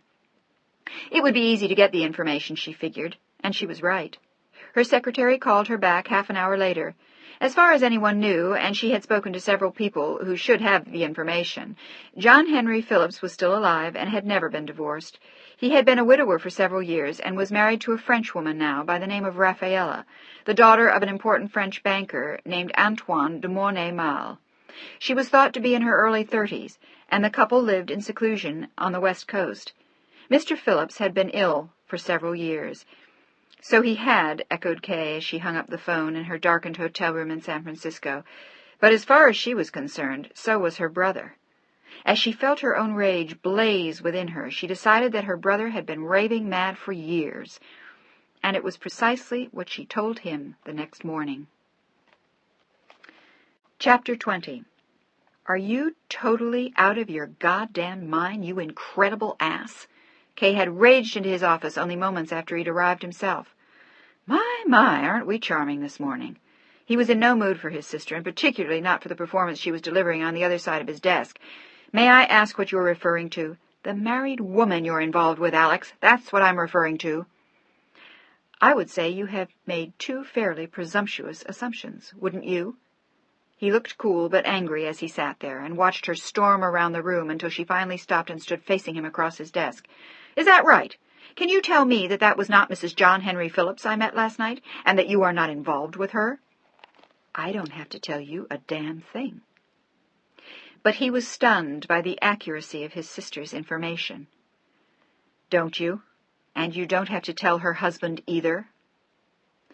Her husband, and she, and I, are none of your goddamn business, Kay. The only thing out here that is your business is your daughter, and that's it. He stood up to face her now, but he knew that she had a score to even. She had lost her daughter to him, probably for good, and he had threatened to reveal her publicly as the next best thing to a child abuser. That was not going to win him her friendship now. But he didn't give a damn. He didn't want her friendship. But he did want to know what she knew about Raffaella, and how she had found out. Just what are you referring to in all this? I'm referring to the fact that my daughter tells me there's a woman in your life who is worth 10 of me, as she puts it. And I want to know who the hell she is, because I have a right to know that, Alex. I have a right to know who's around her. I'm her mother, no matter what you think of me. And George isn't going to put up with your keeping her forever either. She's his daughter, too. I'd be surprised to hear that he remembered that. Oh, shut up, for Christ's sake. You and your smart-ass, pious comment. It's easy for you to come in and pick up the pieces. You haven't had to take care of her for 16 years. Neither have you. Bull. The point is, Alex, just exactly who do you have around her now? That was something I wanted to know when I got out here. And you found Mrs. Phillips unsuitable? He almost laughed in his sister's face. That's not the point either. The point, my dear, is that you seem to be shacking up with the wife of one of the most influential men in this country, and if anyone finds out, I am going to be politically dead. Not because of anything I've done, but by association, because of you and your lousy scandal, and I have no intention of letting you ruin me politically for one lousy piece of ass. But what she had just said was too much for Alex. Without thinking, he leaned across the desk and grabbed her arm. Now listen here, you lousy political slut. That woman is worth not 10 of you, but 10,000. She is a lady from the top of her head to the soles of her feet, and my involvement with her is none of your goddamn business. In what affects your child, she is nothing but wonderful to her, and as for me, I'll do what I goddamn well want to. It is none of your goddamn business. I don't give a shit about your political career, and I never have. You would like it one hell of a lot better if I'd stayed married to Rachel and done you some good. Well, tough shit, big sister, tough shit. I didn't stay married to her, and I am never going back to her, and she is almost as big a bitch as you are, my dear. But the woman I am currently involved with is an extraordinary human being, and she happens to be married to a bedridden old man who is damn close to 80. Any day he is going to die, and I'm going to marry that woman you met last night, and if you don't like it, old girl, you can bloody well shove it. How adorable, Alex, and how fluent. She tried to wrench her arm free, but he didn't let her go.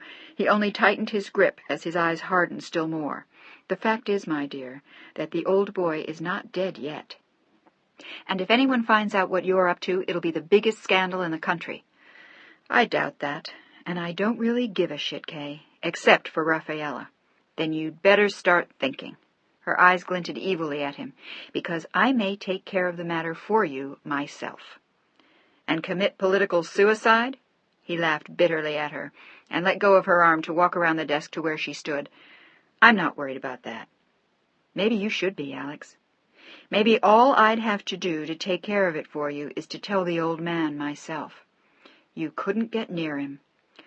Don't be so sure. If I want to, I'll get to him, or to her." She stood there, measuring her brother, and he had to fight himself not to slap her face. "Get out of my office." "With pleasure." She started towards the door, but if I were you, I'd think twice about what I were doing. You're playing a big game for high stakes, and you won't win this one, Alex. Not if it could cost me my ass. I've got too much riding on this next election to let you play with dynamite over some little French whore. Get out of my office! This time he roared at her, and she flinched as he grabbed her arm again, almost dragged her to the door and threw it open. "And stay out! Stay away from all of us, damn you! You're nothing better than filth!" "Goodbye, Alex." She looked him squarely in the eye as she stood in the doorway. "Remember what I said. I'll get to him if I have to. Remember that. Get out." This time he lowered his voice, and she turned on her heel and left, and he found that he was shaking violently when he sat down at his desk. For the first time in his life, he had actually wanted to kill someone. He had wanted to throttle her for every lousy word she had said. It made him sick to remember that she was his sister. And as he sat there, he began to worry about Amanda, thinking that perhaps Kay might try to force her to go back to New York with her. After half an hour of intense deliberation, he told his secretary that he was leaving for the day, and just as he left his office in her house, Rafaela was picking up the phone. It was a call from Alex's sister, and Rafaela frowned as she took the call. "No, nothing's wrong. I thought maybe we could meet for coffee. Could I perhaps come over on my way to see Mandy later?" Rafaela blanched. "I'm afraid not. She had been about to tell her that her husband was ill. My mother isn't well. She's staying with me just now." And how had she gotten the number? From Alex? From Mandy? From Charlotte? The frown on Rafaela's face deepened still more. "I see. Then could we meet somewhere?" Rafaela suggested the bar at the Fairmount, and met Kay there shortly before lunchtime, where they both ordered drinks. But Kay didn't wait until the drinks arrived before explaining her purpose and seeing Rafaela. She made no bones at all about why she had come. "I want you to stop seeing my brother, Mrs. Phillips." Rafaela looked stunned as she sat there, awed by the sheer nerve of the woman. "May I ask why?" "Do you really have to? You're married, for God's sake, and to a very important man. If your involvement with Alex became known, it would be a scandal for all of us, wouldn't it?" It was Rafaela's first taste of the true evil in the woman's eyes. She was hateful to her very core. "I imagine it would be quite a scandal for you." "That's it, isn't it?" She spoke politely and with a delicate smile. But when Kay answered, she smiled too. "I would think the greatest scandal would be for you. I can't imagine that your husband or your family in Europe would be terribly pleased with the news." Rafaela paused for a moment, trying to catch her breath as their drinks arrived, and the waiter disappeared once again.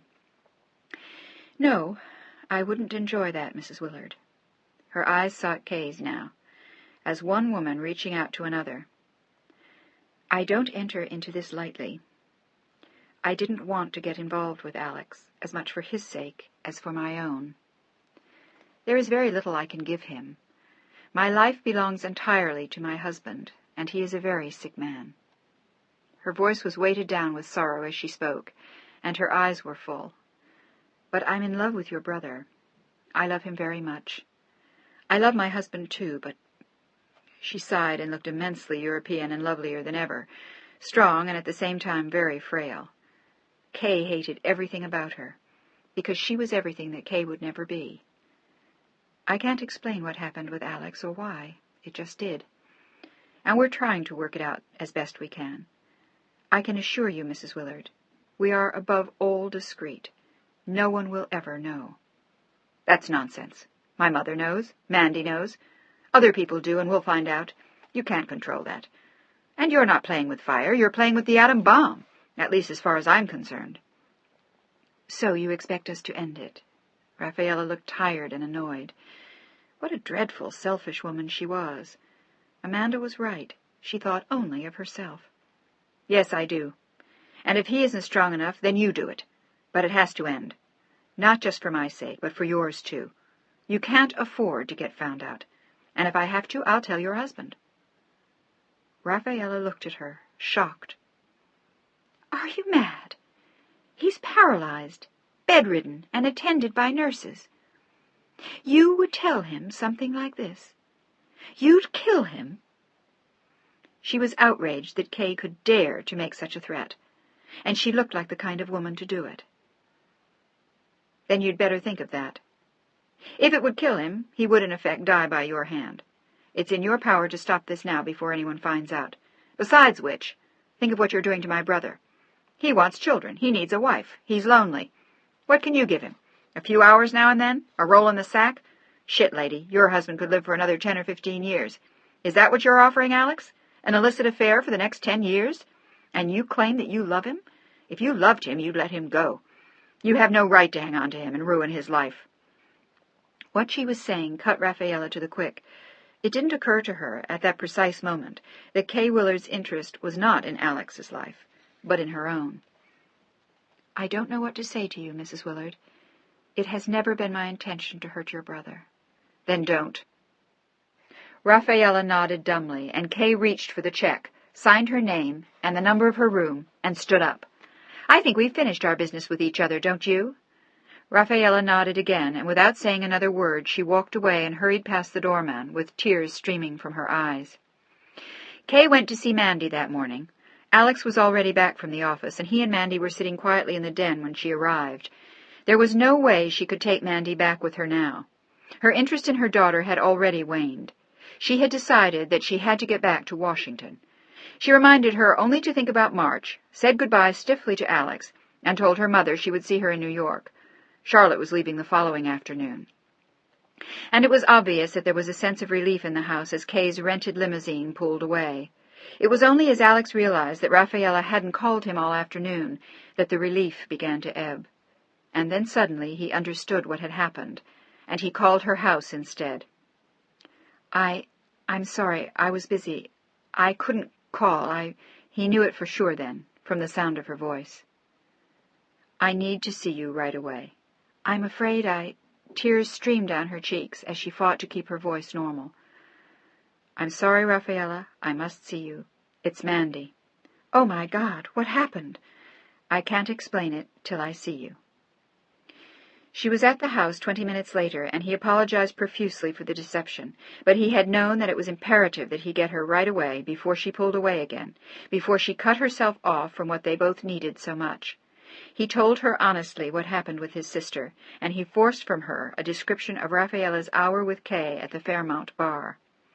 "And you believe her? Do you really think you're depriving me?" "Hell, darling, I haven't been this happy in years." "But do you think she would?" She was still worried about the threat to John Henry. "No, I don't. She's a bitch, but she's not completely crazy. There's no way she could get to him." "She could, you know. I have no control over his mail, for instance. His secretaries bring it to the house and give it directly to him. She's not going to put something like that in a letter, for God's sake. She's too concerned with her own neck." "I suppose that's true." Rafaela sighed lengthily and let herself melt into his arms. "My God, what an incredible woman she is." "No," he said softly. "What an incredible woman you are." He looked down at her carefully then. "Shall we forget that any part of the last 2 days ever happened?" "I'd like that, Alex, but should we? How do we know that all of her threats are idle?" "Because there's only one thing my sister cares about, Rafaela, and that is her career. In the end, that's the only thing that matters to her, and to get at us, she would have to jeopardize that, and she won't. Believe me, darling, I know she won't." But Rafaela was never quite as sure. She and Alex and Amanda went on with their lives, but the threats of Kay Willard seemed to ring in Rafaela's ears like an echo for months. She only hoped that Alex was right in believing that Kay's threats were empty. Chapter 21. "Amanda!" Rafaela's voice rang out in the house as she closed the door behind her. It was 4 o'clock, but she knew that Amanda was due from school. In the months since Amanda had settled into living with Alex, Rafaela had taken to dropping by in the afternoons, sometimes before Mandy got home from her classes, to tidy up the house, fix her a snack, and sit peacefully in the sunshine in the garden, waiting for the young girl to come home. They would have long talks sometimes about whatever they thought was important. Now and then Mandy told a funny story about Alex, and lately Rafaela had been showing her drafts of the children's book she had started after Christmas. She had worked on it for 5 months now, and she hoped to have it in final draft form when she left for Spain in July. But today it wasn't her manuscript she had brought with her, but a copy of Time magazine. On the cover was a photograph of Kay Willard, and beneath it the caption, "The White House, in 1992, 96, 2000. Rafaela had read the article thoughtfully, and then brought it with her when she came to see if Mandy was home from school. Her daytime visits to the house on Vallejo had begun to happen slowly, and now Mandy expected her to be there every day. She usually came when John Henry slept in the afternoon, and lately he had been sleeping longer and longer, until finally they had to wake him for his dinner at 6. "Amanda?" Rafaela stood silent for a long moment, her dark hair tucked into a neat little straw fedora, and she was wearing an exquisitely cut cream linen suit. "Mandy!" For a moment she had thought that she heard a noise, and she walked slowly upstairs. It was on the 3rd floor that Rafaela found her, sitting in one of the wicker chairs in her bedroom, her feet tucked under her and her chin on her knees as she stared sullenly at the view. "Amanda, darling?" Rafaela sat down on the bed, the magazine and her beige linen handbag tucked under her arm. "Did something happen at school?" She sat down on the bed and reached out to take the girl's hand, and then slowly Amanda turned to face her, her glance instantly taking in the magazine under Rafaela's arm. "I see that you read it, too." "What, the article about your mother?" The pretty 16-year-old nodded. "Is that why you're upset?" It was unusual in the extreme for Mandy not to come running downstairs at the sound of her voice, laughing and smiling and filled with tales of what had happened at school, but the girl only nodded again. "I didn't think it was a bad piece." "Except for the fact that none of it's true." "Hell! Did you read the part about my having a terrible car accident last winter and recuperating slowly on the sunny West Coast with my uncle, while my mother comes out to see me in every spare moment she has?" She glared unhappily at Rafaela. "Shit, I'm just glad she's never come back here since Christmas." As it turned out, she wouldn't have had much choice. After her one explosive visit, Alex had been fully prepared to tell her to stay away, but Kay had never turned up again anyway. In fact, after the first few months, she hardly ever called. "Christ, Rafaela, she's such a bitch, and I hate her." "No, you don't. Maybe in time you'll come to understand each other better." Rafaela didn't know what else to say. She sat peacefully with her for a few minutes, and then touched her hand gently. "Do you want to go for a walk?" "Not really." "Why not?" She shrugged her shoulders, obviously depressed, and Rafaela understood. She had her own fears about Kay Willard. Nothing more had happened between them, but Rafaela was always aware that it still could. Kay's last conversation with Alex had been filled with more ugliness, but she'd agreed to leave Amanda where she was for the time being. Half an hour later, Rafaela managed to force Amanda out into the brilliant May sunshine, and arm in arm they walked back down to Union Street and wandered in and out of all the shops, stopping at last for an iced cappuccino at the Coffee Cantata, the seat next to them laden with packages filled with silly things. "Think Alex will like the poster?" Amanda looked over her iced coffee at Rafaela, and they both grinned. "He'll love it. We'll have to put it up in his study before he comes home." It was a large poster of a woman on a surfboard in Hawaii, which only a teenager could have loved. But the important thing was that their shopping had completely taken Amanda's mind off her mother, and Rafaela was relieved. They didn't get back to the house until 5:30, and Rafaela hastily left Amanda, promising to return, as always, later that night. Then she began the short walk to her own home, thinking of how totally her life had meshed with Mandy and Alex in the past 6 months. It was a balmy, beautiful evening, and the sun was shooting golden lights onto the windows as the late afternoon sky began to give off a soft glow. She was halfway home when she heard a horn behind her, and turned around, startled to see a black Porsche, and then she quickly noticed Alex at the wheel. She stopped walking for a long moment and just stood there, their eyes meeting and holding as though seeing each other for the first time. He pulled the car up slowly behind her and leaned back against the red leather seat with a smile. "Want a ride, lady? I never talk to strangers." Neither of them spoke for a moment, as they smiled, and then his brow creased a little. "How's Mandy?" It was like having a teenage daughter of his own now. She ate into their thoughts as well as their time alone.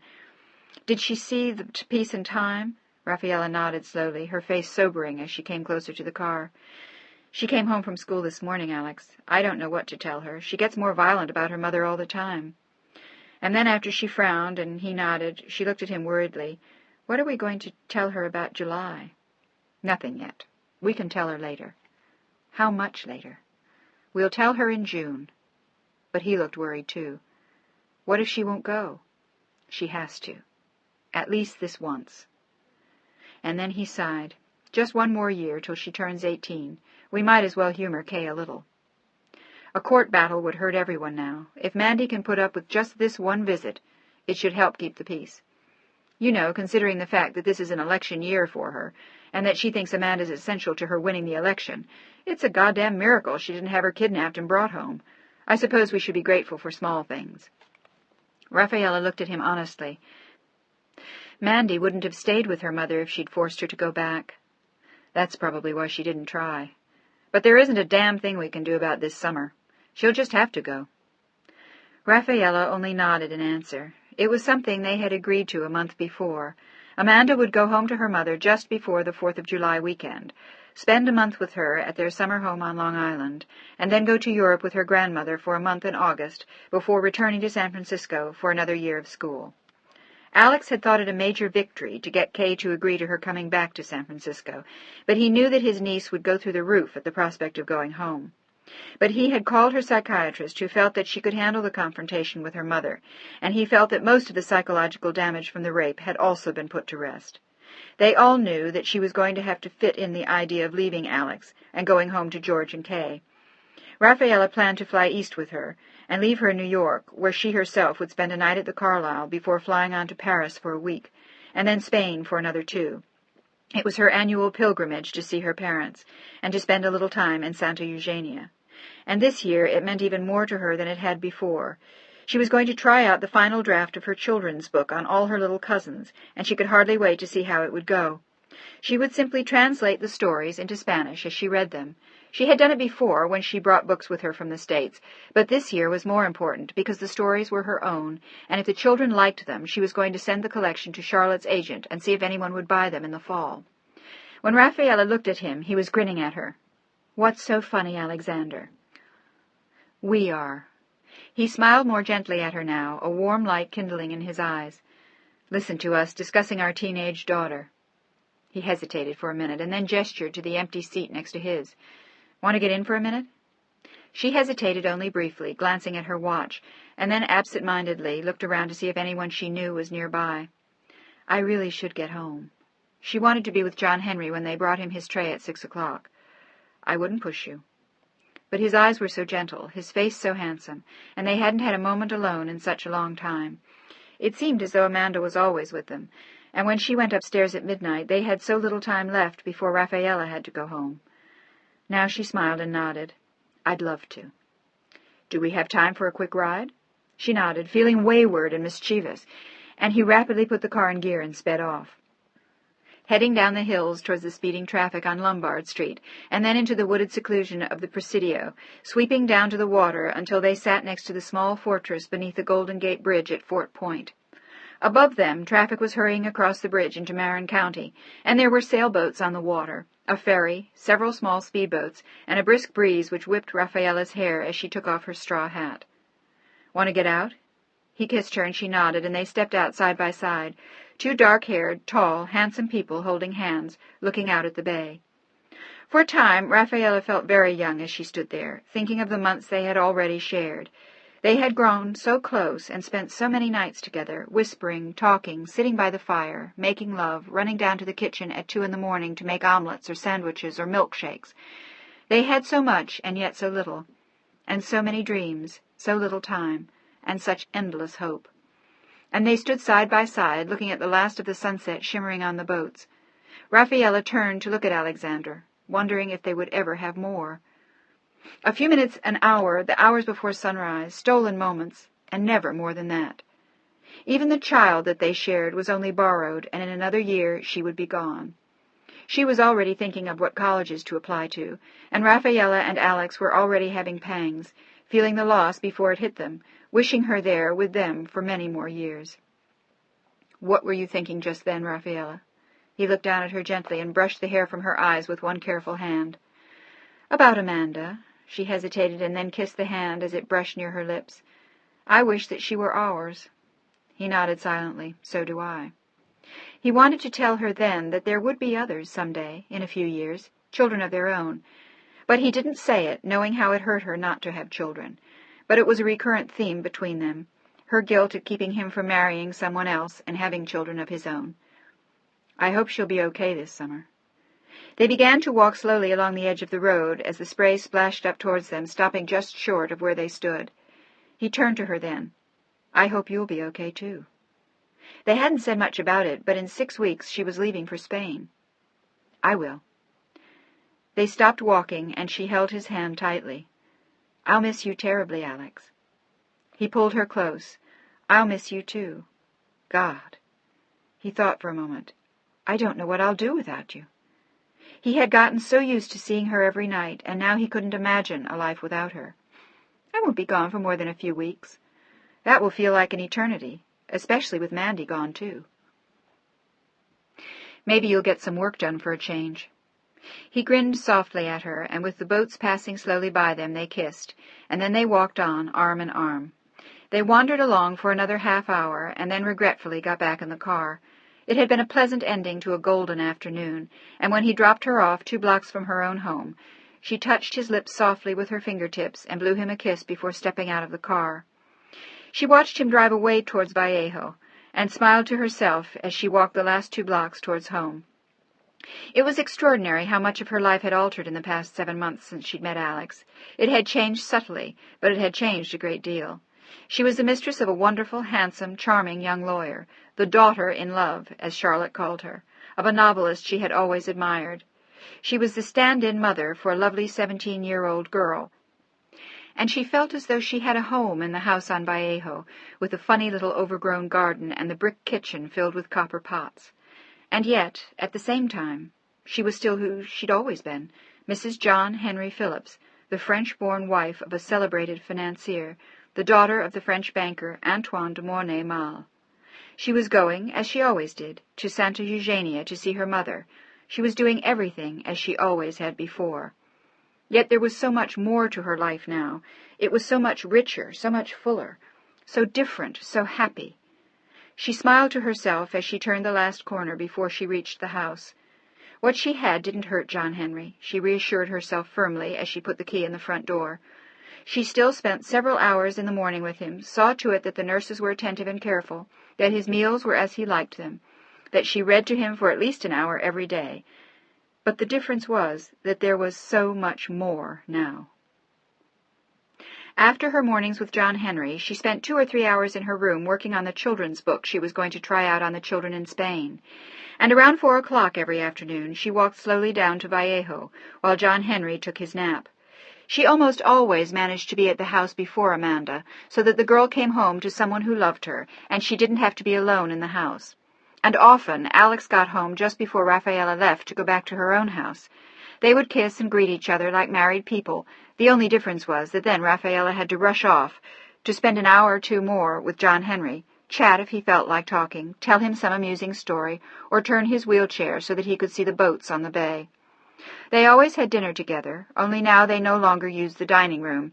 John Henry ate in bed on a tray, and once she was sure that he was comfortably settled, that the nurse was in charge, the house was quiet, she waited in her room for half an hour, and then she went out. She was almost sure that the servants had their suspicions about where she went and how long she stayed, but no one ever dared to mention her nightly disappearance, and the sound of a door closing at 4 or 5 in the morning was something no one questioned any more. Rafaela had finally found a life she could live with, after 8 years of intolerable loneliness and pain, and it was a life in which no one suffered, no one was hurt, in which she inflicted no pain. John Henry would never know about Alex, and she and Alex had something which meant a great deal to them both. The only thing which occasionally bothered her was what Kay had said so long ago, that she was keeping him away from someone who could give him much more. But he said that it was what he wanted, and by now Rafaela knew that she loved him too much to give him up. As she ran up the stairs to her bedroom, she mentally prepared what she would wear. She had just bought a turquoise silk dress at I. Magnin, and with her creamy skin and dark hair it made a sparkling impression as she put it on and clasped diamond and turquoise earrings to her ears. She was only 10 minutes late when she knocked on the door and opened it to see John Henry with the tray set before him, as he sat propped up against pillows in his bed. As he sat there with his eyes burned deep into their sockets, his face lined, with one side of his face limply hanging down, one eye drooping, and his tall frame and lean arms so bent and so frail, it suddenly stopped her where she stood in the doorway. It was as though she hadn't seen him in a very long time. He looked as if he had slowly begun to lose the tenuous grip on life to which he had clung for almost 8 years. "Rafaela?" He looked at her strangely as he said the word, and in the garbled fashion he had said it for the past 8 years. And Rafaela looked at him almost in astonishment, remembering once again to whom she was married, what were her duties, and how far she was from ever being Alex's wife. She turned to shut the door softly behind her, brushing the tears from her eye with one hand. Chapter 22. Rafaela said goodbye to Alex at 5 o'clock in the morning, when she left him to go home to her own house. She had already packed her bags the night before, and now all she had to do was go home, leave a few memos for the servants, dress, have breakfast, and say goodbye to John Henry before she left. Her leave-taking would be simple and solemn, a kiss on the cheek, a last look, a touch on his hand, and always the vague guilt that she shouldn't be leaving, that she should be with him and not going to Spain. But it was a ritual that they were both used to, and it was something which she had done every year for 15 years. It was leaving Alex which was so much more painful. It was wrenching just to know that she wouldn't see him for a day. But the next weeks seemed almost unbearable as they clung to each other before the first light of dawn. It was almost as though they were afraid that something would come between them forever, as though they would never find each other again. Rafaela clove to him like a second skin as they stood there, and she made no move to leave him at the foot of the stairs. She looked at him sorrowfully then, her eyes filled with tears, shaking her head with a small, girlish smile. "I can't make myself leave you." He smiled and pulled her still closer to him. "You never leave me, Rafaela. I'm with you always, wherever you go." "I wish you were coming with me to Spain." "Maybe someday." Always someday, but when? It was a line of thought she never liked pursuing, because it always made her think that when their someday came, John Henry would be dead. It was almost like killing him just to think it, so she didn't, and lived in the present instead. "Maybe. I'll write to you."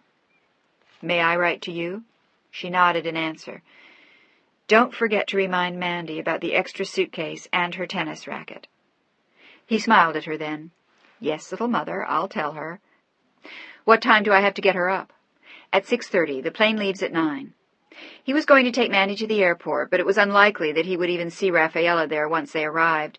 She would, as usual, be deposited by the chauffeur and spirited onto the plane, but they had ordered Mandy's ticket for the same flight, and at the other end Rafaela was giving Mandy a lift to the Carlisle in her rented limousine. It was there that Charlotte would come to get her and accompany her to Kay's apartment. Amanda had flatly stated that she wasn't going to face her mother alone. She hadn't seen her since the explosive exchange after Christmas, and she was feeling very skittish about going home at all. Typically, her father was at a medical convention in Atlanta, and he wouldn't be there to cushion the blow. "Alex," Rafaela looked at him longingly for the last time, "I love you." "So do I, babe." He held her close. "Everything's going to be all right." She nodded silently, not sure why she felt so uneasy about the trip, but she hated leaving him. She had lain awake beside him all night. "Ready to go?" She nodded, and this time he walked her almost all the way home. She did not see him at the airport, but it was like finding a piece of home as she saw Mandy get on the plane, wearing a wide-brimmed straw hat, a white cotton dress, and white sandals they'd bought together, and carrying the tennis racket Rafaela had been afraid she'd forget. "Hi, Ma." Mandy grinned at her, and Rafaela laughed at the pretty young girl. Had she been taller and looked a little less elfin, she might have looked more like a woman, but as it was, she still looked like a girl. "It sure is good to see you. I was already getting lonely." "So is Alex." He burned the egg, spilled the coffee, forgot the toast, and almost ran out of gas on the way to the airport. I don't think his mind was on what he was doing, to say the least. The two exchanged a smile. It was comforting to Rafaela just to hear about Alex, as though it brought him a little closer, as they made their way across the country to New York. 5 hours later, they finally got there in the heat and the confusion and the fetid furor of New York summer. It was as though San Francisco didn't exist, and they would never find their way back. Rafaela and Mandy both looked at each other with exhaustion and longed to go home. I always forget what it's like here. Mandy looked around the airport in amazement. Christ, so have I. Jesus, it's awful. But with that, the chauffeur found them, and in minutes they were ensconced in the back of the air-conditioned limousine. Maybe it's not so bad after all. She grinned happily at Rafaela, who smiled and took her hand. She would have given anything to be riding in the Porsche with Alex and not sitting in the back of a limousine in New York. For months now, the trappings of her life with John Henry had irked her. The servants, the protection, the enormous house. She wanted something so much simpler, like the little house on Vallejo, and her life with Amanda and him. When they got to the Carlisle, there was a message from Charlotte that she had been delayed at a meeting with the publisher, and she was going to be late. Amanda and Rafaela went up to the suite, took off their shoes and their hats, sat down on the couch, and ordered lemonade. "Do you believe how hot it is out there?" Mandy looked at her miserably, and Rafaela smiled. Amanda was already finding every reason to hate New York. "It won't be so bad on Long Island. You'll be able to go swimming every day."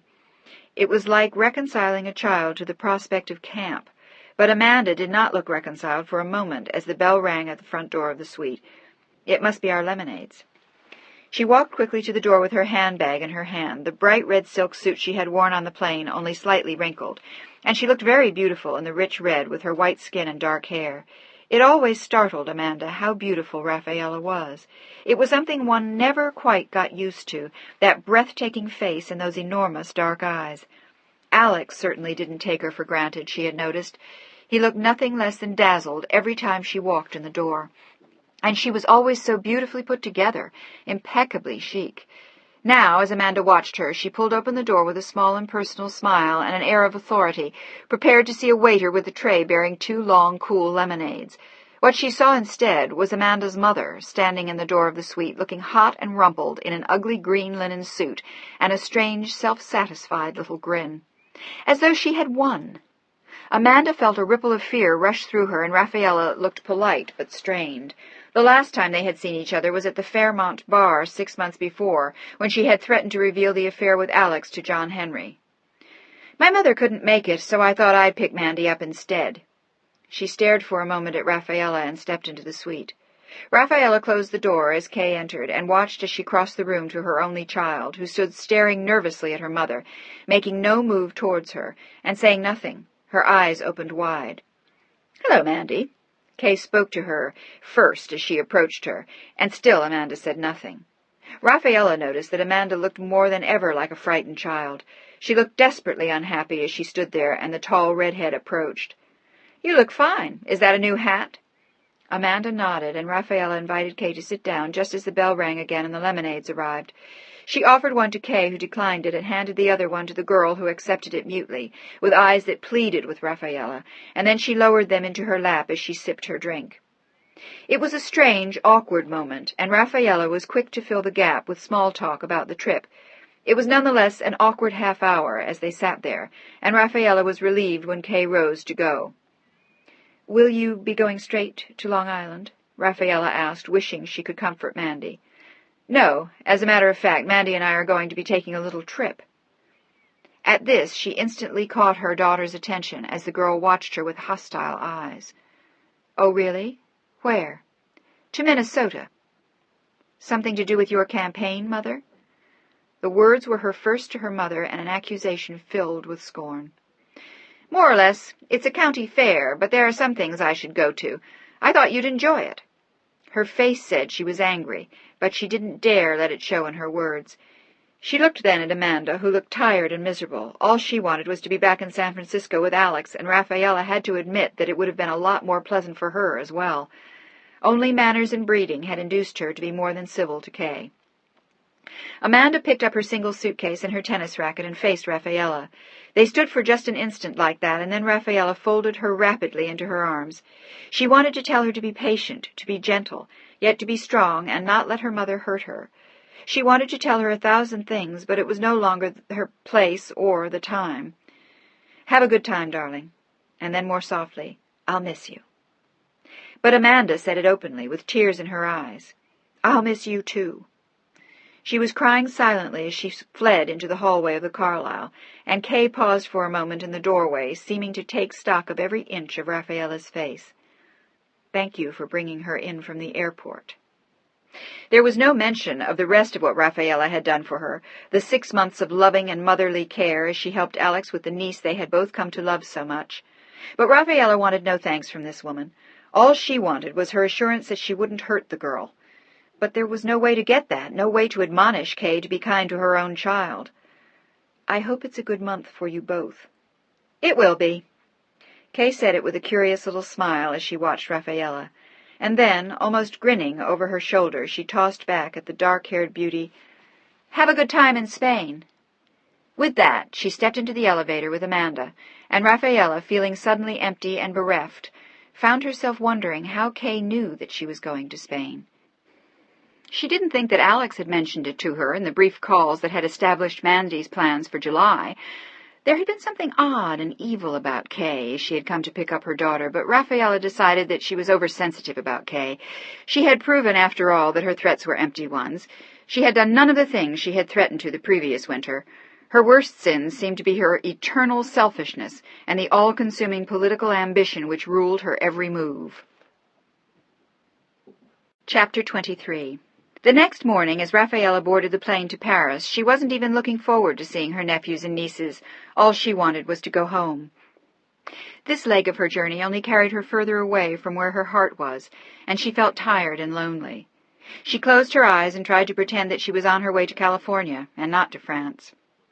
It was a flight which she certainly was used to, and from sheer boredom she slept halfway across the Atlantic. She did a little reading, ate lunch and dinner, and thought smilingly of when she had met Alex on the trip to New York the previous fall.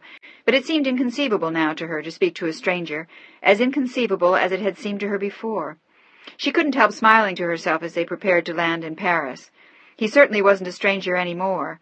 "And how did you two meet?" she could imagine her father asking. "On a plane, Papa. He picked me up." "He what?" She almost laughed openly as she fastened her seatbelt and prepared to land. She was still amused at the idea as she was taken off the plane before the others and whisked through customs, but she was no longer amused by anything as she reached the gate and saw her father's face. He looked stern and almost angry as he stood like a statue, watching her come towards him in an outfit that would have brought an appreciative smile to any man's eyes. She wore a black suit with a white silk shirt and a little black straw hat with a veil. As she saw him, her heart suddenly fluttered. It was obvious that something had happened. He had bad news for her. Perhaps her mother, or John Henry, or a cousin, or— "Bonjour, Papa." He barely unbent as she reached up to kiss him, and his substantial frame seemed more rigid than rock.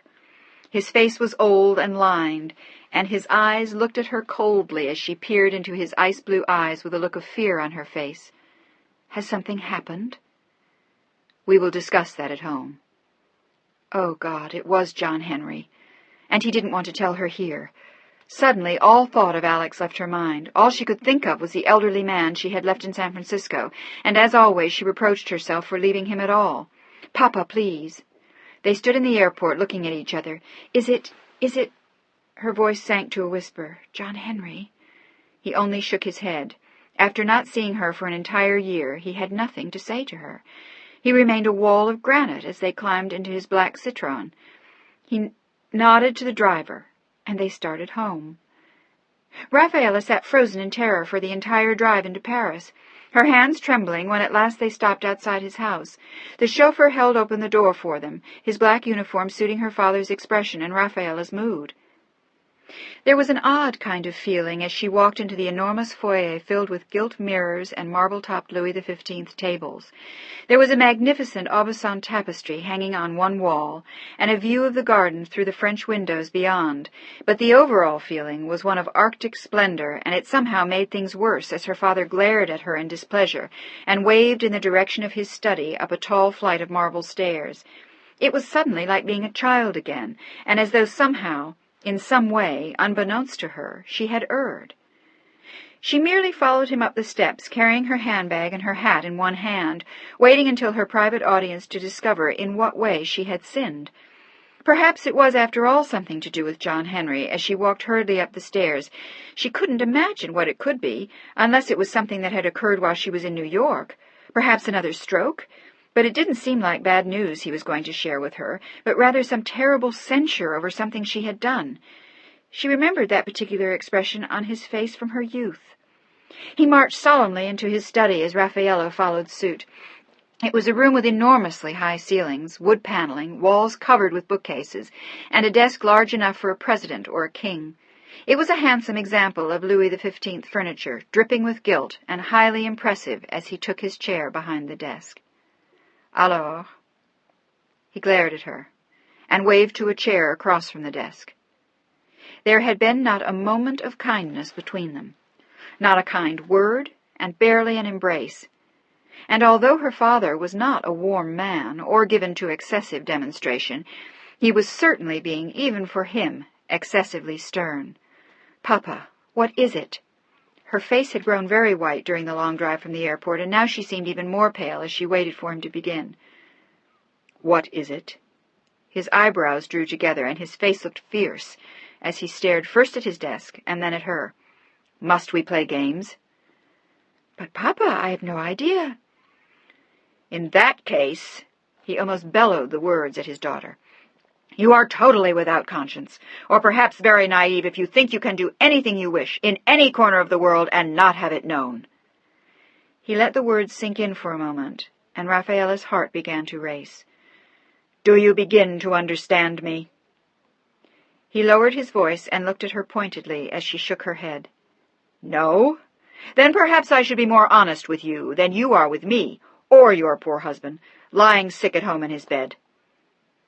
His voice was filled with reproach and contempt for his only daughter, and suddenly, like a child caught in a terrible misdemeanor, she felt awash with shame. The pale cheeks were suddenly suffused with a flush, and Antoine de Mornay-Mal nodded his head. "Perhaps now you understand me." But her voice was clear when she answered, "No, I do not." "Then you are a liar as well as a cheat." The words rang out like bells in the large, austere room. "I received," he said the words deliberately, as though he were addressing Parliament instead of his only surviving child, "several weeks ago, a letter from an American congresswoman, Madame K. Willard." He searched Raffaella's face, and she felt her heart stop. Raffaella waited, barely able to breathe. "It was, I must tell you, a very painful letter for me to read. Painful for a number of reasons, but most of all because I learned things about you, my daughter, which I had never hoped to hear. Shall I go on?" Raffaella wanted to tell him not to, but she didn't dare. He went on anyway, as she knew he would. "She not only explained to me that you are cheating on your husband, a man, may I remind you, Raffaella, who has been nothing but good to you since you were barely more than a child, a man who trusts you, who loves you, who needs your every waking moment, your every thought, every breath, to keep him alive. If you give him anything less than that, you will kill him, as I'm quite sure you are aware. So, not only are you destroying this man who has loved you, and who is my oldest and dearest friend, but you are apparently destroying as well the lives of several other people. A man who apparently had a wife who loved him, and whom you have estranged, keeping him from a decent woman, as well as having children, which apparently is something dear to his heart. I also understand from Madame Willard that after a serious accident, her daughter went to California to recover and to live with this man you have stolen from his wife. Not only have you done that, but apparently you are corrupting this child as well with your shocking behavior. In addition, Madame Willard is in the Congress, and from what she tells me, she will lose all chance to continue her life's work if this scandal comes out. In fact, she tells me that she is going to retire immediately if you and her brother don't stop, because she cannot face the disgrace such a scandal would bring to her, and to her husband, her aging mother, and her child. I might add as well that if such a matter were to become public, you would disgrace me and the Banque Mal as well, which does not even bring into consideration how your behavior would be viewed in Spain, not to mention what they would make of you in the press. Rafaela felt as though she had just been crucified, and the enormity of what had happened, of the accusations, of what Kay had done, and what her father had just said to her, were almost more than she could cope with as she sat there. How could she tell him? Where would she begin? The truth was that Kay was a vicious, hungry politician who would stop at nothing to get what she wanted, and that she was not retiring but running for election again, this time as senator. That Amanda had not been corrupted by her and Alex, but deeply loved, that he hadn't been married to Rachel when she had met him, that he didn't want Rachel back, and that she herself was still giving everything she could to John Henry, but that she loved Alex too. But her father only sat there, staring at her with disapproval and anger in his eyes. As she looked at him, feeling powerless before him, the tears spilled from her eyes and ran down her cheeks. "I must also tell you," he continued after a moment, "that it is not in my character to believe the word of a total stranger. At considerable inconvenience and great expense, I hired a detective who, for the past 10 days, has chronicled your activities and seems to confirm what this woman says. You come home," he glared at her in fury, "no earlier than 5 o'clock in the morning every single night. And even if you don't care what you are doing to those around you, Rafaela, I should think that your own reputation would matter to you more than that. Your servants must think you a slut, a whore, a piece of garbage." He was roaring at her and left his seat to pace the room. She had still not said a word. "How can you do such a thing? How can you be so dishonored, so disgusting, so cheap?" He turned to face her, and she shook her head mutely and dropped her head into her hands. A moment later she blew her nose in the lace handkerchief she extracted from her handbag, took a deep breath, and faced her father from across the room. "Papa, this woman hates me. What she has said is all true. The reports from the man I hired say so." "No." She shook her head vehemently and stood up as well. "No. The only accurate thing is that I love her brother. But he is not married. He was divorced when I met him." He instantly cut her off. "And you are a Catholic, or had you forgotten? And a married woman, or had you forgotten that too? I don't care if he was a priest or a Zulu. The fact is that you are married to John Henry, and you are not free to whore around as you choose. I will never be able to look at him again after what you have done here. I cannot face my oldest friend because the daughter I gave him is a whore. I am not a whore." She shouted the words at him with sobs clutching at her throat. "And you didn't give him to me. I married him because I wanted to. I loved him." She didn't go on. "I don't want to hear your nonsense, Rafaela. I want to hear only one thing, that you will not see this man again." He glared at her angrily and walked slowly towards her. "And until you do that and give me your solemn promise, you are not welcome to be in my house. In fact," he looked at his watch, "your flight to Madrid is in 2 hours. I want you to go there, to think about this, and I will come to see you in a few days. I want to know then that you have written to this man and told him that it's over. And to assure that you keep your promise, I intend to keep the surveillance on you for an indefinite time." "But why, for God's sake, why?" "Because if you have no honor, Rafaela, I do. You are breaking every promise you ever made when you married John Henry. You are disgracing me as well as yourself, and I will not have a whore for a daughter. And if you refuse to comply with what I am asking, I will tell you simply that you leave me no choice but to tell John Henry what you've done." "For God's sake, Papa, please." She was sobbing almost hysterically now. "This is my life. You'll kill him. Papa, please." "You're a disgrace to my name, Rafaela." He stared at her without coming closer, and then went to his chair behind the desk again and sat down. She looked at him, understanding the horror of what had happened, and for the first time in her life, hating someone as she never had before. If Kay had stood in the same room with her at that moment, she would have killed her, gladly, and with her bare hands. Instead, she turned to her father with a look of despair. "But, Papa, why? Why must you do this? I'm a grown woman. You have no right." "I have every right. You have obviously been too long in America, my dear. And perhaps also you have been too long on a loose leash while your husband has been sick. Madame Willard tells me that she tried to reason with you, but that you and this man persist. She tells me that if it were not for you, he would go back to his wife, that if it were not for you, he could settle down and have children." He looked at her reproachfully. "How can you do that to someone you pretend to love?" His words and the look on his face were like a knife cutting through her, as his gaze never wavered from her eyes.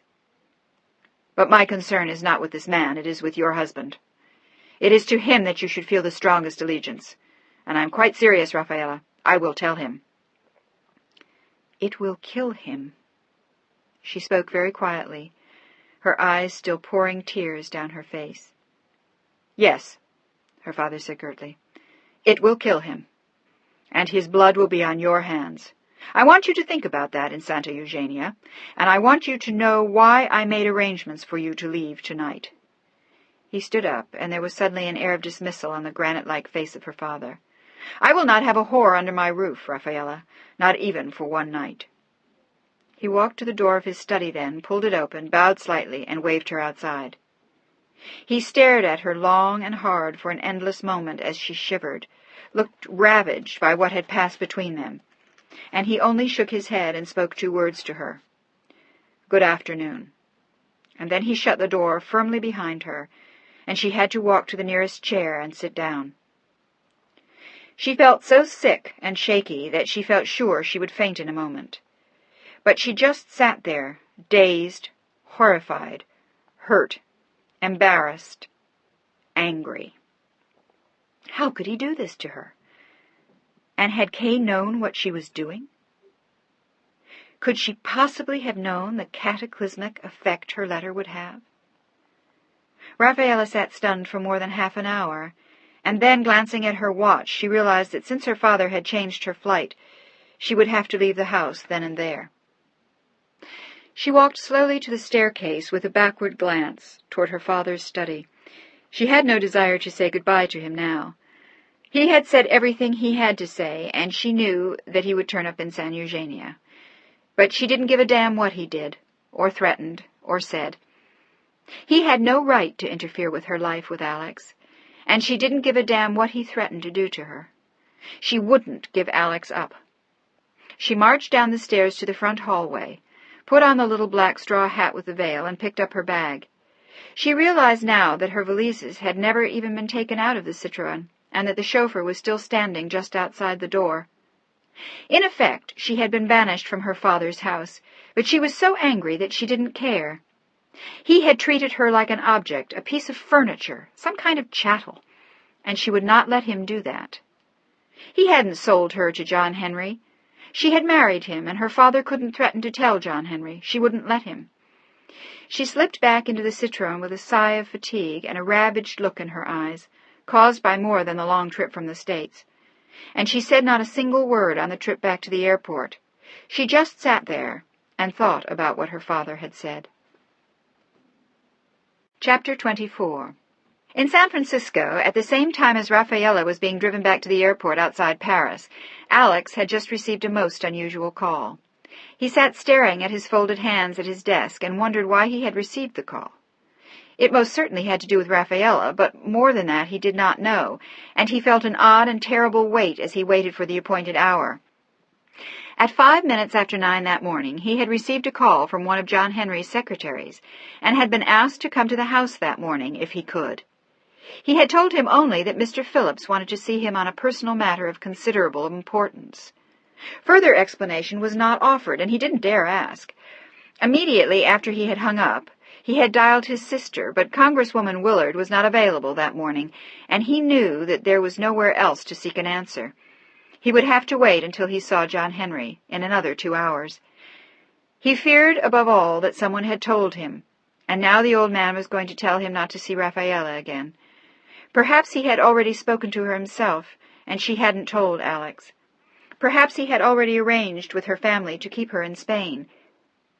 But he sensed something terrible about to happen, and due to John Henry's advanced age and the obvious gravity of the situation, he couldn't refuse to go and see him.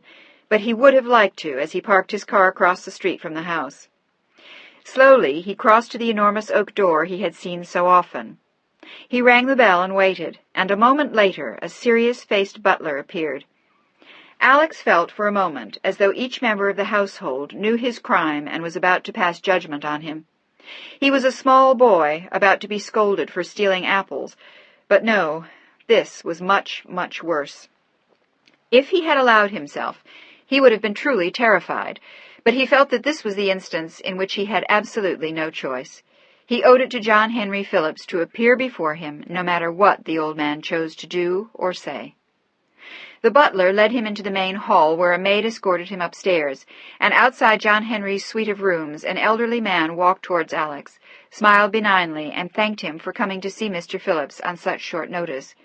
He identified himself as Mr. Phillips's secretary, and Alex recognized the voice he had heard on the phone. "Very kind of you to come so quickly. This is most unusual for Mr. Henry. He hasn't asked anyone to come here to see him in several years. But I gather that this is a somewhat urgent personal matter, and he thought that you might be able to help him." Once again, Alex felt apprehensive. "Certainly." He found himself muttering inanities to the ancient secretary and wondered if he was going to faint as they waited for a nurse to usher them inside. "Is he very ill?" It was a stupid question, he knew, as the man nodded, since he knew from Rafaela just how sick John Henry was. But he found himself totally unnerved just from being here outside John Henry's bedroom doorway in her home. These were the halls she walked in every day. It was the house in which she had breakfast each morning, to which she came after she left him, after they had made love. "Mr. Hale?" The nurse had opened the door, and the secretary beckoned. For a moment, Alex seemed to falter, and then, in his dark suit and white shirt and navy-blue polka-dot tie, he walked toward the doorway, feeling like a man going to his own execution, but at least he was going in style. He would not disgrace her, neither by proving himself a coward in refusing to come here, or by looking less than appropriate when he did.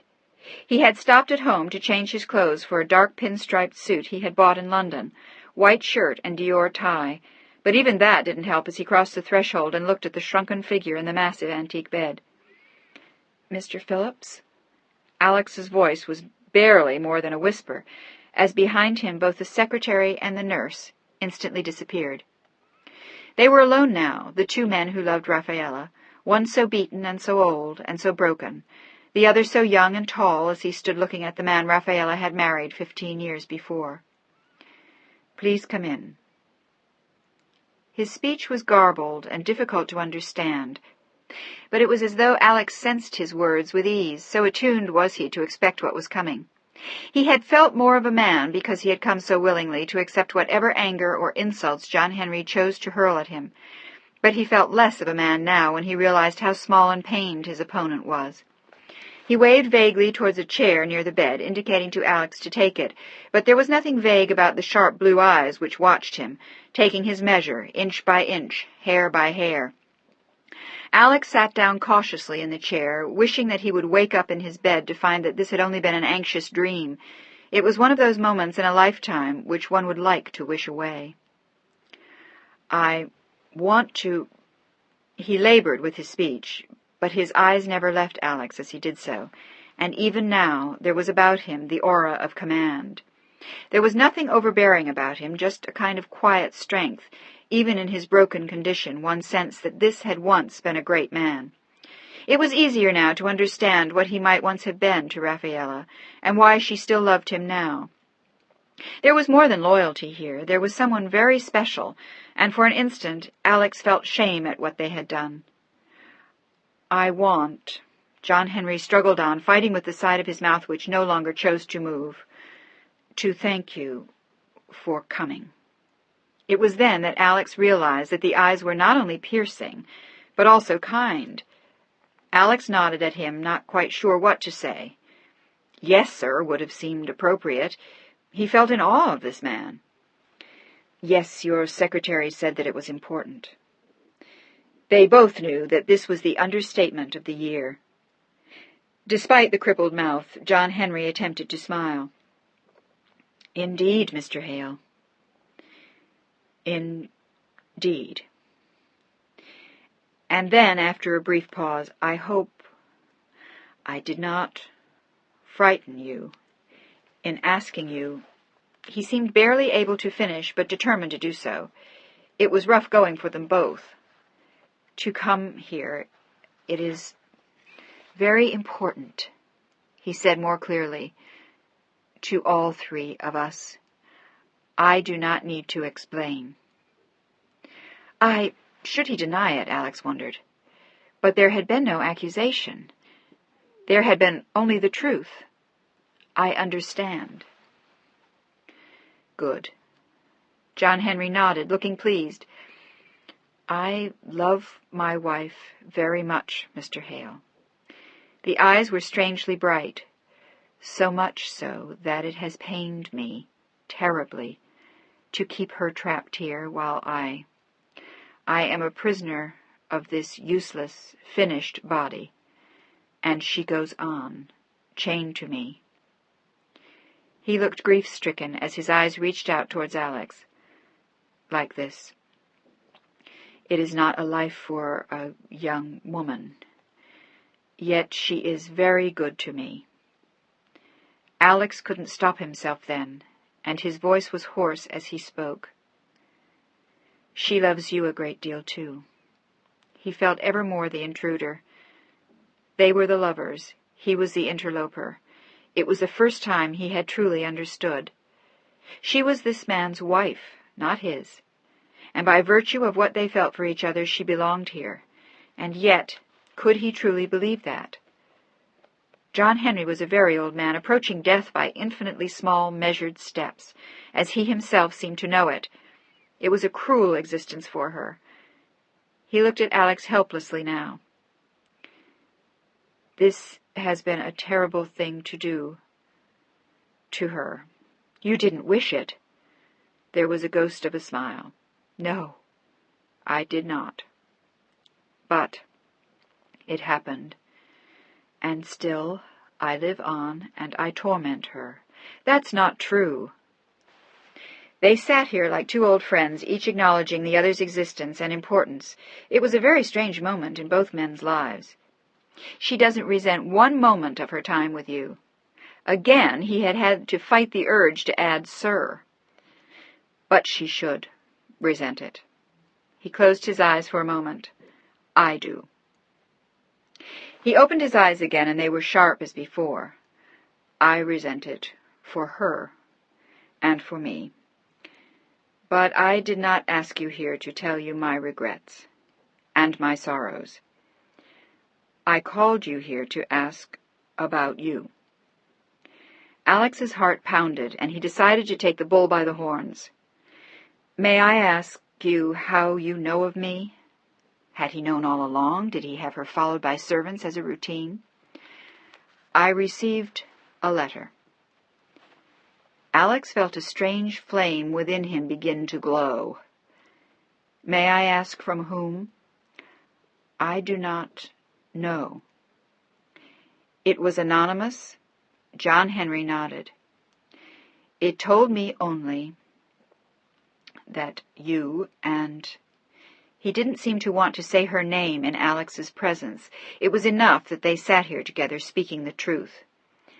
"That you and she had been involved for almost a year." He began to cough softly, and Alex worried, but John Henry waved his hand to indicate that all was well, and a moment later he went on. "It gave me your address and telephone number, explained that you are an attorney, and it said quite clearly that I would be wise to put a stop to this." He looked at Alex with curiosity. "Why is that so? Was the letter from your wife?" He seemed intrigued, but Alex shook his head. I don't have a wife. I've been divorced for several years. Is she still jealous? He fought to go on. No, I believe the letter you received was from my sister. She's a politician, a congresswoman, in fact, and she is a dreadful, selfish, evil woman. She thinks that if any word of this,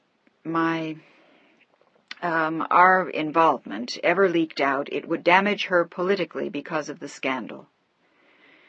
She is probably right. John Henry nodded his head.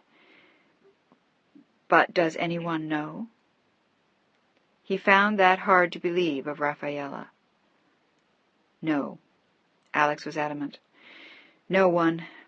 Only my niece, and she adores Rafaela and is very discreet. Is she a small child? John Henry seemed to smile.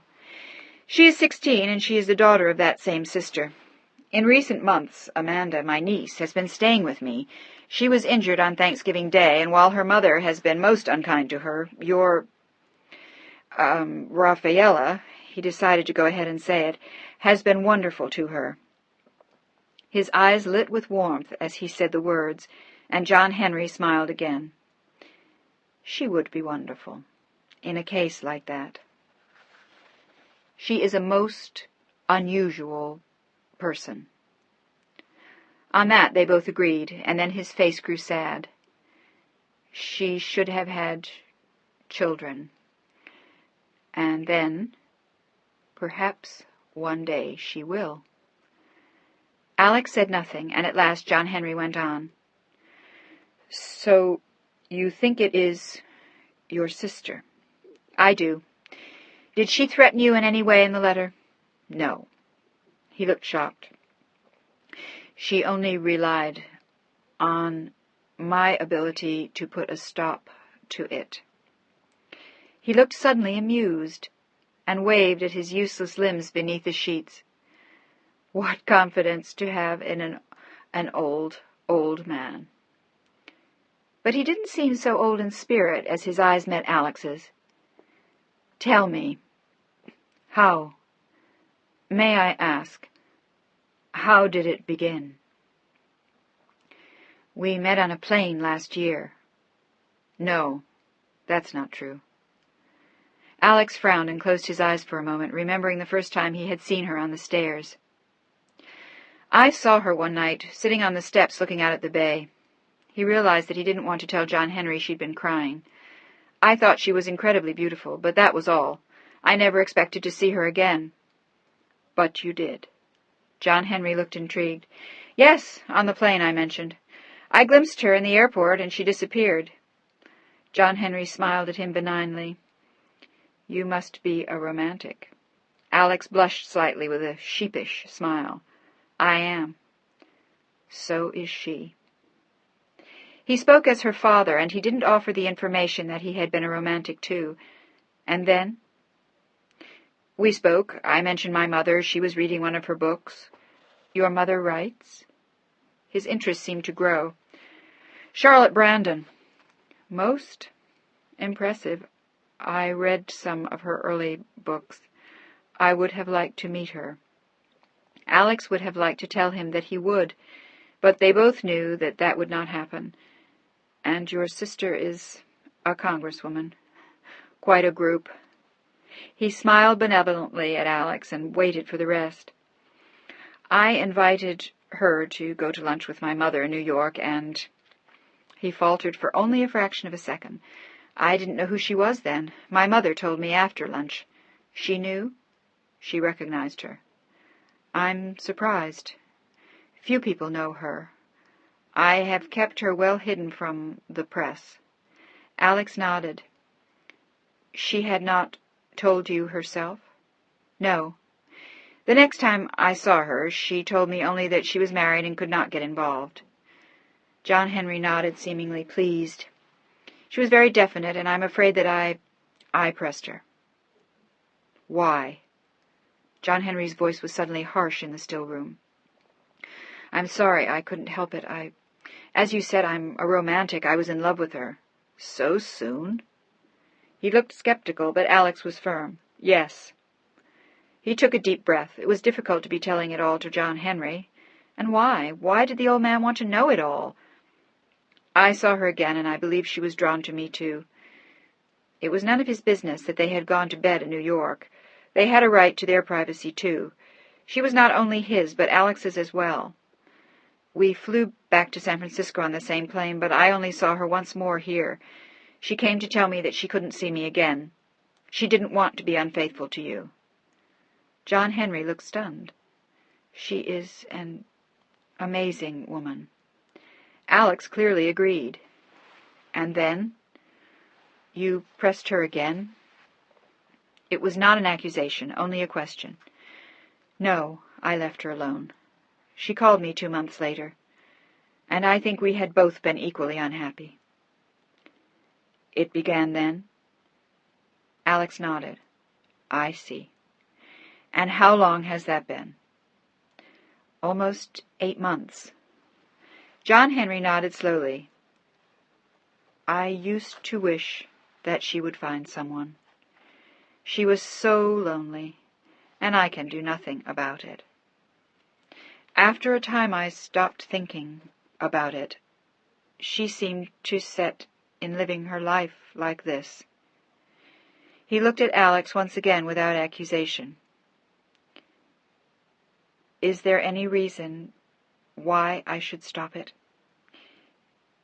Is she unhappy? Alex slowly shook his head. Are you? No, Alex said softly. I love her very deeply. I'm only sorry that this has come to your attention. We never meant to hurt you. She, above all, couldn't have borne that. I know. John Henry looked at him gently. I know. And you have not hurt me. You have taken nothing from me. She is as much my wife as she ever has been. As much as she can be now. She is as kind to me as ever, as gentle, as loving. And if you give her something more, some sunshine, some joy, some kindness, some love, how could I begrudge her that? It is not right for a man of my age to keep a beautiful young woman locked in a trap. No! His voice echoed powerfully in the room. No, I will not stop her. And then his voice softened again. She has a right to happiness with you, just as she once had a right to happiness with me. Life is a series of moving seasons, moving stages, moving dreams. We must move with them. To stay locked in the past will condemn her to the same fate as mine. It would be immoral to allow her to do that. That would be the scandal. He smiled gently at Alex. Not what she shares with you. And then, almost in a whisper, I am grateful to you if you have made her happy. And I believe that you have. And then he waited for a long moment. And now? What do you plan with her, or do you? He looked worried again, as though trying to settle the future for a beloved child. Alex wasn't sure what to tell him. We seldom talk about it. But do you think about it? I do. Alex was honest with him. He had been too kind not to be. Will you, his eyes filled with tears on the words, take care of her for me? If she will let me. John Henry shook his head. If they will let you. If anything happens to me, they will come and get her, and take her away. He sighed softly. She needs you, if you will be good to her. She needs you very much, just as once she needed me. Alex's own eyes were damp now.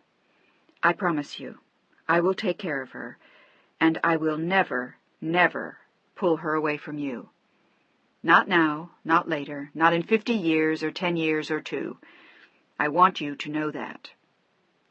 He reached out and took John Henry's frail hand in his own.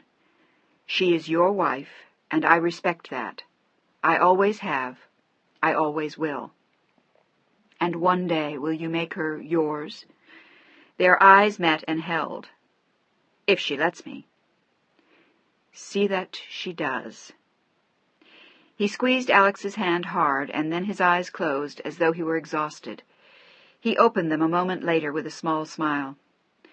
"You're a good man, Alexander." "Thank you, sir." He had finally said it, and he felt better. It was as though they were father and son. "You were brave to come here."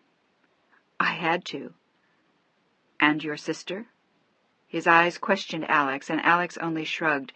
"She can't really make trouble between us." He looked at John Henry. "What more can she do? She told you.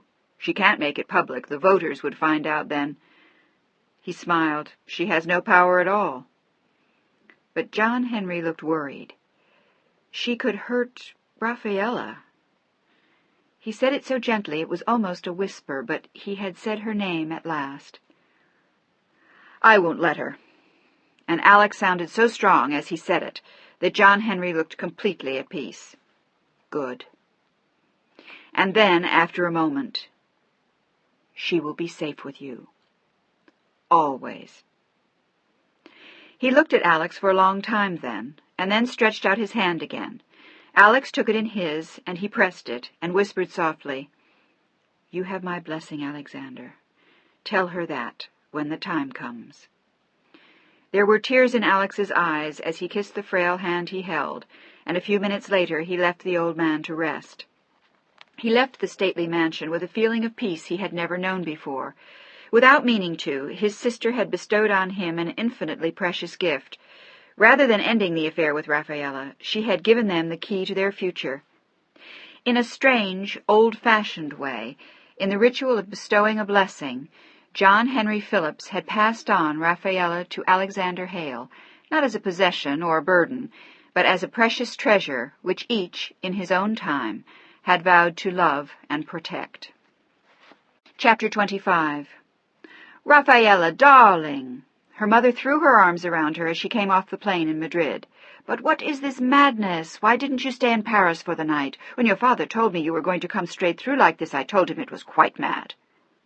Alejandra de Mornay-Mal looked at the dark circles forming under her daughter's eyes and scolded her gently, but the way she did it told Rafaela that she had no idea why her plans had changed. Obviously, her father had said nothing about the letter from Madame Willard, or the affair with Alex, and that she was in disgrace. Rafaela smiled tiredly at her mother, wanting to feel happy to see her, wanting a feeling of homecoming, of a safe haven from her father's anger. Instead, all she felt was exhaustion, and all she could hear was the echo of her father's words. "I don't want a whore in my house, Rafaela, not even for one night." "Darling, you look exhausted. Are you sure you're not ill?" The striking flaxen beauty that had made Alejandra de Santos y Cuadral famous as a girl had dimmed only slightly with the onset of middle age. She was still a remarkably beautiful woman, her beauty impaired only by the fact that she was insipid, and the brilliant green eyes held no very interesting light. But as a statue she would have been lovely, and as a portrait she had been very beautiful, quite a number of times. But she had none of Rafaela's smoky beauty, or the stark contrasts of her jet-black hair and ivory skin. There was none of Rafaela's depth in her mother, none of her intelligence or her wit or her excitement.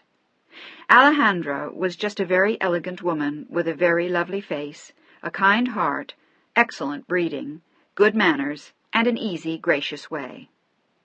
"I'm fine, Mother. I'm just very tired.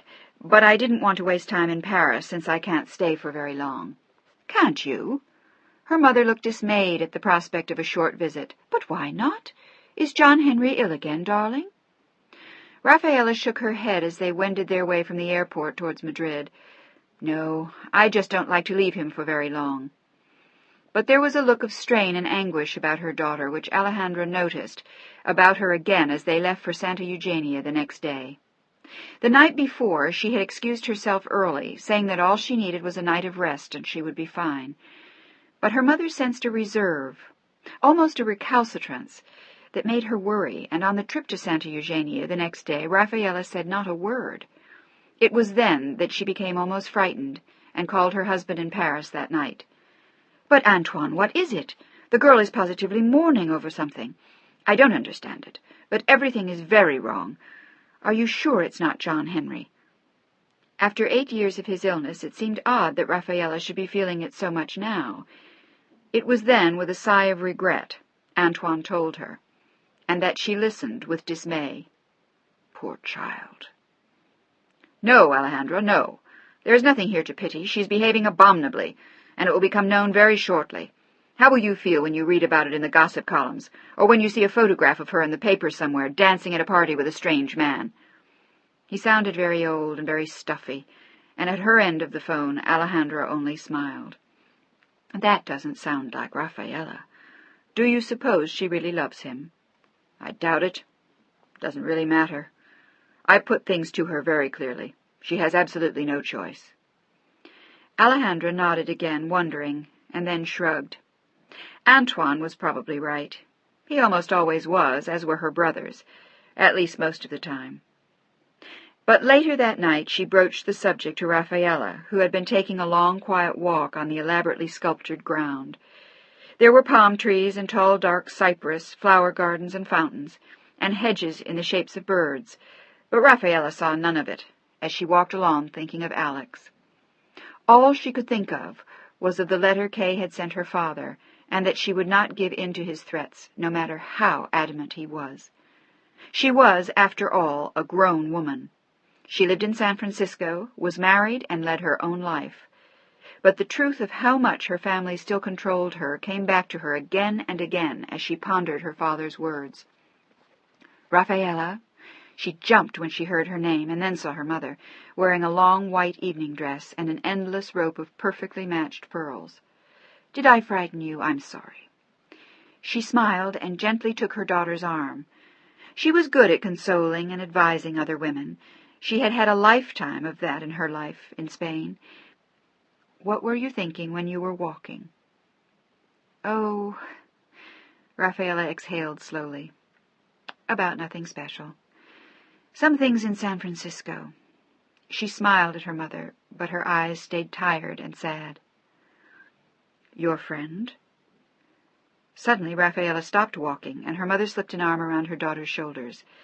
"Don't get angry. I talked to your father tonight. I was very worried. You looked so upset." But there was no reproach in her voice, only sorrow, and gently she led Rafaela along down the winding path. "I'm sorry that something like that has happened." Rafaela didn't say anything for a long time, and then she nodded. "So am I." She wasn't sorry for herself, but in a way she was sorry for Alex. She always had been, right from the start. He's a wonderful man. He deserves much more than I can give him. You should think about that, Rafaela. Weigh it in your conscience. Your father is afraid of the disgrace, but I don't think that's what really is so important. I think you ought to think if you are ruining someone's life. Are you destroying this man?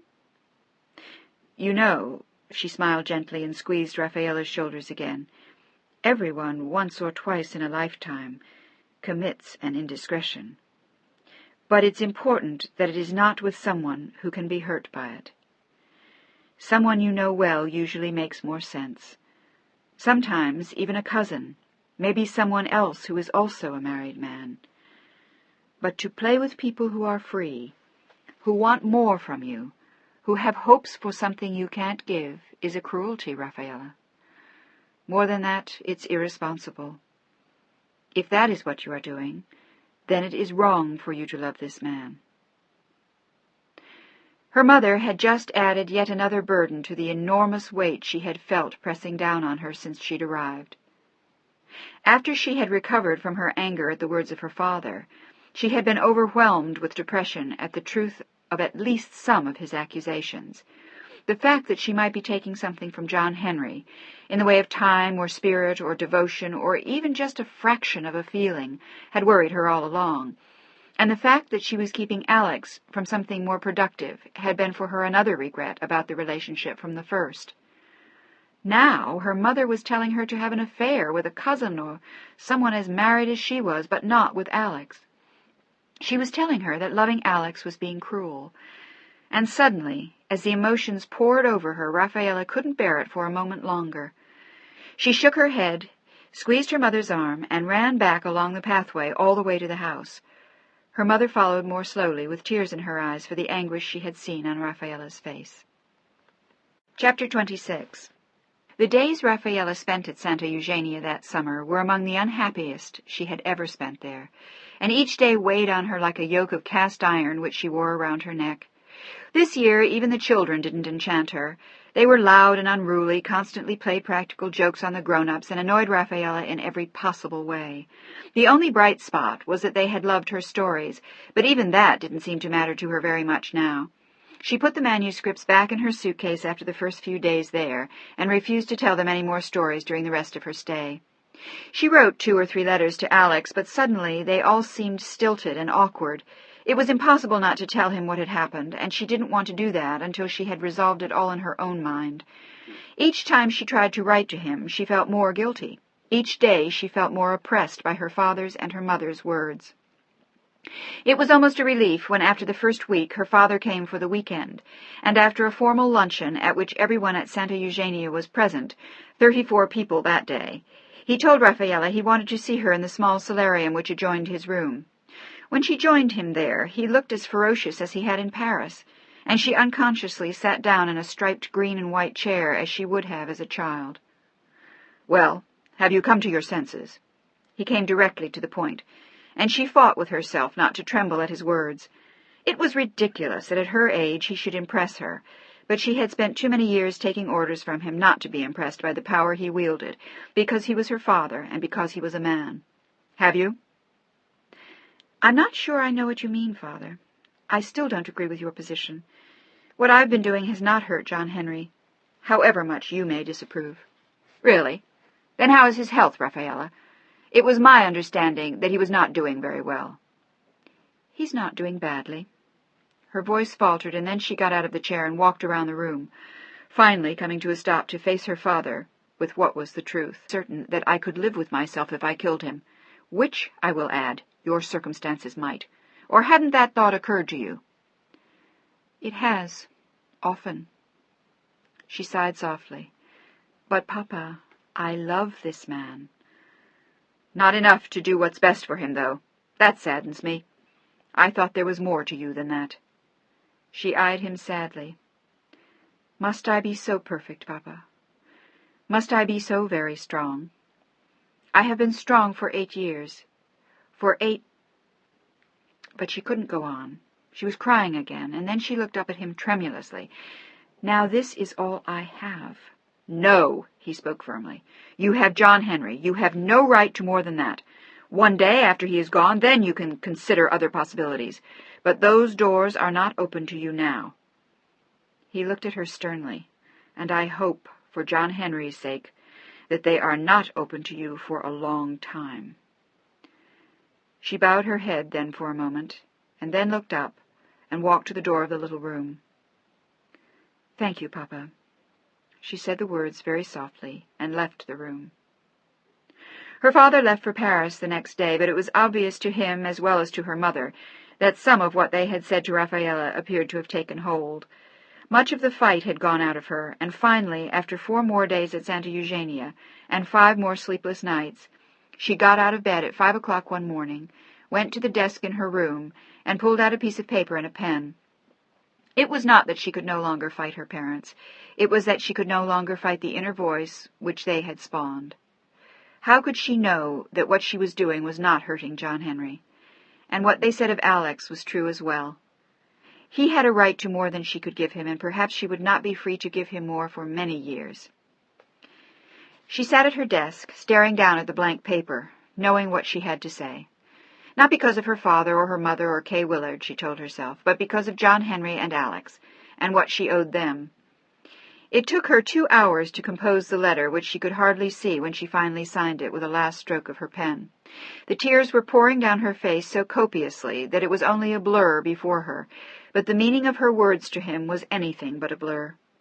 She had told him that she did not wish to continue, that she had given it all a great deal of thought during her vacation in Spain, that there was no point in their dragging on a love affair that had no future. She had realized now that he was not suited to her, and to the life she would lead one day when she was free. She told him that she was happier in Spain with her family, that this was where she belonged, and that since he was divorced and she was a Catholic, she could never marry him anyway. She drew on every lie and excuse and insult she could find, but she did not want to leave him with a single doubt about continuing. She wanted to free him completely so that he could find another woman and not wait for her. She wanted to know that she had given him the final gift of freedom, and if she had to do so, that by sounding unkind in the letter, then she was willing to do that for Alex. It was her last gift to him. But the second letter she wrote was almost harder. It was a letter to Mandy, which she sent to Charlotte Brandon's address in New York. It explained that things had changed between her and Alex, that they wouldn't be continuing to see each other when she got back to San Francisco, but that she would always love Mandy and treasure the months that they had shared. By the time she finished both letters, it was 8 o'clock in the morning, and Rafaela felt as though she had been beaten from midnight until dawn. She put on a thick terry cloth robe and ran silently to the main hall, where she left the 2 letters on a silver platter. Then she walked slowly outside and across the grounds to a remote spot on the beach, which she had discovered as a child.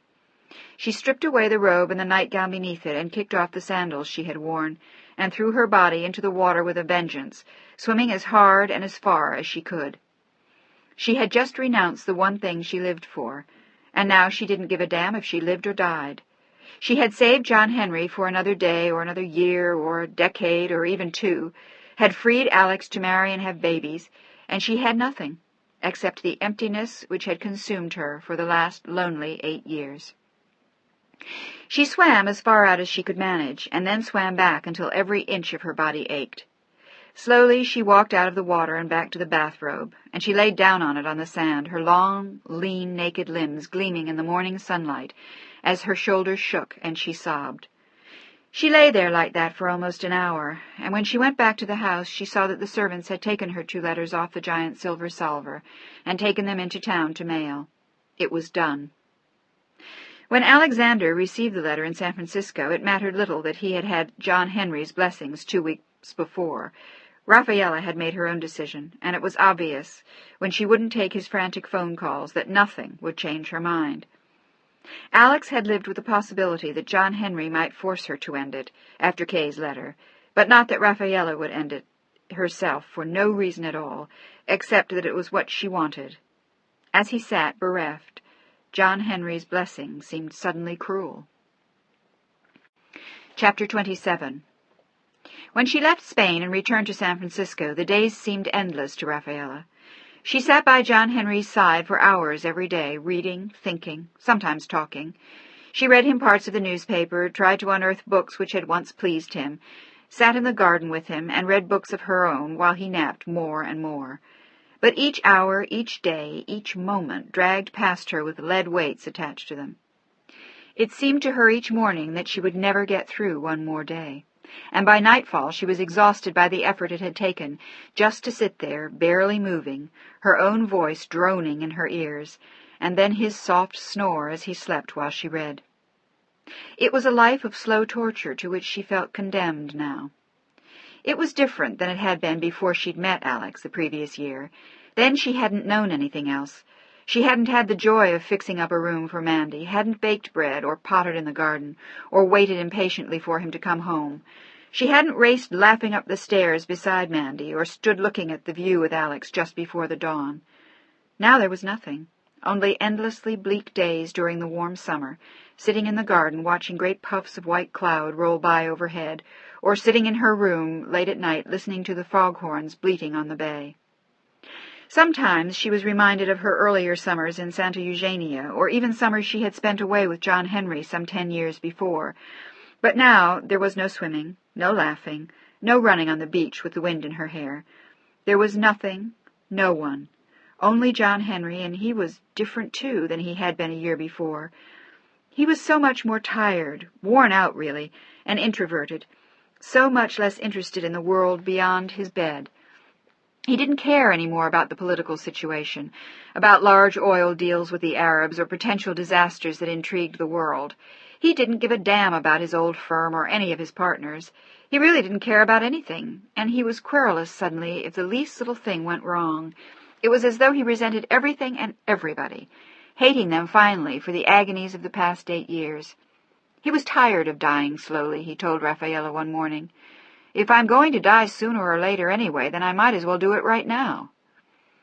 He talked constantly now of wishing it was over, of hating the nurses, of not wanting to be pushed around in his chair. He didn't want to be bothered by anyone, he insisted, and it was only with Rafaela that he made the supreme effort, as though he didn't want to punish her for the way he felt. But it was obvious to everyone who saw him that he was desperately unhappy, and it never failed to remind Rafaela of her father's words. Maybe he'd been right after all, that John Henry needed her full attention. Certainly he did now, even if he hadn't before. Or maybe it was because she had nothing else to do now, and he only seemed to need her so much more. But he seemed to swallow up every moment, just because she felt obliged to sit with him, to be near him, to sit and watch him while he slept. It was as though she had made one last commitment to give up her whole life for this man. And at the same time, it was as though John Henry had finally given up his will to live. Rafaela felt that weight on her now, too. If he was tired of living, what could she do to make him want to stay alive? To infuse him with her youth, with her own vitality, with her will to live? But her life was no happier than John Henry's. Since she had given up Alex, there was no longer any reason which Rafaela could see which justified her existence, except a kind of life-giving serum for John Henry. There were days when she thought that she couldn't bear it any more. She almost never went out any more, and when she did, she had the chauffeur drive her somewhere so that she could take a long walk. She hadn't been downtown since returning from Spain earlier that summer, and she was afraid to wander in the neighborhood, even in the evening, for fear that somehow, somewhere, Alex would be there. He had gotten her letter the day before she had left Santa Eugenia, and she had sat terribly still for a long moment when the butler told her there was a call from America, wanting it to be Alex, and yet fearing that at the same time it was. She didn't dare refuse the call for fear that it was something about John Henry. So she went to the phone with her heart pounding and her hands trembling, and when she had heard his voice at the other end, she had closed her eyes tightly and tried to fight back the tears.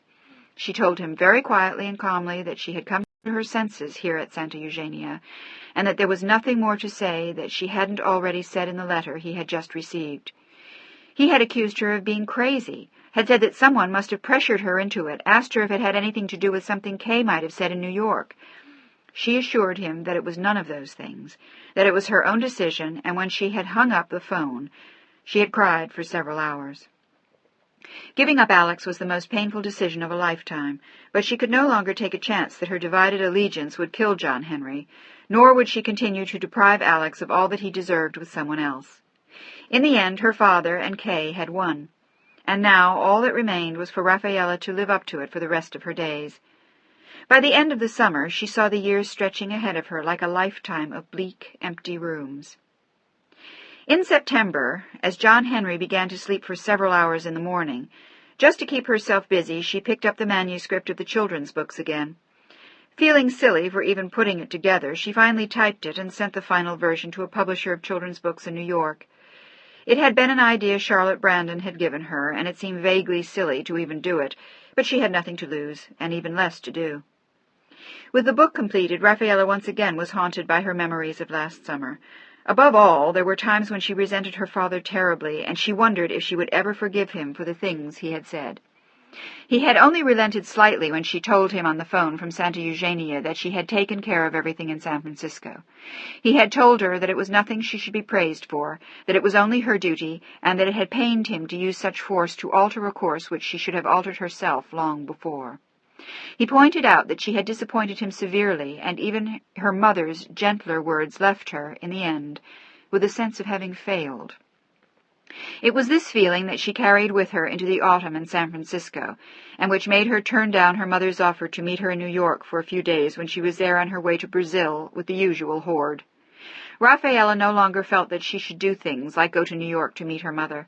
Her place was with John Henry, and she would not leave him again until the day he died. Who knew if her months of ricocheting between her own home and Alex's had not in some way speeded John Henry towards his death?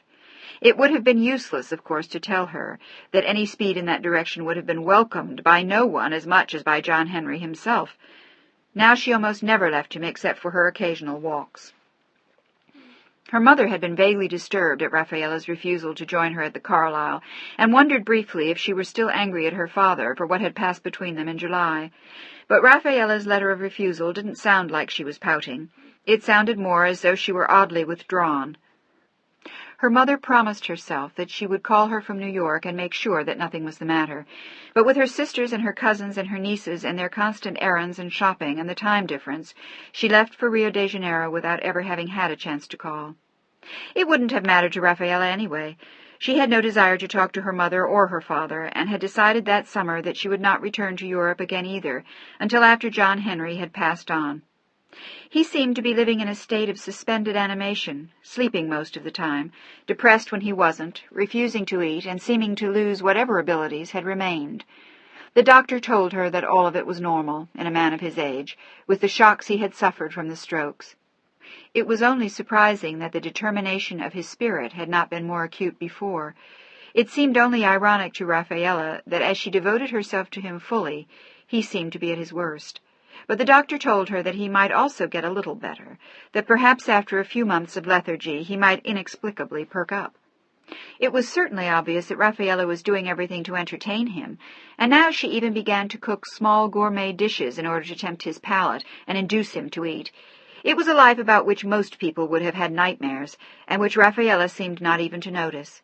Having given up the only thing which she cared about, and relinquished the only two people she had loved in a long time, Alexander and Amanda, it no longer really mattered to her what she did with her time.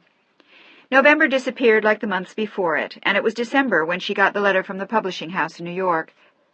They were enchanted with the book she had sent them, surprised that she didn't have an agent, and wanted to pay her $5,000 as an advance for the book, which they would have illustrated and hoped to release the following summer and fall. For a moment she stared at the letter in amazement, and then, for the first time in a long time, she broke out in a broad smile. Almost like a schoolgirl, she raced up the staircase with the letter to show John Henry. When she got there, she found him sleeping in his wheelchair, his mouth open, his chin on his chest, making a soft purr. She stood there for a time, watching him, and then suddenly felt desperately lonely. She had wanted so much to tell him, and there was no one else to tell.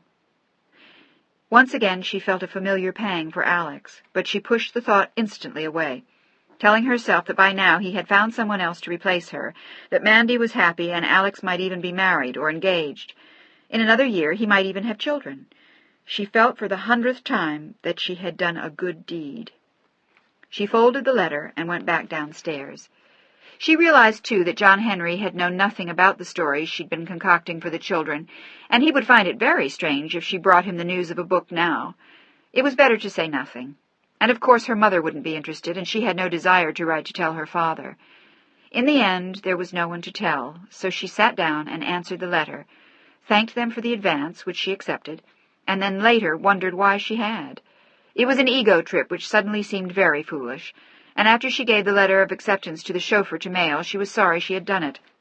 She was so used to denying herself everything she wanted that even this little treat now seemed out of place. Feeling annoyed with herself for doing something so silly, she later asked the chauffeur to drive her out to the beach while John Henry slept away the afternoon. She just wanted to walk in the fresh air and see the dogs and the children, feel the wind on her face, and get away from the stale air of the house. She had to remind herself that it was almost Christmas, but it didn't really matter this year. John Henry was too tired to care if they celebrated it or not.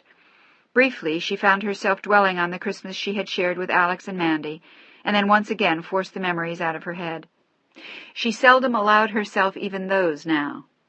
It was almost 4 o'clock when the chauffeur pulled the car up alongside the vans and the pickups and the old jalopies, and smiling at the incongruous vision she knew she presented, she slid into a pair of black Spanish loafers she often wore at Santa Eugenia and slipped out of the car into the stiff breeze.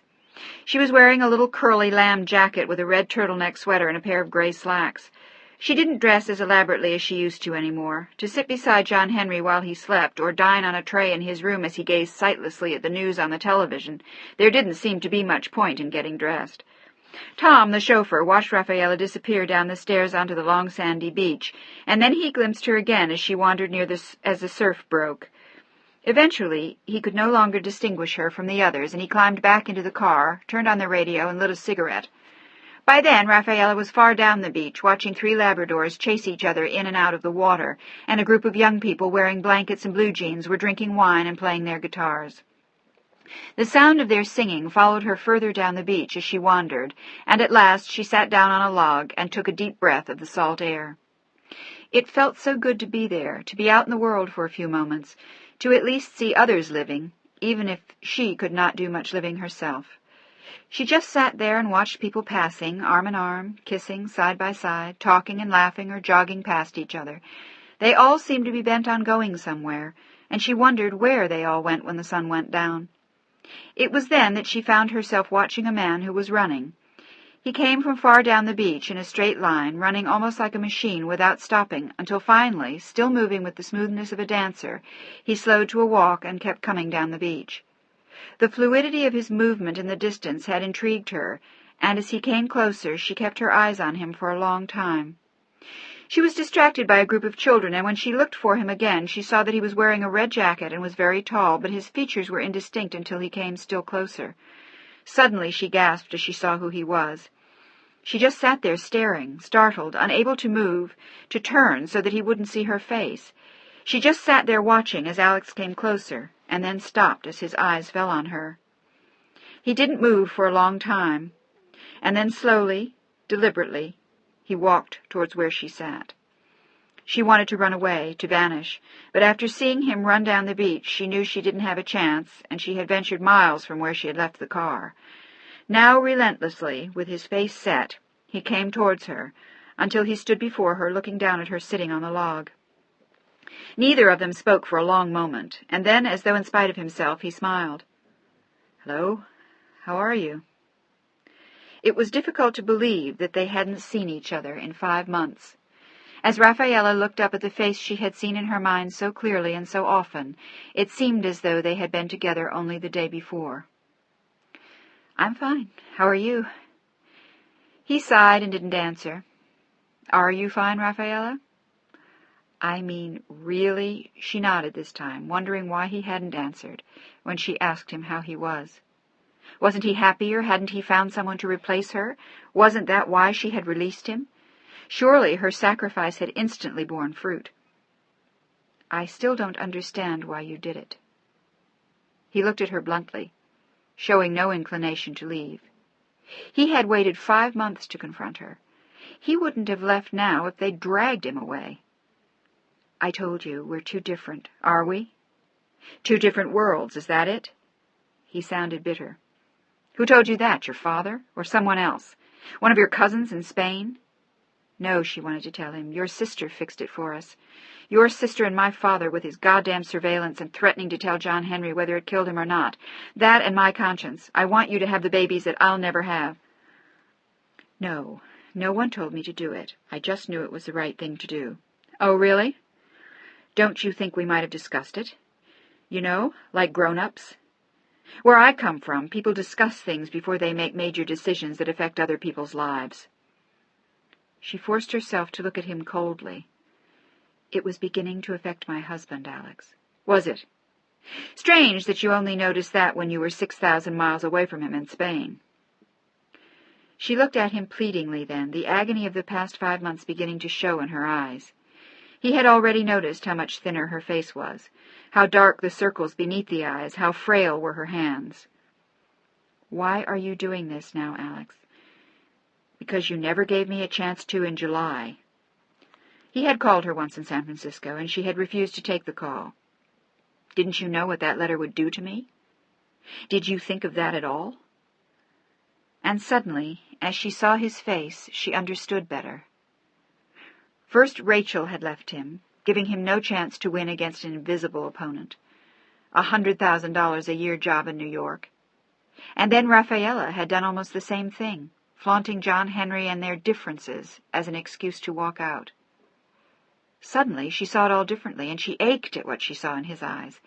Beneath his piercing gaze she dropped her eyes now and touched the sand with one long, thin hand. I'm sorry. Oh, God, I'm so sorry. She looked up at him then, and there were tears in her eyes, and the pain he saw there brought him to his knees beside her on the sand. Do you have any idea how much I love you? She turned her head away then and put a hand up as though to stop him from speaking, whispering softly, Alex, don't. But he took the hand in his own, and then with his other hand brought her face back until she looked at him again. Did you hear me? I love you. I did then, and I do now, and I always will. And maybe I don't understand you. Maybe there are differences between us. But I can learn to understand those differences better, Rafaela. I can if you give me the chance. But why? Why only a half-life with me when you can have a whole one with someone else? Is that why you did it?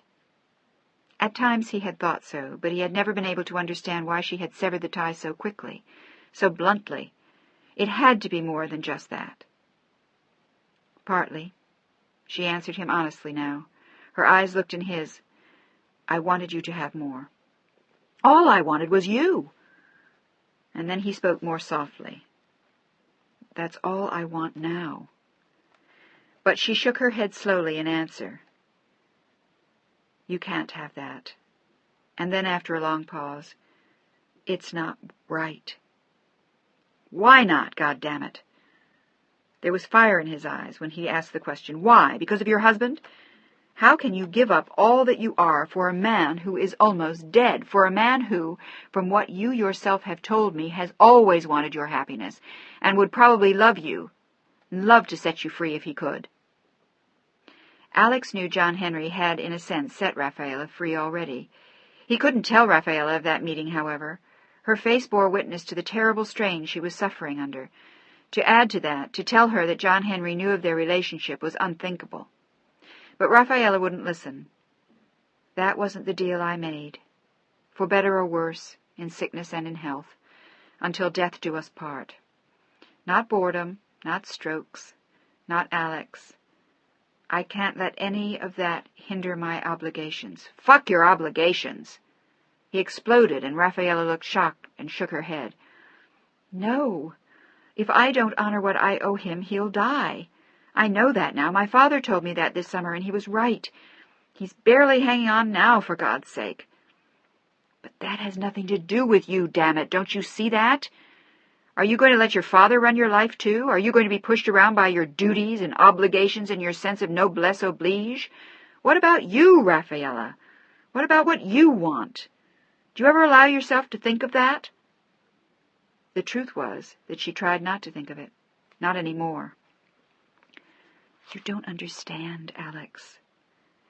She spoke so softly that he could barely hear her in the wind. He sat next to her on the log, their bodies so close that it made Rafaela shiver. Do you want my jacket? She shook her head. And then he went on. I do understand. I think you did something insane this summer. You made one giant sacrifice in order to atone for what you thought was one giant sin. But again she shook her head. I just can't do it to John Henry. Alex could not, try as he might, tell her that the one constant in her life, her relationship with her husband, had already been altered. Do what, for God's sake? Spend a few hours away from the house? Do you have to chain yourself to his bedpost? She nodded slowly. For the moment, yes. And then, as though she owed it to him to tell him, she went on. My father was having me followed, Alex. He threatened to tell John Henry, and that would have killed him. I had no choice. Oh, my God! He stared at her in amazement. And what she hadn't even told him was that the surveillance was due to a letter from his sister Kay. Why would he do a thing like that? Tell John Henry? I'm not sure he would, but I couldn't take the chance. He said he would, so I had to do what I did. But why would he have you followed? She shrugged and looked him in the eye. Doesn't really matter, he just did. And you sit there and wait. She closed her eyes. Don't say it like that. I'm not waiting. You make it sound as though I'm waiting for him to die, and I'm not. I'm simply doing what I set out to do 15 years ago, be his wife. Don't you think circumstances warrant a little bending of the rules on this one, Rafaela? His eyes pleaded with her, but once again she shook her head. All right, I won't push you. He realized again how much pressure she must have been under in Spain. It was hard to imagine her father having her followed and threatening to tell her husband that she was having an affair. Alex pondered with well-hidden fury what he would have liked to do to Rafaela's father, and then he looked her in the eye. "I'm going to just leave it open. I love you, I want you, on any terms you want, whenever you can. If that's tomorrow or in 10 years. Come knock on my door and I'll be there. Do you understand that, Rafaela? Do you know that I mean what I'm saying?" "I do, but I think it's crazy for you to do that. You have to lead a life." "And you don't?" "That's different, Alex. You're not married, I am." They sat silent for a while on the log, looking out at the sea. It felt good just being there together again after so long. Rafaela wanted to prolong the moment, but the light was already growing dim and the fog was beginning to roll in. "Is he still having you followed?" "I don't think so. There's no reason to now." She smiled gently at Alex and wished that she could just touch his cheek, but she knew that she couldn't let herself do that. Never again. And what he was saying was madness. He couldn't sit around waiting for her the rest of his life. "Come on." He stood up and held a hand out to her. "I'll walk you back to your car." And then he smiled at her. "Or is that not such a great idea?" "It's not." She smiled in answer. "But you can walk me back part of the way." It was getting dark quickly enough that she was not enchanted at the prospect of walking back to her car alone. She looked up at him with a gentle look of inquiry, her brows knit, her eyes seemed even larger now than her face was thinner than it had been. "How is Amanda?" Alex looked down at Rafaela with a gentle smile. "She misses you, almost as much as I do." Rafaela didn't answer. "How did the summer go?" Rafaela asked. "She lasted exactly 5 days with Kay. My darling sister had planned the entire month so that she would be showing Mandy off to the voters every moment. Mandy tried it on for size and told her to shove it." "Did she come home?" "No, my mother took her to Europe early." He shrugged. "I think they had a nice time." "Didn't she tell you?" He looked long and hard at Rafaela. "I don't think I heard anything anyone told me until about November." She nodded and they walked on, and then at last she stopped. "I should walk on alone from here. Rafaela." He hesitated, but then decided he had to ask her, "Can I see you sometime, just for lunch or a drink?" But she shook her head. "I couldn't do that." "Why not?" "Because we both want more than that, and you know it. It has to be this way now, Alex." "Why? With me so lonely for you I can't see straight, and you wasting away? Is that how it has to be? Was that why your father threatened to tell John Henry, so he could be assured that we'd both live like this? Don't you want more, Rafaela?"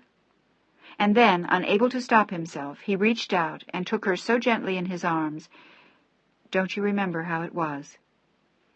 Her eyes filled with tears, and she buried her face in his shoulder, nodding, but not wanting to see his face.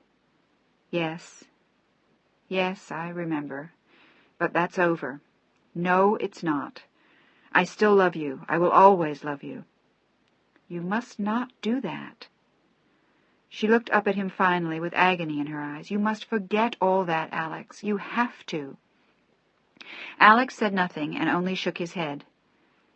"What are you doing at Christmas?" It was an odd question, and Rafaela looked at him puzzled, not understanding what he had in mind. "Nothing. Why?" "My mother is taking Amanda to Hawaii. They leave at 5 in the afternoon on Christmas Day. Why don't you come over in the evening for a cup of coffee? I promise I won't push you or bug you, ask you for any promises. I just want to see you. It would mean a lot to me. Please, Rafaela." His voice trailed off, and she stood there, and then finally, painfully, agonizingly, she forced herself to shake her head. "No." It was barely more than a whisper. "No. I won't let you do this. I'll be there, alone, at my place on Christmas night. Think about it. I'll be waiting." "No, Alex, please. It doesn't matter. If you don't come, it's all right. But I don't want you to sit there, and I won't come." He said nothing, but there was a hopeful light in his eyes. "I'll be there." He smiled then. Goodbye now. He kissed the top of her head then and patted her shoulders with his big hands. Take care, babe. He stood there, and she said nothing, as slowly she turned away. She turned back once to see him standing there in his red parka with the wind in his dark hair. I won't come, Alex. Doesn't matter. I want to be there, in case you do. And as she walked away towards the stairway, which would lead back to the car, he shouted after her, See you on Christmas Day. As he watched her climb into the limousine, he thought of her devotion to John Henry, to him, to all her obligations. He would let her make her own decision, but he could not leave her. Chapter 28. The small tree they had put on the card table across the room twinkled merrily as Rafaela and John Henry ate their turkey on the all-too-familiar trays. He seemed quieter than usual, and Rafaela wondered if the holiday depressed him, if it reminded him of ski vacations in his youth, or the trips he had taken with Rafaela, or the years when his son had been a boy and there had been a giant tree in the foyer downstairs. John Henry, darling, are you all right? She leaned over and spoke to him gently, and he nodded, but he didn't answer. He was thinking of Alex and their talk. Something was wrong, but he'd been so depressed over the last months that Rafaela's condition had remained unnoticed. She usually fooled him with her extraordinary determination to keep his spirits up, camouflaging her own pain. He lay back against the pillows with a sigh. I'm so tired of all this, Rafaela. What, Christmas? She looked surprised. The only sign of it was the tiny tree in his bedroom, but maybe the light hurt his eyes. No, all of it. Living, eating dinner, watching the news when nothing is ever new, breathing, talking or sleeping. He looked at her bleakly, and there was no sign of anything even remotely happy in his eyes. You're not tired of me, are you? She smiled gently at him and made a move to kiss his cheek, but he turned away. Don't do that. His voice was soft and sad, muffled by his pillows. John Henry, what's wrong? She looked surprised and hurt as she watched him, and slowly he turned to face her again. How can you ask that? How can you live like this any more? How can you bear it? Sometimes I think about the old men who died in India, where they burned their young wives on the funeral pyre. I'm no better than that, Rafaela. Don't say that. Don't be silly. I love you. Then you're crazy. He didn't sound amused, but angry. And if you are, then I'm not. Why don't you go somewhere, take a vacation, do something for God's sake? But don't just sit there wasting your life. Mine is over, Rafaela. His voice dropped to a whisper. Mine is gone. It has been for years. That's not true. Tears sprang to her eyes as she tried to convince him. The look on his face broke her heart. It is true, and you have to face it. I've been dead for years. But the worst part of it is I'm killing you, too. Why don't you go home to Paris for a while? He had again wondered what was happening between her and Alex, but he didn't want to ask. He didn't want her to know that he knew. Why? She looked astonished. Why Paris? To her father? After what had happened during the summer? The very idea made her ill. But John Henry looked adamant at her from his bed. I want you to go away for a while. She shook her head firmly. I won't go. Yes, you will.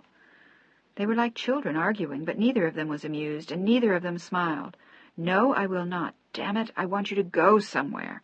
Fine, then I'll go for a walk. But this is my home, too, and you can't send me away. She took the tray from him and set it down on the floor. I think you're just bored with me, John Henry. She tried to tease him, but his eye would not catch the sparkle of mischief beginning to glow in hers.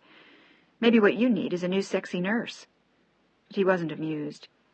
He just lay there glowering. It was part of the querulousness that she'd noticed more and more. Stop talking rubbish. I'm not talking rubbish. She spoke to him gently, leaning forward earnestly in her chair. I love you, and I don't want to go away. Well, I want you to go away. She sat back in silence for a while as he watched her, and then suddenly he spoke softly in the quiet room. I want to die, Rafaela. He closed his eyes as he continued to speak. That's all I want to do. And why don't I? God, why don't I? He opened his eyes and looked at her again. Tell me that. Where the hell is justice? He looked at her accusingly. Why am I still alive? Because I need you. She said it softly, and he shook his head and turned his face away again. He said nothing for a very long time. Then, when she approached the bed carefully, she saw that he had fallen asleep. It made her sad to realize how unhappy he was. It was as though she weren't doing enough. The nurse came in on tiptoe, and Rafaela motioned to her that John Henry had fallen asleep. They stepped out for a whispered conference. The consensus was that he was probably asleep for the night. He had had a long, difficult day, and Christmas had made no difference. Nothing really did any more. He was sick of it all. I'll be in my room if you need me. She whispered it to the nurse, and then walked pensively down the hall. Poor John Henry, what a rotten existence! And in Rafaela's mind, the injustice was not just that he was living, but that he had the strokes at all. Without them, at his age, he could still have been vital. Slower, perhaps, than he'd been at 50 or 60, a little more tired, but happy and busy and alive. But the way things were, he had nothing, and he was right in a way. He was barely alive. She walked slowly into her little study, thinking of him, and then letting her mind drift to other things. Her family celebrating Christmas at Santa Eugenia, her father, and then, inevitably, the Christmas she had shared with Alexander and Amanda the year before. And then, for the 100th time since that morning, she remembered what he had said to her 3 weeks before on the beach. I'll be waiting. I'll be there. She could still hear him say it. And as she sat there, alone in her study, she wondered again if he really was. It was only 7:30, a respectable hour, and she could easily have gone for a walk. But where would it lead her? What would happen if she went there? Was it smart? Was it wise? Did it make sense at all? She knew that it didn't, that her place was there in John Henry's huge, empty house. As the hours ticked slowly onwards, she suddenly felt she had to go there, just for a moment, for half an hour, just to see him. It was madness, and she knew it, but at 9:30 she flew out of her chair, unable to stay in the house a moment longer. She had to go. She quickly slipped a red wool coat over the simple black dress she had been wearing, put on long, thin black leather boots, slipped a black leather handbag on her shoulder, and ran a comb through her hair. She felt her heart flutter at the prospect of seeing him, reproaching herself for going, but suddenly smiling as she thought ahead to the moment when he would open the door. She left a note in her room that said she had gone for a walk and to drop in on a friend in case someone came to find her, and her feet fairly flew as she hurried the few blocks to the little house she hadn't seen in 5.5 months. When she saw the house, she simply stood there, looking at it, and she sighed softly. She felt as though she had been lost for almost half a year, and she had finally found her way home. Unable to suppress the smile on her face, she crossed the street and rang the doorbell, and then suddenly there was the rapid thump of his footsteps on the stairs. There was a pause, and then the door opened, and he stood there, unable to believe what he saw, until suddenly the smile in her eyes was matched by his. Merry Christmas. They said it in unison and then laughed together as he stood aside with a bow and then rose to face her with a warm smile. Welcome home, Rafaela. Saying not a word, she walked inside. There was furniture in the living room now. He and Mandy had put it together, gone to auctions and garage sales and department stores and art galleries and thrift shops, and what they had put together was a comfortable combination of French Provincial, early American, a handsome fur throw, soft French Impressionist paintings, lots of silver and some pewter, some handsome old books, and there were huge jugs filled with flowers on the tables, and there were plants in every corner and crawling all over the little marble mantelpiece in the double parlor. The couch was off-white, the little throw cushions were made of fur and tapestry, and there were several needle points that Amanda had made for Alex while they were doing the house. With Rafaela gone, she was even closer to her uncle and felt an obligation to take care of him now that there was no one else who would. She nagged him about eating the right foods, taking his vitamins, getting his sleep, driving too fast, working too hard, and not weeding the garden. He teased her about boyfriends, her cooking, her makeup, her wardrobe, and yet somehow managed to make her feel that she was the prettiest girl alive. Together they ran a nice little household, and as she stepped across the threshold, Rafaela could feel the love that they shared. It exuded from every corner of the room. Alex, this is lovely. Isn't it? Mandy did most of it after school. He looked proud of his absent niece as he led Raffaello into the living room, and it was something of a relief to sit in a room that had not been one that they had shared. She had been somewhat nervous that he would take her up to the bedroom to sit in front of the fireplace, and she couldn't have borne the memories there, or in the study, or even in the kitchen downstairs. This was perfect, because it was warm and pretty, and it was new. He offered her coffee and brandy. She accepted the former, declined the latter, and sat down on the pretty little couch, admiring the details of the room again. He was back in a minute with the coffee, and she saw that his hands were trembling as badly as hers when he set down the cup. "I didn't really know if you'd be here," she began nervously, "but I decided to take a chance." He eyed her seriously from a chair next to the couch. "I told you I would be, and I meant it, Raffaella. You should know that by now." She nodded and sipped the hot espresso. "How was Christmas?" "All right." He smiled and shrugged. "It was a big event for Mandy, and my mother flew in last night to take her to Hawaii. She's been promising her that trip for years, and this seemed a good time. She just finished a book, and she could use the rest, too. As the saying goes, she's not getting any younger." "Your mother?" Raffaella looked both shocked and amused. "She'll never be old." And then she remembered something she had forgotten to tell him when they met on the beach. "I'm having a book published, too." And then she blushed and laughed softly, though nothing as important as a novel. "Your children's book?" His eyes lit up with pleasure, and she nodded. "They just told me a few weeks ago." "Did you use an agent?" She shook her head. "No, just beginner's luck, I guess." They smiled at each other for a long moment, and then Alex sat back in his chair. "I'm glad you're here, Raffaella. I've wanted to show you this room for a long time. And I've been wanting to tell you about the book." She smiled gently. It was as though they both retrieved a friend. But what would they do now? They couldn't resume what they once had. Raffaella knew that. It would rock the boat too badly, with Kay, and with her father, her mother, John Henry. She wished that she could tell him what the previous summer had been like, what kind of a nightmare it had been for her. "What were you thinking just then?" She had looked devastated as she stared into the fire. She looked up at him honestly. "Last summer." She sighed softly. "It was such an awful time." He nodded, looking pensive too, and then he sighed with a small sigh. "I'm just happy you've come back at all, and that we can talk. That was the hardest part for me, not being able to talk to you anymore, or see you, knowing you wouldn't be here when I got home. Mandy said that was the hardest part for her, too." What he said turned the knife in Raffaella's heart, and she looked away from him so he couldn't see the pain in her eyes. "What do you do now, Raffaella?" His voice was gentle, and she stared pensively into the fire. "I'm with John Henry most of the time. He hasn't been well at all in the past few months." "It must be hard for both of you." "Mostly for him." "And you?" He eyed her pointedly, and she didn't answer. But then, without saying more, he leaned towards her and gently kissed her lips. She didn't stop him. She didn't think about what they were doing. She just kissed him, gently at first, and then with the passion and the sorrow and the loneliness and the aching for him that had drowned her since the summer before.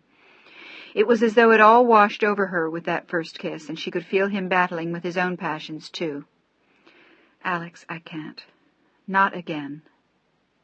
She couldn't start this again, but he nodded. "I know, babe. It's all right." They sat there for a while, talking, looking into the fire, talking about themselves, about each other, about what had happened to them, and what they had felt, and then suddenly they were talking about other things, about people, about things that had amused them, about funny moments, as though for 6 months they had stored it all. It was 3 a.m. when Raffaella left him, at the corner around the bend from her house. He had insisted on walking her home.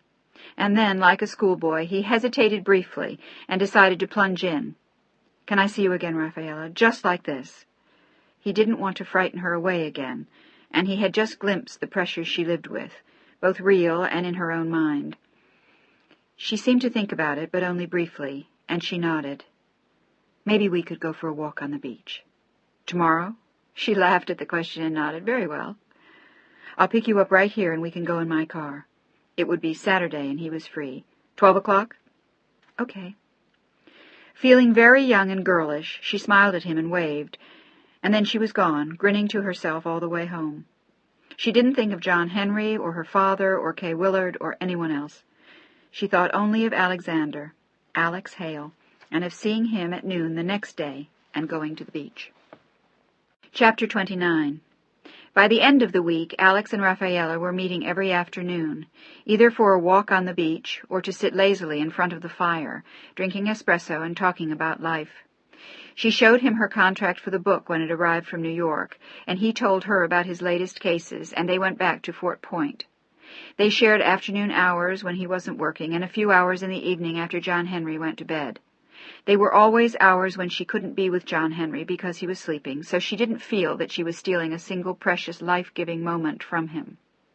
She gave to Alex the time which was her own, a half-hour here, an hour there, a spare moment, to walk and breathe and think and be.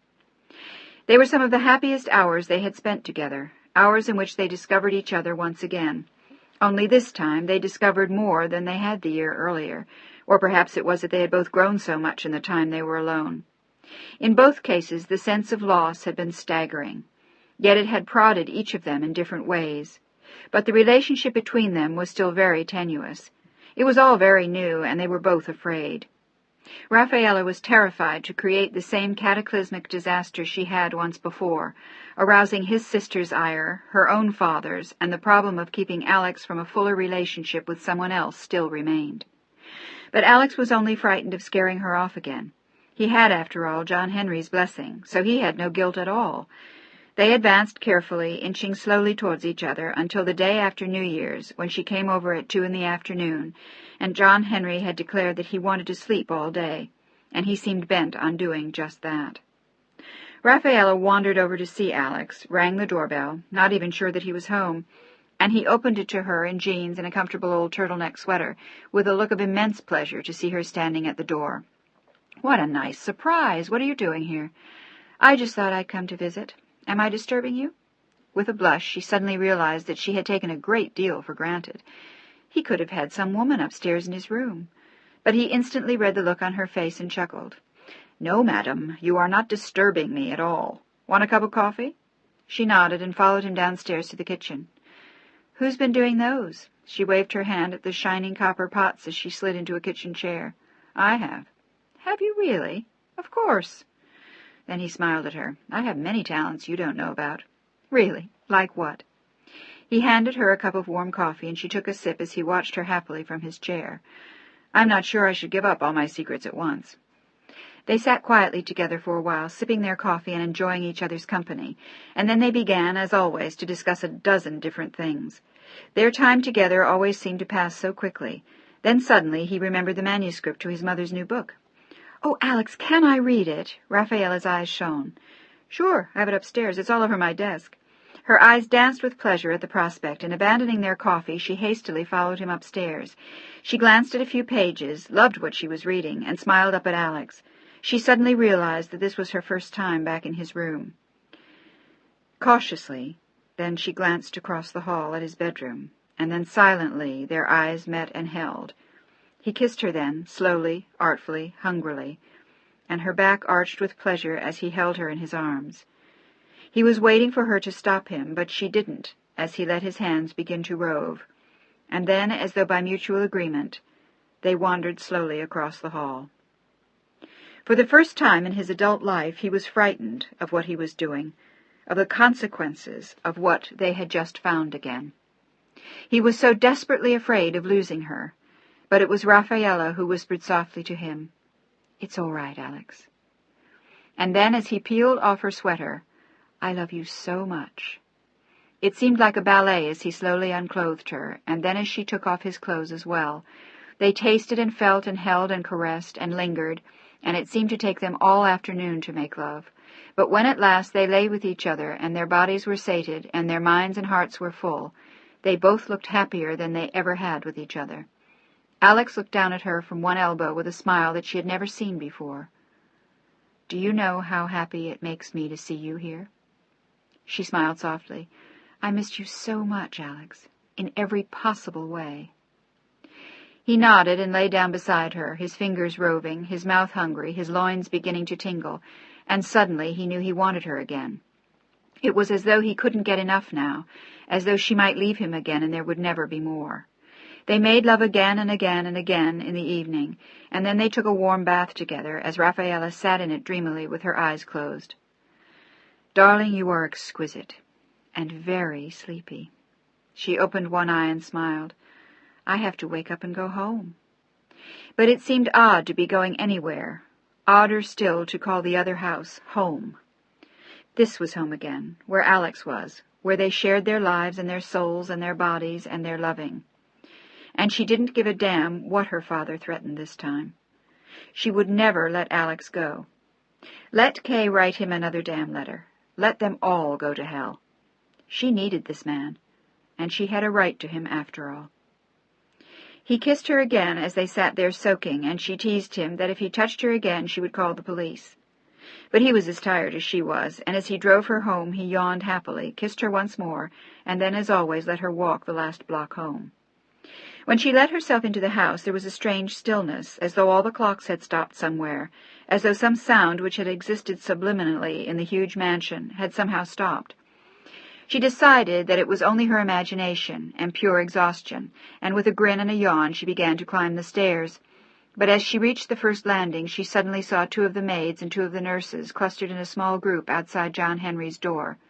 For an instant her heart skipped a beat, and she wondered, and then she stopped at the head of the stairs as they saw her coming. "Is something wrong?" "It's—" The nurse looked red-eyed as she faced Rafaela. "It's your husband, Mrs. Phillips." "Oh, my God." She said it softly. She knew, as she saw them, there was no mistaking the looks on their faces. "Is he—" She couldn't finish the sentence, and the nurse nodded. "He's gone." But then, overcome by her own emotions, she burst into tears again and was instantly taken into another nurse's arms. "How did it happen?" Rafaela approached them slowly, her back very straight and her voice very soft. Her eyes looked enormous. John Henry had died while she lay in bed with Alex, playing and cavorting and making love. The indecency of it struck her like a slap across the face, and in a single instant she remembered the impact of her father's words the previous summer. He had called her a whore. Did he have another stroke? For an instant the foursome stood frozen, and then the nurse who had been crying cried louder, and the 2 maids seemed instantly to disappear. It was then that the second nurse looked at Rafaela, and she knew that something had gone very wrong while she was gone. "The doctor wants to speak to you, Mrs. Phillips. He's been waiting for 2 hours. We didn't know where you were, but we found the note in your room and assumed that you'd be home soon." Rafaela felt sick as she stood there. "Is the doctor still here?" "He's in Mr. Phillips' room with the body, but they'll be coming to take him away soon. He wants an autopsy, just to be certain." Rafaela stared at her dumbly and then hurried into John Henry's room. She stood very still as she came to the bed and saw him lying there. He looked as though he were sleeping, and once she thought that she saw him move his hand. She didn't even see the doctor as she stood there. All she could see was John Henry, so tired, so shriveled, so old, and looking only as though he were asleep. "Mrs. Phillips? Rafaela?" Rafaela spun quickly when she heard the voice beside her, and then sighed when she saw who it was. "Hello, Ralph." But then, as though drawn by a magnet, her eyes went back to the face of the man she had married 15 years ago. She wasn't even sure what she felt yet. Sorrow, emptiness, regret, grief, something. But she was not yet sure what. She didn't really understand that he was gone. Only a few hours before he had said that he was tired, and now he looked like he had gone to sleep. "Rafaela, let's go into the other room." She followed the doctor into the dressing-room, which the nurses had so often used, and they stood there together like 2 conspirators. But he looked unhappy as he stared at Rafaela, and it was clear that he was going to say something. "What is it? What is it that no one is telling me? It wasn't a stroke, was it?" Suddenly she instinctively knew, and the doctor shook his head and confirmed her worst fears. "No, it wasn't. It was a horrible accident. A terrible mistake, an almost unforgivable thing, except that it wasn't done maliciously, and no one could have known how he felt." What are you trying to tell me?" Her voice was rising, and she felt as though something in her head were going to explode. "That your husband, John Henry, the nurse gave him a sleeping pill, and she left the bottle on the night table." There was a long pause as she stared at him in horror. "He took the pills, Rafaela, the whole bottle. He committed suicide. I don't know how else to tell you, but that's what happened." His voice faltered, and Rafaela felt herself wanting to scream. He had killed himself. John Henry had killed himself while she was out screwing Alex. She had killed him as though she had done it with her bare hands. Was it that he knew about Alex? Was it that he sensed something? Could she have stopped it if she'd been there? Could it? Would it? What if? Her mind raced as her eyes grew wide with what she was thinking, but she could not make a sound. She could say nothing. Her father had been right. She had killed him. John Henry had committed suicide. At last she brought herself to look at the doctor. "Did he leave me a note?" He shook his head in answer. "Nothing." "Oh, my God," she said almost to herself, and then sank to the floor at his feet in a dead faint. Chapter 30. Antoine de Mornay-Mal arrived from Paris at 6 o'clock the following evening, and he found Rafaela sitting staring out at the bay when he arrived. As she heard his voice behind her, she rose from her chair, turned to greet him, and when she did so, he saw that her eyes were almost glazed. She had not gone to bed the previous evening, and despite the doctor's offers of a sedative, she had refused. Now she stood looking very tired and very thin in a black wool dress which seemed to shrink her further, her hair pulled severely back, her eyes huge and almost gouged into the ghostly pale face. When he glanced at her legs, he saw that she wore the black stockings of mourning, and she was bereft of jewelry except for the heavy gold knot she had worn for 15 years on her left hand. "Papa." She came towards him slowly as he approached her, and his eyes searched her face. He had known from her voice when she called him that something was desperately wrong, more than just the death of her husband. There was something about it which she had not yet revealed. "Rafaela, I am very sorry." He unbent a little and settled himself in a chair next to hers. Was it quick?" She said absolutely nothing, staring out at the bay and holding tightly to his hand. "I don't know. I think so." "You weren't with him?" He stared at her face and began to frown. "Where were you?" His voice was suddenly filled with suspicion, and she couldn't bear to look him in the eye. "I was out for a little while." Her father nodded. It was another stroke? Or did his heart just give out? Like many people his age, he wanted to know exactly how the end had come, possibly so that when it came to him he would know what he should be expecting. But still he found something odd about the look on his daughter's face. As she sat there, she was seriously thinking of not telling him, but she also knew that was pointless, to lie to him. Knowing her father, he would engage in conversation with everyone, the servants, the nurses, the doctor. Accidentally or on purpose, he would discover the truth. Everyone in the household already knew it. The doctor had agreed with her to say absolutely nothing about the circumstances of John Henry's passing, but the nurses told the maid, who mentioned it to the butler, who gave the news to the chauffeur with a look of astonishment and dismay. And it wouldn't be long before one of them told a friend in one of the other houses, and eventually word would be out all over town. John Henry Phillips had committed suicide, and somehow Rafaela knew that her father would find it out too. "Papa." Slowly she turned to face him, and at last she met his eyes. "It wasn't a stroke." She closed her eyes tightly for a moment, gripped her chair, opened her eyes again, and went on. He took pills, Papa." Her voice was barely audible as he looked at her, not understanding what she was trying to say. He's been so depressed lately. He hated being sick. She faltered as tears filled her eyes and a sob clutched her throat. "What are you trying to tell me?" He stared at her, not moving at all in his chair. "I am telling you that—" She took a big gulp of air. "The nurse left the sleeping pills next to him on the table, and he took them. All of them." She said it clearly now. "He killed himself?" Her father looked horrified, but slowly she nodded. "My God, where were you? Why didn't you see that the nurse put the medication away? Why weren't you here?" "I don't know, Papa, but no one knew that he wanted to die. I mean, I knew it. He was so tired, and lately he was so sad from having been sick for so long. But no one thought... I never thought he would... My God, are you crazy? How could you not be more careful? How could you not watch everything the nurses did? It was your responsibility, your duty. He prepared to go on, but Rafaela leapt from her chair, looking as though she were about to scream. "Stop it, Papa! Stop it! I couldn't help it. Nobody could. It was no one's fault. It was... You'll bring charges against the nurse, won't you?" He looked businesslike as he watched her from his chair. But Rafaela shook her head, once again looking broken and bereft. "Of course not. She couldn't know. It was an accident, Papa." "An accident which killed your husband." Their eyes met and held for a long time, and then, as though he sensed something more which she hadn't told him, he narrowed his eyes as he watched her.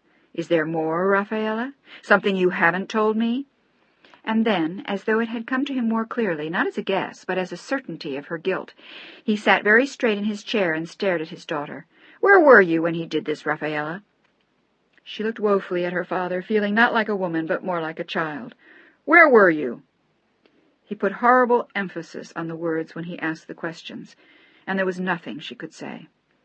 "I was out." "With whom?" "No one." But it was useless. He had already sensed it, and she knew that he knew. She looked at him now, her face an agony of self-recrimination which told its own tale. "You were with him, weren't you, Rafaela?" "Weren't you?" His voice rose ominously, and unable to see her way clear of the obstacle before her, she simply nodded her head. "By God, then you killed him. Do you understand that? Do you know why he took those pills?" Her father looked at her in open revulsion, but again Rafaela shook her head. "He didn't know about it, Papa. I'm sure of that." "How can you be? The servants must have known it. They must have told him." "They wouldn't have done that to him, and I don't think they knew." She walked listlessly toward the window. The worst was over now. He knew the truth. He couldn't say anything more. It was all out on the table. Her perfidy, her betrayal, her failure of John Henry, which had ended up in his death, by pills, instead of by the hand of God. "Then you lied to me when you said you wouldn't see him any more." "No, I told you the truth." She turned to face him again. "I didn't see him again until about 2 weeks ago. We met accidentally." "So, of course, you climbed right back into his bed." "Papa, please." "Didn't you? Isn't that what killed your husband? Think about it. Can you really live with that? Can you?" Her eyes filled with tears again, and she shook her head. "No, I can't." "You're murderous, Rafaela." He slid the words out of his mouth like snakes, their venom poisoning all within reach. "A murderess as well as a whore." And then, drawing himself to his full height, he faced her.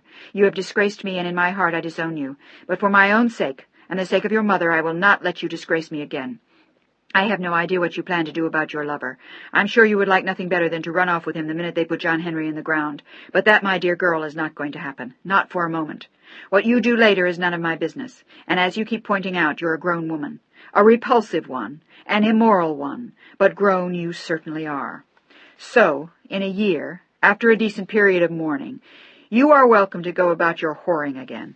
But in the meantime, for 1 year, you will be decent to me, to your mother, and to the memory of the man I loved a great deal, even if you did not. After the funeral, you will fly to Spain with your mother, and you will stay there for 1 year. I will attend to all the business matters that come up in relation to the estate. It will take almost that long to settle it anyway. And after a year, you can come back here and do whatever you want. But 1 year you owe the man whom you murdered. If you went to prison, it would be for the rest of your life. And the fact is, young woman, that what you have done will have to live with you for the rest of your days." He walked solemnly to the door and turned around. "Be prepared to leave on the day of the funeral. I won't discuss it with you further. A year of decent mourning for a man you drove to suicide is a small price to pay."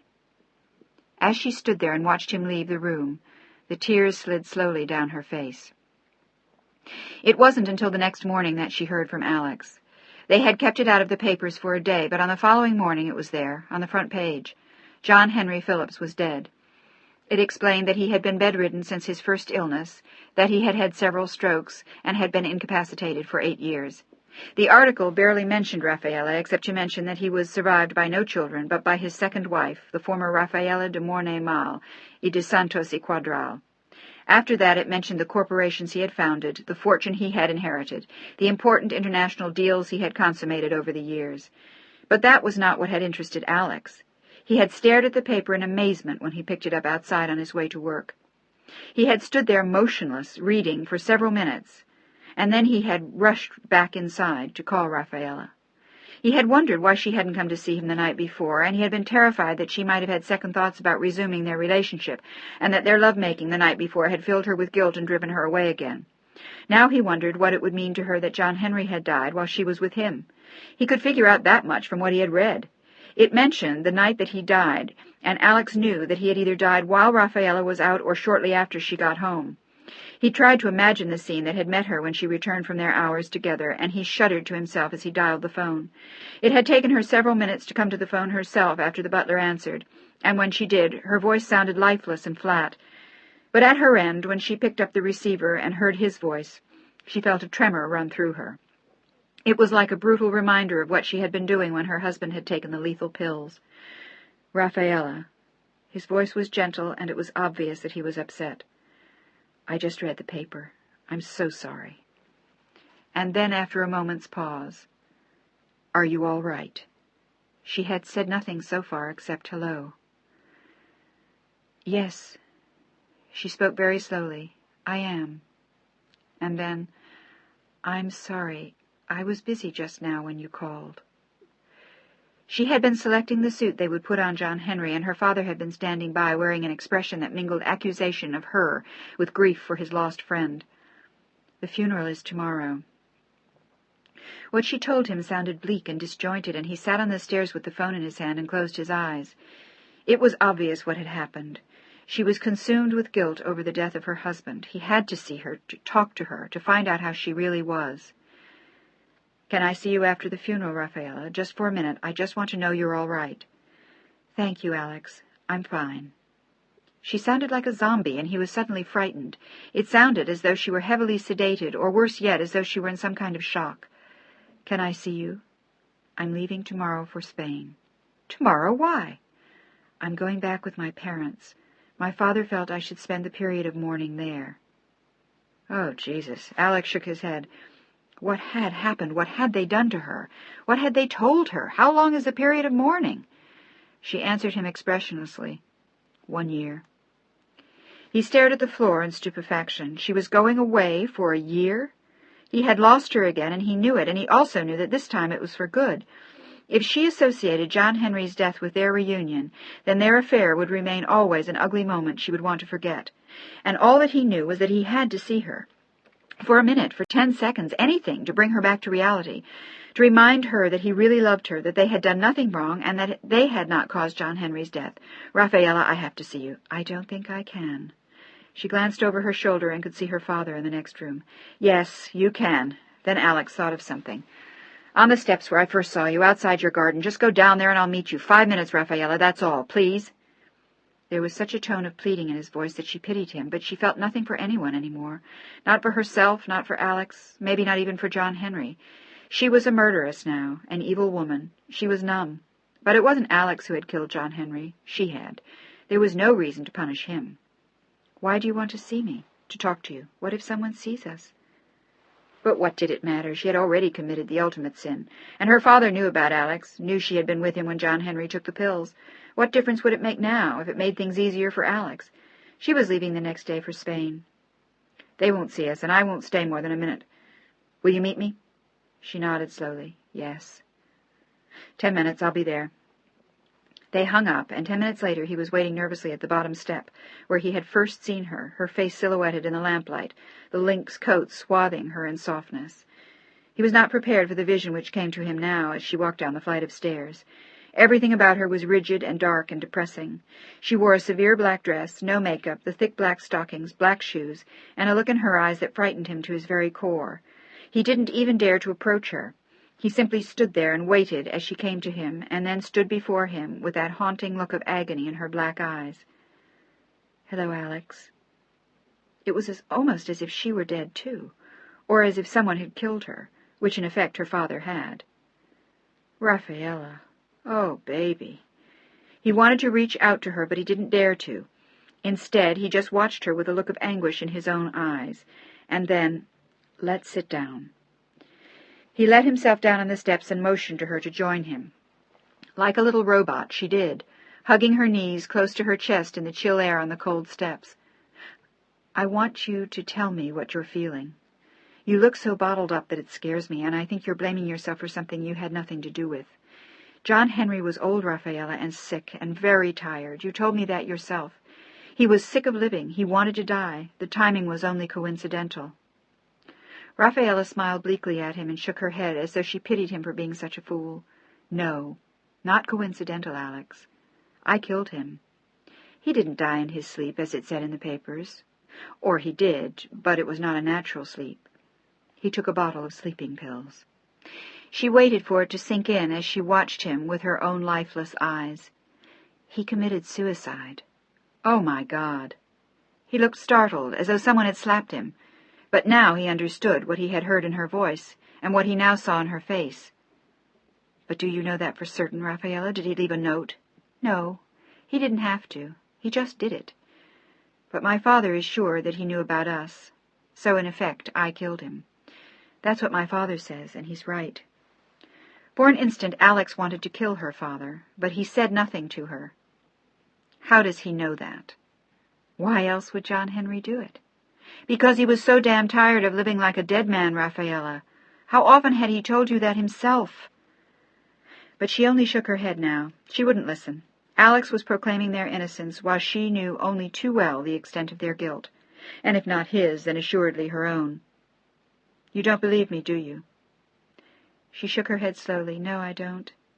I think my father is right. I think someone must have seen us and told him.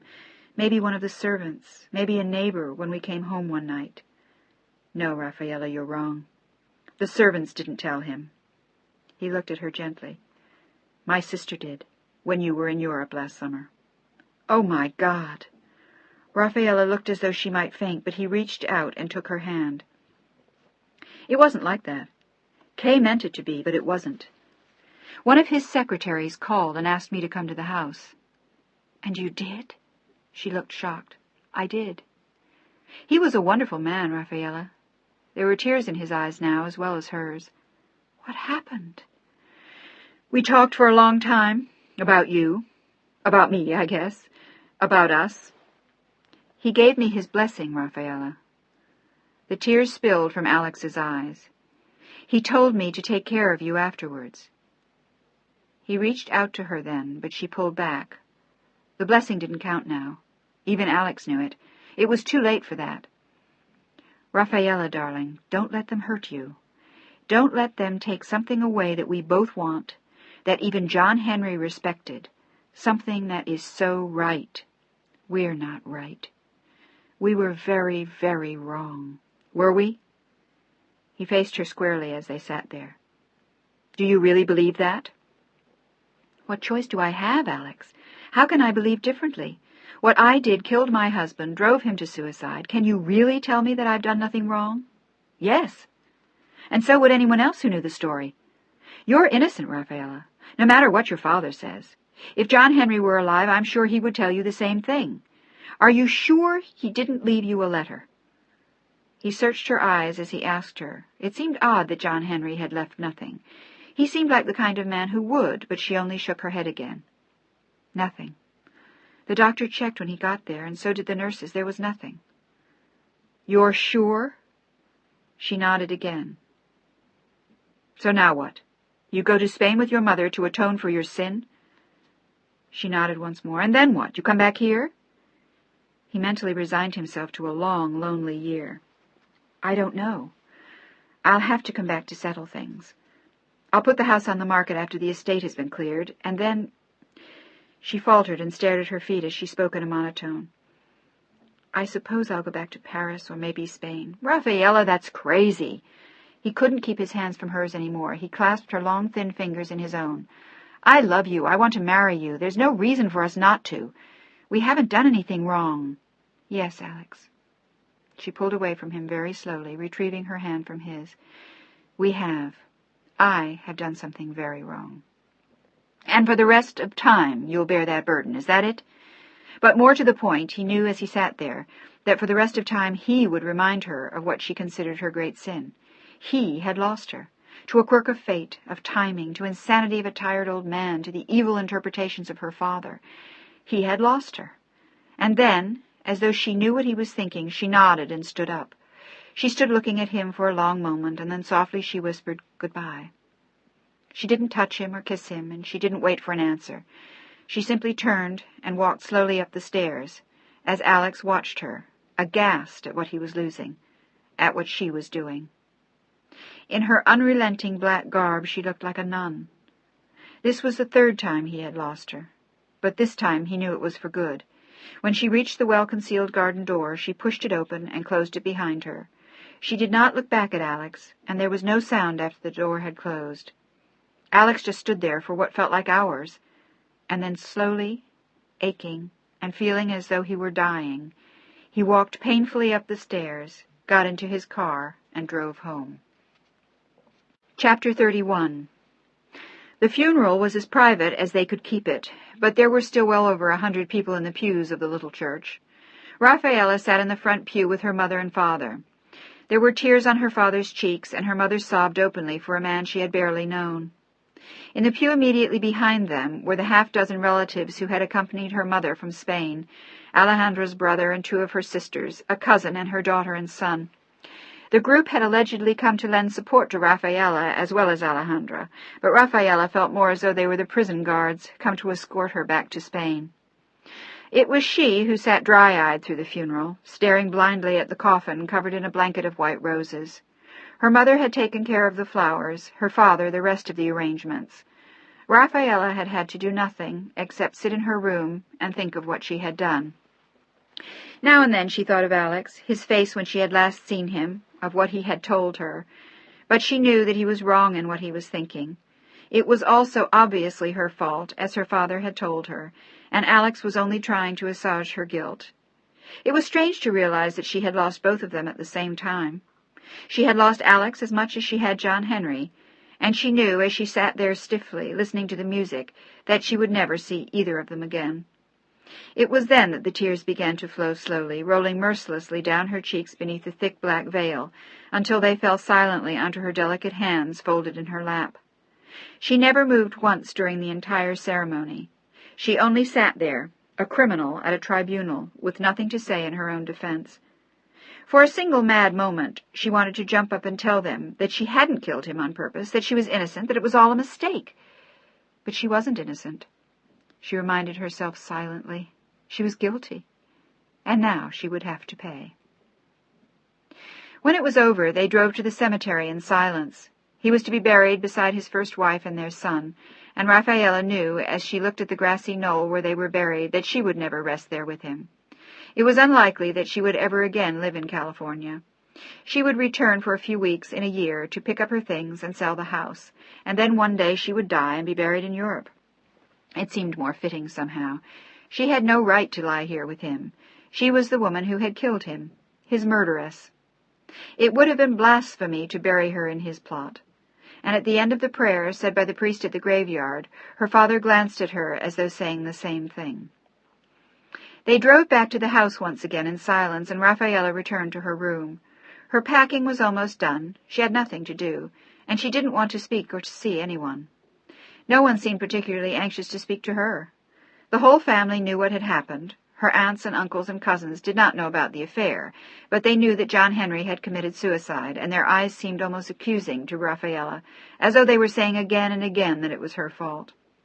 It was easier for her not to see them, not to see their faces or their eyes, and now she sat in her room, again like a prisoner, waiting, and envying John Henry for his courage. If she had had the same bottle of pills, she would have taken them. She had nothing left to live for, and she would have been grateful to die. But she also knew that she had to be punished, and dying was too easy. She would have to live on, knowing what she had done in San Francisco, and enduring the looks and whispers of her family in Spain. She knew that 40 or 50 years later they would still tell the story, and suspect that there was more that they didn't know. By then perhaps word of Alex's existence would have accompanied the rest of the story. People would talk about Tia Rafaela, who had cheated on her husband. You remember, he committed suicide. I don't know how old she was, maybe 30. You know, she was really the one who killed him. As she heard the words in her head, she dropped her face in her hands and began to cry. She began to cry for the children who would never know her, or the truth about what had happened to her. Or she cried for Alex and what had almost been, for Mandy, whom she would never see again, and at last for John Henry, for what he had done, for what he had once been, for the man who had loved her so long ago, and proposed to her as they walked along the Seine. She sat alone in her room and cried for hours, and then silently walked to his bedroom and looked around for a last time. At 9 o'clock, her mother came upstairs to tell her that it was time to leave the house to catch their plane. They were taking the 10:30 night flight to New York, which would get them in around 6 in the morning, New York time, and at 7 o'clock they would catch the flight to Spain. The plane would arrive at 8 o'clock that evening, local time, in Madrid. She had a long journey ahead of her and a very long year. As the man who did their heavy cleaning picked up her 2 bags and took them downstairs, she walked slowly down the main staircase, knowing that she would never live here again. Her days in San Francisco were over. Her life with John Henry was gone now. Her moments with Alex had ended in disaster. Her life was, in a sense, over. Ready? Her mother looked at her gently, and Rafaela looked at her with the empty eyes Alex had seen that morning, nodded, and walked out the door. Chapter 32. In the spring, she received, via San Francisco, a copy of her children's book, which was due out sometime late in July. She eyed it quietly with a sense of distance. It seemed 1,000 years since she had started that project, and it seemed so unimportant now. She felt nothing for it at all. As little, in fact, as she now felt for the children, for her parents, her cousins, or even herself. She felt nothing for anyone. For 5 months she had moved like a zombie, gotten up in the morning, dressed in her black clothes of mourning, gone to breakfast, returned to her bedroom, answered the scores of letters they were still forwarding to her from San Francisco, all of them letters of condolence, to which she responded on the heavily black-bordered stationery suited to the task. At lunchtime she would emerge again from her bedroom, and immediately afterwards she would once again disappear. Now and then she would take a solitary walk before dinner, but she was careful to discourage companionship, and to beg off if someone insisted on coming along. It was clear that Rafaela wanted to see no one, and that she was taking her year of mourning very much to heart. She had even decided immediately after her arrival that she had no desire to stay on in Madrid. She wanted to sequester herself at Santa Eugenia, to be alone, even in the bosom of her family, and at first her parents agreed. In Spain, her mother and the rest of the family were accustomed to the business of mourning. They did it for a year, and the widows and children of the dead always wore solid black. And even in Paris it wasn't an entirely unusual thing.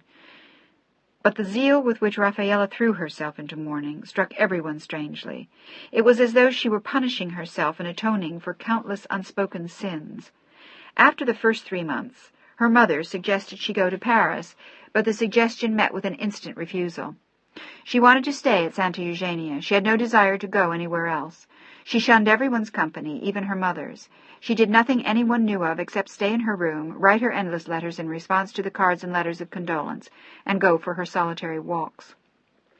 Among the letters which came after her arrival was a long and heartfelt one from Charlotte Brandon, reaching out to the young woman. She told her bluntly but kindly that Alex had explained the circumstances of John Henry's passing, and that she hoped that Rafaela would be wise enough not to blame herself. There was a long philosophical part of the letter concerning Henry's infirmities. She wrote that she had known him as a young man, and how she had gathered over the years that his infirmities must have come as a spirit-crushing blow, that in the light of what he had been and then had become, in light of his affection for Rafaela, his life must have been a prison which he had longed to flee, and that what he had done, while certainly difficult for those who survived him to understand, may well have been the final blessing for him. Although a selfish act, Charlotte wrote to Rafaela, it is one which I hope you will come to accept and understand, without the egocentricity of self-accusation and self-flagellation. She urged Rafaela to simply accept it, be kind to his memory, and to herself, and move on. It was a plea to Rafaela to be good to herself, whatever that might mean. It was the only letter to which Rafaela did not respond immediately, as she sat by herself for endless hours in her ivory tower. The letter from Charlotte languished for weeks on the desk unanswered. Rafaela simply did not know what to say. In the end, she answered simply that she was grateful for the kind words and the woman's thoughts, and hoping that if she found herself in Europe that she would stop at Santa Eugenia and say hello. However painful for Rafaela, the mental association of Charlotte and Alex, she had been fond enough of Charlotte in her own right, and in time she would like to see her again. But when she made the suggestion, she did not anticipate a note from Charlotte in late June. She and Mandy had just flown to London, as usual, to promote Charlotte's latest book. There was also going to be a movie tie-in, and she was very busy. She was scheduled to fly on to Paris and then Berlin, but as long as she was in Europe, she was thinking of flying to Madrid to see some friends. She and Mandy were longing to see Rafaela and wondered if they could either lure her to Madrid or drive to Santa Eugenia to see her for an afternoon. They were willing to undertake the trip to see her, and Rafaela was deeply touched. Enough so that she didn't dare refuse to see them, but attempted to discourage them with kind words. She explained that it was awkward for her to leave Santa Eugenia, that her assistance was needed to keep an eye on the children and see that things ran smoothly for her mother's innumerable guests, none of which was true, of course. Since the rest of the family had begun to arrive for the summer, Rafaela had been more elusive than ever, and often took her meals on a tray in her room. To the emotional Spaniards around her, it didn't seem an unusual posture during mourning, but nonetheless her mother was growing increasingly concerned. The letter which Rafaela addressed to Charlotte in Paris was put on the same silver salver where the family left all of their outgoing mail. But on the particular day Rafaela left it, one of the children scooped it all up in his knapsack to mail it in town when he went shopping for candies with his sisters and brothers, and the letter to Charlotte slipped out of his hand before he reached the box. Or at least that was the only explanation Rafaela could discover, when Charlotte called her 3 weeks later in July, having heard not a word. "May we come to see you?" Rafaela faltered for a long moment, feeling at the same time rude and trapped. It's so hot here, you'd hate it, and you know it's so awkward to get here. I hate to put you to so much trouble. Then come to Madrid." Charlotte's voice had been filled with good cheer. "I really can't leave here, but I'd love to." It was a blatant lie. "Well, then it looks as though we have no choice, do we? How about tomorrow? We can rent a car and come down after breakfast. How does that sound?" "A 3-hour drive just to see me? Oh, Charlotte, I feel awful." "Don't. We'd love to. Is that all right for you?" For a moment she wasn't sure if Rafaela really wanted them, and she suddenly wondered if she was pressing herself on her, and she would rather not see them at all. Perhaps the link with Alex was still too painful for her to bear. But she sounded well to Charlotte, and when she answered again she sounded as though she'd be pleased to see them. "It'll be wonderful to see you both." "I can hardly wait to see you, Rafaela, and you'll barely recognize Mandy. Did you know she's going to Stanford in the fall?" At the end of the conversation, Rafaela smiled gently. Mandy. Her Amanda. It pleased her to know that she would still be living with Alex. He needed her as much as she needed him. "I'm glad." And then she couldn't help asking, "And Kay?" "She lost the election, you know, but you must have known that before you left. That was last year." As it so happened, she had known it, because she had seen it in the papers. But Alex had refused to discuss his sister with her during their brief revival of their relationship. For him there had been an irreparable break between them over Amanda, and Rafaela had often wondered what he would have done if he had known about Kay's letter to her father. He would probably have killed her. But Rafaela had never told him. And now she was just as glad. What did it matter? Their life together was over, and Kay was his sister after all.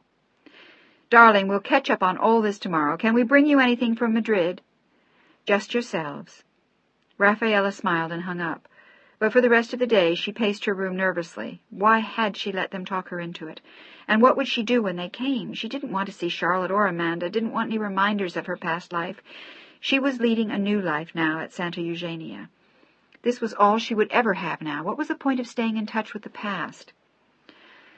When she came down to dinner that evening, her mother noticed the nervous tremor of her hands, and she made a mental note to herself to speak to Antoine. She thought that Rafaela should see a doctor. She had been looking ghastly for months. Despite the brilliant summer sunshine, she stayed in her room and remained ghostly pale. She had lost 15 or 20 pounds since she'd arrived from San Francisco, and she looked frankly unhealthy compared to the rest of her family, with her huge, dark, unhappy eyes and the painfully gaunt, waif-like face. She mentioned to her mother, however, in passing, that she was having 2 guests from Madrid the next day. Well, actually, they're from the States. "Oh!" Her mother looked at her warmly. It was a relief that she was seeing someone. She hadn't even wanted to see her old acquaintances in Spain. It was the most earnest period of mourning Alejandra had ever seen. "Who are they, darling?" "Charlotte Brandon and her granddaughter." "The writer?" Her mother looked surprised. She had read some of her books, translated into Spanish, and she knew that one of her sisters had read them all. "Your Aunt Anna Christina will be thrilled." Alejandra looked pleased, but Rafaela did not. "Will my aunt be here?" "She's arriving tomorrow also. She'll be staying for a week. And your friends, would you like them to spend the night?" Rafaela shook her head absently and went back upstairs to her room. She was still there late the next morning when one of the servants came upstairs and knocked softly on her door. "Donna Rafaela, you have guests." She hardly even dared to disturb Rafaela. The door opened, and the 15-year-old girl in the maid's uniform visibly quailed. "Thank you." Rafaela smiled and walked to the stairs. She was so nervous that her legs felt like wooden posts beneath her. It was odd, but she hadn't seen any friends in so long she didn't know what to say. Looking serious and a little frightened, in one of the elegant black summer dresses her mother had bought her in Madrid, still wearing the black stockings, she walked down the stairs looking frighteningly pale. At the foot of the stairs, Charlotte waited, and she gave an unconscious start when she saw Rafaela approach. She had never seen anyone looking so anguished and unhappy, and she looked like a portrait of sorrow in her black dress with her huge grief-stricken eyes. There was instantly a smile there for Charlotte, but it was more like a sad reaching out across an unbridgeable chasm. It was as though she had slipped into another world since she had last seen her, and as she watched her, Charlotte felt an almost irresistible urge to cry. She managed somehow to quell it and took the girl in her arms with a warm, tender hug. She realized, as she watched the gaunt beauty hug Amanda, that in some ways she was even more beautiful than before, but it was a kind of beauty one only looked at, one never touched, and one never really came to know. Throughout their visit she was hospitable and gracious, charming to them both, as she showed them the house and the gardens, the historical chapel built by her great-grandfather, and introduced them to all the children who were playing with their nannies in the special garden built just for them.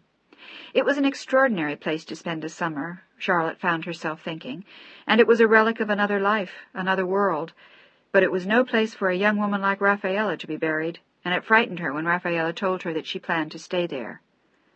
"Won't you go back to San Francisco?" Charlotte looked upset. But Rafaela shook her head quickly. "No. Eventually I have to go back to close the house, of course, but I may even be able to do that from here."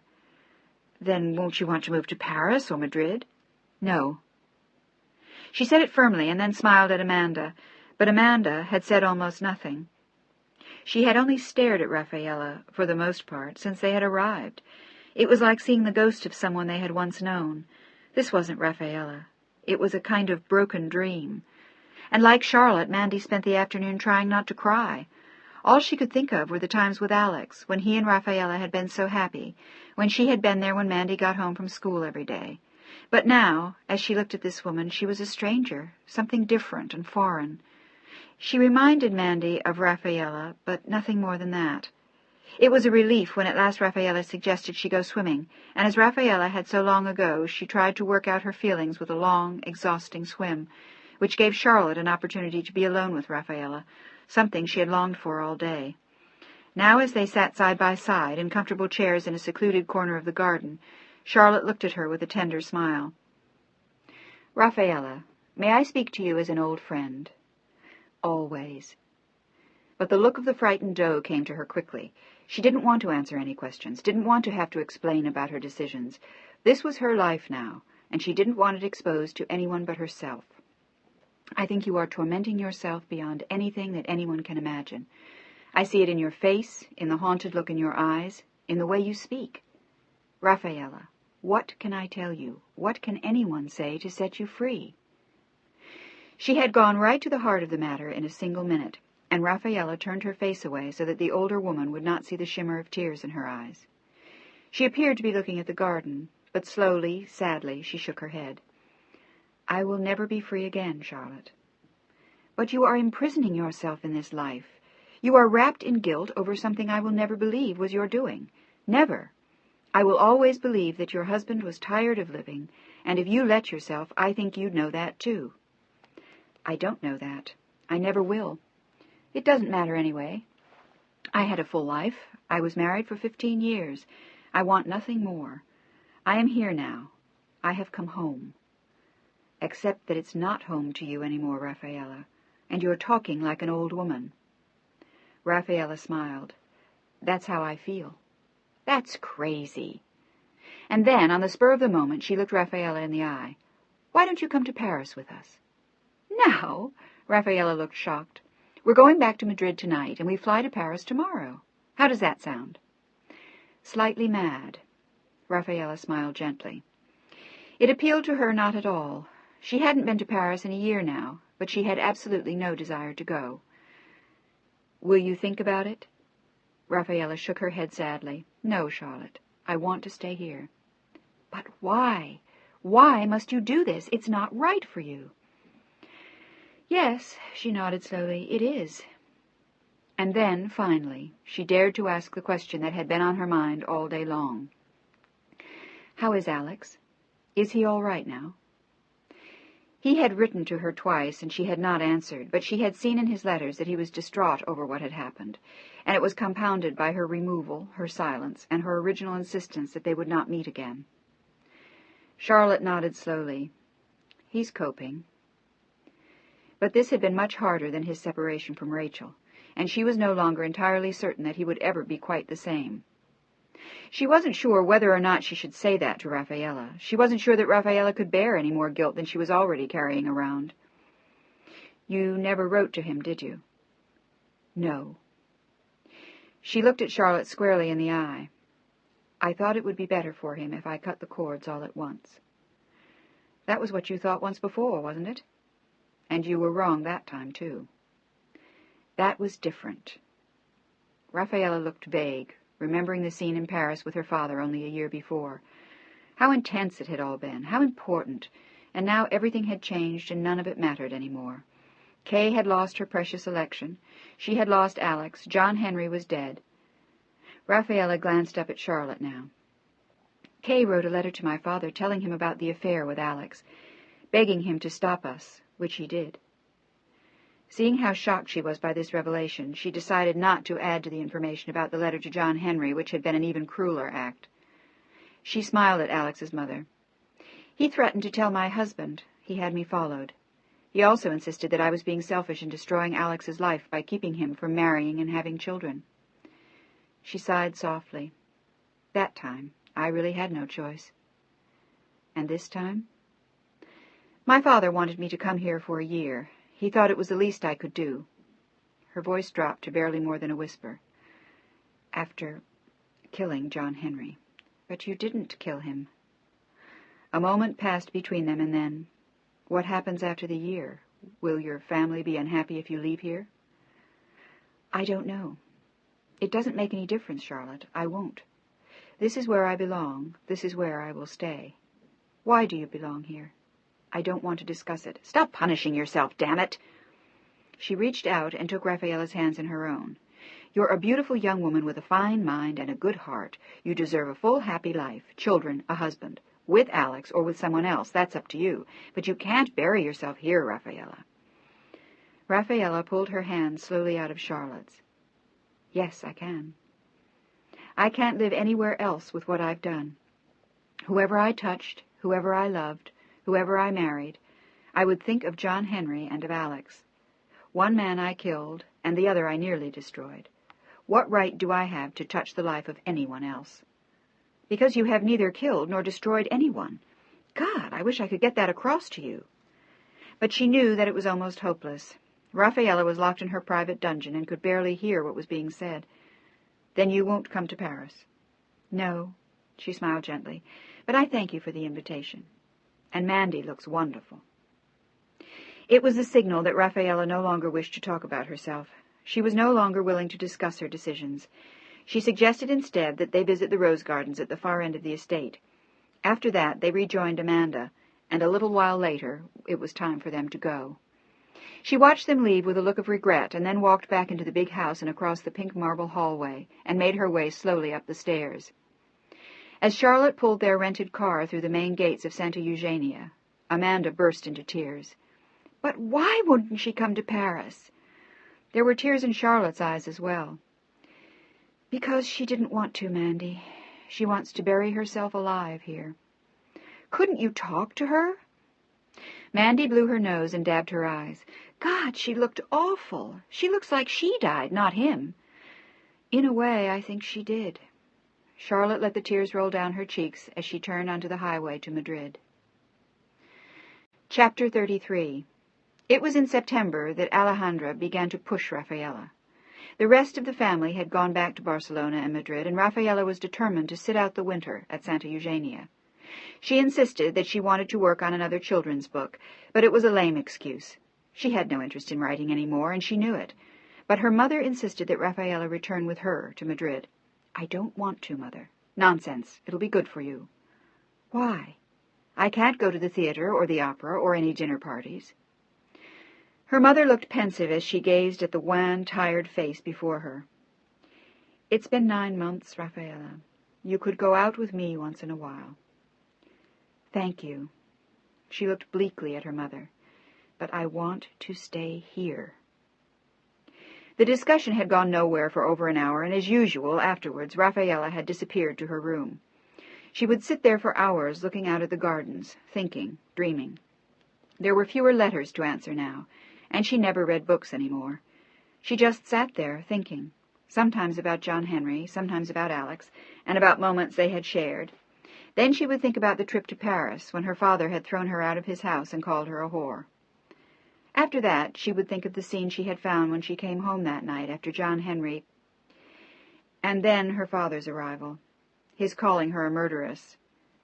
She would simply sit there, living in the memories, and staring outside, seeing nothing, going nowhere, doing nothing, as she dwindled away. Her mother was even afraid to leave Santa Eugenia. There was something frightening about the way Rafaela behaved.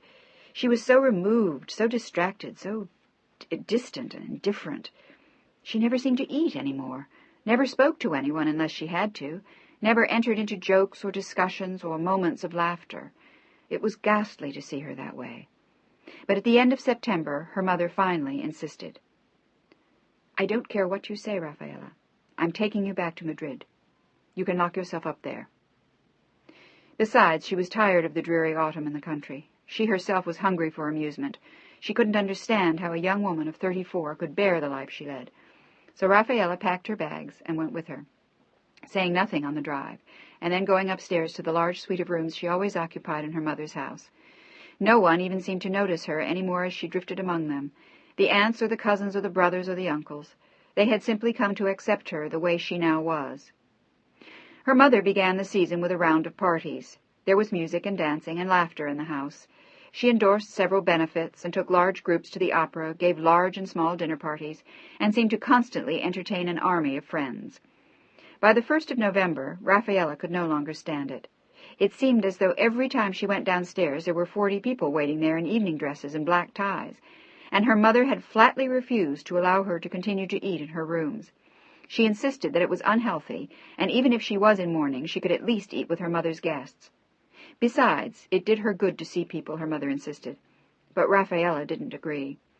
At the end of the first week of December, she picked up the phone and decided to get away. She made a reservation on a plane to Paris, figuring that a few days in the solemnity of her father's quarters would be something of a relief. She always wondered how the two of them had stood each other. Her mother so gregarious, so flighty, so social. Her father so serious and so austere. But the answer, of course, was that her mother lived in Madrid, while her father stayed in Paris. Nowadays, he very seldom came to Spain. He felt he was too old for Alejandra's frivolous entertainments, and Rafaela had to admit that she had come to feel that way herself. She called her father to let him know she was coming, but assumed that it would present no particular problem for him. She had a room in his house, too. There was no one home when she called his number, and at first the phone was answered by a new maid. She decided then to surprise him, and reminded herself that she hadn't been in the house since the year before, when he had confronted her about the affair with Alex. But now, for 9 months, she had atoned for at least some of her sins, with her agonizing monastic life in Spain. She knew that her father approved of what she was doing, and after the ferocity of his accusations, it was a relief to know that he might approve of her a little more now. The plane to Paris was half empty. She took a taxi in from Orly Airport and stood for a moment looking up at the splendor of her father's house when she arrived. In a way, it always felt odd to be back here. This was the house she had lived in as a child, and she could never quite return without feeling somehow as though she weren't a woman, but was once more that small child. The house also reminded her of John Henry and his early trips to Paris. their long walks in the Luxembourg Gardens, and their meanderings along the Seine. She rang the doorbell, and the door was opened, again by an unfamiliar face. It was a maid in a starched uniform with a sour face and thick black eyebrows, who looked at her inquiringly as the taxi driver brought her bags inside. "Yes?" "I am Madame Phillips, Monsieur de Mornay-Mal's daughter." The little maid nodded at her, looking neither impressed nor interested in the new arrival, and Rafaela smiled. "Is my father at home?" The young woman nodded with an odd look in her eyes. "He's upstairs." It was 8 o'clock in the evening, and Rafaela hadn't been entirely sure that she would find her father at home, but she knew that he would either be in, dining alone, or out for the evening. She ran no risk of encountering a party like those at her mother's, with dancing, laughing couples drifting through the halls. Her father was a good deal less social, and he preferred to meet people in restaurants instead of at home. Rafaela nodded pleasantly again to the woman. "I'll go up to see him. Would you be so kind as to have one of the men bring the bags up to my room in a while?" And then, realizing that the woman might not know which one it was, "The big blue bedroom on the second floor." "Oh," said the maid. And then suddenly she clamped her mouth shut, as though she couldn't bring herself to say more. "Yes, madame." She nodded her head at Rafaela and hurried back to the pantry as Rafaela walked slowly up the stairs. There was no particular joy for her in coming back here, but it was peaceful at least, and it was a relief after the constant movement in the house in Spain. She realized, as she reached the second landing, that after she sold the house in San Francisco, she would have to set up an establishment of her own. She was thinking of buying a little piece of land near Santa Eugenia and putting up a small house adjoining the main grounds. While it was under construction, she could live peacefully at Santa Eugenia.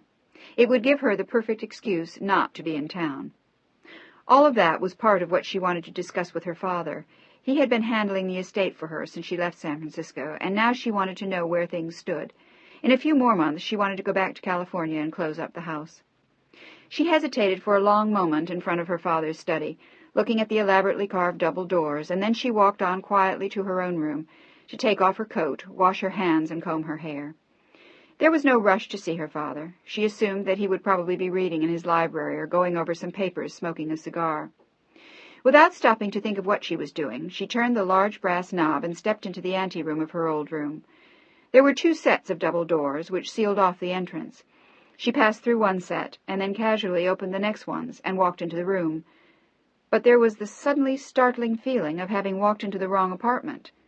There was a tall, heavy-set blonde woman seated at her dressing table, wearing a blue lace peignoir, ringed with soft fluff of feathers around the neck, and when she stood up to face Rafaela with a look of audacious inquiry, Rafaela saw that her blue satin slippers matched her robe. For an endless moment Rafaela only stood there, not able to understand who the woman was. "Yes?" With an air of authority she gazed at Rafaela, and for a moment Rafaela thought that she was going to be told to leave her own room. And then suddenly she realized that it was quite obvious that her father had guests, and here she had arrived totally unannounced. But it was no problem, really. She could sleep in the large yellow and gold guest room on the 3rd floor. It did not occur to her as she stood there that it was odd that her father's house guests did not have that room instead of hers. "I'm terribly sorry. I thought—" She didn't know whether to advance and introduce herself or back out, saying nothing at all. "Who let you in here?" "I have no idea. There seems to be a new maid." The woman advanced on her angrily, and for a moment Rafaela got the feeling that this was the heavy-set woman's house. "Who are you?" "Rafaela Phillips." She blushed faintly, and the woman stopped in her tracks. And as Rafaela watched her, she got the feeling that she had met this woman somewhere before. There was something vaguely familiar about the blonde helmet, the set of her eyes, something about her, but Rafaela couldn't place it. And with that, her father came in through the boudoir door. He was wearing a dark red silk bathrobe, and he looked pomaded and clean and perfectly groomed. But all he wore was the bathrobe, hanging slightly open, his legs and feet bare, and the gray tufts on his chest peeking through the open robe. "Oh!" Rafaela backed towards the door, as though she had walked into a room where she should never have entered. As she did so, she realized that it was exactly what she had done. She had walked right into an assignation, and as the realization of that hit her, the woman's identity struck her with full force. "Oh, my God!" And then Rafaela just stood there, staring at her father, and the blonde woman, who was the wife of the most important cabinet minister in France. You may be excused, Georgette."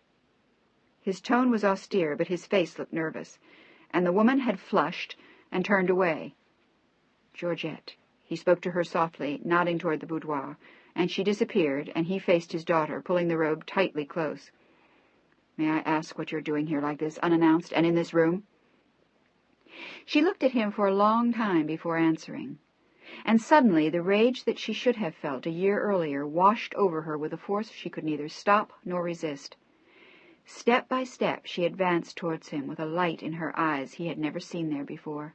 Instinctively his hand went out to the back of the chair near him, and something inside him trembled as he faced his child. "What am I doing here, Papa?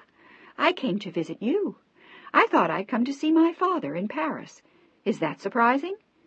Perhaps I should have called and spared Madame the embarrassment of being recognized, but I thought it might be more amusing to come as a surprise. And the reason I am standing in this room, Father, is because it used to be mine. But I think what is far more to the point is what are you doing in this room, Father? You, with the saintly morals and the endless speeches. You who threw me out of this house over a year ago and called me a whore.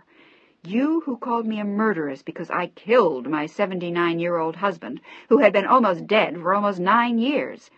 And what if Monsieur le Ministre has a stroke tomorrow, Papa? Then will you be a murderer too? What if he has a heart attack? What if he finds out he has cancer and kills himself because he can't bear it? Then will you bear the guilt and punish yourself as you've punished me? What if your affair with his wife ends his political career? And what about her, Papa? What about her? What are you keeping her from? What right do you have to this while my mother sits in Madrid? What right do you have that I did not have a year ago with a man I loved? What right? How dare you? How dare you? She stood before him trembling and shouting in his face. How dare you have done to me what you did last year? You threw me out of this house and you sent me to Spain that night because you said you would not have a whore under your roof. Well, you have a whore under your roof, Papa. She pointed hysterically at the boudoir, and before he could stop her, she strode to the door, where she found the minister's wife sitting on the edge of a Louis XVI chair, crying softly into a handkerchief, as Raffaella looked down at her. "Good day, Madame." Then she turned to her father, "And goodbye. I will not spend a night under the roof as a whore either, and you, Papa, are the whore, not Madame here, and not I. You are! You are!" She began to sob hysterically. "What you said to me last year almost killed me. For almost a year I've tortured myself over what John Henry did, while everyone else told me I was innocent, that he did it because he was so old and so sick and so miserable. Only you accused me of killing him and called me a whore. You said that I disgraced you, that I had risked a scandal, that I would destroy your good name. And what about you, damn you? What about her?" She waved vaguely at the woman in the blue peignoir.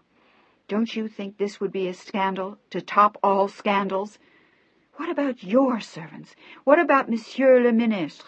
What about the voters? What about your clients at the bank? Don't you care about them?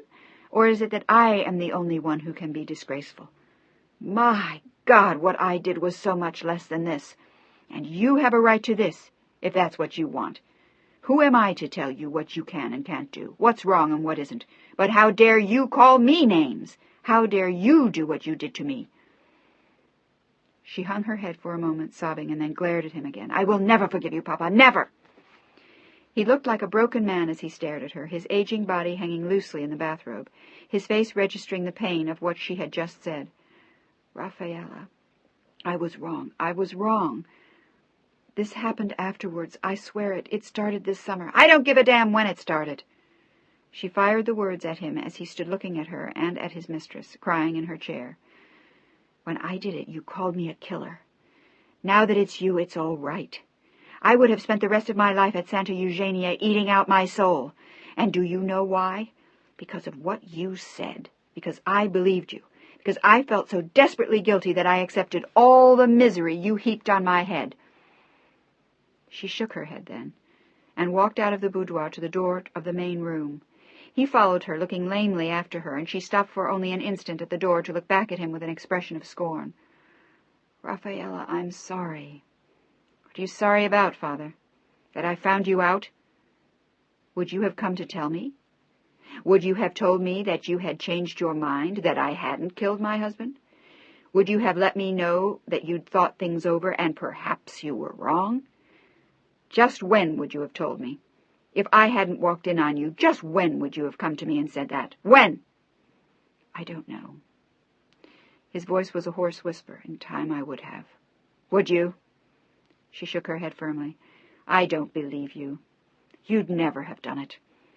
And all the while you'd have been carrying on here with your mistress, and I would have buried myself in Spain. Can you live with yourself knowing that? Can you? The only one who has destroyed anyone's life, Father, is you. You almost destroyed mine. And with that she slammed the door. She was down the stairs in a moment and saw her bag still standing in the hall. With a trembling hand she picked up a bag in each and slipped her handbag over her shoulder, opened the door, and marched out of the house to find the nearest taxi stand. She knew there was one around the corner, and she didn't give a damn if she had to walk to the airport.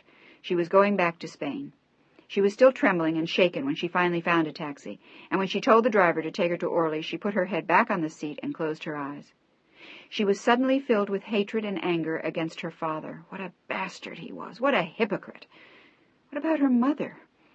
What about all the accusations he'd made? All the things he'd said? But as she raged silently to herself all the way to the airport, she found herself thinking that in truth he was only human as her mother probably was, as human as she herself had been, maybe as human as John Henry himself had been once upon a time. Maybe she really hadn't killed John Henry. Maybe, in fact, he simply hadn't wanted to go on. As she flew home to Madrid, she stared into the night sky and mulled it all over. And for the first time in close to a year, she felt free of the agonizing weight of her own burdens of guilt and pain. She found herself feeling sorry for her father, and suddenly laughing softly to herself at the vision of him in his red robe, and the heavy-set, middle-aged mistress in the peignoir with the feathers around her fat neck. As the plane landed in Madrid, she was laughing softly, and she was still grinning when she got off the plane. Chapter 34. The next morning Rafaela came down to breakfast, and although her face was as pale and gaunt as it had been for a year, there was a different light in her eyes, and she answered her mother light-heartedly as she drank her coffee, that she had discussed all her business with her father and had decided to come home. But in that case, why didn't you just call him? Because I thought it would take longer than it did. But that's silly. Why didn't you stay and visit with your father?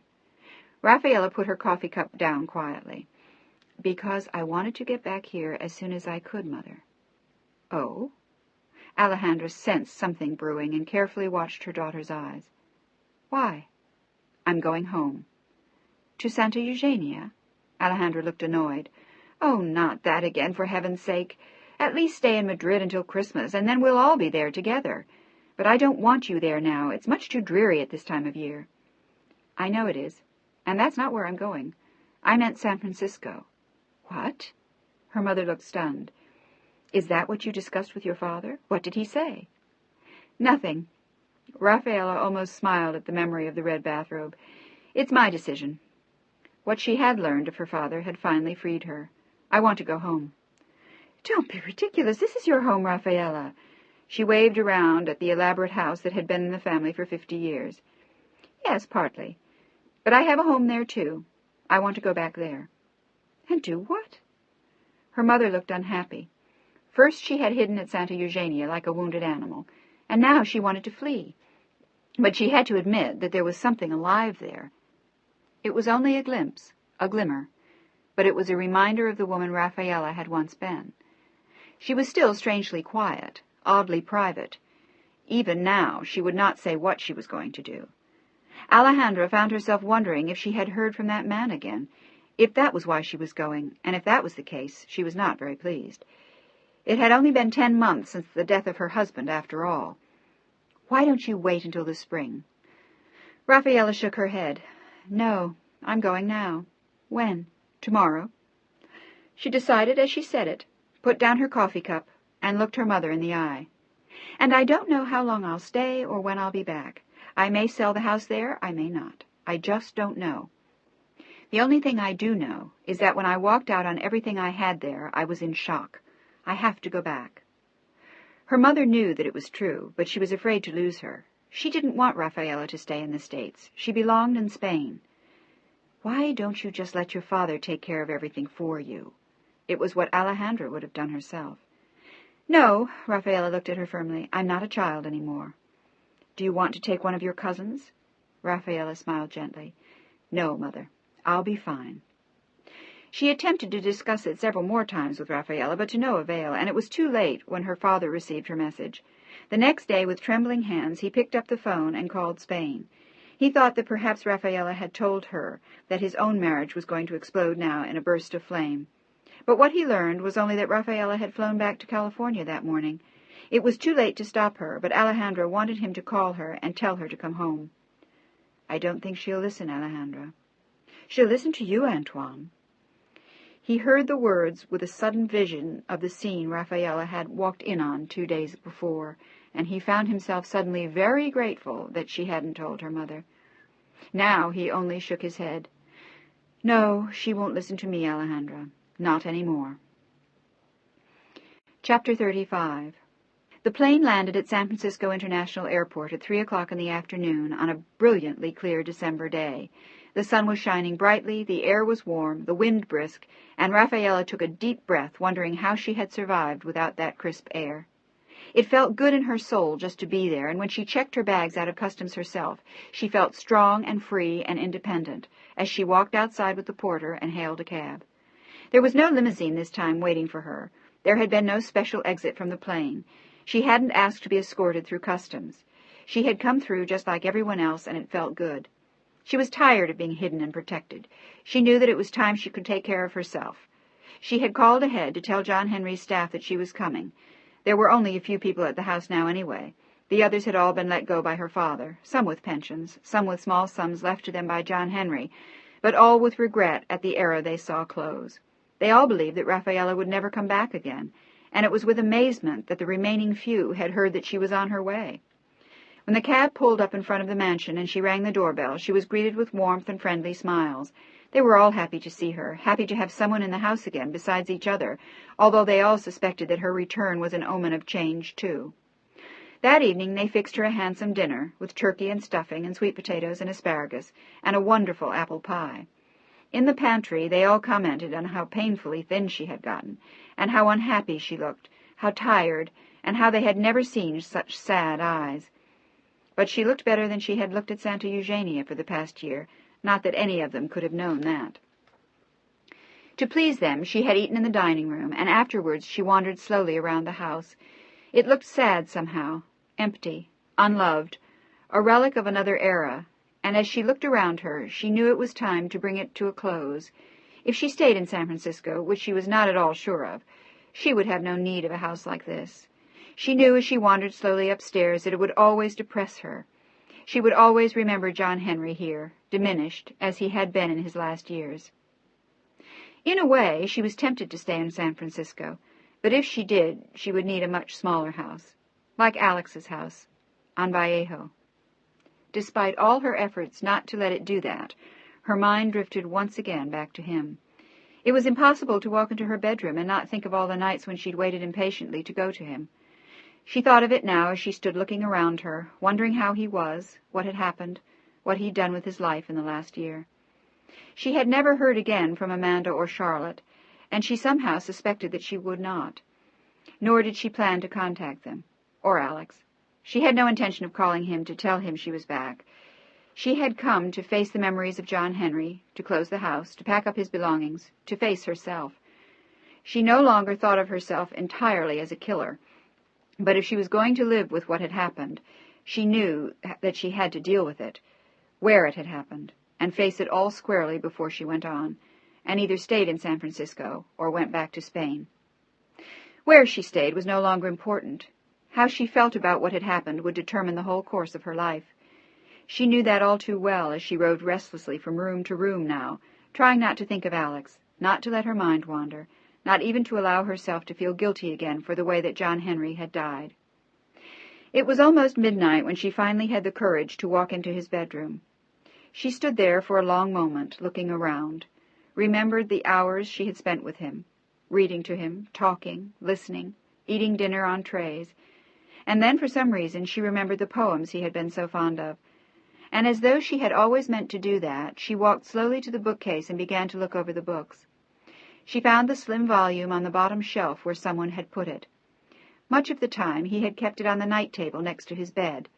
She remembered now that she had seen it there the next morning, the night after. She found herself wondering now if he had been reading it when he died. It was an odd, romantic notion, which was not very likely to have much to do with the truth, but she felt close to him again as she sat down near the bed, holding the slim volume, and remembering the first time they had read it together, on their honeymoon in the south of France. This was the same volume he had bought when he was a very young man. Now, smiling softly, she began to leaf through it and stopped suddenly at a familiar passage, where the book had been marked with a single blue page.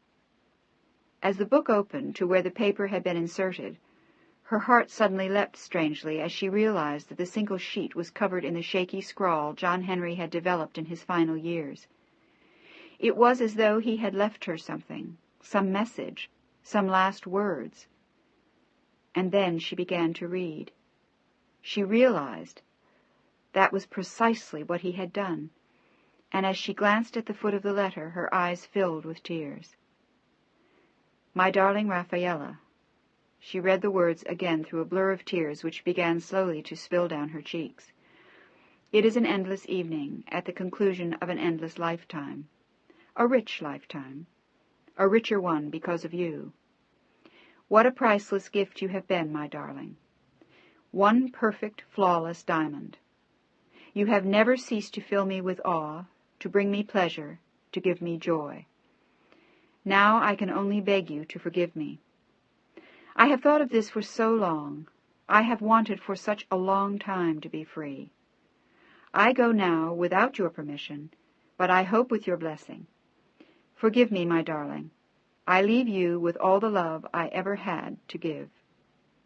And think of me not as gone, but as free. With all my heart, John Henry." She read the words again and again. Think of me not as gone, but as free. He had left her a letter after all. The relief was so overwhelming that she could barely move. He had asked her to forgive him. How absurd it all was, and how wrong she had been. Not gone, but free. She thought of him that way now, and she blessed him, as he had begged her to a year before, and the blessing was returned, because suddenly, for the first time in a year, Rafaela felt free as well. She walked slowly through the house, knowing they were both free, she and John Henry. He had moved on, as he had wanted to so badly. He had chosen the path that was right for him, and now she was free to do the same. She was free to leave, to move on. She was whole again. And suddenly she wanted to call Alex to tell him about the letter, but she knew that she could not. It would have been a cruelty beyond words to step back into his life after all that time. But she wanted so much to tell him. They hadn't killed John Henry after all. As she walked slowly back to her bedroom at 3 o'clock that morning, she thought of both men, tenderly, lovingly, and she loved them both more than she had in a long time. They were all free now, all three of them, at last.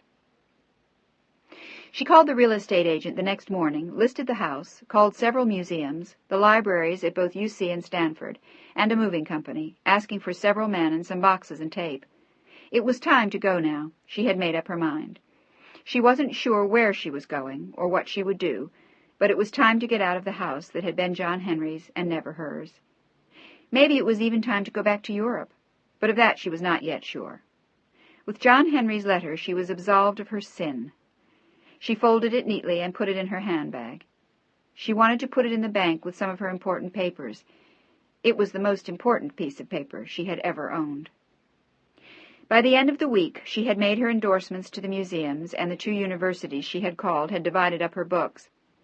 She kept only a handful of the ones she had shared with John Henry, and, of course, the book of poems in which he had left the last letter to her the night he died. She had already gotten a phone call from her father, and she told him about the letter. There had been a long silence at his end of the phone then, and when he spoke to her again, his voice was husky as he apologized for all that he had said. She assured him that she bore him no malice, but as they hung up, they each wondered how one got back a year, how one put balm on wounds that might never heal. But it was John Henry who had bandaged up Rafaela's anguish, he who had given her the finest gift of all with the letter, the truth. It all seemed like a dream as Rafaela and the servants packed the last of the boxes. It had taken them a little less than 2 weeks, and by the following week, on Christmas, Rafaela planned to be back in Spain. There was really no reason for her to be here. The house was all but sold to a woman who was madly in love with it, but whose husband needed just a little bit more time to make up his mind about their final bid. The furniture was all going to auction, except for a few small pieces she was sending to her mother in Spain. There was really nothing left for her to do there, and in a few days Rafaela would move to a hotel for her last nights before leaving San Francisco for good. Only the memories remained now, drifting through the house like old ghosts. Memories of dinners in the dining room with John Henry, silk-dressed or wearing pearls, or of evenings in front of the fire, of the first time she had seen the house. She would have to pack up the memories and take them with her, she told herself, as they finished packing, exactly 1 week before Christmas at 6 o'clock. It was already dark out, and the cook made her a dinner of eggs and bacon, which was precisely what she wanted. And with a stretch and a sigh, she looked around John Henry's mansion as she sat on the floor in a pair of old khaki slacks. Everything was ready for the movers to take to the auctioneers and to the shipping company, which would be sending the few things that she had wanted to go to Spain. But as she sat finishing the last of her eggs and bacon, her mind drifted again to Alex and the day they had met again on the beach, exactly a year before. She wondered if she would see him again if she went back there, but she smiled to herself at the improbability of it. That dream was over now, too. When she finished the eggs, she took her plates back to the kitchen. The last of the help would be leaving in a few days, and it was strangely pleasant, she had discovered, to take care of her own needs in the oddly dismantled house. But now there were no books to read, no letters to write, no television to watch. She thought for the first time of going to a movie, and decided instead to go for a brief walk and then go to bed. She still had some things to do the next morning, and she had to go down to the airline to get her return ticket to Spain. Glancing at the view now and then, she wandered slowly down Broadway, looking at the sedately handsome houses, and knowing that she wouldn't miss them when she left. The house that she had missed so acutely was much smaller, much simpler, painted beige with white trim and bright flowers in the front garden in the spring. Almost as though her feet knew what her head was thinking, she found herself walking in that direction until she turned the corner and saw that it was only a block away. She didn't really want to see it, yet somehow she knew that she wanted to be there, to sense once again the love she had known there. She had said goodbye at last to the house she had known with John Henry. Now it was as though she had to go to the place where she'd known Alex, and maybe then she would be free to find another home, a place of her own this time, and maybe one day a man she could love, as she had loved Alex, and John Henry before that. She felt almost invisible as she walked there, drawn by some powerful lure she couldn't really explain. It was as though she had waited all week to come here, to see it again, to acknowledge all it had meant to her, and to say goodbye, not to the people, but the place. The house was dark when she got there, and she knew that no one was inside. She wondered even if he were away in New York maybe, and then she remembered Mandy was in college. Perhaps she had gone home already for Christmas vacation, to Kay or to Hawaii again with Charlotte. All of those people seemed suddenly so far from Rafaela's life, and she stood there for a long time, looking up at the windows, remembering, feeling all that she had felt there, wishing Alex well, wherever he might be. What she did not see as she stood there was that the garage door had opened, and the black Porsche had stopped at the corner, as the tall, dark-haired man at the wheel sat and stared. He was almost certain that it was Rafaela standing across the street from the house, looking up at the windows, but he knew that it wasn't possible, that it was an illusion, a dream. The woman who stood there, dreamily staring, seemed taller and much thinner, and she wore old khaki pants and a thick white sweater, with her hair tied in a familiar knot. The silhouette was much like Rafaela, and something about her expression, from what he could see at that distance. But he knew that Rafaela was in Spain, and according to his mother she had just about given up life. He had lost all hope of being able to reach her. She had never answered his letters, and from what his mother had said she was beyond hope. She had cut herself off from everything she had once cared about, given up dreaming and being and feelings. It had almost killed him for a year, but now he had made his peace with what was. Just as he had learned that he couldn't go on tormenting himself over Rachel, he had also learned that he couldn't hang on to Rafaela any more. She didn't want him to. He had understood that much. And so, reluctantly, after a year of sorrow, he had given up. But he would always remember. Always. He had never loved any woman as he had loved her. And then, deciding that the woman outside his house wasn't Rafaela, he put the car back into gear and drove into the garage. Across the street, the boy who so passionately loved the black Porsche came home, stood gazing at the car with his usual awe. He and Alex were friends now. One day Alex had given him a ride down the block. But now it wasn't the boy who caught Alex's attention. It was the woman's face that he saw in his rearview mirror. It was she. It was. He got out of the low-slung Porsche as quickly as his long legs would allow, and darted rapidly under the automatic door just before it closed. And then suddenly he stood there, barely moving, only watching her, as across the street she stood trembling, watching him. Her face was much thinner, her eyes larger. Her shoulders seemed to sag a little in the clothes she had worn to pack boxes, and she looked tired. But it was Rafaela, the woman he had dreamed of for so long, and had finally understood he would never see again. And now, suddenly, she was here, watching him, and he wasn't quite sure if she was laughing or crying. There was a small smile on her lips, but the streetlights caught the shimmer of a tear drifting slowly from her eye. Alex said nothing. He only stood there. And then slowly she began to come towards him, carefully, as though she were fording a stream that ran between them, as the tears began to run swiftly down her cheeks, but the smile widened, and now he smiled at her. He wasn't sure why she was there, if she had come to see him or only to stand there and remember and dream. But now that he had seen her, he wouldn't let her leave him. Not again. Not this time. And suddenly he took the last step towards her and pulled her into his arms. His lips were on hers, and he could feel his heart pounding as he held her, and then hers as he pressed her still closer and kissed her again. They stood in the middle of the street kissing, but there were no cars around them. There was only one small boy who had come to see the black Porsche, and had wound up seeing them kissing instead. But it was the Porsche that filled him with wonder, not the two grown-ups clinging to each other in the middle of Vallejo, laughing softly as the man wiped the tears from the woman's eyes. They kissed one last time as they stood there, and then slowly, arm in arm, they walked into his garden and disappeared into the house. As the boy shrugged his shoulders, glanced for a last time at the garage which housed his dream car, and went home.